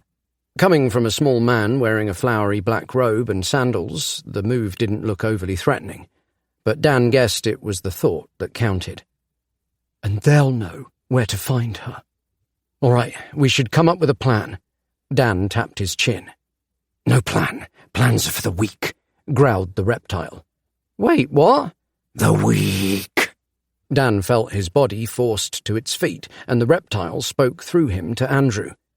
"Let's go unleash the beasts on these pricks. Follow me." They couldn't just barge in. They couldn't. "We'll be fine. Trust us." "Sure thing," said Andrew, surprisingly, although behind his friend's eyes Dan could see a flicker of fear. He was forced downstairs by his own legs. "Come on, boys," the reptile called as it strode Dan's body through the front door. Catman and Dimitri soon caught up. "Time to fuck shit up." He threw open Gatsby's gate and ran at the front door. In his mind's eye, he could see the reptile's intention was to kick it in. But what if they were wrong? What if Gatsby was just sitting in his living room watching Antiques Roadshow or something? "Then we'll apologize," answered the reptile. "But if they're here, then it's bloodbath time." "No, what do you mean? You can't just—" He glanced at Andrew. "Did you keep hearing this voice? Whoa!" He threw himself against the door. Perhaps this was it. He was going to be strong, like Catman. He closed his eyes and pushed as hard as he could, but the door remained firmly shut. "Why are we so pathetic? Haven't we been going to the gym?" "We're an ectomorph. It's hard for us to put on muscle." "We're a little bitch is what we are, but that'll change." He sensed clawed hands rubbing together. "Just give me a moment for some tinkering in here." "Tinkering? What are you going to do?" "Just you wait and see. But first, let's try the window." "You're hearing it too?" Andrew tapped the side of his head. "What is it?" asked Dan, while his eyes scanned the garden for a large rock. "It said it was me." This voice was most certainly not Dan. It was a maniac. He picked up a heavy-looking gnome and, before he could do anything to stop himself, sent it crashing through the front window. He shuddered at the noise of the glass shattering, but still leant in, unlocked it, pulled it open, and jumped over and into Gatsby's front room. "Are you coming?" he hissed to Andrew. "In this?" He held up his arms to show his robe. "Can you get the door?" Dan grunted. A leather Chesterfield sat at right angles with a dark green armchair facing a large television. The room smelt musty, but he could just make out the hint of Amy's perfume, like she'd been here recently. "Amy?" "Oi!" came a reply from further inside. "What you doing?" It didn't sound like Gatsby. Hoodie Man entered from the kitchen on the far side of the living room. "Oh, it's you." He looked taken aback for a moment, then grinned and drew his knife from his pocket. It opened with a flick of his wrist. "I was well pissed when you got away the other day." Dan's lips parted into a grin. "Find us a spoon. His eyes are coming out." Surprised at his own outburst, he covered his mouth with both hands. "What?" said the reptile. "Go on, let me." "Let's just do normal fighting for now," he said, raising his fists hopefully. "No spoons." Hoodie Man wrinkled his nose in confusion. "You what, mate? You better prepare to get stabbed up, mate." "Andrew, help!" "What do I do?" The man lunged forward and stabbed for Dan's throat. Relying on instinct, he swung his arm up and slammed it into Hoodie Man's as hard as he could. The knife flew away as he caught the wrist. He turned, pushing his hip into Hoodie Man's stomach, and pulled him over in a perfectly executed throw. For a fraction of a second, he was surprised at what he'd done. It had been years since he'd trained, but the move had come naturally. And then he was being pelted by a rain of tiny stones. "Sorry," said Andrew from outside, clutching another fistful of gravel. "I was aiming at him. Looks like you didn't need me, though. You've got sick kung fu powers." Dan spun Hoodie Man's arm around and locked it. His red face spluttered into the carpet, wild eyes staring up. "Did you really think she'd be here?" he shouted. "You're not going to see her again!" Ah! Dan twisted the arm further and pressed a knee into his neck, squashing the hood and cap from his head. "Where is she?" His fingers twitched, eager to twist further, to break the arm if he had to find out where she was. A thump came through the ceiling from the room above. He heard a rush of fabric behind. "Watch out!" called Andrew. Something crunched into the back of his head. He fell forward, catching himself on the back of the old leather sofa. Parker Man pulled Hoodie Man up by his jumper. In his left hand, he held a hook-handled walking stick. Dan touched the back of his head. It wasn't bleeding. "Cop a load of this!" shouted Andrew, and his second handful of gravel pattered against the outside of the house. "Oh, bums. Maybe if throwing isn't your strong suit, try something else," shouted Dan. "Or at least try throwing something more dangerous than gravel." "Okay, bear with. Maybe just kung fu the shit out of them for a bit." Dan scanned the room, hoping for something he could use as a weapon as the pair closed in. A decorative bucket of fire pokers sat by the gas fire. He dodged another swing of the stick, dived over the Chesterfield, and grabbed the brass ash spade. "Get 'em, Dimmy," said Andrew. Dimitri shot like a fluffy bullet through the window, claws first, and latched onto the back of Hoodie Man's head. Hoodie Man screamed and fell back onto the armchair. The whole thing toppled over under his weight. "You next, big boy." Andrew heaved Catman up onto the window ledge from outside. "Attack!" Catman's eyes narrowed when he saw Parker Man. "No, not you!" Parker Man bolted, disappearing into the hall. Catman quickly followed. A hiss, followed by a scream and a series of bumps, moved up the stairs. A sickening crunch, and the thumps reversed. A moment's silence. Then Catman brushed past the doorframe and slunk back into the lounge. Dan edged closer to the doorway, the spade clutched tight in his sweaty palms. Parker Man lay at the foot of the stairs. His skinny jean-clad legs sprawled above him on the first few steps. His head, still deep within the fur of his hood, lolled unnaturally to one side. He gave him a poke. He didn't move. His eyes were open, staring. Was he dead? "Catman gets it," said the reptile. Dan shivered. The doorbell rang. His heart fluttered. He opened it. "Oh, did Dimitri do that?" Andrew bit the knuckle of his first finger and looked at Parker Man dead on the stairs as if he were nothing more than a broken vase. No, but that guy's dead, Andrew." Andrew threw his palms to the ceiling. "Live like a prick, die like a prick." This wasn't Andrew as he knew him. "Okay. I'm going upstairs," said Dan. "Maybe she's here somewhere. I'll stay down here, make sure that other one doesn't get away. Be careful." He moved to step over Parker Man, expecting a long-fingered hand to grab his ankle. Gripping the banister, and with his eyes closed, he heaved himself up the first 4 steps over the body. A muffled sound came from one of the rooms that led off the landing. He entered, but it was empty. No sign of Amy. The red-eyed darkness within him grumbled. The room had a single bed in the centre. On his right, a tall chest of drawers was topped with small metal picture frames containing faded photographs of a younger, happier Gatsby. In most, a young boy stood with him. Perhaps his son? In the biggest photo, both were immaculately dressed in hunting attire and Wellington boots. Each held a hunting shotgun resting over one arm, and the boy was holding up a fat-breasted pheasant. A sound came from the wardrobe at the far side of the room. His hopes rose as he crossed and opened the doors. Gatsby was sitting on the floor of the cupboard in a pair of stripy blue pyjamas. His long limbs, squashed in that space, made him look like he had been folded and put away like one of his pristine suits. He gazed up at Dan with tired, watery eyes and leant his head back against the wall. "Thank goodness," he slurred.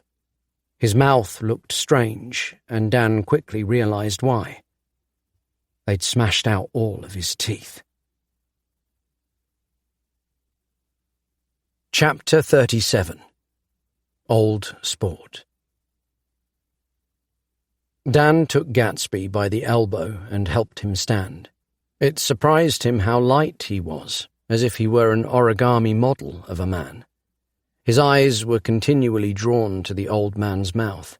His shock must have been obvious, but he couldn't hide it.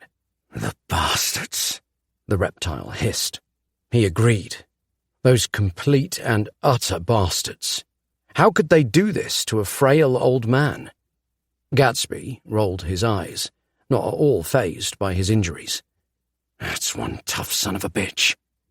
He headed to the bed and fell to a seated position, reached for a glass on the bedside table, and fished out a set of dentures, popping them in with a lip-smacking sucking noise. "Oh, you look at me the way my boy does when I've not got these things in." He smiled, now with perfect white teeth. "Did you take care of those good-for-nothings downstairs? They caught me napping and threw me in the cupboard.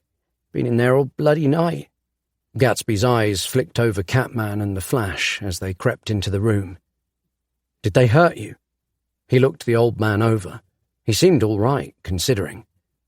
"My pride, more than anything." He rubbed his legs with chunky, misshapen knuckles. His eyes squeezed shut and his mouth formed an O, the way an actor in a pantomime might when feigning pain. "My legs feel like they're covered with pins." He sat and stared at Catman for a moment, before looking sideways at Dan with a squint. "They were spying on you, you know. They were talking about you when you got back last night." His gaze returned to Catman. Dan squatted on his haunches, next to where the Flash was sniffing Gatsby's slippered foot. "What did they say?" "They've got your wife. What did you do to get yourself into a mess like this?" He pointed a shaking finger at the door. "Those aren't the sort of people someone like you wants to mess with." "They're the ones who've been taking the cats." "I read something about that in the paper. They were using them for fighting." Dan nodded. "They must have taken yours, too." "What?" He looked at Dan, clearly perplexed, then blinked a few times. "Ah, yes, my tabby." His stony gaze locked with Dan's. There was something bird-like about his features. Beaky nose, sunken eyes. Dan couldn't hold his stare. "How did you find them?" Gatsby asked. "These guys did it." He pointed 2 fingers at Catman and the Flash. "I know it's hard to believe, but they found them in one of the warehouses on the estate." "I believe it. These animals aren't stupid. And he's big, isn't he? The black one." He pointed at Catman. "How did he get so big?" "They found something. I don't quite understand it yet, but I think they've come into contact with some sort of..." He paused, trying to think of the right word, something Gatsby might understand. "Elixir of strength."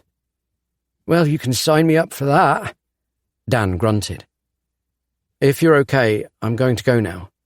I guess you can call the police, or I can get you an ambulance. Don't worry about me. But where will you go? To get your wife? You don't know where she is, do you?" "I'm hoping the guy downstairs will. The one left alive." Shakily, Gatsby pushed himself up from the bed. A snarl crossed his lined face, which Dan put down to the effort of getting up. He grasped his elbow and helped him to the door. "I can do it," Gatsby said, waving him off and hobbling to the landing. "I've walked all my bloody life without helps from the likes of you." They reached the top of the stairs. Gatsby sighed when he saw Parkerman's body. "You're going to have to clear him out of the way before I can get down," he said, through gritted dentures. "He was the one who pulled me out of bed and shoved me in the cupboard." His knuckles turned white as he gripped the banister. He left Gatsby at the top and descended, every step worse than the last. Until today, he'd never seen a dead body, let alone moved one. He jumped the last 3 stairs over where Parkerman lay, and before he could think, because if he thought too much he'd never be able to move again, grabbed the dead man's bony ankles with shaking hands. Parkerman's phone fell out of his jean pocket, and Dan nearly had a heart attack. The head flopped to one side as he yanked Parkerman along the floor. His stomach turned, and he dropped one of the legs as he fought back a gag. Looked away, and did his best to convince himself that Gatsby's wallpaper was the most interesting thing he'd ever seen, and backed into the lounge, dragging the body behind him. "The other one's dead too," said Andrew from somewhere inside the house. When he passed Hoodie Man, Dan gagged again. Blood leaked from fresh gouges in his cheeks and into the tired beige carpet. "Nice," said the reptile. "Not nice," hissed Dan. "Shut up a minute." He left Parkerman on the floor next to Hoodie Man. "Andrew, where are you?" Andrew came out of the kitchen with half a baguette in one hand. "Ever since we ate those frogs, me and Dimitri have been absolutely famished." "What's going on down there?" came Gatsby's voice. "Oh, is the old dude okay?" said Andrew. He broke the bread and held one half out to Dan. "Thanks." In another life, he would have thought moving corpses and being embroiled in murderous activity whilst hunting down his kidnapped wife might ruin his appetite somewhat, but his stomach was ablaze with hunger. He took a bite. "I think so. They stuffed him in a cupboard." "Poor guy." Dan left Andrew in the lounge, then headed back to the stairs.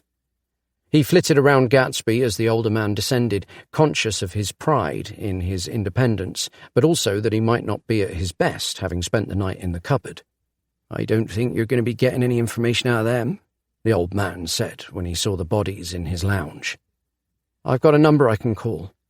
They'll tell me where to go." "Well, you better get ringing," said Gatsby. He allowed Dan to help him over to the Chesterfield. "They are going to know something's up when these 2 idiots don't check in." He motioned towards the 2 bodies. "If it was me, and I'd sent them to watch you, I'd expect a call every few hours with an update." Dan grabbed Parkerman's phone from the hall. "I'll keep this one's phone on me. If anyone tries to get in touch, I'll fake it." Gatsby shrugged. He did a double take as he noticed the bloodied face of Hoodie Man. "A right pig's ear you've made of that one." He nodded in Hoodie Man's direction. He'd collected his mahogany walking stick from somewhere and folded his hands over the handle. His long fingers in that position made him look like a praying mantis. "You don't look like you've got it in you." "That was my Dimitri." Andrew leant proudly on the back of the armchair. "He's a natural-born killer." Dan nodded at Catman. "I think they had a score to settle." Gatsby hummed. "Not sure if anyone will believe that. When they ask, I'll say I took them down when they invaded my home." He shook his walking stick in the air. "The papers love an underdog." He sat there in his stripy blue pyjamas. His hands shook, sending tremors all the way down his stick. Andrew frowned, and Dan could tell what he was thinking, because he was thinking it too. It would probably be easier to believe that a cat had murdered the 2 thugs. "I can tell what you're thinking, and don't," Gatsby pointed a finger. "Just 'cause you see an old man in front of you now doesn't mean I'm old up here." He tapped his temple. "I wasn't born this way, you know." His voice rose and fell like an angry wave. "I've had my fair share of scraps. The things I've seen would—" He stopped himself, shook his head, his train of thought hanging mid-sentence. "Any normal person would have called the police by now. Why ain't you?" "I can't. They won't let me, and I'm not sure I want their help." Dan thought back to the second time he'd spoken with Gatsby. "What you said before, when you saw us out front. You were right." Gatsby's mouth quivered into a smile. "I don't remember a lot of what I say these days. You'll need to remind me." A mischievous gleam in his eye made him look like a sly old imp. "You said about finding my dragon to fight. This is my dragon. This is my chance to change. Whoever has Amy is going to sell her tonight, and it's down to me to stop it." He paused. He knew this was right. I need to be the one to fix this. He took his phone from his pocket and held it up. I just need to meet them where they send me, and I'll get her back. That's a lot to wager, Gatsby chuckled. But you're right. I've been on this earth 85 years, and the police have never done nothing for me. They'll only get in the way. He looked Dan up and down. You're very confident in yourself, though, boy. It's admirable. But what makes you think you've got what it takes? He nodded at Andrew. Snowman over here is hardly going to back you up in a fight? Andrew scoffed. It's Snowflake? I have Catman and the Flash with me, said Dan. Gatsby shook his head. Maybe the old man wants to come along for the ride, said the reptile. He might have less to lose than us. Although I resent the use of reptiles as the bad guys in this metaphor, let's give him one last dragon to fight. If I told you I could give you the opportunity to give these guys a taste of their own medicine, said Dan, to get revenge for what they did to your cat, but it involved doing something a little bit gross, would you say yes? Andrew raised his eyebrows and looked at Gatsby. Gatsby scrutinized Dan out of the corner of his eye, then his gaze drifted across the room to Catman, the Flash, and Dimitri. He rubbed a hand across his cheek with a rasp of new stubble. Another moment passed before he turned back to Dan. Has this got something to do with your elixir of strength? It might. Well, I ain't getting any younger. And I did say sign me up. He held his hand up. So you might as well show me. At my age, I've got nothing to lose. And everything to gain. Chapter 38. Amuse my bouche.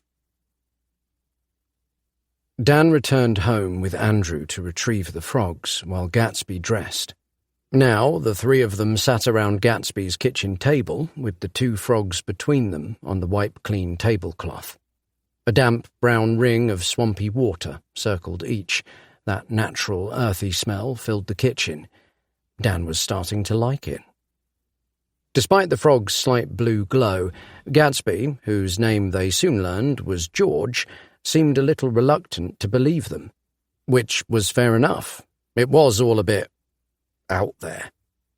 Gatsby sported a black turtleneck jumper with a soft black beret set at a jaunty angle on his head. With his classically handsome features and his tiny, well-groomed moustache, he looked like a retired milk tray man.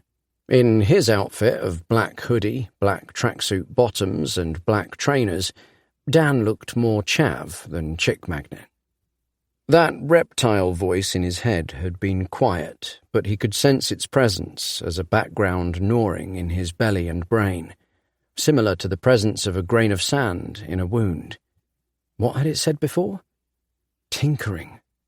He was worried what that meant. Other than that, he didn't feel any different since eating the frog. Another part of him worried that the extent of his powers might just be an overconfident, lizard-like passenger who liked to threaten people with spoons. He'd managed to fight off Hoodie Man, but something told him that the re-emergence of his jiu-jitsu skills was the Flash's clever doing. While they sat at the table, he and Andrew filled Gatsby in on their week. Dan told him about seeing Catman and the Flash sneak through his bathroom window, the cat abductions, the men at the warehouse, the dogfight, the pool that he and Andrew had found in the woods, and the man and woman who had chased them from Andrew's house, culminating with their separate accounts of eating the frogs and what it had done for them. It felt good to share the whole story with another. But something here was troubling him. They couldn't ask Gatsby to eat the frog, could they? While it had lasted, the pain had been awful. What if the old man didn't survive it? "It'll be good for him," said the reptile. "He needs it, and we need him. Think about it." But what if the frogs kill him? Nah, he'll be fine, and we stand more of a chance of finding Amy with three of us. As they shared their story, Gatsby had nodded along in all the right places. He'd shown particular interest in the pool and its location.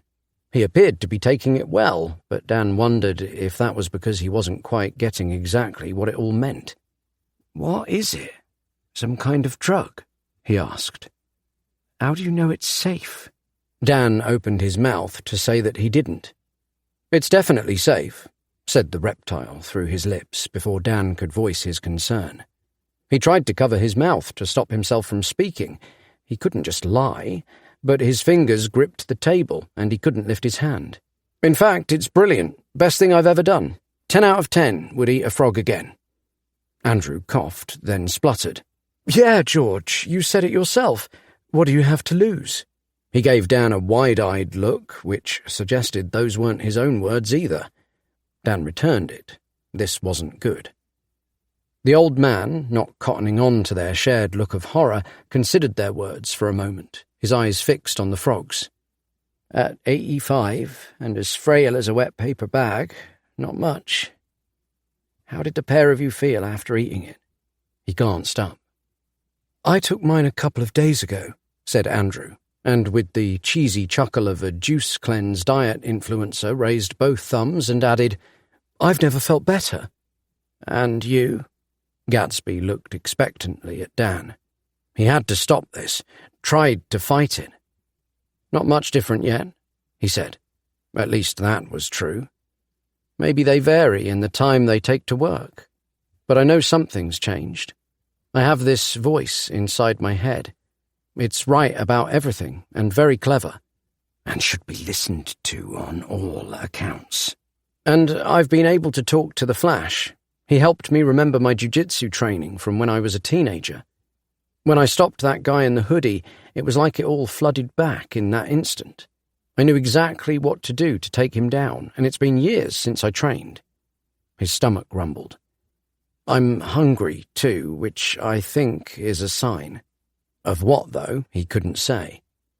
Gatsby leant his head to one side. "A voice." His lips pressed into an upside-down U. He looked more curious than disgusted. "It's a part of me, I think," he said. Gatsby poked the nearest frog with a leather-gloved finger.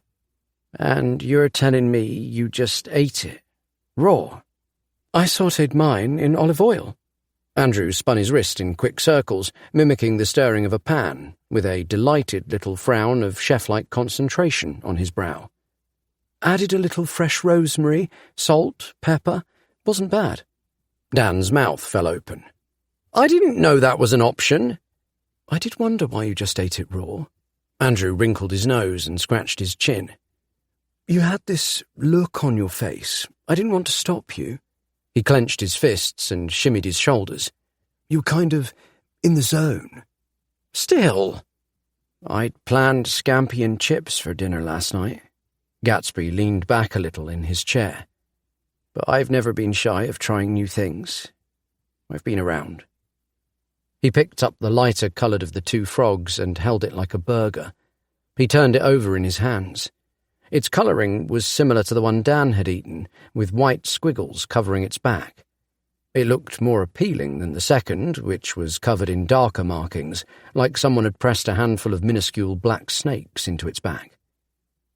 "Did it just work?" Gatsby lifted a nostril at the frog. "Will it change me before we have to go?" "I don't know," said Dan.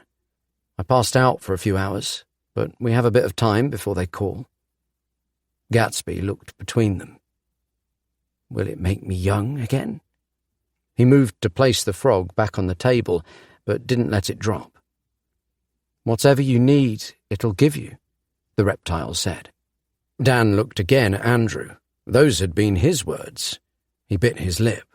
This was awful. They couldn't make Gatsby go through this. "We stand a much better chance with all of us." They did. It was true. It might sound crazy, but these things, he picked up the last frog on the table and shook it, can make you stronger. They can heal you. "It could be a second chance for you," said Andrew. A small whine escaped his throat that only Dan appeared to hear. Gatsby's nostril twitched, and for a silent moment he glared at the frog in his hand. An anger burned behind those bloodshot eyes that sent shivers down Dan's back. His mouth tightened to a thin line, and for a second Dan thought the old man might leap across the table and bludgeon him to death with the cold, dead frog. He shrugged. "Fine. Give it a once-over in the pan." He pointed at Andrew. Andrew jerked upright and took a frying pan from next to the oven, poured in a glob of oil and turned on the hob. With a sharp knife from a drawer, he chopped the frog in half and set it to sizzling with a pinch of salt. Dan's stomach flobbled, remembering his earlier dining experience.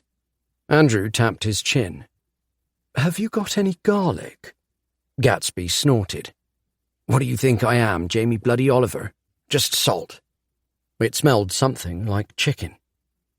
"That's probably enough," said Gatsby after a moment or two. "But," Andrew hesitated, "before I change my mind."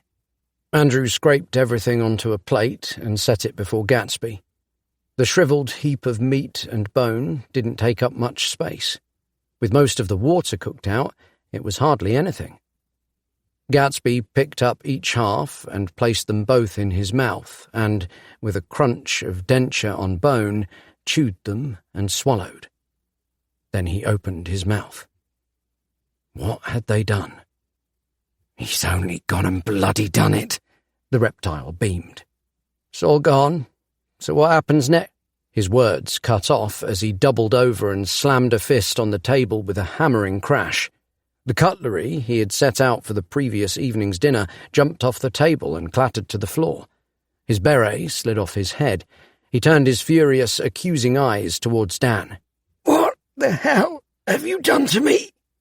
Dan and Andrew both rushed around opposite ends of the table and helped him up. Gatsby pushed them away with surprising strength. Dan fell against the fridge, and Gatsby stumbled into the living room, where he landed heavily on the Chesterfield. Another spasm caused him to cry out. "It will end," Andrew promised. "This happened to us too." But how could he know? Could Gatsby handle what was about to happen to him? Gatsby winced and let out a gasp. He looked like he was trying to talk, but he couldn't get the words out. He curled into a fetal position, closed his eyes, and lay still, seemingly asleep. "Do you think he'll be okay?" asked Dan. Andrew nodded. "I hope so." "What do we do now?" "We wait." Andrew stretched his arms over his head. "I don't know about you, but I'm shattered. I've been up for over 24 hours. We need to be ready when they call. You should try and get some sleep." "I don't think I'll be able to. Not with her out there. But you should." Andrew smiled. "We'll find her." He patted Dan on the shoulder, then headed upstairs. While he waited for the call, Dan moved around the living room. There were more photographs of Gatsby and his son. In an earlier photo, black and white, possibly from before the boy was born, Gatsby stood with a crew of well-dressed men and women. It took a while for Dan to pick him out. He had his arm around a young lady who was smiling at the camera. Gatsby's concentration was elsewhere. He thought of Amy and sighed. Tears filled his eyes, and he wiped them away. His body stiffened against the sobs. He had to stay strong, focused. Avoiding the red hoodie man-shaped patch on the carpet, Andrew had moved the bodies into Gatsby's downstairs toilet. He flopped down into the armchair opposite Gatsby. The cats stretched out on the floor. "Are you still there?" he said to himself, to the reptile. There was no reply, just a rumbling in his stomach. He suddenly realized he'd never felt so hungry. He moved to the kitchen and rifled through the fridge, ate everything there. Yogurts, sliced meats, vegetables raw from the crisper, drank deeply from a carton of orange juice that had gone slightly fizzy, before doing the same with a pint of milk. Nothing seemed to satiate him fully, but it felt good to eat, better than it ever had. Something was changing. As he searched for calories through the barely lit kitchen, he felt a terrifying juxtaposition in knowing that Amy was somewhere scared and alone, and he was here, stuffing his face with nothing he could do but wait and hope. Everything was going to come to a head at the last minute. He looked at Gatsby. At least he wasn't alone. He'd felt so alone. The text with the meeting point would come soon. The catalyst for whatever was to come next. He had to be ready. Chapter 39. Cold Butter. Night came. He checked the phone for the 1,000th time. It was nearly 11 and no text yet. Nervous tension coiled around his stomach like a snake. They had to call. They had to. He spanned the phone between index finger and thumb and watched Gatsby sleeping on the sofa. His breathing seemed less constricted than before, steadier, deeper. There hadn't been a peep from Andrew upstairs. The phone lit up. Amy's number. He answered. Hello? Red eyes opened inside his mind, and the reptile surged forward. I'll get it, it said. You somehow got my money. The man on the other end's voice was still jovial, though more abrupt than the previous night. I did. Although the words left his mouth, it wasn't him speaking. He was merely a mouthpiece, the reptile stuttering through him. I had to go all over town, but I managed it. Oh, ho, ho, said the man, saying the words rather than actually laughing. I did not expect that. This is excellent indeed. Looks like you and I are going to end up square after all. Oh, I sure hope so. I just want my wife back, please. Gee whiz, golly, this dick is lapping it up. There's a little motorway bridge near the warehouse. I'll drop a pin on maps. Meet my boys there. If you really have got what you owe, then we'll make a trade. His voice darkened. If not, you'll die, and she'll watch. I'll be there. Please don't hurt her. That's up to you. Remember, I'll know if you've called the police. If they show up and my men are arrested, I'll be safe. But you will never see her again. She'll be coming in a second car when I know it's clear. He looked at Gatsby. His wrinkled eyelids fluttered independently of each other, as if he were trying to simultaneously keep them open and shut. Don't worry, it's just me, I promise. The man hung up. What are you doing? He said, regaining control of his own mouth. We don't have the money. No, remember, we've chosen violence. Have we? We're not going to be able to fight them. No, we probably won't be fighting, but he will. Dan felt his eyes shift towards Catman, stretched out on the floor. How do we feel about torture? No, definitely. Well, not torture per se, more psychological manipulation. I don't know. It's not really torture if it doesn't hurt, right? I suppose we do whatever we have to. That's the spirit. When the time comes, just do what comes naturally. Do I have a say in this? No. Every time they spoke like this, he could feel himself and the reptile becoming more a single organism, like cold butter slowly melting over a piece of toasted bread, becoming one. So, what's the plan? We'll go. We'll hide the cats in a bag, pretending it's full of cash. Take out all but one of the pricks at the rendezvous, then squeeze him like a sponge. Sounds like you've thought this all through. What do you think's been going on back here? The reptile faded back into his subconscious, leaving him with a coil of nerves in his stomach. He staggered to his feet. Are you talking to me? Croaked Gatsby. How long had he been awake for? He coughed, brought a hand up to rest on his forehead. Was that them? How are you feeling? Dan moved closer. It feels like something is wriggling inside my guts, but... He held his fingers before his eyes.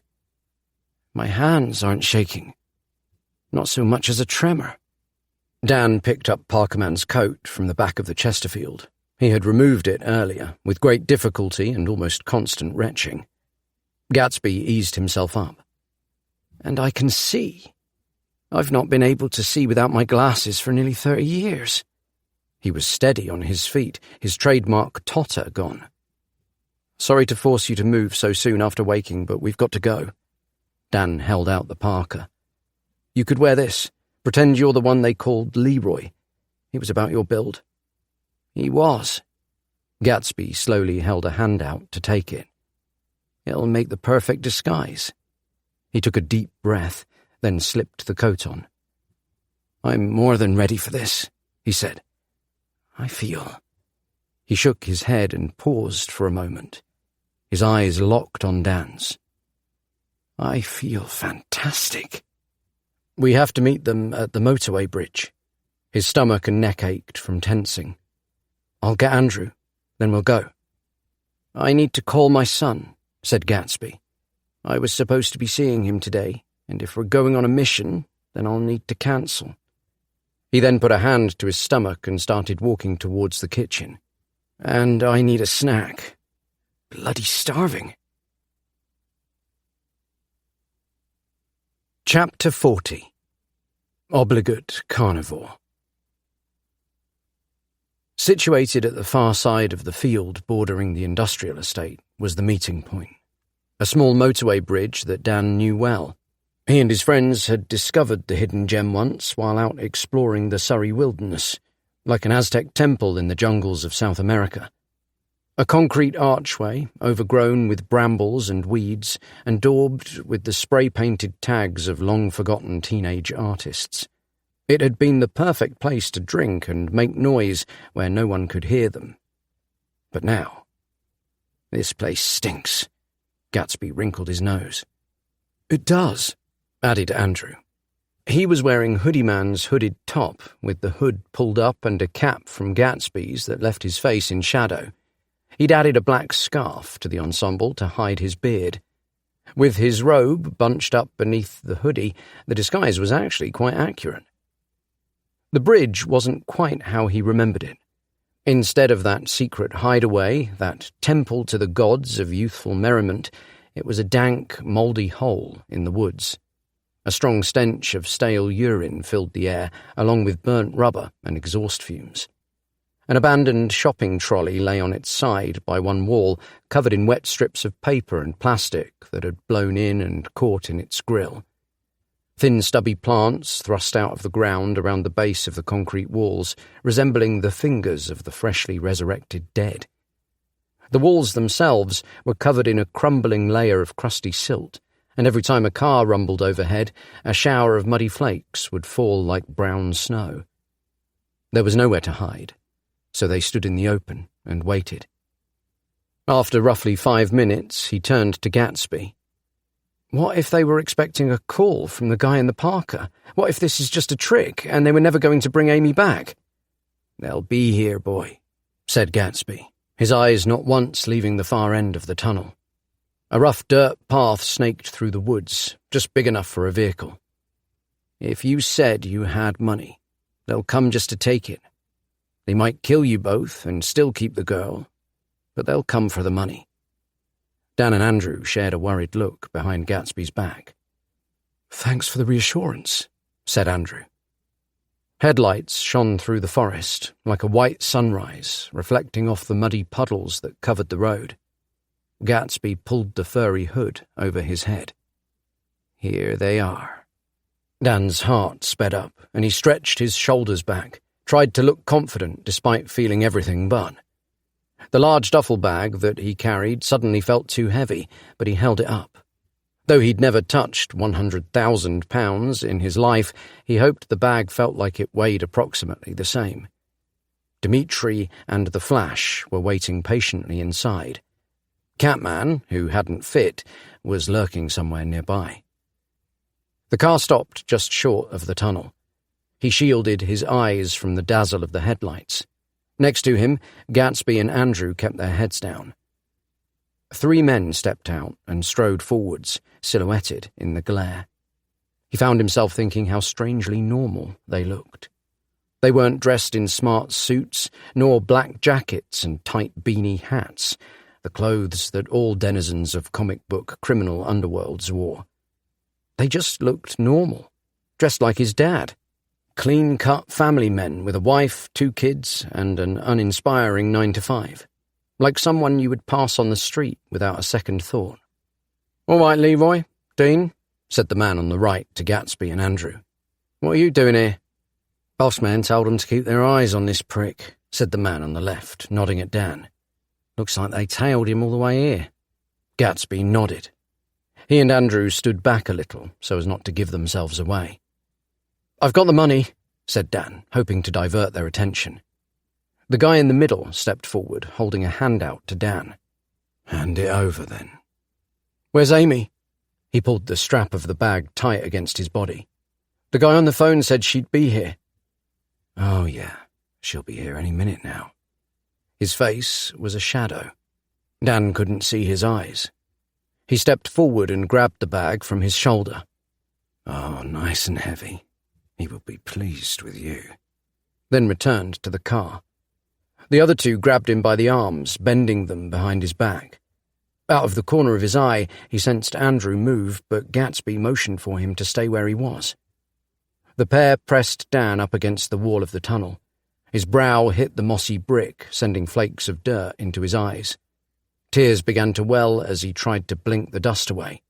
He strained to free himself, but only managed to pull his hoodie tighter around his neck and edge the bottom of it up, bearing the skin on his back to the cold air. They held him firm. Something clicked. The cold of a blade pressed into his exposed skin, the soft part around his right kidney. He flinched forward, his cheek brushed more mud from the wall. Musty-smelling dirt filled his nostrils. "Wait, you told me there would be a trade. What about the second car?" The panic rose in his voice. "Where's Amy?" "Second car?" The man holding the blade barked a laugh.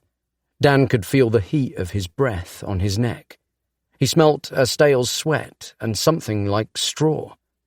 The other man twisted his arm and kicked the back of his leg. The knife skimmed painfully up his back and his face grated on the rough concrete as he fell awkwardly to his knees. "I got you the money!" His voice came out high and shrill. "Just check the bag!" He could hear the ruffling sound of the bag's toggles, followed by a shocked shout. "What?" said the man holding the knife. The cold of the blade briefly pulled away from Dan's back. He took his moment and jumped, pushing with his legs against the wall, hoping to force the 2 men back. Instead, they just let go, and he shot like a rocket past them, landing with a thud on the packed mud floor. He rolled away and backed into the shadows at the end of the tunnel. "Time to disappear." The reptile's voice was quieter than it had been before. Dan's skin twitched in strange ways beneath his clothes, tingled with tiny bubbles like a pot nearing boiling point. "Where the hell did he go?" The man with the knife span in a circle. Dan pressed himself up to his haunches, ready to spring away, but somehow they couldn't see him in the dark. The car's headlights illuminated them like actors on a stage. Gatsby loomed by the right wall of the tunnel like a phantom in the wings, watching, not moving. He looked frozen. In fear, perhaps? Who knew what his reptile might be doing or saying to him? Andrew lingered just behind. The bag lay open, seemingly empty on the floor of the tunnel. To its left was the man who had taken it, his head propped uncomfortably against the wall of the tunnel. Catman sat atop his chest, busy pummeling his face with his paws. "Get it off me!" he screamed, doing his best to protect himself from the barrage. "Leroy, if you're not going to do anything, just watch out for that guy!" The man with the knife called back as they rushed to help their fallen comrade. Dan started forward, but Gatsby appeared by his side and placed a hand across his chest. "Let's see what your boys can do," he said, the top half of his face hidden in shadow under his hood. Each man drew a pistol from beneath their jackets as they approached Catman. Behind them, the bag came alive. The flash shot out and swept the legs of the man with the knife, flipping him over. He landed hard with an oof. In a panic, the remaining assailant fired, indiscriminately hitting the dirt floor, the bag, the walls, blasting chunks of concrete into powder. But the flash was too fast, an orange blur bounding up the side of the tunnel. Using his momentum, he leapt high off the concrete and, like a majestic ball of amber fluff, sailed through the air to hit his attacker square in the face. He followed up with a backward somersault to land on the chest of the man he had tripped. It was over quickly. All 3 men incapacitated in a matter of seconds. 2 were unconscious, and the other pinned to the ground by Catman. Hidden in the shadow, Dan felt redundant. "Leroy!" called the man beneath Catman. "Don't stand there! Get this beast off me!" His voice echoed off the tunnel. Spit flew from his swelling lips. "Watch him, Catman," said Dan. He brushed Gatsby's hand away from his chest and hurried towards the car. It was empty. He ran around to the boot and popped it open. Inside was a long black bag, a body bag. He touched it, knew it was meant for him. The muscles in his jaw tightened, and he slammed the boot down, causing the whole car to bounce on its suspension. He glared at the only man left conscious. "Where is she?" The shout burned his throat. The man watched him through thin crescent eyes. His jaw jutted defiantly, and for a second all Dan could think about was digging his fingers around the bone and ripping his chin off. He blinked at the violent image. His mind was changing, melding with that of the reptile. "We won't let this slide." The man's voice grated on him like quick strokes of sandpaper. "Don't go thinking you're any better off now. You're no closer to finding her." "Is she alive?" Dan's mouth twitched into a snarl. "Of course," he said, lisping through swollen lips. "Of course." "He wouldn't let a prize like that go to waste." He thrust his head forward off the ground. "You're not going to see her again," Catman hissed, flashing his oversized fangs. "Where is she?"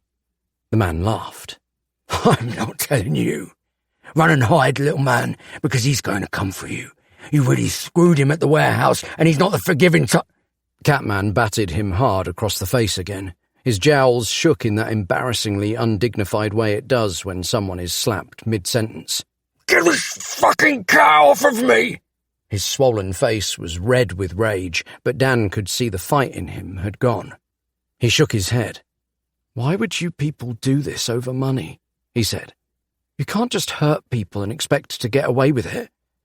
Behind him, Gatsby spoke up. "Different people have different priorities." He looked back. The old man stood, arms folded and backlit by the car headlights. Like some ghostly monk, his face was completely hidden in the shadow of the deep Parker hood. Andrew stood at his side with the hood down and the cap removed. "You ain't Leroy, are you? And you sure as shit ain't Dino," the man said. "Where are they?" "Dead," said Gatsby, his tone flat. "What are you going to do, Dan?" said Andrew. Dan felt a compulsion to kneel at the man's side, so he did.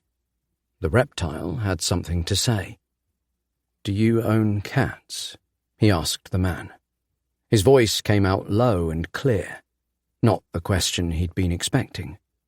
He smiled in what he hoped was a menacing way, though he'd never practiced looking menacing before. The skin of his face tingled as he did, and the man's eyes widened in horror. "What are you?" The man screwed up his face, afraid and confused. "Have you ever watched a cat play with a mouse?" The reptile smiled behind his eyes. "No." The man's voice lowered. "I have. And I have cleaned up the mess afterwards. It can be—" He paused for effect. "Very messy. Now, do you know what an obligate carnivore is?" Dan tilted his head to one side. "No." The man began to wriggle. Catman hissed in his face again, and he quickly settled.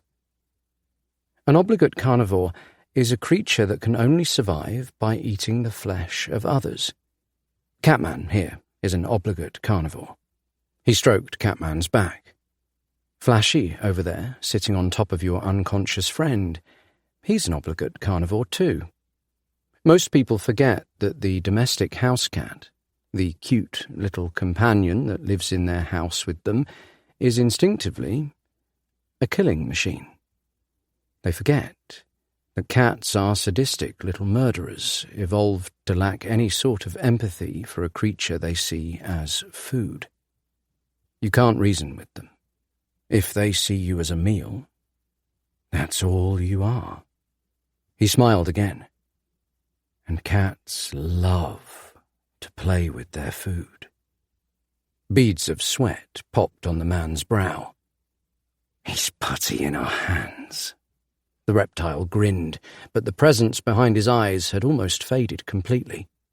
I once caught Catman in my garden playing with a mouse, he said, his mouth his own now. He felt he knew what to say. The mouse wasn't really playing. Both of its eyes had been scratched out, and Catman was toying with him as he ran blindly around my garden path. Catman was having a lovely time. The mouse, on the other hand, was not. What? Why are you telling me this? The man was doing his best to move his face away from the black mass of fur on his chest. What do you think Catman is likely to do to someone who kidnapped and imprisoned his owner, kidnapped and murdered his friends, and won't tell his other owner what he wants to know? Catman rose to his full height atop the man's chest. You wouldn't leave me with this thing? He looked between Dan and Gatsby, his breathing rapid and shallow. You wouldn't dare. You're not a killer. I'm not, no. Dan gave Catman another stroke. He closed his glowing eyes and nuzzled against his owner's hand. But I know someone who is. How do you think Leroy met his end? Or that other guy you sent to watch me? Now, do you want to tell me where your boss is holding Amy? Or shall I see if Catman can help you remember? Catman's claws extended slowly from his paws. He began to purr. A strangled groan escaped the man's mouth. His eyes darted wildly. I'll tell you where she is. Just get this thing off of me. His legs spasmed, drawing arcs in the dirt. Go on, then. Dan didn't move. Here. He fumbled in his pocket and passed over his phone. His address is in the contacts under Martin Shields. You don't think you're just going to sneak in, though, do you? You and your mates with a couple of cats? You won't survive the night. We'll see. Dan took the phone. You better not be lying, or we'll find you. Catman pressed a claw through the man's shirt. The man's legs squirmed again, and his breath escaped in blubbery, wet sobs. I swear it on my mother's grave. He closed his eyes. Please, just take it away, please. Thank you. Dan patted Catman on the head. I'm glad we could make you see the benefits of helping us out. It'd probably be safest for you if you stayed away from Martin Shields' place tonight. The man nodded enthusiastically. Tears rolled from his eyes. Come on, Catman. Catman punched the man again, this time hard enough to knock him unconscious. Dan breathed out a sigh of exhausted relief, felt his shoulders relax. That was impressive, boy, said Gatsby, bringing him back to the moment. There was something about the way he watched him that put Dan on edge. The old man moved to the car. He stood upright and strong, already a different man from the one he'd been earlier that day. Thanks. Catman and the Flash were sniffing at the bag in the middle of the tunnel.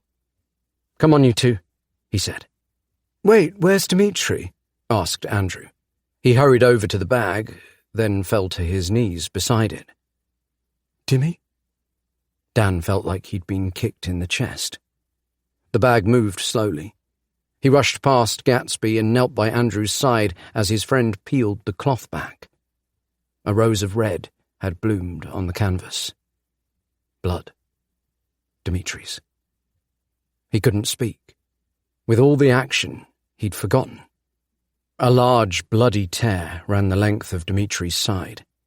Through a gap in his fur, Dan could see bone. He was obviously in pain. He had been cursed with a strength that meant he had to live through what might instantly kill any normal cat. His eyelids fluttered, and he tried to raise his head from his paw. His chest rose and fell slowly. Dan, he's been shot. Andrew's voice wavered. Dimitri? His hands shook with indecision. What do I do? He stroked Dimitri's head. What do I do? The Flash looked up at Dan. He didn't need to hear what the cat was thinking. He could read it in his face. Do something. But he didn't know what. He glanced at Gatsby. The old man remained silent. I'm sorry. Dan swallowed. It was hard to speak. I don't know. Dimitri's breathing slowed. And finally, his eyes closed. Andrew's head dropped, and he let out a sob. The Flash climbed into the bag and gently bumped Dimitri's head with his own. He let out a pained whimper. A prickle formed behind Dan's eyes. His vision blurred, and he blinked away the tears. I'm sorry, Andrew. He put his hand on Andrew's shoulder. Andrew's hands curled into fists. He carried the bag to the side of the motorway bridge and placed it down by the wall. He put his hand on the canvas and whispered something under his breath. Then he stood with lips pressed together and looked at Dan. Let's go. His voice was hard. Dan wiped the tears from his face with his cuff and followed Andrew to the car. He climbed into the front seat while Andrew got in the back with Catman and the Flash. Gatsby was already buckled in. He had a jar of peanut butter on his lap and was spooning it into his mouth. He appeared to be having no trouble eating it, despite his dentures. "Where'd you get that?" Dan said to Gatsby, whilst moving the rearview mirror so he could see Andrew's face. His friend's dry eyes stared at nothing. The muscles at the side of his jaw jutted and jumped beneath his beard. His breathing was slow and deep. "I can feel it," Gatsby said, ignoring Dan's question. "I can feel myself getting stronger." Dan gritted his teeth. He didn't feel strong. He didn't feel anything. He opened the phone the man had given him and mapped the directions to Martin Shields's address. It would take 20 minutes. They would be there by midnight. He hoped they weren't too late. Chapter 41. Mousebane. The death toll rises. First, my love. Now, Scratchtacular. The jester knows where we must go to free the master. Red Mist believes he will fight by our side. I am not so sure. I may have to go it alone. Either way, there shall be no prisoners. Chapter 42. Behind You. Dan kept asking himself if it was all really happening. Dogfighting, human trafficking, things like that only ever happened in the mystical lands of somewhere else, only ever far away, on the news or in movies, not in quiet English suburbs, not in Walton-upon-Thames, not in his town. But here he was, heading for an address not 10 minutes' drive from his own front door, where his wife was being held against her will. The only thing that kept him from going insane with worry was the hope that they wouldn't hurt her if they were trying to get a good price. A buyer wouldn't pay as much for spoiled goods. God, spoiled goods, he thought. My wife. He squeezed the soft leather around the steering wheel. The last streetlight passed overhead, and he turned down a dark back road surrounded by fields and remote farmland. He glanced at Andrew, staring out of the window in the back seat. Catman and the Flash were together on the parcel shelf, watching through the back window. Dan sighed as an oppressive sense of guilt rose. This was all his fault. If he'd never followed them to the warehouse, none of this would have happened. Martin would pay for taking Amy. One hair out of place on her sweet head, and he would destroy him. Rip him apart with his teeth. Crush his skull with his bare hands. He felt something tear, and realised he'd pulled a chunk from the steering wheel's covering. He cleared his throat, shook his head, pushed the anger back. Since the moment he'd watched Dmitri die, the separation between himself and the reptile had ended. They were one now, and with his anger came a primal, cold sublayer to his thoughts. It wanted carnage. It wanted to rage, to tear and rip and kill. He didn't want to know what would happen if he lost control. What might he be capable of? He blew out a long breath to calm himself. Anger, as we all know, leads to the dark side. Catman and the Flash were quiet. Surely if they felt the same urge, then the fight in the warehouse would have been an absolute bloodbath. No one would have survived. Maybe the effects of the frog were different for them. Perhaps their more primitive brains had always felt urges, and so they could quash them more easily.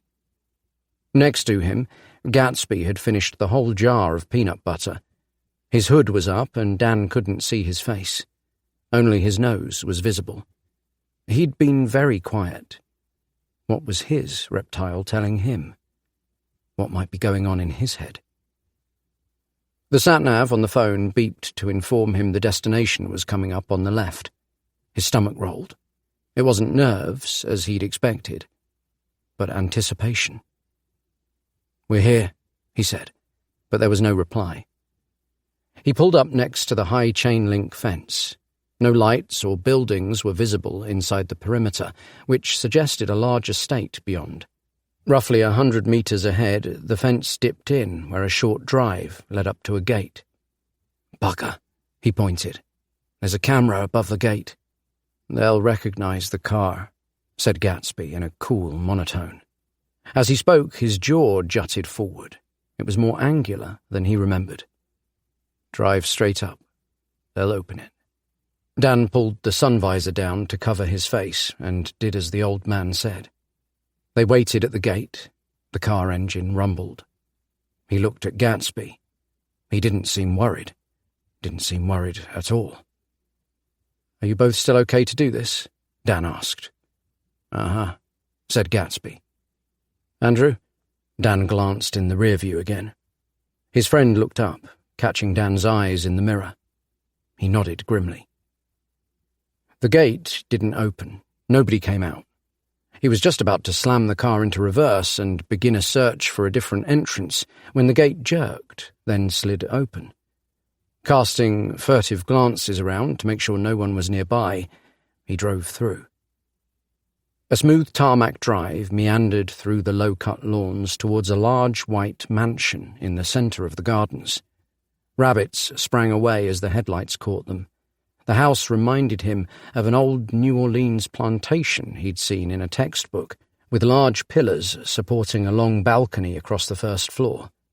Fitting, considering its owner's occupation. "Stop here and turn off the lights," said Gatsby. Dan slowed the car to a halt halfway up the drive. "There'll be someone watching. We can't just drive up to the house." Gatsby looked out, surveying the surrounding gardens. "Won't they think it's strange if we just stop and leave the car here?"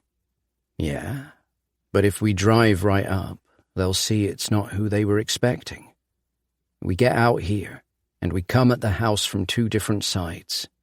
He moved his arms diagonally towards each other in a pincer movement. "Split up? Are you sure?" Gatsby nodded. "Best way to find the girl, and best way to make sure we don't all get caught." Made sense. He was relieved Gatsby was taking control. He had no idea what they were going to do when they got here. "When I say go, you and the orange one head for that tree." He pointed to a large willow looming in the darkness roughly 30 metres away. "The black one, Andrew and I, will head around the house from the other side." "Sure," said Andrew. Gatsby climbed out with very little effort and opened the back door. He motioned to Catman, who turned to Dan. He nodded.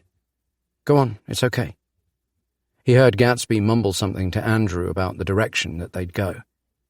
Putting one tentative leg out, Dan looked over the garden. His palms were sweating. The old man patted the roof lightly.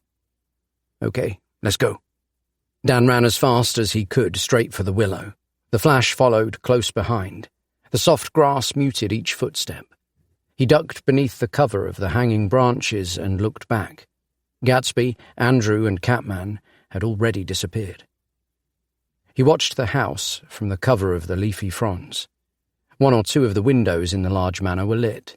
Movement on the balcony above the door gave away the location of someone watching the grounds. The orange glowfly tip of a cigarette flitted up and down in the dark. This had to be the place.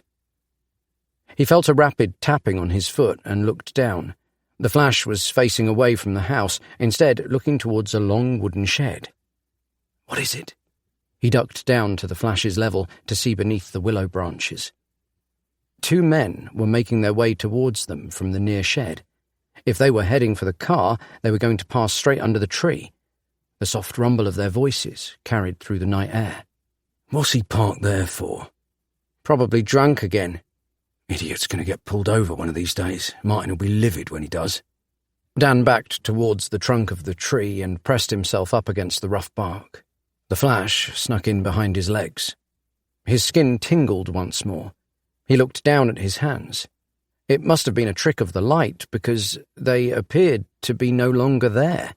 The guy's a massive liability. He deserves whatever he gets. The 2 men pushed through the branches, drawing his focus back. Dan sidled around to the far side of the trunk. The Flash moved with him. Wait, did you hear something? They stopped within the canopy of the willow. He held his breath. Tony, is that you? They were looking straight at him. You having a piss, Tone? Said one. Did you get the guy? Is he in the boot? Said the other. A surge of anger rose within him, as if someone had grabbed his head and dunked him under the surface of a blood-red pool. Lurching forward, he kicked the nearest man in the stomach, doubling him over, caught his arm and the back of his collar, span him headfirst into the trunk of the willow. The other fumbled with a holster on his hip, but before he could draw, the Flash crashed through his legs, knocking him to the ground. Dan rushed forwards and kicked him full force in the face, relishing the way his head bounced back. Neither man got up. Submerged in that dark red pool, he watched himself fight. He was holding the gun to the man's temple before he regained control. Disgusted, he threw the gun to the side.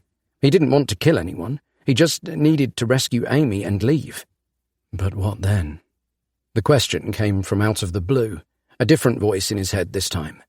The Scottish voice of his sensei. He looked around and was surprised to see the Flash clinging to his shoulder. He hadn't noticed him climb up. They aren't going to leave you alone after you've saved her. The Flash's lips didn't move, but he could tell it was him talking. They want you dead. How is this possible?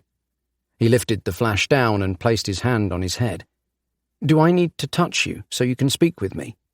Our powers constantly evolve and strengthen. Now you are finally one with your reptile, as am I. We can communicate through them when we have physical contact. It took a moment to comprehend the Flash's words. What do you think will happen once you've saved her? Asked the Flash. The police will sort it. You do know what the police are, don't you? We'll get pictures or something. Make sure these guys don't get away. But what then? The Flash cocked his head to one side. No one can guarantee your safety. You'll spend your whole life looking over your shoulder. Unless you finish this tonight, you'll always wonder what's waiting for you around the next corner. But I can't kill them. Physically, you can. Just let go. Enjoy it. It will take care of itself. That's what your reptile wants. I'm not going to let them change who I am. He moved away. The Flash clawed up his leg and onto his shoulder again. There is no other way. Destroy them, so they cannot hurt you further. The Flash bared his teeth. Dan felt a sudden urge to retrieve the gun, but it left just as quick as it had come. No, we're going to sneak in, get Amy and leave, and once we're out, we'll go. Leave the country if we have to. You'd give up the life we knew before. It was hardly perfect. You humans are so foolish. What you want and what you do are never in alignment. I'm not going to be like them. I'm not going to turn into a killer. I can do without you up there like a bloody devil whispering in my ear. With that, he brushed the flash once more from his shoulder. He looked around, couldn't see anyone else in the garden. He stalked across the grass, using the trees spread around the lawn as cover. The flash followed behind. He didn't want to argue with him. There had to be a middle ground. His thoughts turned to Gatsby and Catman. They may have bumped into other guards. He wondered whether Gatsby or Andrew were experiencing the same urges. Hopefully, they would be able to control them. He approached a lit window and looked through into a kitchen. The room beyond was empty of people, but the lights were on. It looked like a perfectly normal home. Dishes sat dripping on the drying rack. A collection of brightly coloured cereal boxes were stacked atop the fridge, and an overflowing bin sat by the door. It was too normal. It looked like his parents' house. Hell, if he was a couple of £1 million richer, that could be his kitchen. But it had to be the place. You didn't have armed guards at just anyone's home. They moved around to the back of the house. A long glass conservatory ran along the length of it. The interior was dark. A set of double doors stood in the middle, and Dan was surprised to find them unlocked. He stepped through. The conservatory smelled of sandalwood, fresh and natural, and was decorated with an assortment of potted plants and furnished with a faded wicker 3-piece suite. 3 further sets of double doors led from here into the house. He picked door number 2, the centre, thinking it would give him the best scope of the property. He entered a brightly lit hallway with dark wood panels on the walls. On the far side was the main front door to the house, and leading up through the middle of the room, a grand oak staircase with red carpet running up its centre. While he tiptoed across the hard wooden floor, he held his breath and listened. It sounded like the house was empty, but he knew Amy was here somewhere. He could feel it. Next to the front door, he spotted 2 jackets hanging from coat pegs, a lady's padded riding coat and a little yellow rainmac, the owner of which couldn't have been more than 6 years old. They hung over 2 sets of matching boots. A third peg remained unused, underneath which was a crumble of mud on the floor. The flash scurried past and hopped up the stairs. He looked back as if asking Dan to follow. He crept up behind him. The third step creaked. He paused, feeling naked in the bright light of the hall. If anyone was looking in from outside, he was sure to be spotted. He glanced over his shoulder towards the jackets on the hooks, and once again doubted that this could be the right house. Perhaps his feelings regarding Amy's presence were misguided. Nervous adrenaline mistaken for premonition. This could be a young family's home. The men outside simple gun-wielding nighttime gardeners. And he'd broken in. He recalled a story from a wedding he'd played once on a particularly large farm. The father of the bride had told him in a thick West Country accent that all well-to-do country folk sleep with a loaded shotgun within arm's reach, just in case.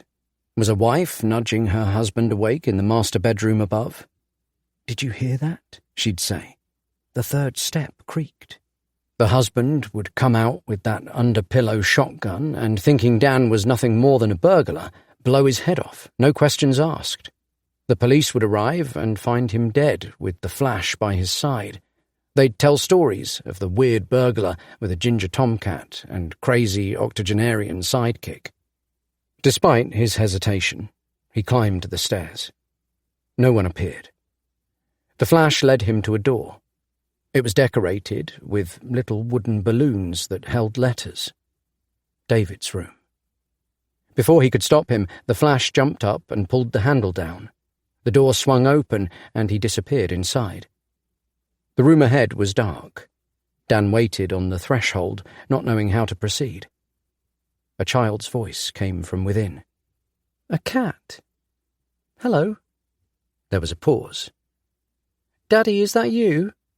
His initial reaction was to lie. "No, I'm a friend of your daddy's, David." He tried to make himself sound more confident, like he was supposed to be there. "Do you know where Daddy is?" There was no answer.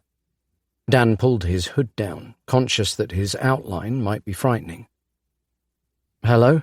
he said. He couldn't see the boy in the room. Perhaps the bed was behind the door. "David?" A little boy, dressed in blue superhero pajamas, stepped out of the dark. A yellow blanket clenched in his tiny fist trailed behind him. The Flash flanked David on his left. His glowing green eyes momentarily flashed in the light of the hall behind them. Dan was reminded again of the Siamese twins in Lady and the Tramp. "Probably in the garden." David raised an index finger to his lips and flicked them as he did so. "In the big shed? Working, so he couldn't tuck me in." The boy's eyes glazed over. Dan was worried he was about to cry, so knelt to his level. "I'm sure he'll tuck you in tomorrow," he said, doing his best to placate the boy. "Is it the shed in the front garden, or is there another one?" "At the bottom of the garden." He pulled his blanket up to his mouth. "Thank you, David." He felt rotten inside. "Can the cat stay with me? I like him." He bent down and stroked the Flash. The Flash moved his head into the stroke and meowed playfully. "He likes you too, matey, but I'm afraid he has to come with me. We've both got a meeting with your dad." David smiled. His nose wrinkled as he breathed out a little giggle. "A meeting with a cat?" He put a hand next to his mouth, about to tell Dan a secret. He lowered his voice to a whisper. "Watch out. Daddy doesn't like cats. He likes big woofy dogs, but I like cats better. Sometimes he brings me one to play with, but then they have to go away again." "You go back to bed, David," he smiled. "Is Mummy around?" "Downstairs, I think, having a big drink." "Okay. Promise me you'll stay tucked up in bed and get to sleep." Dan didn't want him venturing out and getting hurt. "Pretend like Santa is coming, and no matter what you hear, you can't get up until the morning. Okay?" "Okay. Will Grandad still be here then?" A floorboard creaked. "I don't know. Is he here now?" "Yes," he said. His eyes flicked over Dan's shoulder. "Behind you." Chapter 43. Dud. Dan followed David's gaze and turned. "Do as the nice man says, David, and head back to bed," came a familiar voice. "And if you can't sleep, put on the headphones I gave you." Gatsby stood at the top of the stairs, no longer wearing the parka. His previously loose turtleneck jumper was pulled tight against his torso. He looked broader, stronger. With the parka covering him, Dan had not seen the extent of his change. He opened his mouth to speak. Gatsby hushed him. "Not in front of the boy. Have some decency," he said. "Off to bed, David." Gatsby leant past and shut David's door. Dan glanced past Gatsby. In the hall below was another man. He held a double-barreled shotgun. The Flash rushed forward and leapt for Gatsby's throat. With an impossibly quick movement, the old man caught him by the legs and swung him into the wall. He dropped the Flash limply to the ground. Dan ran to his side. "Flashy!" He picked him up. He wasn't moving. He glowered at Gatsby. "What have you done? You've killed him!" Gatsby laughed. His eyes had changed. The whites were now a pale yellow, and the black pupil had slimmed to a thin reptilian diamond. "He's not dead. I know it. Can't you hear his heart beating?" Dan pressed a hand to the Flash's chest. He could feel a pulse, just. Something else was terribly wrong, though. His back legs hung limp, broken. He tried to support his whole body in his arms. Gatsby smiled, his mouth stretching impossibly wide. "I feel amazing, Danny boy, and it's all thanks to you." "Where's Andrew?" "He's safe outside." He didn't know what to say. Nothing made sense. "What about Leroy and the other guy? They put you in the cupboard. You were looking for your cat." "I'd been looking for cats, all right. Just not mine. Believe it or not, When you first broke into my home, I couldn't have done anything to stop you." He raised a limp wrist and shook it. "I genuinely was a weak old man until about an hour ago, so I hid in the cupboard when I heard you coming up the stairs. Then when you found me, you thought you'd saved me, so I just went along with it." "But you let those guys at the motorway bridge get beaten to a pulp. You could have done something then." "Tony and the others." Gatsby rolled his yellow eyes. "You saw how pathetic he was. I'm not surprised you made him talk." He smiled, and this time Dan noticed the dentures were gone. His gums were bleeding. Thin white spikes pushed out through them. "I wanted to see you and those kitties in action.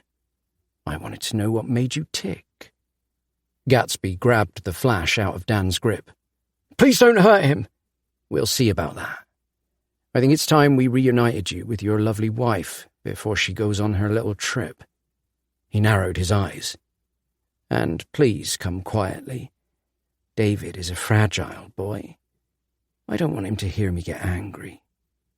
His face drew up in a smug half-smile. He had a nasty twinkle in his eye. "It wouldn't do you much good anyway. I can tell your frog hasn't given you what mine has given me." "Looks like you got a dud." "What about Catman?" "The black one ran off as soon as we got out of the car. He's an animal. He doesn't care about you. Now get downstairs." When Dan reached the foot of the stairs, the other man grabbed him, and the hard barrel of the gun was pressed into the small of his back. He was shoved forward. Gatsby walked past, and they followed him outside. Andrew was on the lawn with another 2 men. "Dan," he said, "George is the guy on the phone's dad." "I know." "We're in real trouble now." "I know." "What are we going to do?" He didn't know. They forced the pair of them across the dark expanse of the lawn towards a group of barns that loomed at the end of the garden. "When I spoke to you two on the street, I had no idea you actually had the balls to do anything. You looked so ridiculous with your flyers." He smiled and bared the sharp stumps in his mouth. "Looks like you found your dragon. And it's going to eat you." He chuckled. The night air in the garden smelled sweetly of wood smoke and fallen leaves, but as they drew closer to the sheds and the thick grass gave way to a broken mix of dirt and stone, the smell became meaty and rotten. A mix of muffled barks and growls came through the thin walls of the nearest building, a shabby construction of corrugated iron with a wooden frame. They headed between it and another building, through a slim alley lined with broken pallets and rusted farm tools. A carpet of dirty cobwebs and dust covered the walls, and overgrown plants grew in and out of the shack's supports. As they came to the end of the passageway between the buildings, a bright motion sensor light flashed on, illuminating the complex. A row of ramshackle wooden structures ran to their left and right along a gravel road that stretched perpendicular to the alley. This side of the track looked like a small town in an old western. Breaking the illusion was a modern brick and metal building opposite, a large warehouse, much like the newer ones at the industrial estate. "Where's Amy?" "With Marty in the office." With the hand not carrying the flash, Gatsby pointed at the building across the road. "He's making sure she's calm for when Liam arrives to pick her up." They forced them across the gravel path and into the brick building. A short, unlit corridor led straight ahead, the floor carpeted but muddy. Voices floated down from further up the hall. "Down here, Dad." Dan recognized the voice from the phone call. They shoved them in the direction of the open door and into a small, brightly lit room. Anatomical charts of dogs hung on the walls. The red exposed muscle on the paper was a stark contrast to the clinical white walls. And in the centre was Amy, sat in a chair, her sleeve rolled up to her elbow. 2 men were hovering over her, One wore a wax jacket, the other held an empty syringe. He had a bandage wrapped around the top of his head and one eye. Amy looked up and blinked slowly. Dan? It was clearly an effort for her to speak. Her head fell to her chest and bounced up again. Her eyes rolled in their sockets. She looked possessed. He stepped forward, wanting only to touch her, but was pulled back. His arms were twisted up his back into a lock that shot fire into his shoulders. The man in the wax jacket turned to stand in front of her. He mashed a cigarette out into a full ashtray and rubbed his hands together. His pale, blotch-ridden face creased into a smile.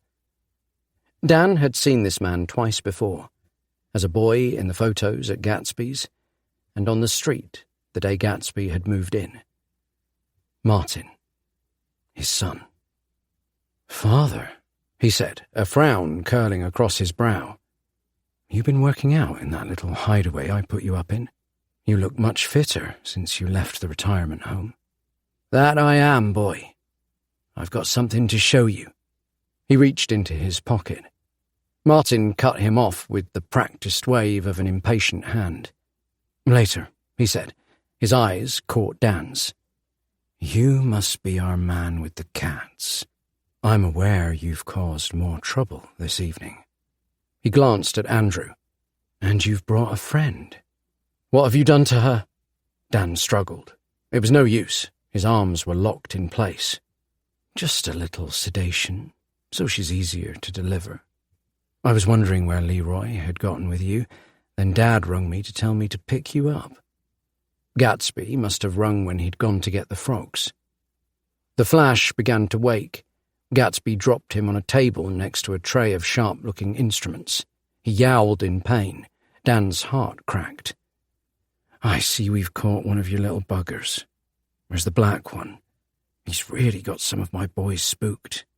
The man holding his arm murmured something to the one holding Andrew. His grip loosened, and Dan chanced a backward glance. One of them was missing an ear. The other had scratches across the left side of his face. "What was that, Carl?" said Martin. The man with the missing ear coughed. "I said just 'cause you can't see him don't mean he ain't here." Martin rolled his eyes. "I'm pretty sure he's not in the room." He looked around for support, and the man with the bandage around his head nodded quickly. "Now you," he said, turning back to Dan. "It's time for you to come clean. Who put you up to it?" Dan shook his head. "I don't—" Martin held up a hand to stop him. He closed his eyes and rubbed his forehead with his knuckles, took the syringe from the man with the bandage and put it close to Amy's closed eye. "I don't want to hear your lies. Who do you work for?" He emphasized each word with a tap of his index finger on the syringe. Dan swallowed. His throat clicked. He couldn't take his eyes from the needle hovering perilously close to Amy's face. "He doesn't work for anyone," said Gatsby. "He just happened to be at the warehouse that night." Martin glanced at his father. "Did he tell you that?" He eased closer, moving his face to within an inch of Dan's. "Have you been taking advantage of my elderly father, feeding him bullshit? I know the Ballochs were trying to set up their own fight as well as running their own line." "Don't. Please," he could only beg. "The Ballochs, I don't know." "He doesn't know anything," said Gatsby. He rolled those yellow eyes at his son. Martin squinted and angled his head back, gaze tracking down his nose at Dan. Only one way to be sure, though, isn't there?" He nodded towards Amy. "Liam doesn't need her to be able to see with both eyes, as long as everything else is in working order." His lip curled as he looked over her unconscious form. The anger rushed on like a tidal wave, and Dan lost control. He lurched forward, almost breaking free of the arm lock that Gatsby's man held him in, and flung his leg out. His toe missed Martin's face by centimetres. "You don't touch her!" he seethed. Martin flinched back, pulling his arm across his pasty face like a vampire hiding behind his cape. A little squeal left his throat, and he dropped the syringe into Amy's lap. When he realised Dan couldn't get close, he quickly composed himself. Oh, ho, ho. That was stupid. He shook his head. Little beads of sweat flung from his balding head. Hurt her, Jimmy. He passed the syringe to the bandaged man. Jimmy looked at the needle in his open hand, then at Martin, and then at Amy, sleeping in the chair. "Wait!" cried Dan. His knees gave way. They wrenched him back to his feet. He turned his face towards Gatsby. "I told you," he pleaded. "I was just there by chance. I followed my cats." "Marty," said Gatsby. He put a hand on his son's shoulder, but he shrugged it off. Followed his cats? Martin threw his hands in the air. "Are you hearing this?" He turned back to Dan. "I don't believe you." Martin paused a moment. "You've had your chance to cooperate." Dan reeled back. His stomach flipped. He was going to be sick. "In the eye, Jimmy." Jimmy looked towards Gatsby. His face said, "Help." "Don't look at him. I'm the boss. You do as I say." Gatsby sighed. "Son, come on. Liam's not going to want her if she's only got one eye." Martin squeezed his eyes shut and rubbed his forehead. "Oh, Dad," he said, whining like a teenager with a new games console being asked to hoover the lounge. The patchy blotches on his face were fading as his whole head turned pink. No one else in the room moved. "Are you deaf?" Martin's eyes popped open, and he glared at Jimmy. He turned towards the man missing an ear. "Carl, you do it." Carl hesitated for a moment before stepping forward. He took the syringe from Jimmy. Dan noticed his hands were shaking too. "We'll talk about this later, Jimmy." Martin pointed a rigid finger at him. With his one good eye, Jimmy looked at the floor, hands held by his stomach.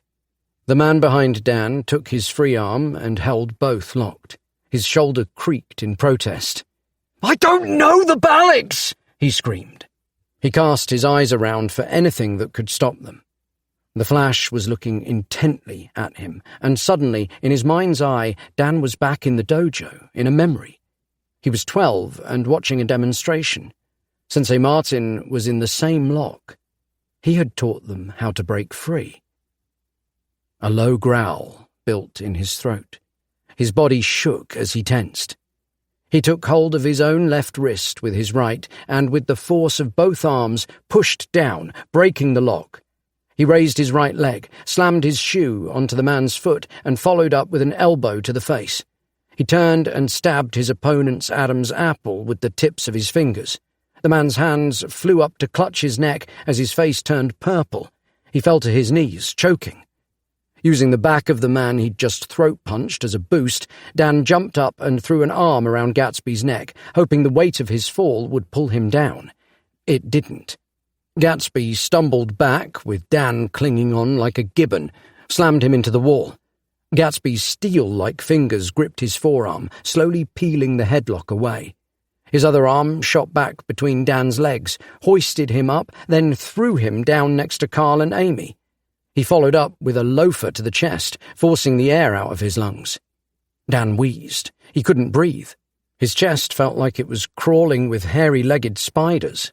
He coughed, fought to regain his breath. He climbed to his knees and felt a punch land on his face. Couldn't tell who it was. His nose sprayed blood onto the white floor.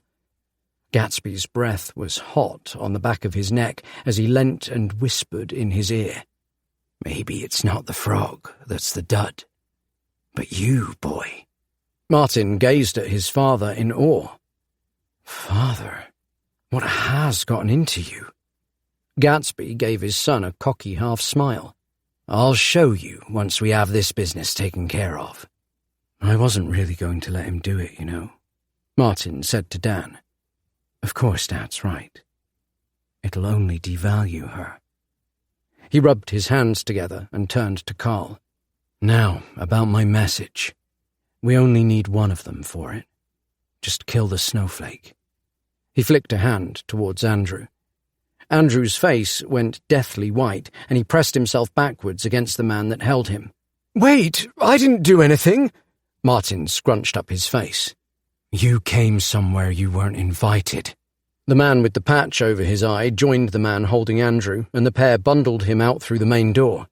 "Dan!" Andrew shouted from the hall. "You can't—" started Dan. Martin continued over his protests as Andrew was led away. "You guys film his bit." He pointed at Dan. "I'll do mine later." He clapped his hands together. "Come on, chop chop." Dan looked around the room. Everyone else seemed to know what Martin meant. What message? The man with scratches on his face was back on his feet, but still purple. He rubbed his throat and glared. "But," said Carl, "if he's not with the Ballochs, like George says, then won't they think it's a bit weird if they get a video with some random guy in it?" Martin shrugged. "Doesn't matter. They'll know we mean business." He looked Dan over. "Besides, we've got him now. Might as well put him to some use." "Take this and chuck it in with him." Gatsby handed Carl the flash. Carl held the cat out at arm's length, even though the flash wasn't awake enough to do anything. "Now, Dad," Martin said. "what is it that's got you all excited?" Gatsby fished into his trouser pocket and withdrew a frog. The last one from the kitchen, the one with the black marks on its back. He placed it on the table. Martin scratched his head. "What the hell is that?" Dan felt an arm wrap around his neck and was pulled into a headlock. They dragged him away. Andrew's pleas bled down the hall from outside. Behind him, Gatsby said, "This is something that's going to make us a lot of money. And I think I know where to get more." And ahead, he heard a shotgun blast. Chapter 44. The Message. Andrew twisted in the air and hit the gravel track hard. Dan knew he was dead. A chunk was missing from his right shoulder. The man with the gun, seemingly not convinced by the amount of damage he'd done, reloaded, then aimed at Andrew's prone form before deciding against firing again. He shoved the gun into the arms of the one called Jimmy and headed after Dan and the two pulling him along. Over his shoulder, he called, "You sort that out, Jim." In the past, Dan had imagined that if he found himself in a situation like this, he'd somehow find a way out, fight his way through, save everyone, overcome the odds.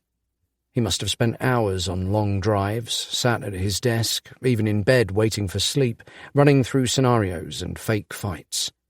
His dormant childhood martial arts training would come alive and power him through. But this was real life.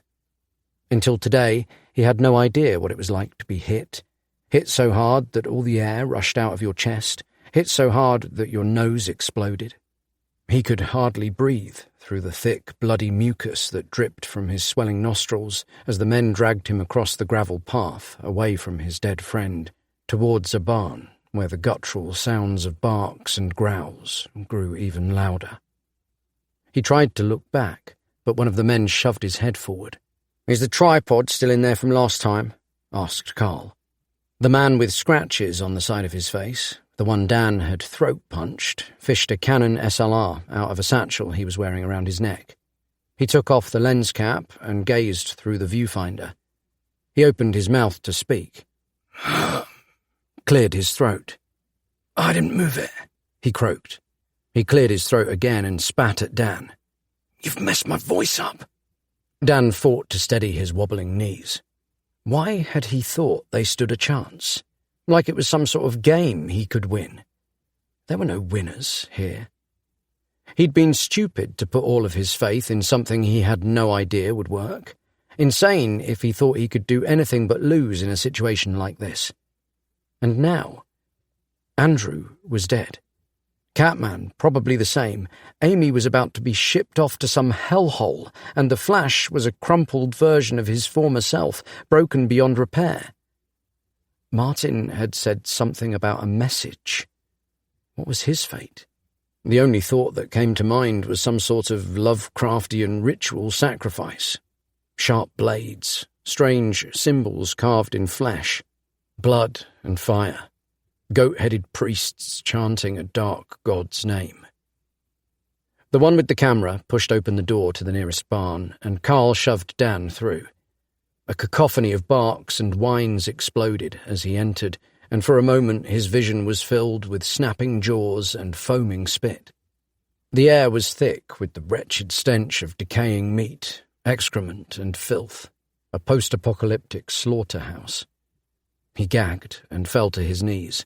The men stood over him. The one who'd shot Andrew gripped the back of his neck and leant in close. What did you think was going to happen coming here? Carl held up the flash, who lay limp in his hands, and waggled him in front of his face. Not so scary now, are you? The flash's chest moved up and down. His eyes were half open. He didn't look well. Anyone for a game of footy first? He motioned, launching the flash up in the air and drop-kicking him. I ain't got time, said the one gripping Dan's neck before shoving him down into the dirt. A naked bulb hanging from the centre of the ceiling blinked into life as someone hit the switch. The dirty light cast grim shadows that danced around the room. Now he could see slavering dogs with their insane staring eyes chewing at the chicken wire that held them back. Under the swaying orange glow, they appeared as demons fighting to escape the roasting fires of hell. The shed was roughly 20 feet across. This section was about 6. Around the edge were 3 fenced-off enclosures. Each cage held 2 large dogs. Dan thought they were either pit bull or Staffordshire Terriers. He wasn't very good with dog breeds. The circling light made their mouths look like they were teeming with living, swarming teeth. The camera guy removed a tripod from an old 70s-style kitchen cabinet that had clearly once been white, but was now a blotchy, creamy brown. He attached his camera and aimed it towards the cage on Dan's left. The dog inside was thinner than the rest. Its ribs stuck through its brown fur like an organic marimba. Despite his emaciated look, he still jostled against the fence of his cage with furious energy. Strings of saliva dripped from the rusted wire. The man with the camera set up his shot. You looked like you were going to shit yourself when Martin asked you to put that needle through her eye, Carl, he said with his eye to the viewfinder. I've got a thing with eyes, said Carl. He shuddered. Don't like watching people touch them. Don't like stabbing them with needles. He stuck his tongue out. Dan wondered if he was telling the truth. Didn't think you were that squeamish, said the cameraman. Everyone has their things. Mine is eyes.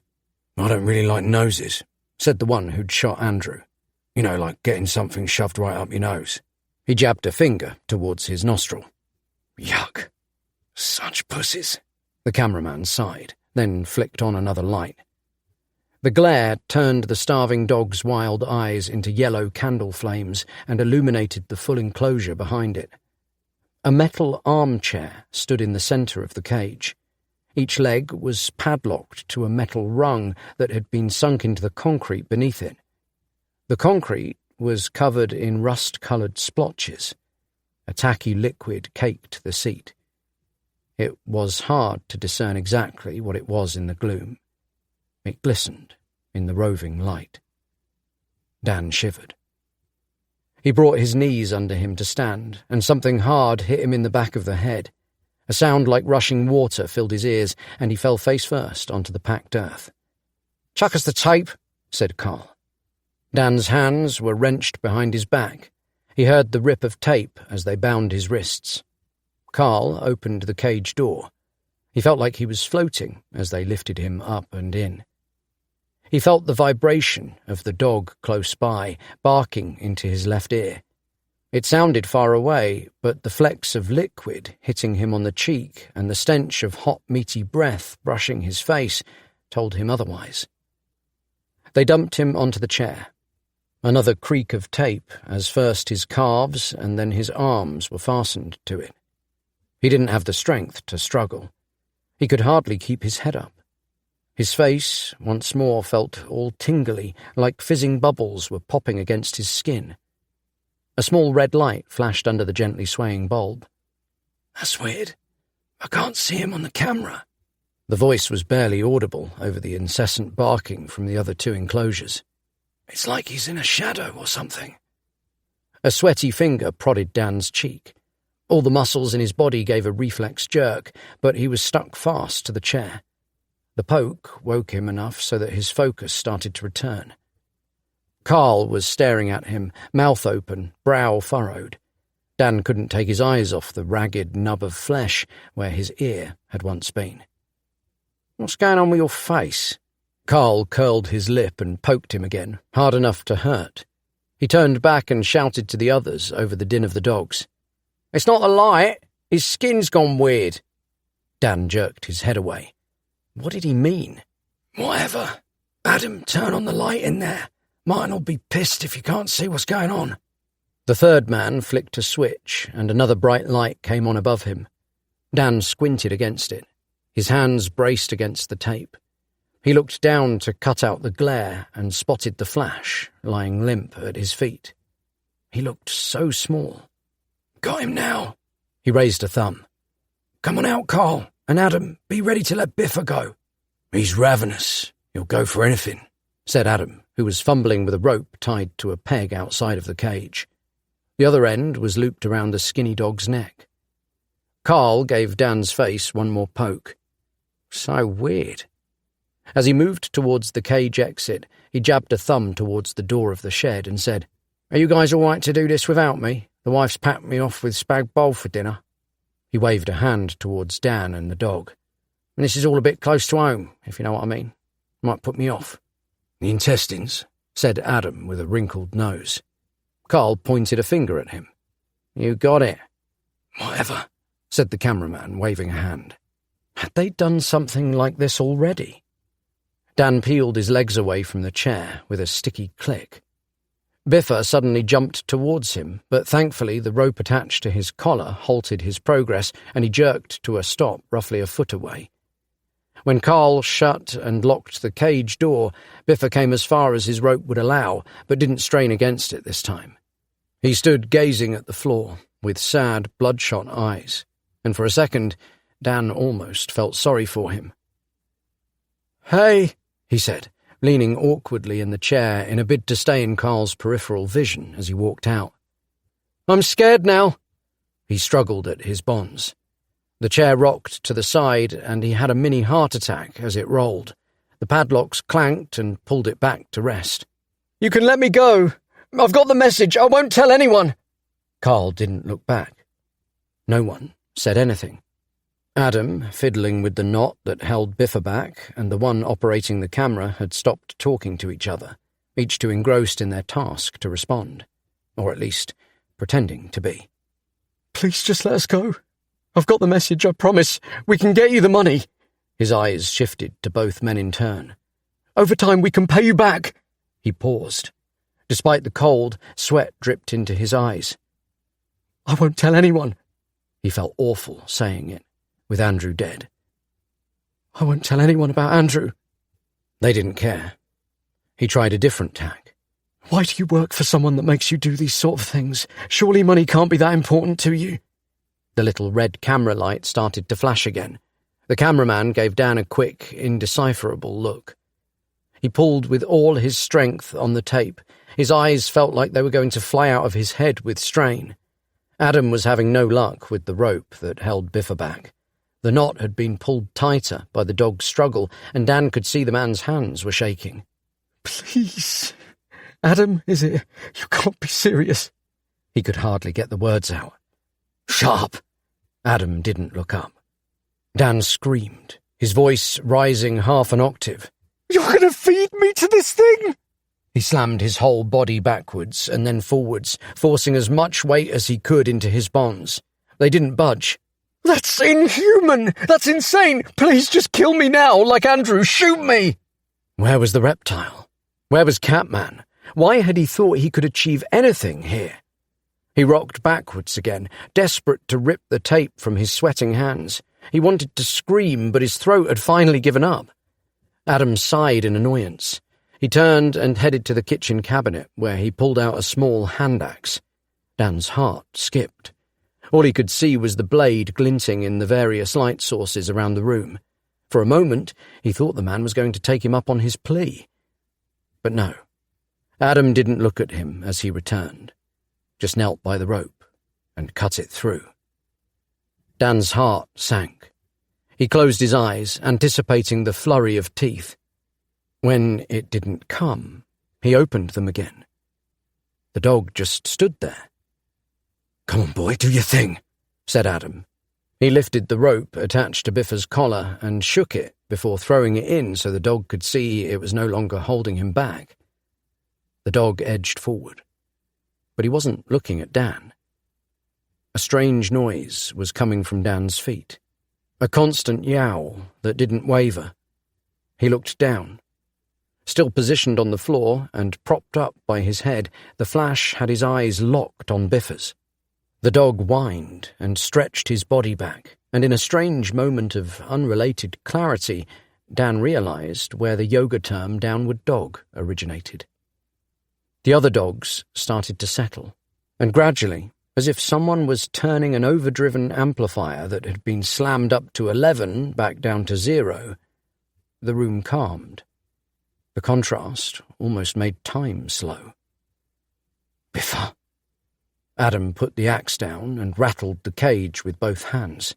The reflection of the light bulb shone in the beads of sweat on his hairless head. His mouth moved, but made no words as his gaze travelled around the room to the other enclosures. Dan was just as confused. The dogs were all quiet, all watching the Flash. Wrapped up in his ball at Dan's feet, he had their full attention, but was only looking at Biffa. Biffa whined submissively. He lay down, rested his head on his large paws. His tired eyes softened. He looked as if he might fall asleep. He barked quietly at the Flash, who yowled again, this time softer, in a way that was almost soothing. Then the dog stood and moved behind the chair. Dan felt the wetness of gooey saliva on his fingertips as Biffa chewed through the tape that bound him. "Carl, get in here!" shouted Adam, not once taking his eyes from the scene. As soon as Dan's hands came free, he began to wrestle the tape around his legs. The door to the building opened, and Carl re-entered. "How'd he get free?" "Biffa chewed the tape." Carl touched the hole on the side of his face where his left ear had been. "Stop him before he lets the cat out." Adam unwound the wire that held the enclosure gate closed. Biffa growled and pounced towards the door, holding it shut. He snapped at Adam's fingers, forcing him to retreat a step. Dan released his feet and stood. He scooped up the Flash. "Put me on your shoulder," said the Flash. "You'll need your hands free, and I cannot walk." Dan did so. The Flash gripped onto his hoodie with his claws. Biffa bounded back from the gate, and Adam, who was now trying to push it open, fell through and landed on top of him. Biffa flipped him and pinned him to the ground, jabbing his head forward, trying to bite his face. Adam pushed against the dog's throat with his forearm, but could barely hold him back. The dog flicked his neck and caught Adam's wrist between his teeth. Adam screamed. Dan had a strange and deep desire to ram something pointy up the man's nose, but kept the urge under control. The dogs in the other cages started up again, and the room filled with furious barking once more. Dan felt a paw on his neck, then heard the husky Scottish voice of the Flash inside his head. "Get them." Once again, he felt like he had been pulled from his body and dunked under water. This time, he didn't fight it. He leapt over Biffa and Adam as they wrestled and flew out of the enclosure. Carl stepped away from the fence and put his fists up. Without slowing, Dan swung his leg in a perfectly executed front kick, catching him in the stomach. Carl bent double, and Dan struck the back of his head with a hammered fist, pushing him down to the dirt floor. The cameraman swung, and Dan blocked, caught his arm, span under it like a dancer performing a turn, twisted him around into a straight arm lock, and then picked up the axe from the shelf beside him. In a moment of lucidity, he flipped it around so that the blade was facing himself before he brought the weighty shaft crashing down on the cameraman's head with a deep thunk. The man dropped to the ground, unconscious. Dan raced to each of the other 2 dog enclosures and, one after the other, hacked through the twisted wires holding each of the doors shut. They swung open. The dogs were out almost immediately. 2 rushed into Biffa's enclosure to help him, though he didn't look like he needed it. Adam was still screaming, his head trapped in Biffa's jaws. The others rushed Carl, who was making a move for the door. The first dog gripped his arm and dragged him down to the ground. He fell screaming under a blanket of fur and wagging tails. Dan stepped past without looking back. He threw open the door. "Stop!" It was Jimmy, the one with the eye patch. He stood outside, holding the shotgun. Dan put his hands up. Behind him, the bone-crunching sound of animal liberation quieted. Jimmy looked nervous. The barrel of the gun shook with his hands. His gaze kept twitching between the flash on Dan's shoulder and the dogs that he could sense were gathering behind. "Make them go back in their cages," he said. "I can't do that. I can't talk to them." "Do it!" He gave the gun a threatening shake, and his lips became thin white lines. "Who's the bloody snowflake now?" came a wheezing voice. A plank of wood swung into view and connected with Jimmy's head. The gun went off, blasting a chunk out of the wall, just to Dan's right. Jimmy fell to his knees, and Andrew staggered into view. He raised the plank above his head and knocked Jimmy to the ground, unconscious. Andrew leant his whole weight on the plank like a crutch and took a deep breath. "Dragons schmagons." "Andrew?" "Oh, man, look at this," he said, holding up his arms. The front of his robe was torn to shreds. The skin beneath, pink and new. "This is my second favourite piece of leisure wear. Remind me to stop wearing robes when I'm out with you." Dan rushed forwards and threw his arms around his friend. "Andrew, I thought you were dead." He took another wheezing breath, then cleared his throat. "I think I was for a bit." He stretched his right arm above his head and glanced down at his shoulder. Part of it was still missing, but it wasn't bleeding. The surrounding skin looked fresh. Dan could swear it was healing as he watched. "Do you feel okay?" "Hurts like a bugger," Andrew said, pulling what was left of his robe over the healing wound. "Must be the frog." He met Dan's eye. "Don't worry about me. We have to save Amy." The flash meowed from Dan's shoulder, calling to the dog pack. The dogs poured from the shed, surrounding them with barks and wagging tails. "I can't ask you to risk yourself again." "You can't stop me," said Andrew. "Dimmy's gone. They shot me." He punched his fist into his open palm once more. This time, with the spatters of his own blood covering his face and his clothing in shreds. He looked like he meant business. "I'm getting payback." Chapter 45. Hurt them a lot. Dan helped Andrew into the building where Amy had been sedated. The flash was still on his shoulder. The dog pack followed. The room she had been in was empty. He was too late. A thin glowing line on a table in the room caught his eye. He stepped forward and picked it up. A frog's leg. The flash's nose snuffled up and down. Dan held the leg up to him so he could sniff it. "Do you think Martin's eaten the rest?" he asked, not knowing whether the flash would answer. "Let's hope not," said Andrew, leaning against the wall. He looked shattered. "I believe he has," answered the flash inside his head. Dan didn't know whether to tell Andrew that he could speak with him, didn't want to rub it in with Dimitri gone. Now wasn't the time. "Are you sure you're okay?" he said to Andrew. "You look done in." Andrew waved a hand. "I've just been shot by a massive shotgun. I think I'm doing okay, considering. Could do with a nap, though. I expect it's very energy-intensive, resurrection." I expect so." Something in the corner of the room had caught his eye. An arm poking out from behind an open cupboard door. He moved to see better. It was a man, Another of Martin's henchmen, no doubt. He was dead, his throat a mess of red, leaking out onto the linoleum floor. Did you do this? Andrew shook his head. Not me. Catman? Someone, or something, had backed him into the corner and killed him.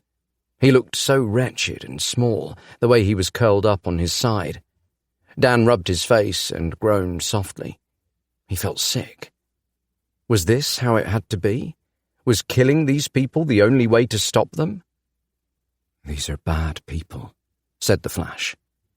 The nausea quickly subsided as the muscles in his jaw tensed. His hands curled into tight fists.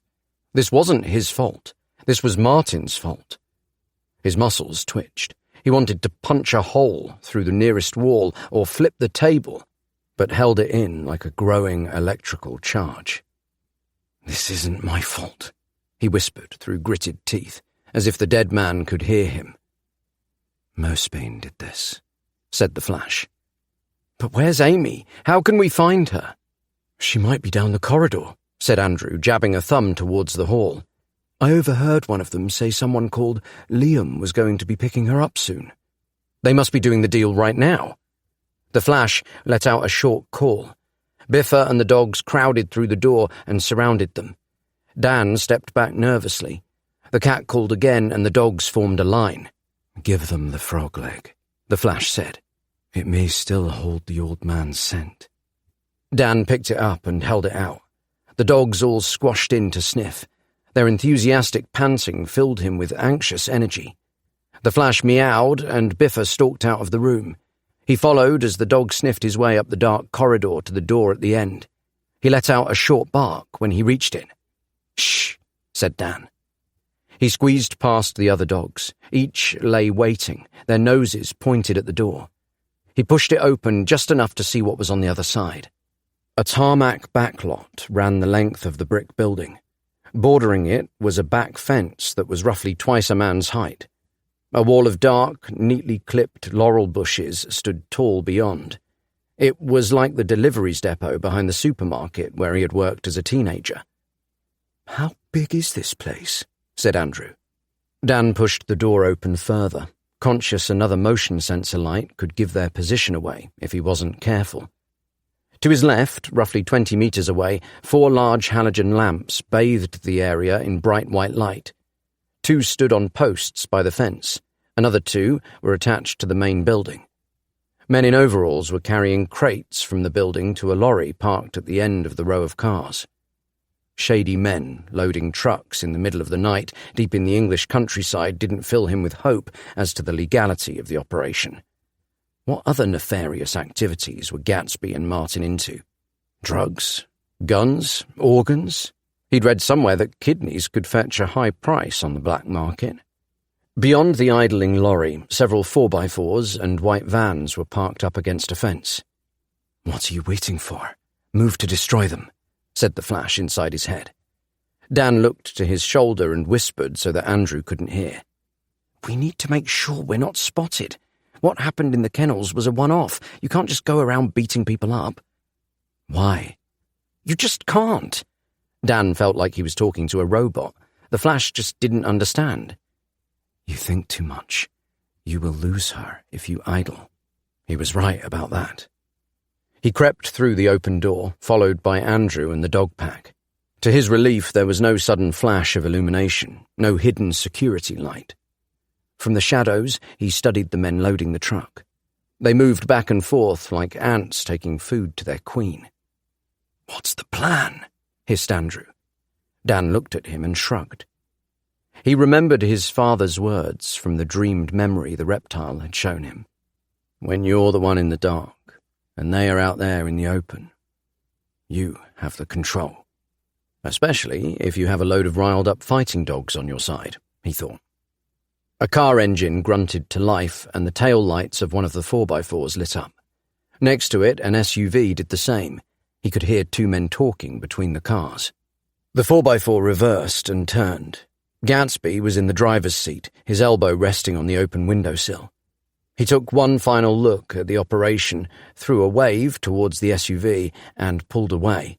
The car disappeared through a gate and out of sight. "He must be going to the pool," said Andrew. "Do you think he has Amy?" Andrew shook his head. "She must be in the other car." The SUV reversed and followed Gatsby's car through the gate. He couldn't see the driver through the dark-tinted windows. "Forward, before we lose her," the Flash yelped, and the dogs began sprinting towards the truck and the men there. He gave a clear paw signal for Dan to charge. "Oh, crumbs," Dan said, giving chase. "Come on!" Andrew limped behind. "You go on, I'll catch up." Unsurprisingly, the first of the workers to notice 5 vicious attack dogs, a man in a tracksuit brandishing a tiny axe with a ginger cat clinging to his shoulder, and a limping hippie with part of his torso missing, dropped the crate he was carrying in surprise. The man following him, seemingly so engrossed in the sound system bangers pumping through the large pair of headphones covering his ears, didn't notice, and, in true slapstick fashion, careered straight into the first man's back, knocking him flying.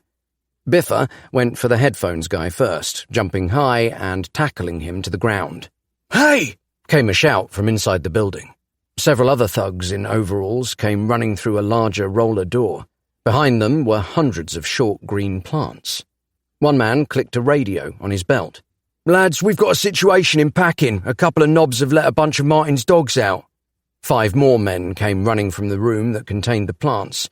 Dan looked back towards headphones and the dropper. Both lay unconscious on the concrete, but the dogs had silently ninjaed away. Dan span. They were stood back up the way they had come, surrounding Andrew, watching him and the oncoming men. Andrew tried to step forward, but the dogs didn't let him pass. He shrugged, helpless. "Flashy," Dan said, not taking his eyes from those coming his way. "Why aren't they helping?" "Looks like your pet pals have done a runner, Dr. Doolittle," said the man with the radio. "A true warrior must learn to stand on his own 4 paws, Dan. It is time to unlock your potential." "Oh no, not now." Dan turned and sprinted for the truck. "We haven't got time." Heavy boots chased him. He threw open the passenger side door and jumped inside, tried to shuffle over to the driver's seat, but someone caught hold of his leg and tugged. He gripped the edge of the steering wheel with both hands. His whole body lifted as someone else grabbed the other foot. His sweaty fingers slipped, and he was pulled from the cab, scrabbling with his arms to slow the inevitable meeting between his face and the tarmac. He landed hard, but managed to block his head from hitting the floor with his forearms. He curled up and rolled beneath the lorry. There were too many of them. He couldn't get away, but he couldn't hide either. Tingles covered his skin, and he looked down at his hands. Strange waves of darkness rolled up and down his fingers before coalescing and growing up his forearms, turning them black with little flecks of white and grey to match the tarmac under the truck. He wriggled out of his hoodie and his t-shirt. The tarmac froze his naked skin, but he didn't notice. His whole body had changed colour, and with his black trousers on, he was almost invisible, even to himself. He rolled so that the Flash was hidden from view beneath him and lay as flat as he could. One man knelt and looked under the truck. "Where's he gone?" he said, looking straight at him. "Don't tell me you lost him," said another. "You were holding his leg." The man stood while the others spread out to search. "You guys go round there. He's got to be somewhere." "Probably some animal activist." Dan was no longer paying attention to what the men were doing. He was too shocked by his own flesh. It felt like thousands of feathers were falling softly all over his skin as it changed colour, reacting to the surrounding light levels and his movements. Holy effing flip! He was invisible. This was the reptile's gift. He edged to the far side of the truck with the Flash cradled under one arm and the axe ready in the other. He stood, then lay the Flash down on the driver's side step. He needed both hands free. "Martin's not going to be happy if he finds out we had someone in here. They definitely saw the farm. We can't let them get away." Scuffled, unsure footsteps moved around the front of the truck. Dan crept towards them, flipping the axe around so the sharp end was facing him. He didn't want to hurt anyone else, not seriously. He looked down at his body. His skin continually changed as he moved, depending on what was behind him. Every cell was like a sequin on a thread, spinning and changing colour with the wind. The first man stepped into view less than 2 feet away. He looked right through Dan as if he wasn't there. His eyes twitched as Dan brought the axe up past his face, and he just had time to utter a soft syllable. "What?" before Dan clonked him on the head. He fell to the ground. The man who'd been following close behind screamed, "It's a ghost!" He stumbled away. Dan didn't hold back. There wasn't time. He rounded the truck, a pair of jogging bottoms and a floating axe. "What the hell are you?" said the nearest man. He was broad, rugged, taller than Dan by a few inches. His nose looked like it had been broken and set again using a banana as a guide. "Get him," he said, lunging forward. He remembered his father's words once more. "If you ever come up against someone bigger than you have to hurt them a lot. Hurt them so they can't get back up again." Before he could come any closer, Dan hit him across the jaw with the blunt side of the axe. Just like before at the warehouse, that primal feeling washed over him. This time, it was closer to euphoria. The man gritted his teeth and swung for where his head should have been with such force that when he missed, he put himself off balance. Dan stomped on his knee. It crumpled like a paper bag, and as he went down, punched him in the mouth. Another took his place, this one skinnier. He threw wild and fast punches into the air. Dan managed to duck beneath them and, driving himself up with all the power of his legs, uppercutted the guy in the chin.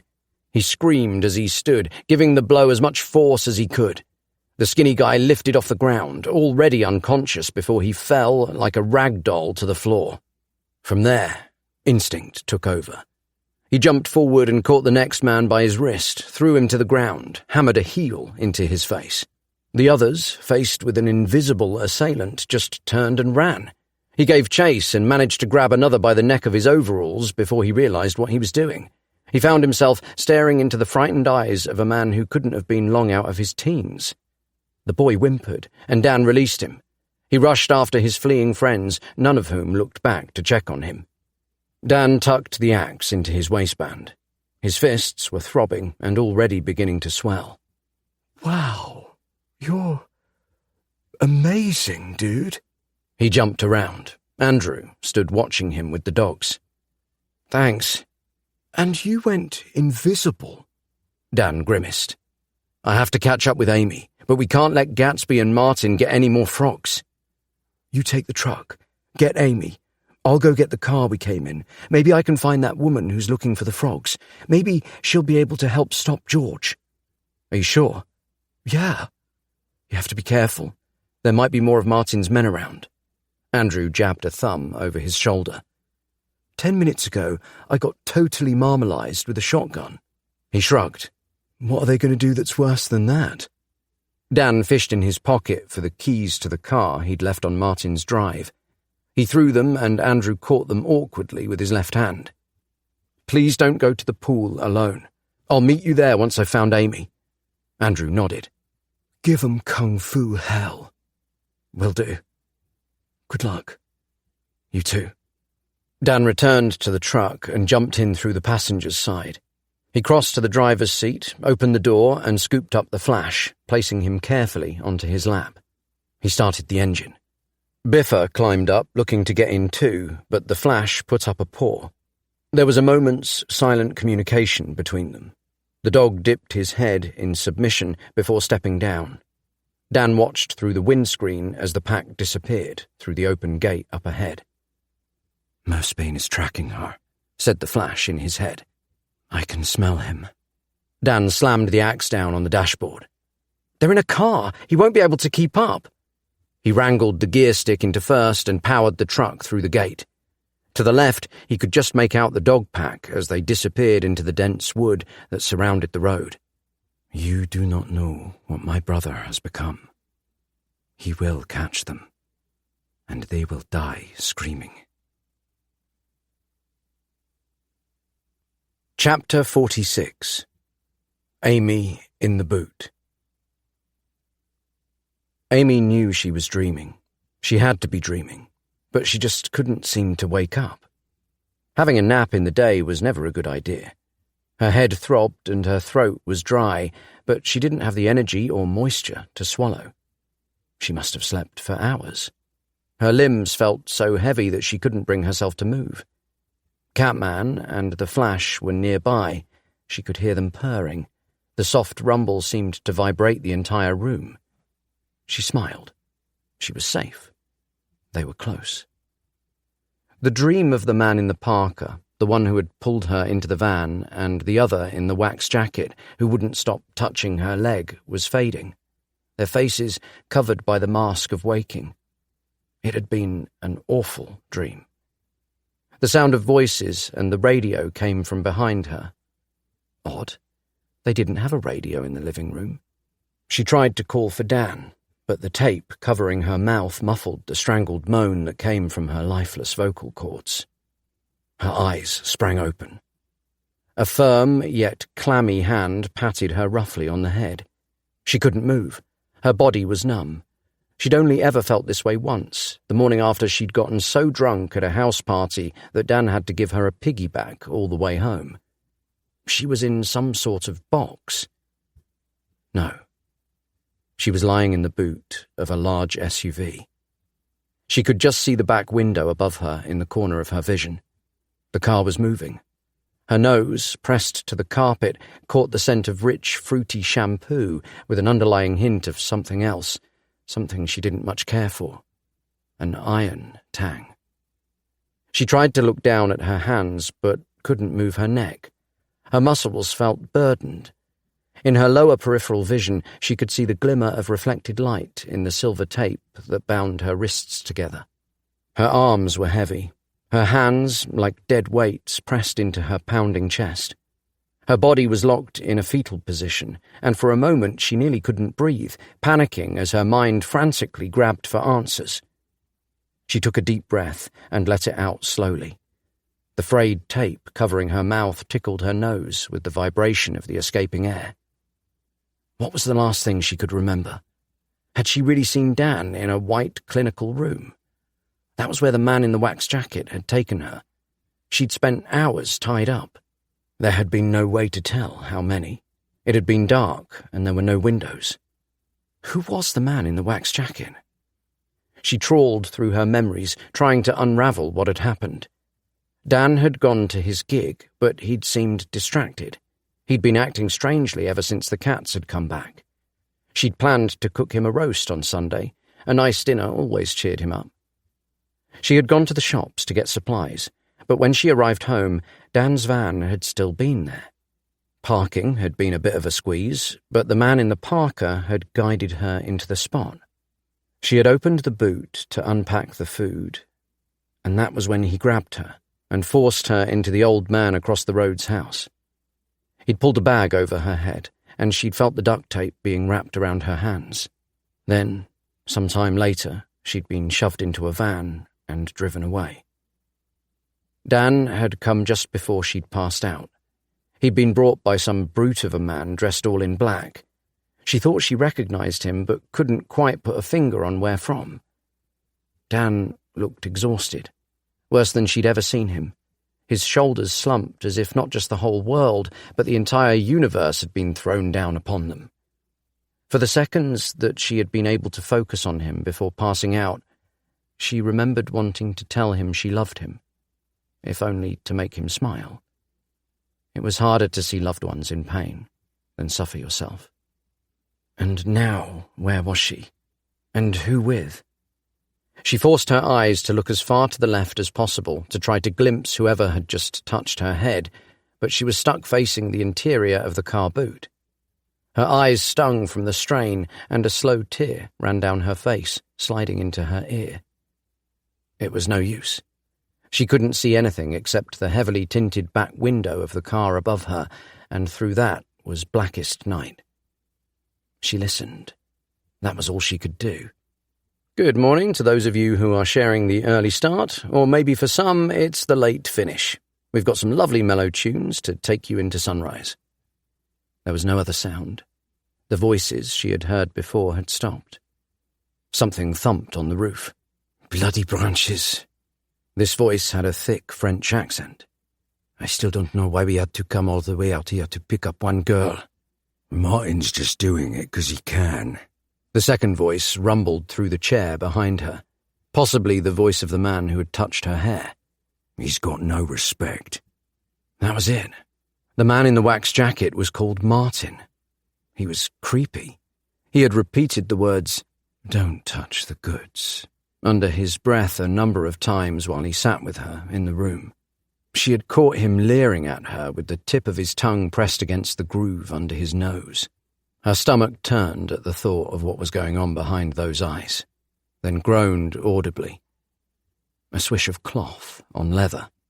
"Hungry, are we?" came the deep voice. "Don't worry. You'll get to eat something soon enough." The man snorted as if he'd said something funny. A second thump on the roof elicited another groan from the Frenchman. A light pitter-patter followed, but instead of going from the front to the back, as you would expect from branches scraping across the roof, they moved in the opposite direction. The sound reminded her of home, but she didn't know why. Tears came. Where were they taking her? "Jesus Christ!" shouted the Frenchman. The car halted abruptly and she was thrown onto her back. She could now see the ceiling and the back of the head of the man in the back seat. He sat in the middle. The long brown hair pulled tight into a ponytail at the base of his thick, red neck caused her to shudder. The thought of him putting his hands anywhere near her was revolting.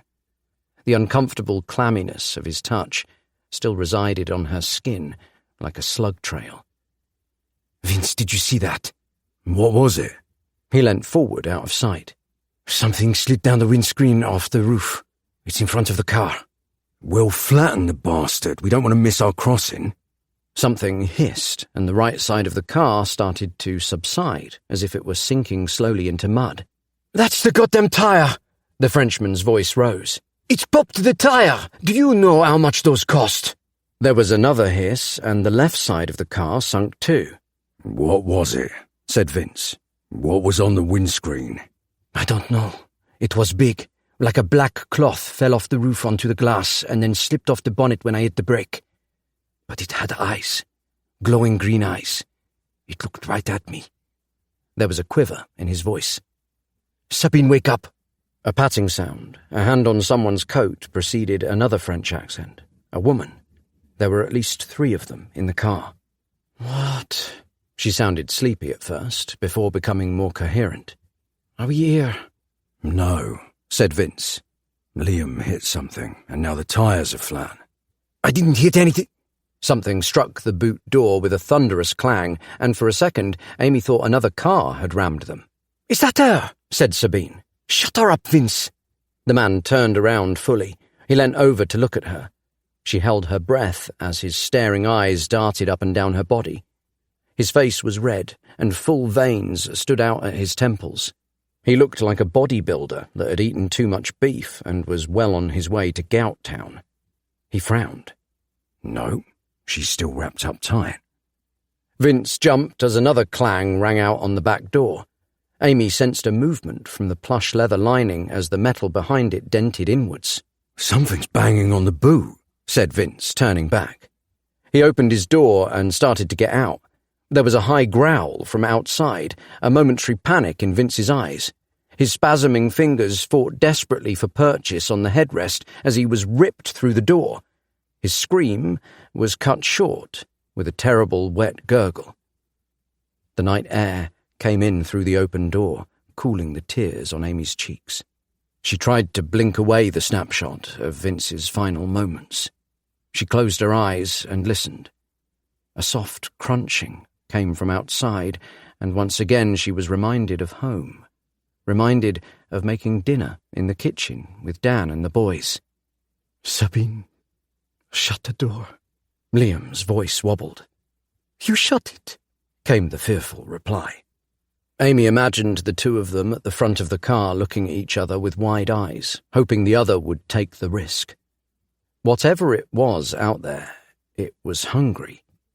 Had Vince been enough to sate its appetite? The crunching stopped, and she strained her ears for the slightest sound. The door that Vince had opened creaked slightly. She held her breath, sure something had climbed onto the back seat. Whatever it was, its movement was barely audible. Her only chance was to run. She closed her eyes and concentrated. She was starting to get some feeling back in her fingers, and her hands were no longer as numb as they had been. She wiggled the tips. They didn't move much. The same went for her toes, but the more she focused, the more they responded. The front door of the car opened. "Liam, don't leave me!" Sabine's voice rose in a hushed whine. "It's on my side." "Climb over here. We'll make a run for it." Amy continued to wiggle her fingers. The rustle of fabric from the front of the car told her that Sabine was doing as Liam had suggested. The rear door creaked again, and through the gap between the headrest and the chair back, she saw it close ever so slightly. Whatever had been there had left.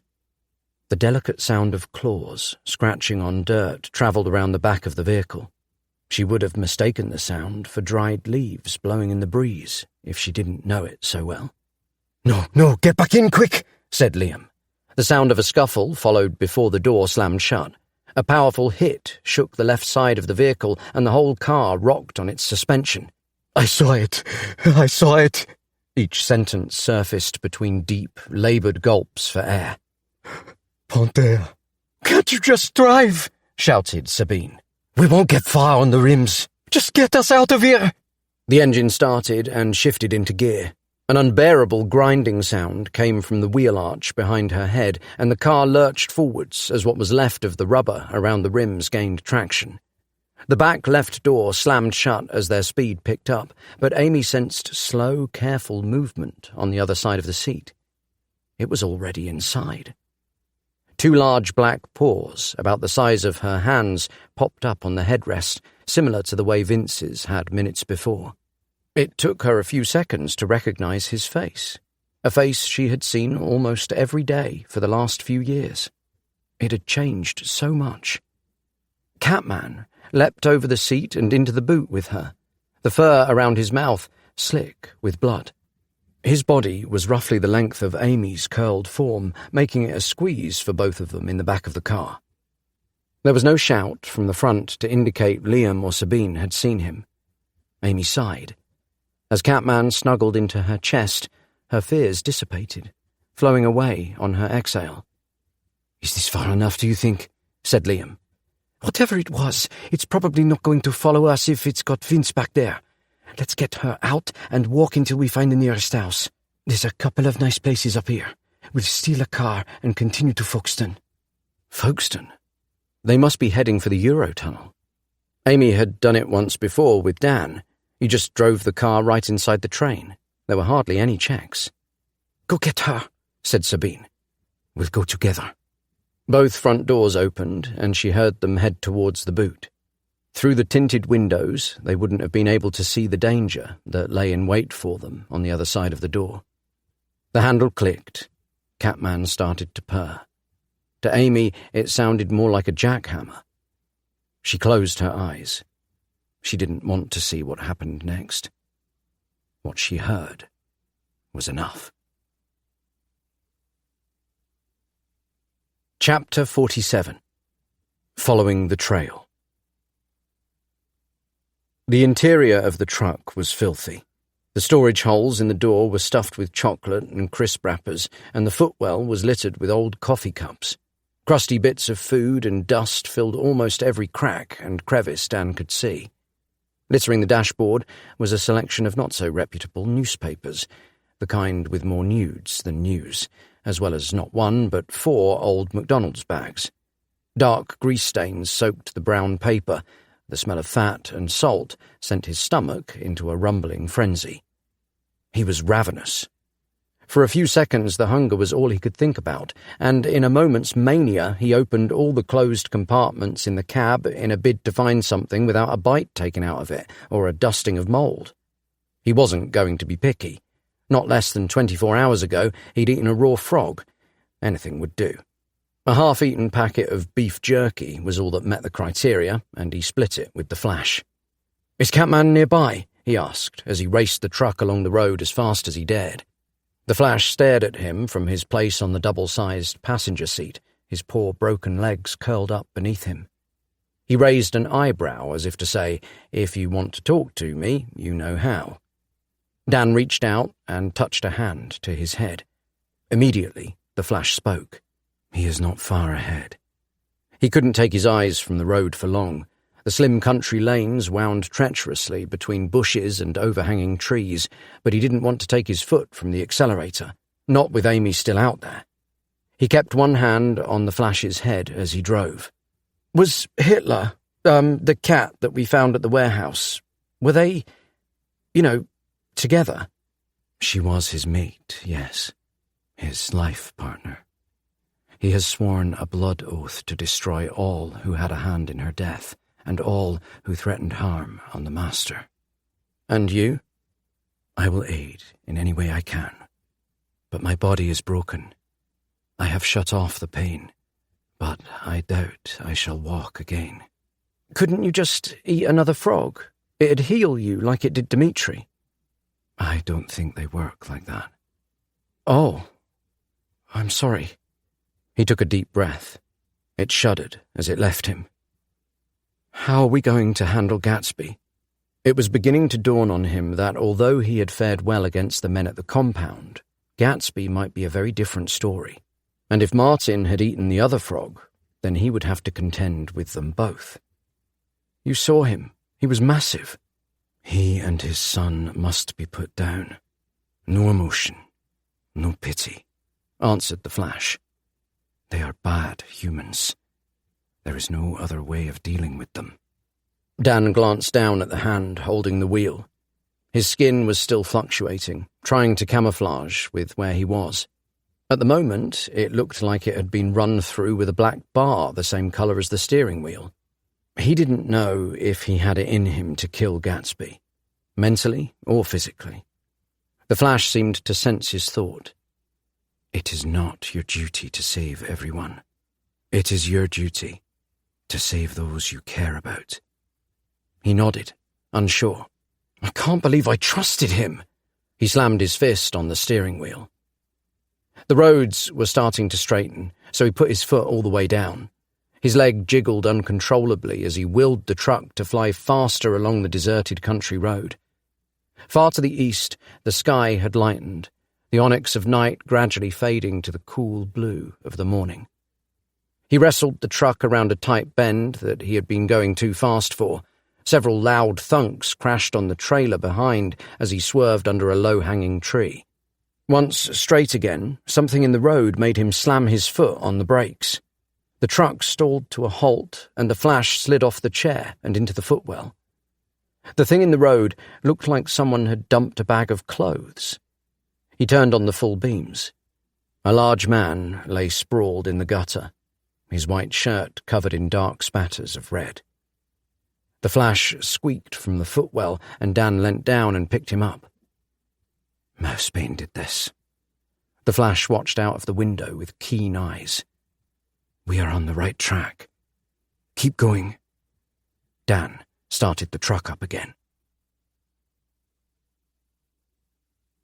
Chapter 48. The Disappearing Amy. It wasn't long before Catman returned to Amy's side. She opened her eyes to look at him. He sat over her, licking his paw and using it to clean the matted fur around his mouth. In the corner of her vision, still unable to move as she was, she could see that the flatness of the country lane outside was broken by a hump of white that didn't look like it belonged. A cold breath of wind blew in. She could smell the blood. Oh, Catman, what did you do? Catman stopped preening and looked at her. The muscles around his shoulders stood out, chiselled and solid. His collar was tight on his neck. It looked very uncomfortable. She concentrated on her numb arms, imagining them as melting blocks of ice, and forced them up.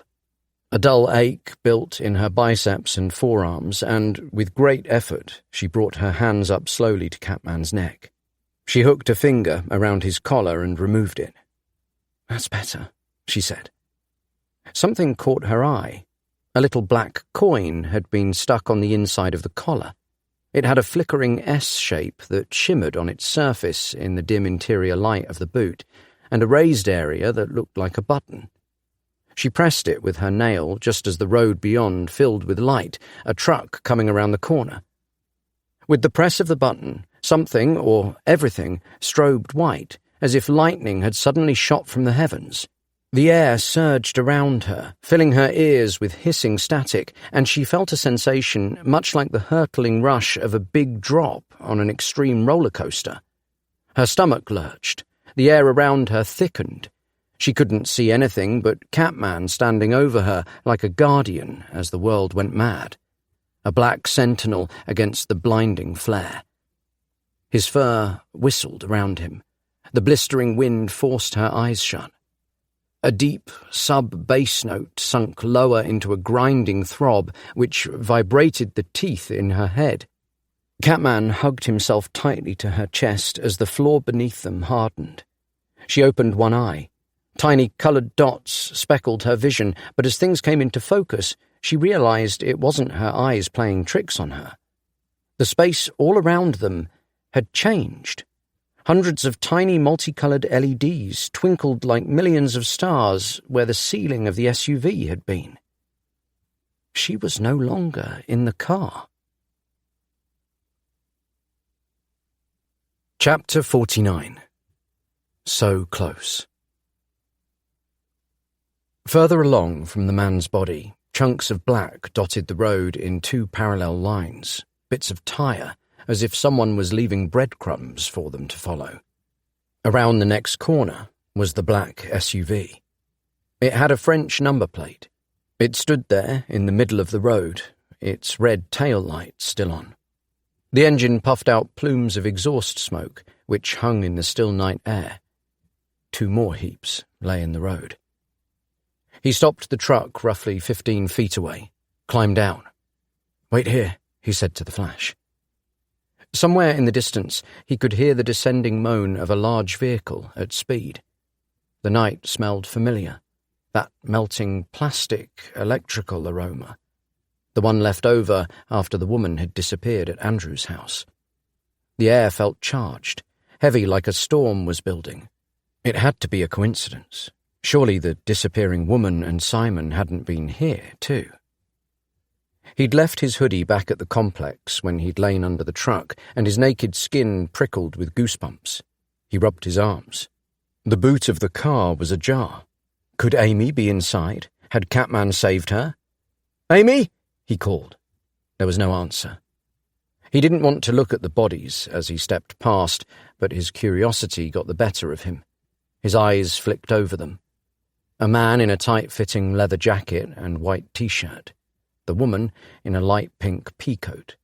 They were in better condition than the big man, but both of their throats were still a red mess. Blood had washed down their fronts. He covered his mouth as his stomach somersaulted, took a deep breath and turned his attention to the boot. "Amy," he said again. He swung the boot open, his anticipation such that for a second he thought he saw her there, lying on her back with Catman over her chest. But like the after-image caused by looking at a light bulb, he blinked, and she was gone. He hurried to the driver's side of the car and searched through the storage compartments, anxious to find some clue. He pulled open the glove box. 2 passports sat inside. He opened the first, the man, Liam Garnier. He recognized the first name from something Martin had said. Had she really been here? Could she be somewhere nearby? "Amy!" he shouted. He held his breath for a reply, but none came. "Amy, are you there?" He rushed back to the van and touched the Flash. "Can you smell her? Is she here?" "She was, as was Mosebane," said the Flash. His little nose twitched. "But now they are gone, and the smell is the same as that left by the disappearing woman." It wasn't a coincidence. They'd been here. They'd taken Amy and Catman. "This doesn't make sense. How did they find her way out here?" Dan pressed both hands to his forehead as panic threatened to overwhelm him. "What do we do?" The Flash reached out and touched his bare stomach, reconnecting their telepathic bond. "If the disappearing woman has her, and if she and Andrew cross paths, then he will give her what she wants and bring her to the pool. We must go to face the old man there. Now," he bared his teeth, "that is our only option." Dan took a deep breath to try to calm himself, closed his eyes and began to count to 10. Stopped at 11. Didn't feel any better. Okay. He hoped they were doing the right thing. He jumped in, ground the truck into first, and slammed his foot on the accelerator.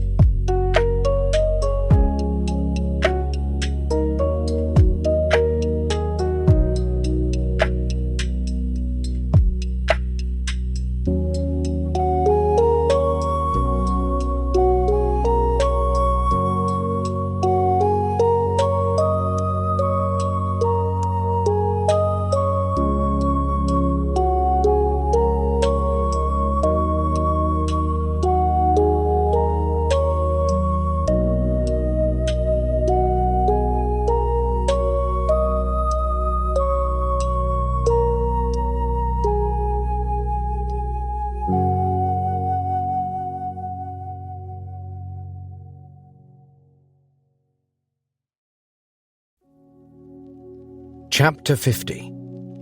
Cameleo Man versus Egg Sack.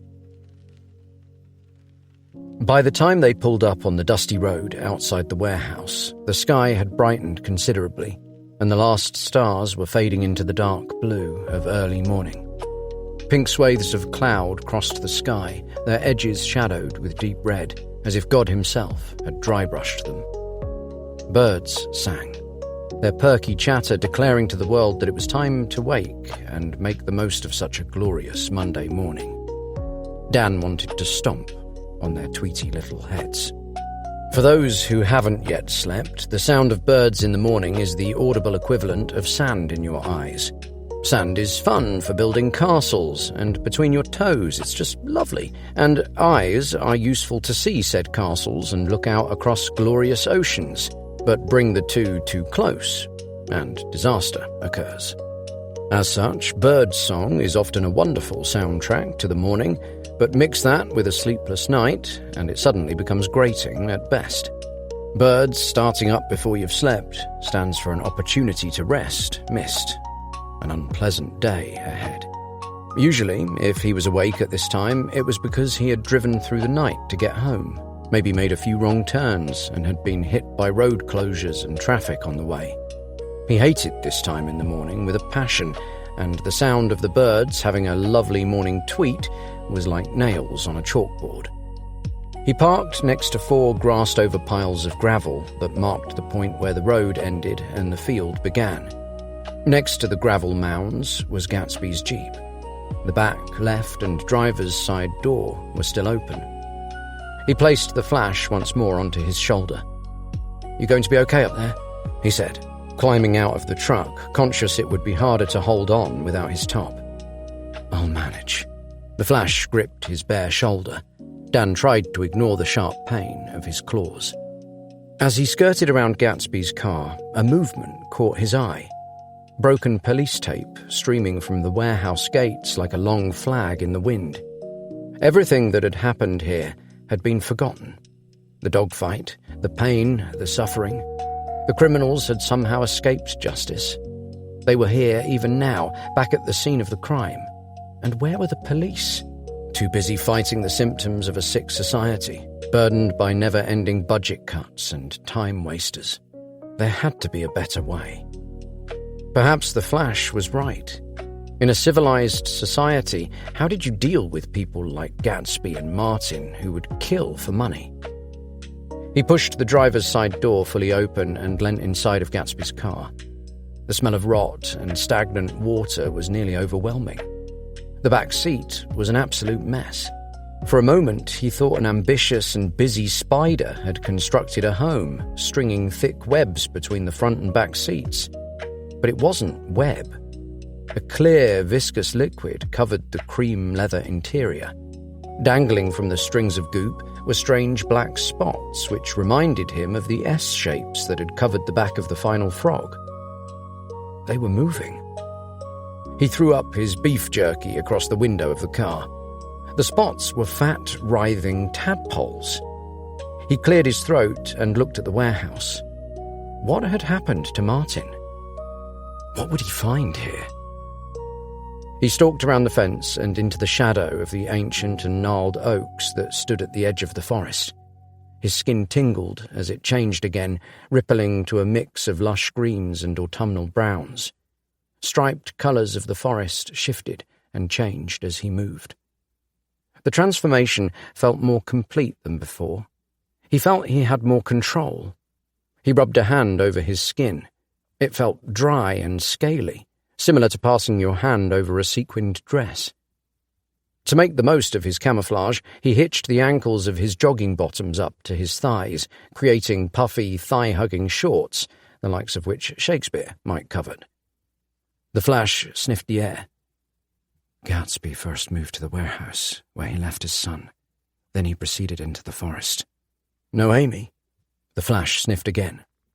She is not here, and neither is Andrew. Dan rubbed his face with his free hand. We'll find her, said the Flash. Together. He glanced at his pet. For some reason, up until now, he'd expected him to have all the answers. We will deal with these two now, said the Flash. Martin first. We might catch him before he wakes. Dan nodded. He snuck through the fence, careful not to catch the Flash on the wire, and stepped into the alley between the forest and the warehouse. Discarding the police tape that covered the back door, he crept inside and along the corridor until he reached the open doorway to the main room. Are you sure he's here? He whispered. Yes. Only the pit in the centre remained intact. Several pieces of MDF roughly screwed together and held up by rusting iron props. The table where they had been counting money was overturned, flung aside in the riot the cats had caused. The floor was covered with a mix of dead leaves, dust, and glass. Even though the sun was nearly up, the place was filled with a haunting grey gloom that made the hair on the back of his neck stand on end. This was the sort of place where you felt watched, a place to keep your back to the wall for fear of cold, dead hands reaching for you from the shadows. The generator had gone. The 2 large metal jerry cans sat forgotten behind the long waist-high counter where he'd hidden before. He stepped into the room and eased his way along the wall behind the counter, trying to keep an eye on everywhere at once. He lifted a can with the hand not holding the axe. It was heavy. The liquid inside rocked from side to side. Something smashed in the centre of the room. He looked over just in time to see fragments of glass from a window above splash across the floor. "I see you," came a voice from above, followed by an unsettlingly high titter. Something moved outside one of the windows that circled the top of the warehouse. He thought he'd caught sight of a skull watching him, a skull with dark-rimmed, staring eyes. The flash hissed. His head followed the quick thud of footsteps across the warehouse roof. Dan scanned the windows above and listened. With the axe gripped tightly in his hand, he stepped out from behind the counter into the open room, took the flash from his shoulder and placed him on the countertop. If there was going to be a fight, he didn't want him to get hurt. "Shout if you see anything." The flash's head jerked from side to side as he scanned the windows above. Dan slipped across the room, creeping like a ninja. He backed up to the far wall, stood opposite the flash, and waited. Another titter, and something wet hit him in the face. It gripped his chin with what felt like hooked little claws and tried to force his lips open to get inside his mouth. He grit his teeth and batted it to the floor with his free hand. It began to crawl towards him. He stamped on it. It writhed under his foot, and he pushed harder until it burst, and the squirming stopped. He crouched to investigate, keeping his eyes on the ceiling windows as he lowered. His stomach turned. It was a large black tadpole, its head roughly the size of his fist. Parasitic and unnatural and glistening with a jelly-like wetness that made him itch all over. It had been trying to get into his mouth. Why had it been trying to get into his mouth? He spat and spat and spat to try to rid himself of that jelly-like feeling of its head pressing against his lips. Something man-sized flopped down from the ceiling. It landed in the shadows to his right, then rose to stand. In the gloom of the warehouse, it looked a little like a large potato, one that had been kept for too long in the cupboard and was covered in arm-length shoots. "I can fix it," it said, its voice whiny, restricted, as if speaking was a challenge. "I'll kill you myself. He'll be proud of me then." The figure straightened and turned to face him. 2 arms and a head curled out from beneath the potato-like growth that had sprouted on his back. His face was haggard and slim, the skin drawn tight to the bone. But Dan recognized him by his torn wax jacket and Wellingtons. Martin? The change had been fast. "What's the matter? Do I look a little different?" He stooped under the weight of the growth on his back like an English country Quasimodo. "You sold her." Dan pressed his lips together. He'd never been more furious. "She'll be well on her way to Europe by now.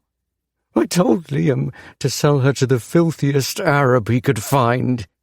Martin made a shrieking noise. Dan realized he was laughing. "Liam is dead," he said. "Catman got him." Martin turned his head to consider this, a rapid, inhuman movement. "Dead?" Dan's hands came up. But this time it wasn't the "I just want to talk" jiu-jitsu stance. He readied his axe, clicked his knuckles. This was his "I'm done talking and I'm going to beat the absolute fuck out of you" jiu-jitsu stance.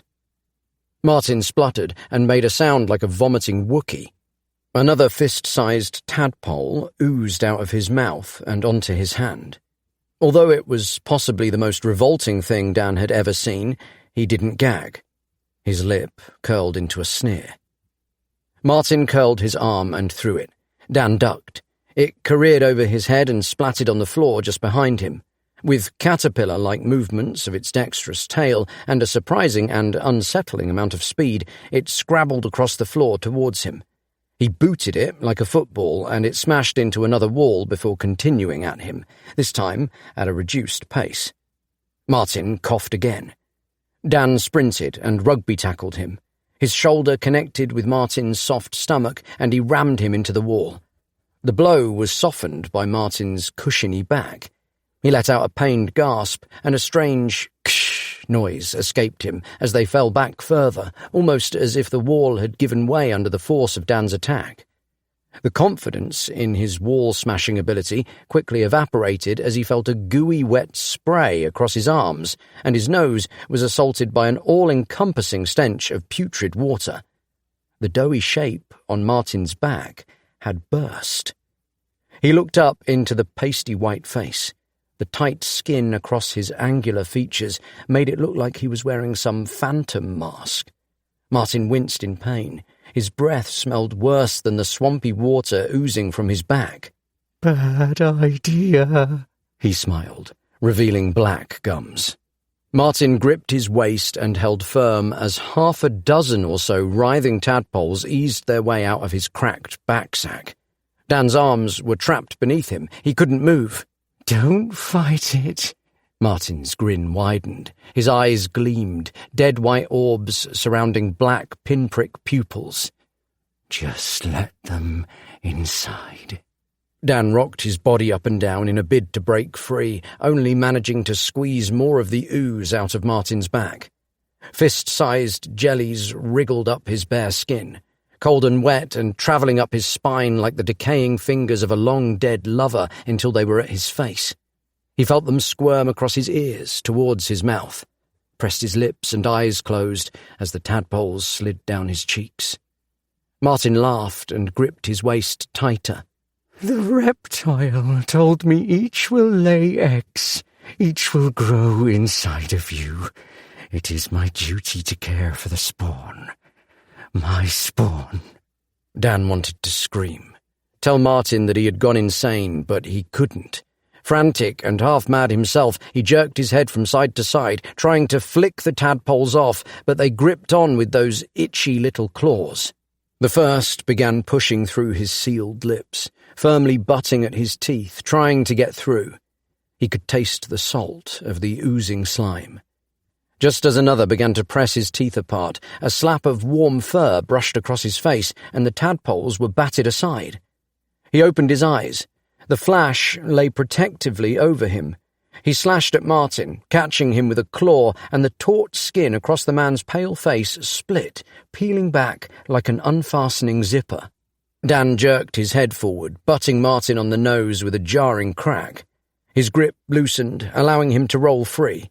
There were several pops as the rest of the tadpoles climbing up Dan's body burst under his weight. He pushed himself up and slapped at his face to remove the rest. Martin reeled, delicately touching the flaps of skin on either side of his nose. Dan chose that moment to kick him square in the nuts. All is fair in love and war, and this was both. He scooped up the axe as Martin dropped to one knee.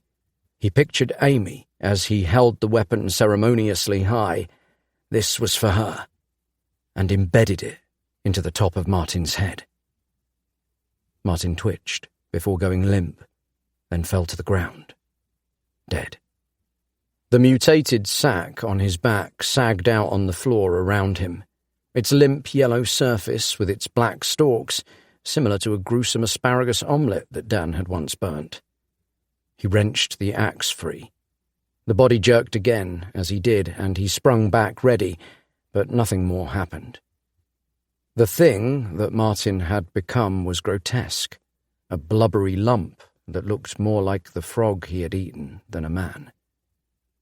Dan flicked the axe clean and tucked it into his waistband, then patted Martin down.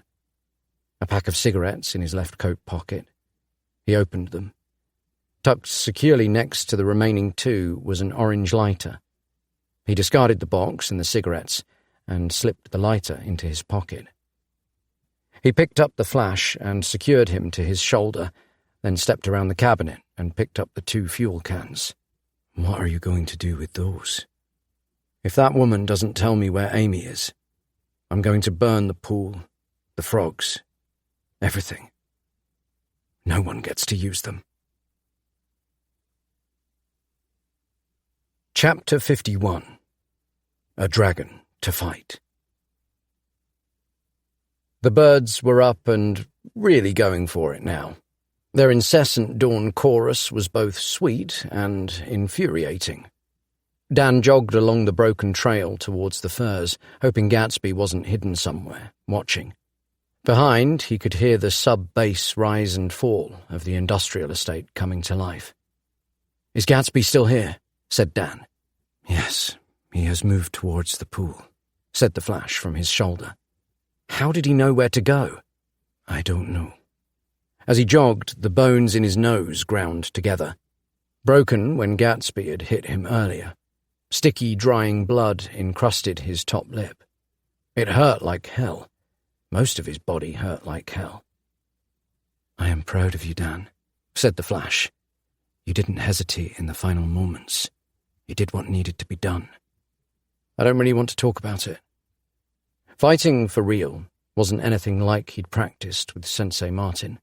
For a start, there hadn't been mats or head guards, and no one to call time when it became too rough. It was the difference between practicing songs at home and playing them at a gig. Everything was faster, more frantic. Errors were easily made. "It was either you or him. In those situations, the actions take care of themselves. You did right." Dan shook his head. He wasn't sure. "That could easily have been you lying there, dead at Martin's hand," he said. "But you prevailed." Dan gulped. "Is that supposed to make me feel better?" "I will tell it like it is. You need to be ruthless if you are to defeat the old man. Why hide from the fact? You'd only be hurting yourself." "I'm fully aware. It's just easier to keep moving if I don't think about it." It was getting harder to breathe. His chest ached. Every inhalation seemed to hit a block, like the deepest section of his lungs had been closed off. An unpleasant tug in his left side made him want to cough every time the fuel cans bounced in his hands. Perhaps he'd broken a rib or two as well during the fight back in the sedation room. For a moment, his shortness of breath was all he could think about. The forest span around him. He slowed and placed his hands on his knees as stars danced before his eyes. He took a few breaths, as deeply as possible until the feeling passed, then started to walk again. Eventually, he reached the firs. The floor was like a security alarm, drying leaves and fallen sticks crackling with every misplaced step. He lay the fuel cans down as he reached the line of trees and brushed through the needle-covered branches. That now familiar tingle travelled across his skin as his whole body turned a dark green. Gatsby was there. Only now he looked wholly different. Tattered shreds of black jumper were stretched and ripped across his muscular back, which was now half the size of a garage door. An intense heat radiated from him. Even though he was still a few meters away, it warmed Dan's skin as though he were standing directly by an open fire. Gatsby was kneeling by the side of the pool, facing away, busying himself with something in the water. By his side, a duffel bag sat open. Several filthy plastic bottles were visible inside, glowing with tadpoles and spawn. Dan felt for the axe in his waistband, but compared to the wall of muscle hunched by the edge of the pool, it was a mere toothpick. He knew he couldn't take him. Not like this. Not unless he struck the blow just right. Gatsby would crush him like a Coke can. His hands shook. He considered dousing Gatsby with petrol and lighting him along with the rest of the pool. The thought was barbaric, but the outcome was the same. Burning someone alive or hitting them with an axe. In the end, what was the difference? In the time it had taken him to weigh up his options, Gatsby had filled another bottle and set it by his side. The care with which he scooped up the tadpoles was almost sweet, like a big bear collecting honey. Dan had to force himself to remember what the man had done, force himself to look past the fact that at the beginning of the week he had just been another aging neighbour.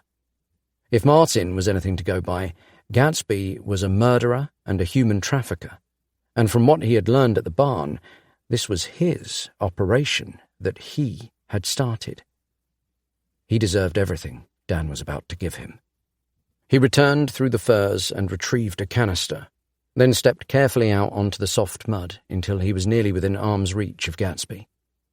Petrol fumes filled his nostrils as he took a long, shuddering breath. He held the can above his head. He had no idea what would happen if the fire from the lighter burnt up towards the canister and lit the petrol inside. Would it explode? Would he accidentally douse himself and burn to death while Gatsby continued filling bottles? Would Gatsby laugh? He'd need to time the action perfectly. Withdraw the canister before he lit the petrol. Pour, withdraw, light. Dan rehearsed it in his head. All the while, Gatsby continued to fill the bottles. Pour, withdraw, light. He eased closer, pulling the lighter out of his pocket. Pour, withdraw, light. Just do it. He poured. He withdrew. A loud whoomph and an eyebrow-obliterating flash of flame sent him ducking backwards with his arm in front of his face. He hadn't lit, but the petrol had erupted into flame. Gatsby blazed, but he didn't even turn around. A deep chuckle shook from inside the burning boulder that was his back. His skin blackened and cracked. He stood and rubbed a hand over his bald head. Dan took this to mean he had at least been mildly inconvenienced. Gatsby stepped away from his bottles as the petrol burnt away and the fire on his back died out. I was scared of dragons when I was a boy. His voice was deep, like a truck engine. He stretched his meaty arms above his head and rolled his neck. My father had always told me stories about the beasts, told me I had to fight my dragons or they'd devour me. It was only when I got older that I discovered he was talking metaphorically. I suppose he didn't want me ending up weak, like you. Gatsby turned his head slightly, studied Dan out of the corner of one eye. The white was a cautionary yellow, and the pupil, nothing more than a black slit. You sold my wife. You took her from me. Did I? Don't play dumb. Dan gripped the axe in a way he hoped appeared threatening. The truth was his hands were sweating so much he feared he would drop it. You were the one who stuck your nose in where it didn't belong. Take some responsibility for your own actions. He laughed, a short series of growls. You must be quite the disappointment. Look at you. What the hell's going on with your trousers? Dan looked down at his joggers, which were still piled up around his thighs. Sure, he might be a mess, but he was all right, wasn't he? Amy wouldn't have stuck with him otherwise. He's teasing you, said the Flash. He started. They always want more than you can give, women. Gatsby cut in. Take Kathy. I gave her a son, a house, money. She was never happy. They always want more. Amy and me, we just like being together. We don't need anything more. Gatsby scoffed. How sweet. Well, seeing as you're here, I assume you've put Martin out of his misery. I don't blame you. He was always a sickly thing, and your elixir really did a number on him. He shook his head. He was so pale when he was born. The first night I had him home from the hospital, I thought about just putting a pillow over his screaming face. Be done with it. But I didn't want to let Kathy down. He chuckled. And in the end, she still left. His voice softened. I grew to love him. He was all I had, after all. And there were times when I was proud of him. He looked inward for a moment, then turned to face Dan. He looked very different to the man Dan had met a week ago. His face had elongated almost to a point. Bony ridges rose up on either side of his chin and forehead, which gave his face an angular, lizard-like shape. Short horns broke through the skin on his head just above his elf-like ears, and his eyes were enlarged yellow ovals. The surrounding skin had hardened into darkening scales. Dan held the axe up by his shoulder with both hands. The classic, "I'm going to die" stance not regularly taught to age 12 jiu-jitsu students. You'll never get old, so you won't know what it's like, continued Gatsby. But you make one mistake, and then your kids are all over you. They take away the things you like to do, take your business away, slap you in some little house where they can send someone to keep an eye on you. They say it's 'cause they love you, but they just want to make it easier on themselves. Dan cleared his throat. He had the urge to say something superhero-like, something along the lines of, "That is no excuse for your crimes," or "Justice takes no prisoners." But he didn't have the confidence. And of course, justice did take prisoners. That was literally one of the main things it did. As a result, his mouth opened and shut again. Gatsby screwed the top onto the last bottle. He held it with only his thumb and index finger, as if the bottle were filled with something hot.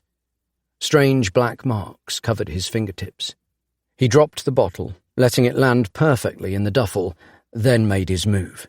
Dan ducked Gatsby's swinging arm, but only just. The old man's hand skimmed across the top of his head, knocking him off balance. He fell sideways, stumbling into the pool as the mud gave way beneath his feet. The Flash yowled as he was dragged into the pond too. Thick, jelly-like water came up to his waist, and though the coldness of the early morning should have chilled him to his bones, the freezing water felt comforting on his skin. Insubstantial creatures writhed against him. Their rapid movements tickled his bare legs and stomach.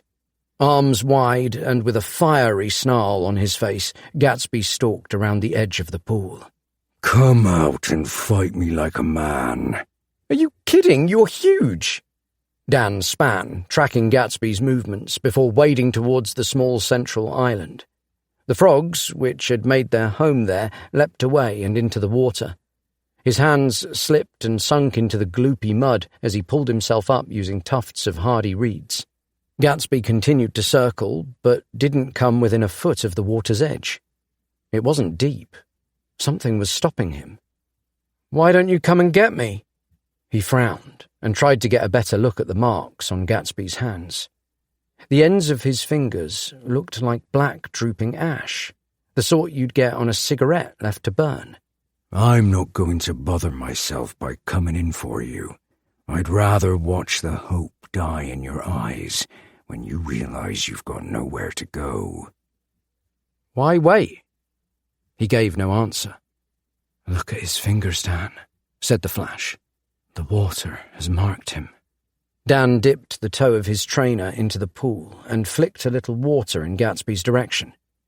Gatsby flinched back, and a low groan swelled in his throat. Don't. He was scared of it. The water hurt him. Dan jumped. Cannonball! As he splashed down, liquid filled his ears and nose, and from above the surface he heard Gatsby's muffled groan. You could have warned me. The Flash spat water from his mouth, his sopping fur slicked smoothly to his body. On the bank, Gatsby was kneeling, hunched over on the floor. Steam billowed from his baking skin. Dan brought his hands together and pushed as big a jet of water as he could muster. The resultant wave crashed over Gatsby's back with a thundering sizzle. He howled and hissed with steam, and a burnt earth stench filled the air. Gatsby rolled out of the splash zone. You'll wish you never came here, he seethed. He crawled through the dirt to the fallen petrol canister. Glutes of petrol still drained out across the surrounding mud. He picked it up and poured the rest over his head and the nearby furs. His body exploded into flame and several trees caught too. Very quickly, thick black clouds of smoke billowed around him as the petrol burned. Out of the cloud, the second full canister flew. Dan dived out of the way as it splashed down, leaking its contents into the pool. Snake-like licks of flame ran down from the trees. The petrol in the mud around Gatsby caught. He was now surrounded by the fire, a bright orange aura. A halo of black smoke crested over his dragon-like head. He roared and moved to the nearest burning tree, pulled a long branch from it. The wood screeched as it broke free. He held it above his head like a spear trained on Dan. Dan waded as fast as he could to the nearest edge of the pool, pulled himself out as the fiery branch splashed into the water and the spot where he had been moments before burst into flames. His skin felt like it was boiling. His eyes streamed from the smoke. He held a hand over his face and blinked it away. "Watch out," said the flash, but it was too late. Like a steam train he came, bent low and running at top speed, hot and billowing with water vapour. Gatsby's shoulder connected with Dan's stomach. The flash was thrown clear. The pain in Dan's left side detonated as he was carried backwards. His stomach wanted to climb out of his mouth, and the rest of his digestive tract wanted to escape in the opposite direction. Gatsby slammed him into the ground. His yellow eyes glared down, diamond pupils slimmed to fine knife cuts. His hands closed around Dan's neck. The raging heat from those fingers burned his throat like a brand. "If you know anything about what the hell is happening to me, you tell me now before I kill you." He looked afraid, but Dan didn't know what to say. Even if he did, he wasn't going to tell him. Just stared hatefully back into those yellow eyes and kept his mouth firmly shut. He wrestled with the claws around his throat as his vision started to blur. "Tell me." Spit flew from Gatsby's toothless gums as he rattled Dan's head against the muddy ground. A dark shape leapt through the furs and landed on Gatsby's back. Gatsby stood up, tried to swat at him, but Catman was too quick. He clambered across his body like a parasite, cutting and tearing wherever he moved. Dan rolled over and pushed himself up, moved forward to help if he could.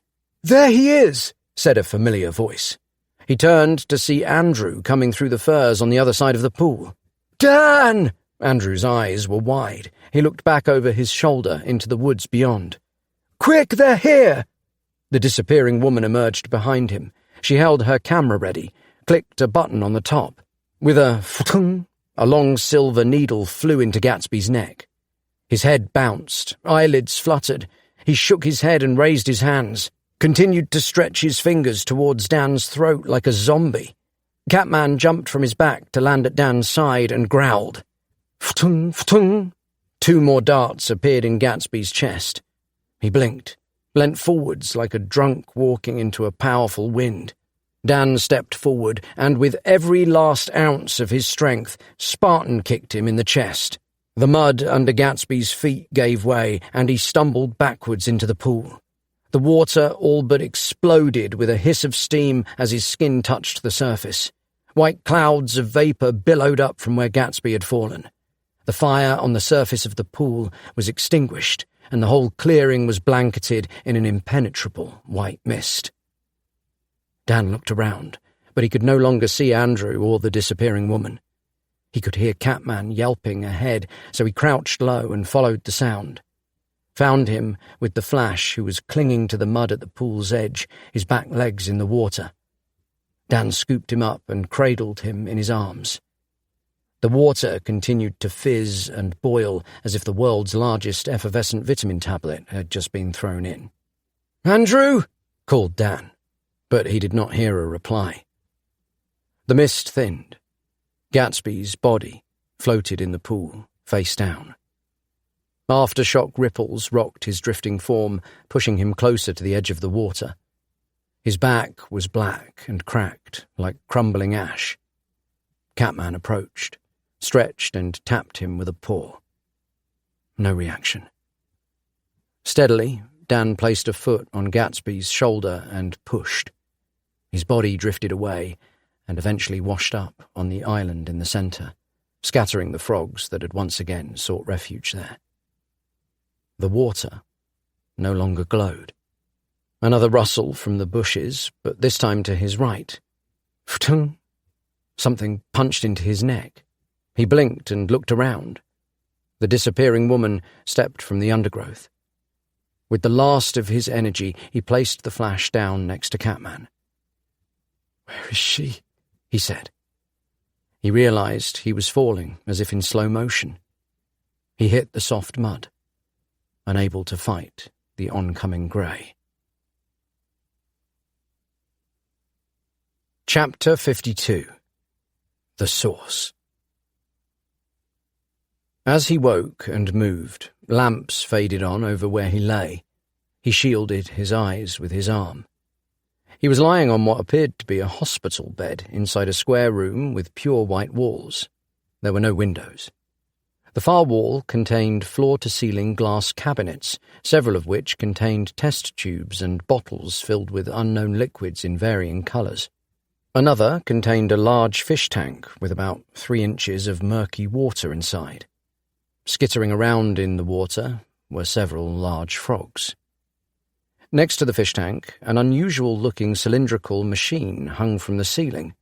A long robot-like arm protruded from it, and next to a desk holding a computer monitor was a large screen covered in multicoloured scrawls and algebraic equations.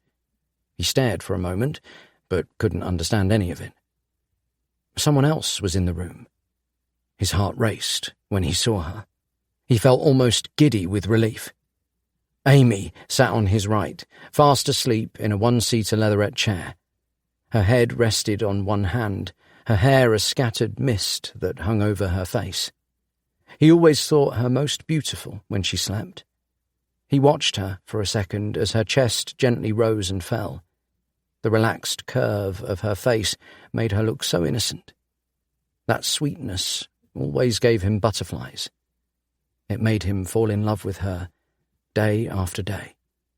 His throat constricted, and for a few seconds he forgot to breathe. There had been many moments when he thought he'd never see her again. He choked and coughed, and she sat upright, immediately awake. "Danny!"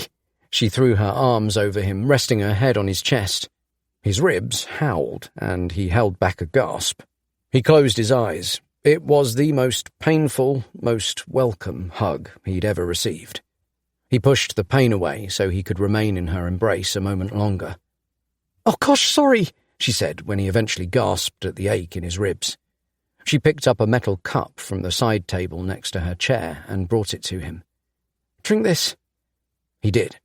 It tasted awful. An unexpected, fizzy, salty sweetness. "Yucks, Phil." He stuck his tongue out and looked at her, betrayed. "That is gross," he choked, handing it back to her. "Potassium," she said, setting it down by his bed. "You're low on electrolytes. Simon told me to give it to you. It'll help build your strength up." He coughed again. "That wouldn't be gifted biochemist Simon Dufresne, would it?" He looked around. The room span.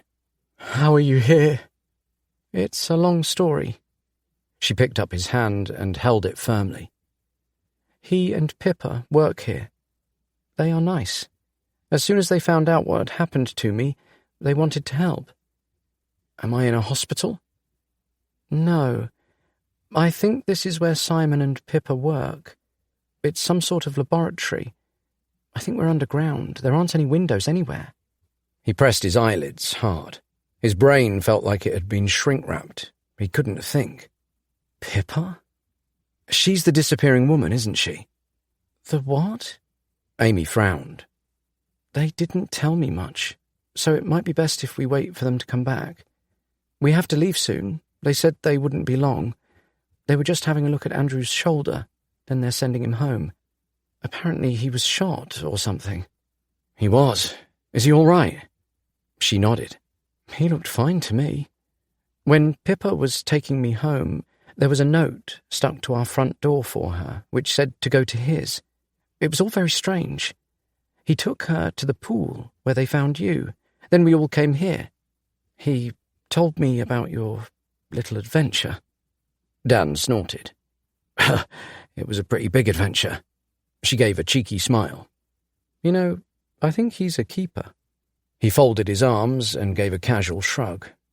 We're just, like, friends who fight crime and stuff. She laughed. Oh, crime fighter friends. She looked genuinely pleased. He scanned the room again. A screen on the wall behind him showed neon green peaks and troughs on something similar to a heart meter. None of the numbers or figures made sense. In fact, a lot of the symbols on the screen were completely alien to him. Little wireless suction pads dotted his bare chest. 2 more were stuck to his temples. He lifted his blanket. A thick silver bandage surrounded his ribcage. It throbbed. The blood and the dirt that had accumulated over the last few days had been washed away, and he was wearing blue polythene boxer shorts. They rustled when he moved. He looked at Amy, eyes wide. No need to be embarrassed. I put those on for you. She smiled and patted his hand. No one saw anything. Are you okay? He gripped her hand tightly. Is everything all right? Yes. We're fine. We're safe. Catman and the Flash are safe. His head tipped to the side on its own. You'll be a bit woozy while the tranquilizer wears off. She was right. Whenever his eyes stopped moving, the room seemed to wonk off on the diagonal. Tranquilizer? Pippa thought it'd be easier on you if you just woke up here, after all you've been through. A click at the door made him jump, and Amy placed a gentle hand on his shoulder. It's okay, Danny, she said. It's just them. The door opened, and in strode the disappearing woman. She stepped briskly across the room and smiled when she saw he was awake. Simon, the man from Andrew's house, followed close behind. He glanced back through the door nervously before closing it with both hands on the handle, as if he were scared of making a noise. The woman stepped close to the foot of the bed. She held a tablet in her hands and looked between it and the display behind him. She tapped the tablet screen and checked her watch before nodding to herself. Simon took the thin, almost invisible pair of glasses from his face and cleaned them on his lab coat. He cleared his throat and opened his mouth to speak, but Pippa beat him to it. Daniel Dixon, the name's Pippa Clark, she said, and this is Simon Dufresne. We've met, said Dan, looking at Simon. Simon touched the bump in the centre of his forehead. Pippa frowned and turned angry eyes to look at him. You have you?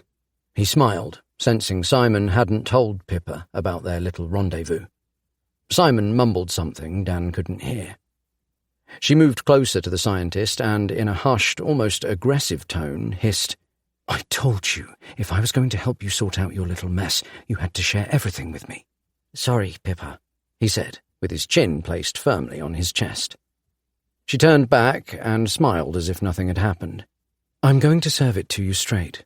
You've put us in a bit of a predicament. She jerked a thumb towards Simon.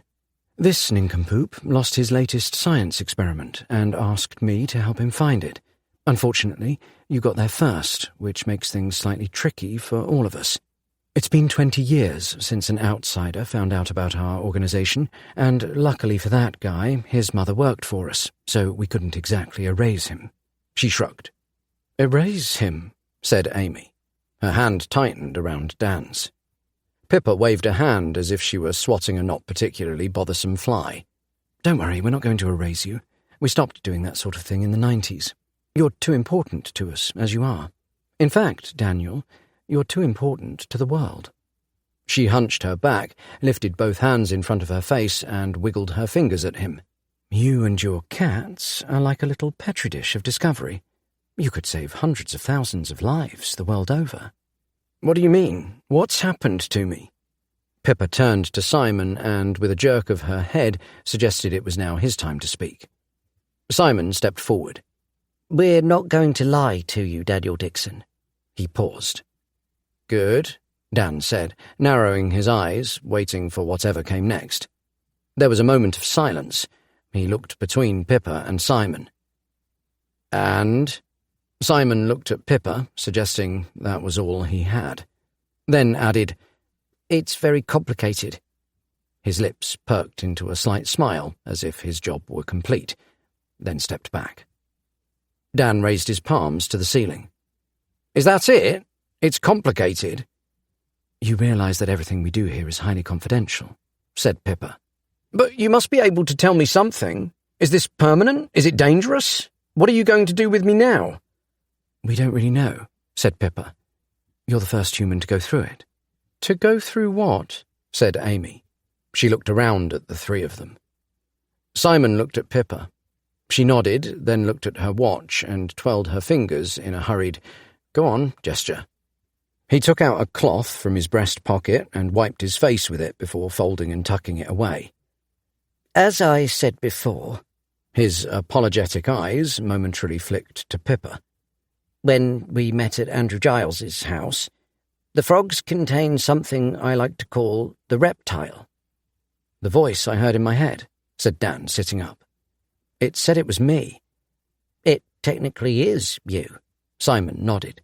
"Humans are said to have 3 brains: reptilian or primal, emotional, and rational. My frogs are test subjects.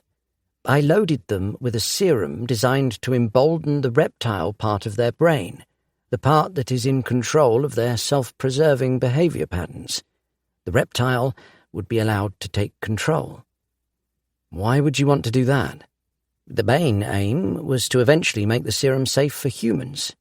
I've hypothesized that having a stronger reptilian brain should make our body more capable of adapting to and overcoming stressful situations.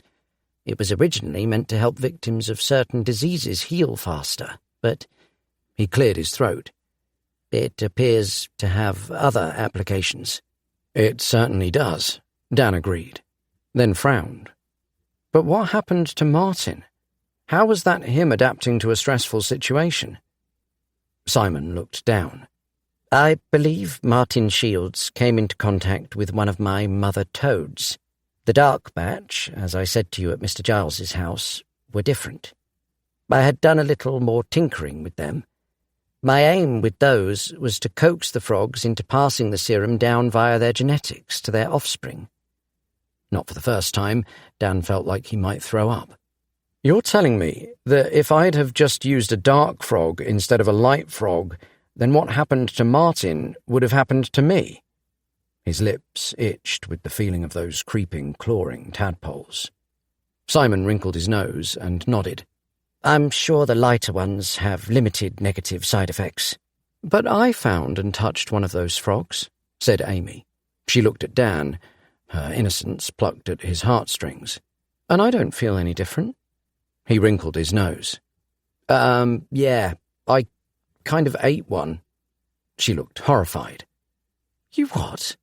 She let go of his hand for a split second before grabbing it again. "It was in the heat of the moment." He held her hand tighter. She looked at Simon. Concerned frown lines crept across her forehead. "Will he be okay?" "Simon will be keeping a close eye on you and will guide you through any following transitions." Pippa looked at him with raised eyebrows. "Won't you, Simon?" He nodded quickly. Yes, of course." "In the hope that you will both be completely honest with us going forward," said Pippa, "I want to make sure you are aware that our superiors here at Source do not know about this breach. They do not know Simon lost his specimens, and they do not know that you are here now. If they did, we would all be in a world of trouble. We hope that together we can keep it that way." Amy nodded quickly. "We will." "Sure," said Dan, glancing at her as she stared with wide, trusting eyes at Pippa and Simon. As long as they weren't going to hurt either of them, he would agree to whatever they wanted. "We also want you to have this. We feel you deserve it." Pippa stepped to a nearby shelving unit and removed a briefcase. "It was in George Shields's car when we found it at the warehouse." She placed it on the end of the bed and glanced again at her watch. "There's no more time here. We must send you back." "Wait, are Catman and the Flash okay?" said Dan. Pippa smiled, softening at the mention of the cats. "They are waiting for you at home. Quite the handful." Amy smiled back. "They are." Simon came forward and handed Dan a battered old Nokia.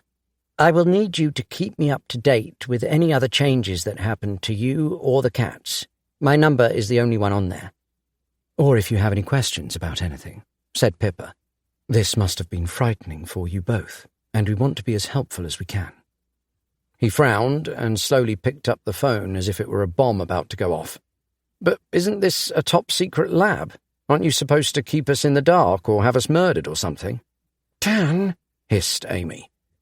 Pippa crossed to the head of his bed and pressed a section of the wall there.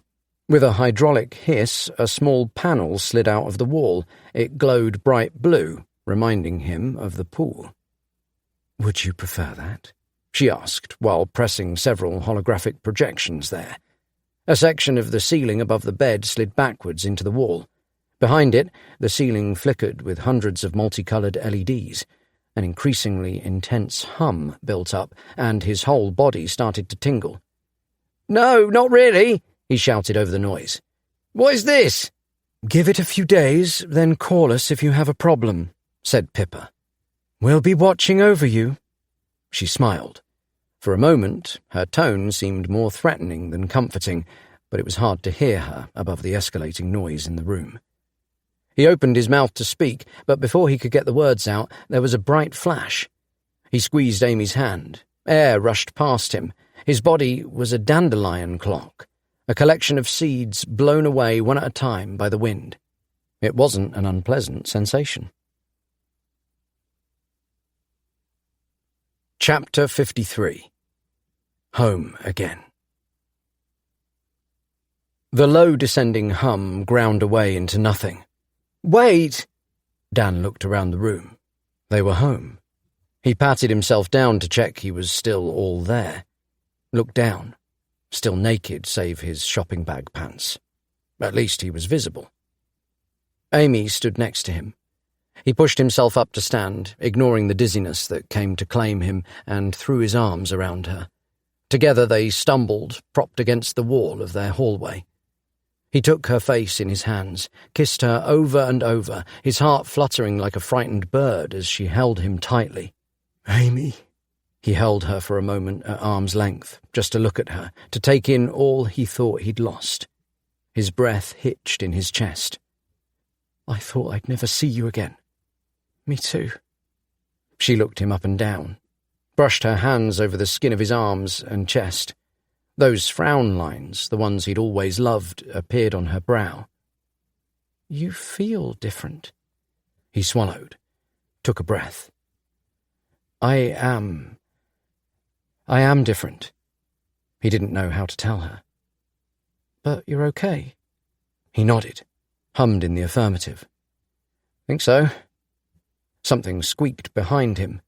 They turned to see the Flash, legs up in some sort of wheeled contraption, pouring towards them from inside the living room. "All right, Prof X," said Dan, squatting down to meet him. He brushed a hand over the Flash's head. Despite his poor legs, he looked okay. "Where did you get that?" "The scientist made it for me." "That was nice of him. It's pretty bloody cool. Where's your bro?" "Hold on," said Amy. She turned her head and gave him a sideways squint. "Oh, yeah, new development," said Dan. "Me and the Flash can talk now." "What?" She crouched beside them both. "How is that even possible?" "I think it's more him than me." He shrugged. She put a hand out to touch the Flash's head. "Can I?" "Don't think so. You might have to eat a frog to be able to." "I think I'll pass." He grinned and waggled his eyebrows. "Now I'm going to be in on everything that goes on around here. You'll have to think twice about inviting your secret boyfriends over. He's going to be my little spy." "As if," she giggled. "I would die before I betrayed the Master's trust to you," said the Flash with a snarl.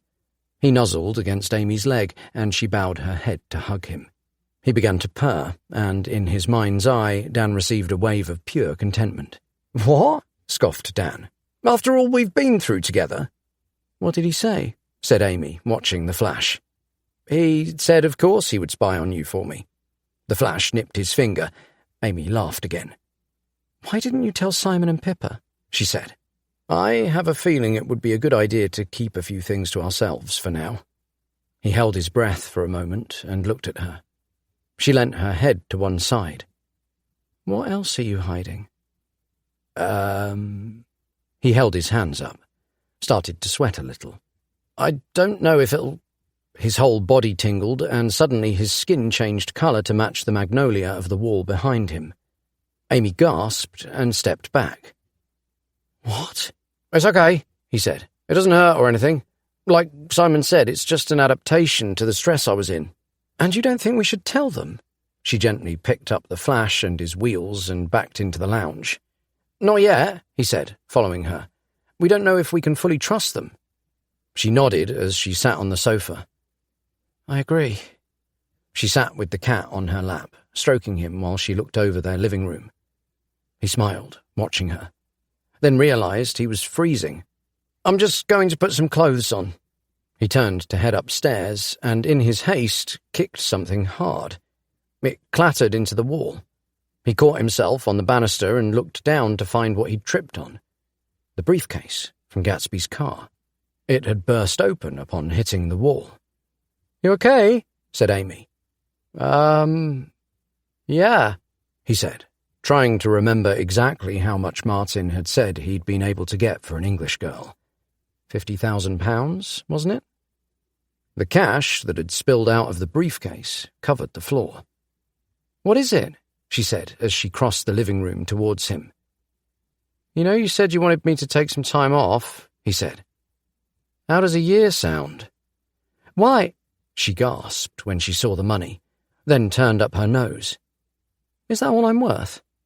No, they don't know you. They should have probably haggled a bit. She poked him in the back. Shut it, you. A moment's silence passed as they stared at the money.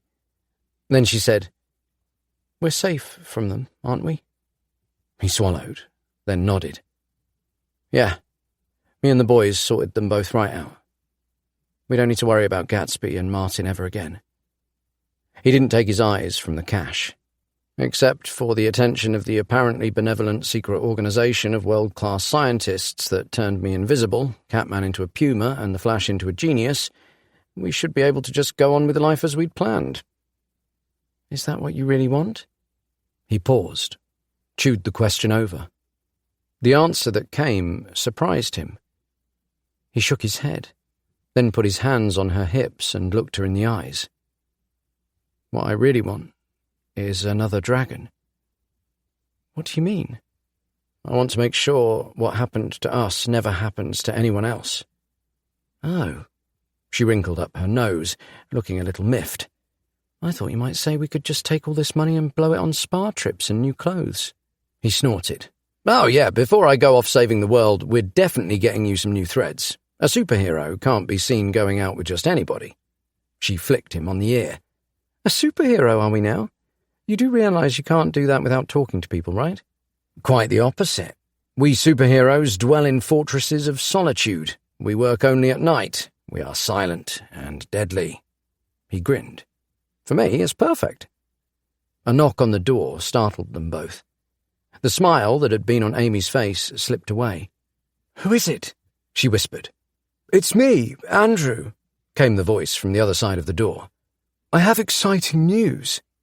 Dan smiled and pulled the door open. Stood on the door, in a bright red pair of dungarees, a vest that said, Not your mother, not your milk, and a yellow bobble hat, was Andrew.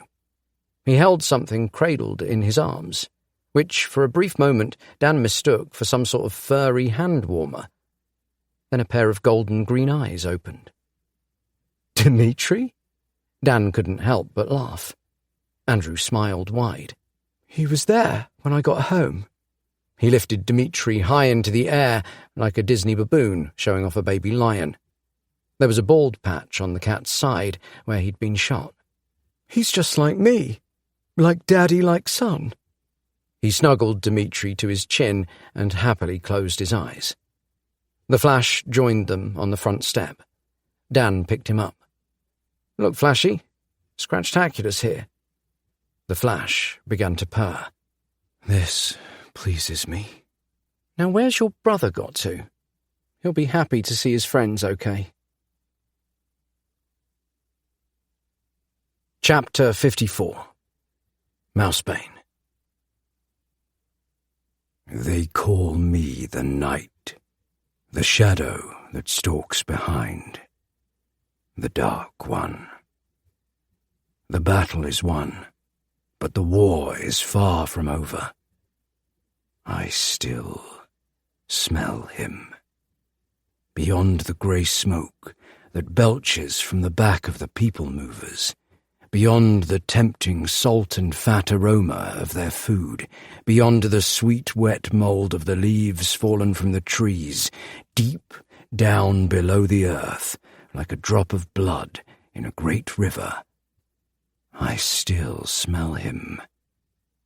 He lives. The disappearing woman has him, buried beneath meters of earth and walls of white stone. She is not to be trusted. I can tell this by smell alone. Does she pose a threat to the master? I know not. But she has the answers to why I am strong and why Red Mist is intelligent. This bothers me not. All that dwells on my mind is revenge. Once I find the old man, I will have it. I will have it. It's no mystery you finished this audiobook produced by Podium Audio. If you're thrilled with this audiobook, we would love for you to rate and review it. For more stories unbound, check us out at podiumentertainment.com and sign up for our newsletter. We promise we won't spam you. Also, consider joining our community of listeners, fans, and trolls on social media. We won't keep you in the dark about upcoming releases. You have been listening to There's Something Wrong with the Cats, Book 1 of Mousebane and Red Mist. Produced by Anna Eriksson, written by C.J. Powell, performed by Kevin Kemp, a member of SAG-AFTRA. Text copyright 2023 by C.J. Powell, production copyright 2025 by Podium Audio. All rights reserved.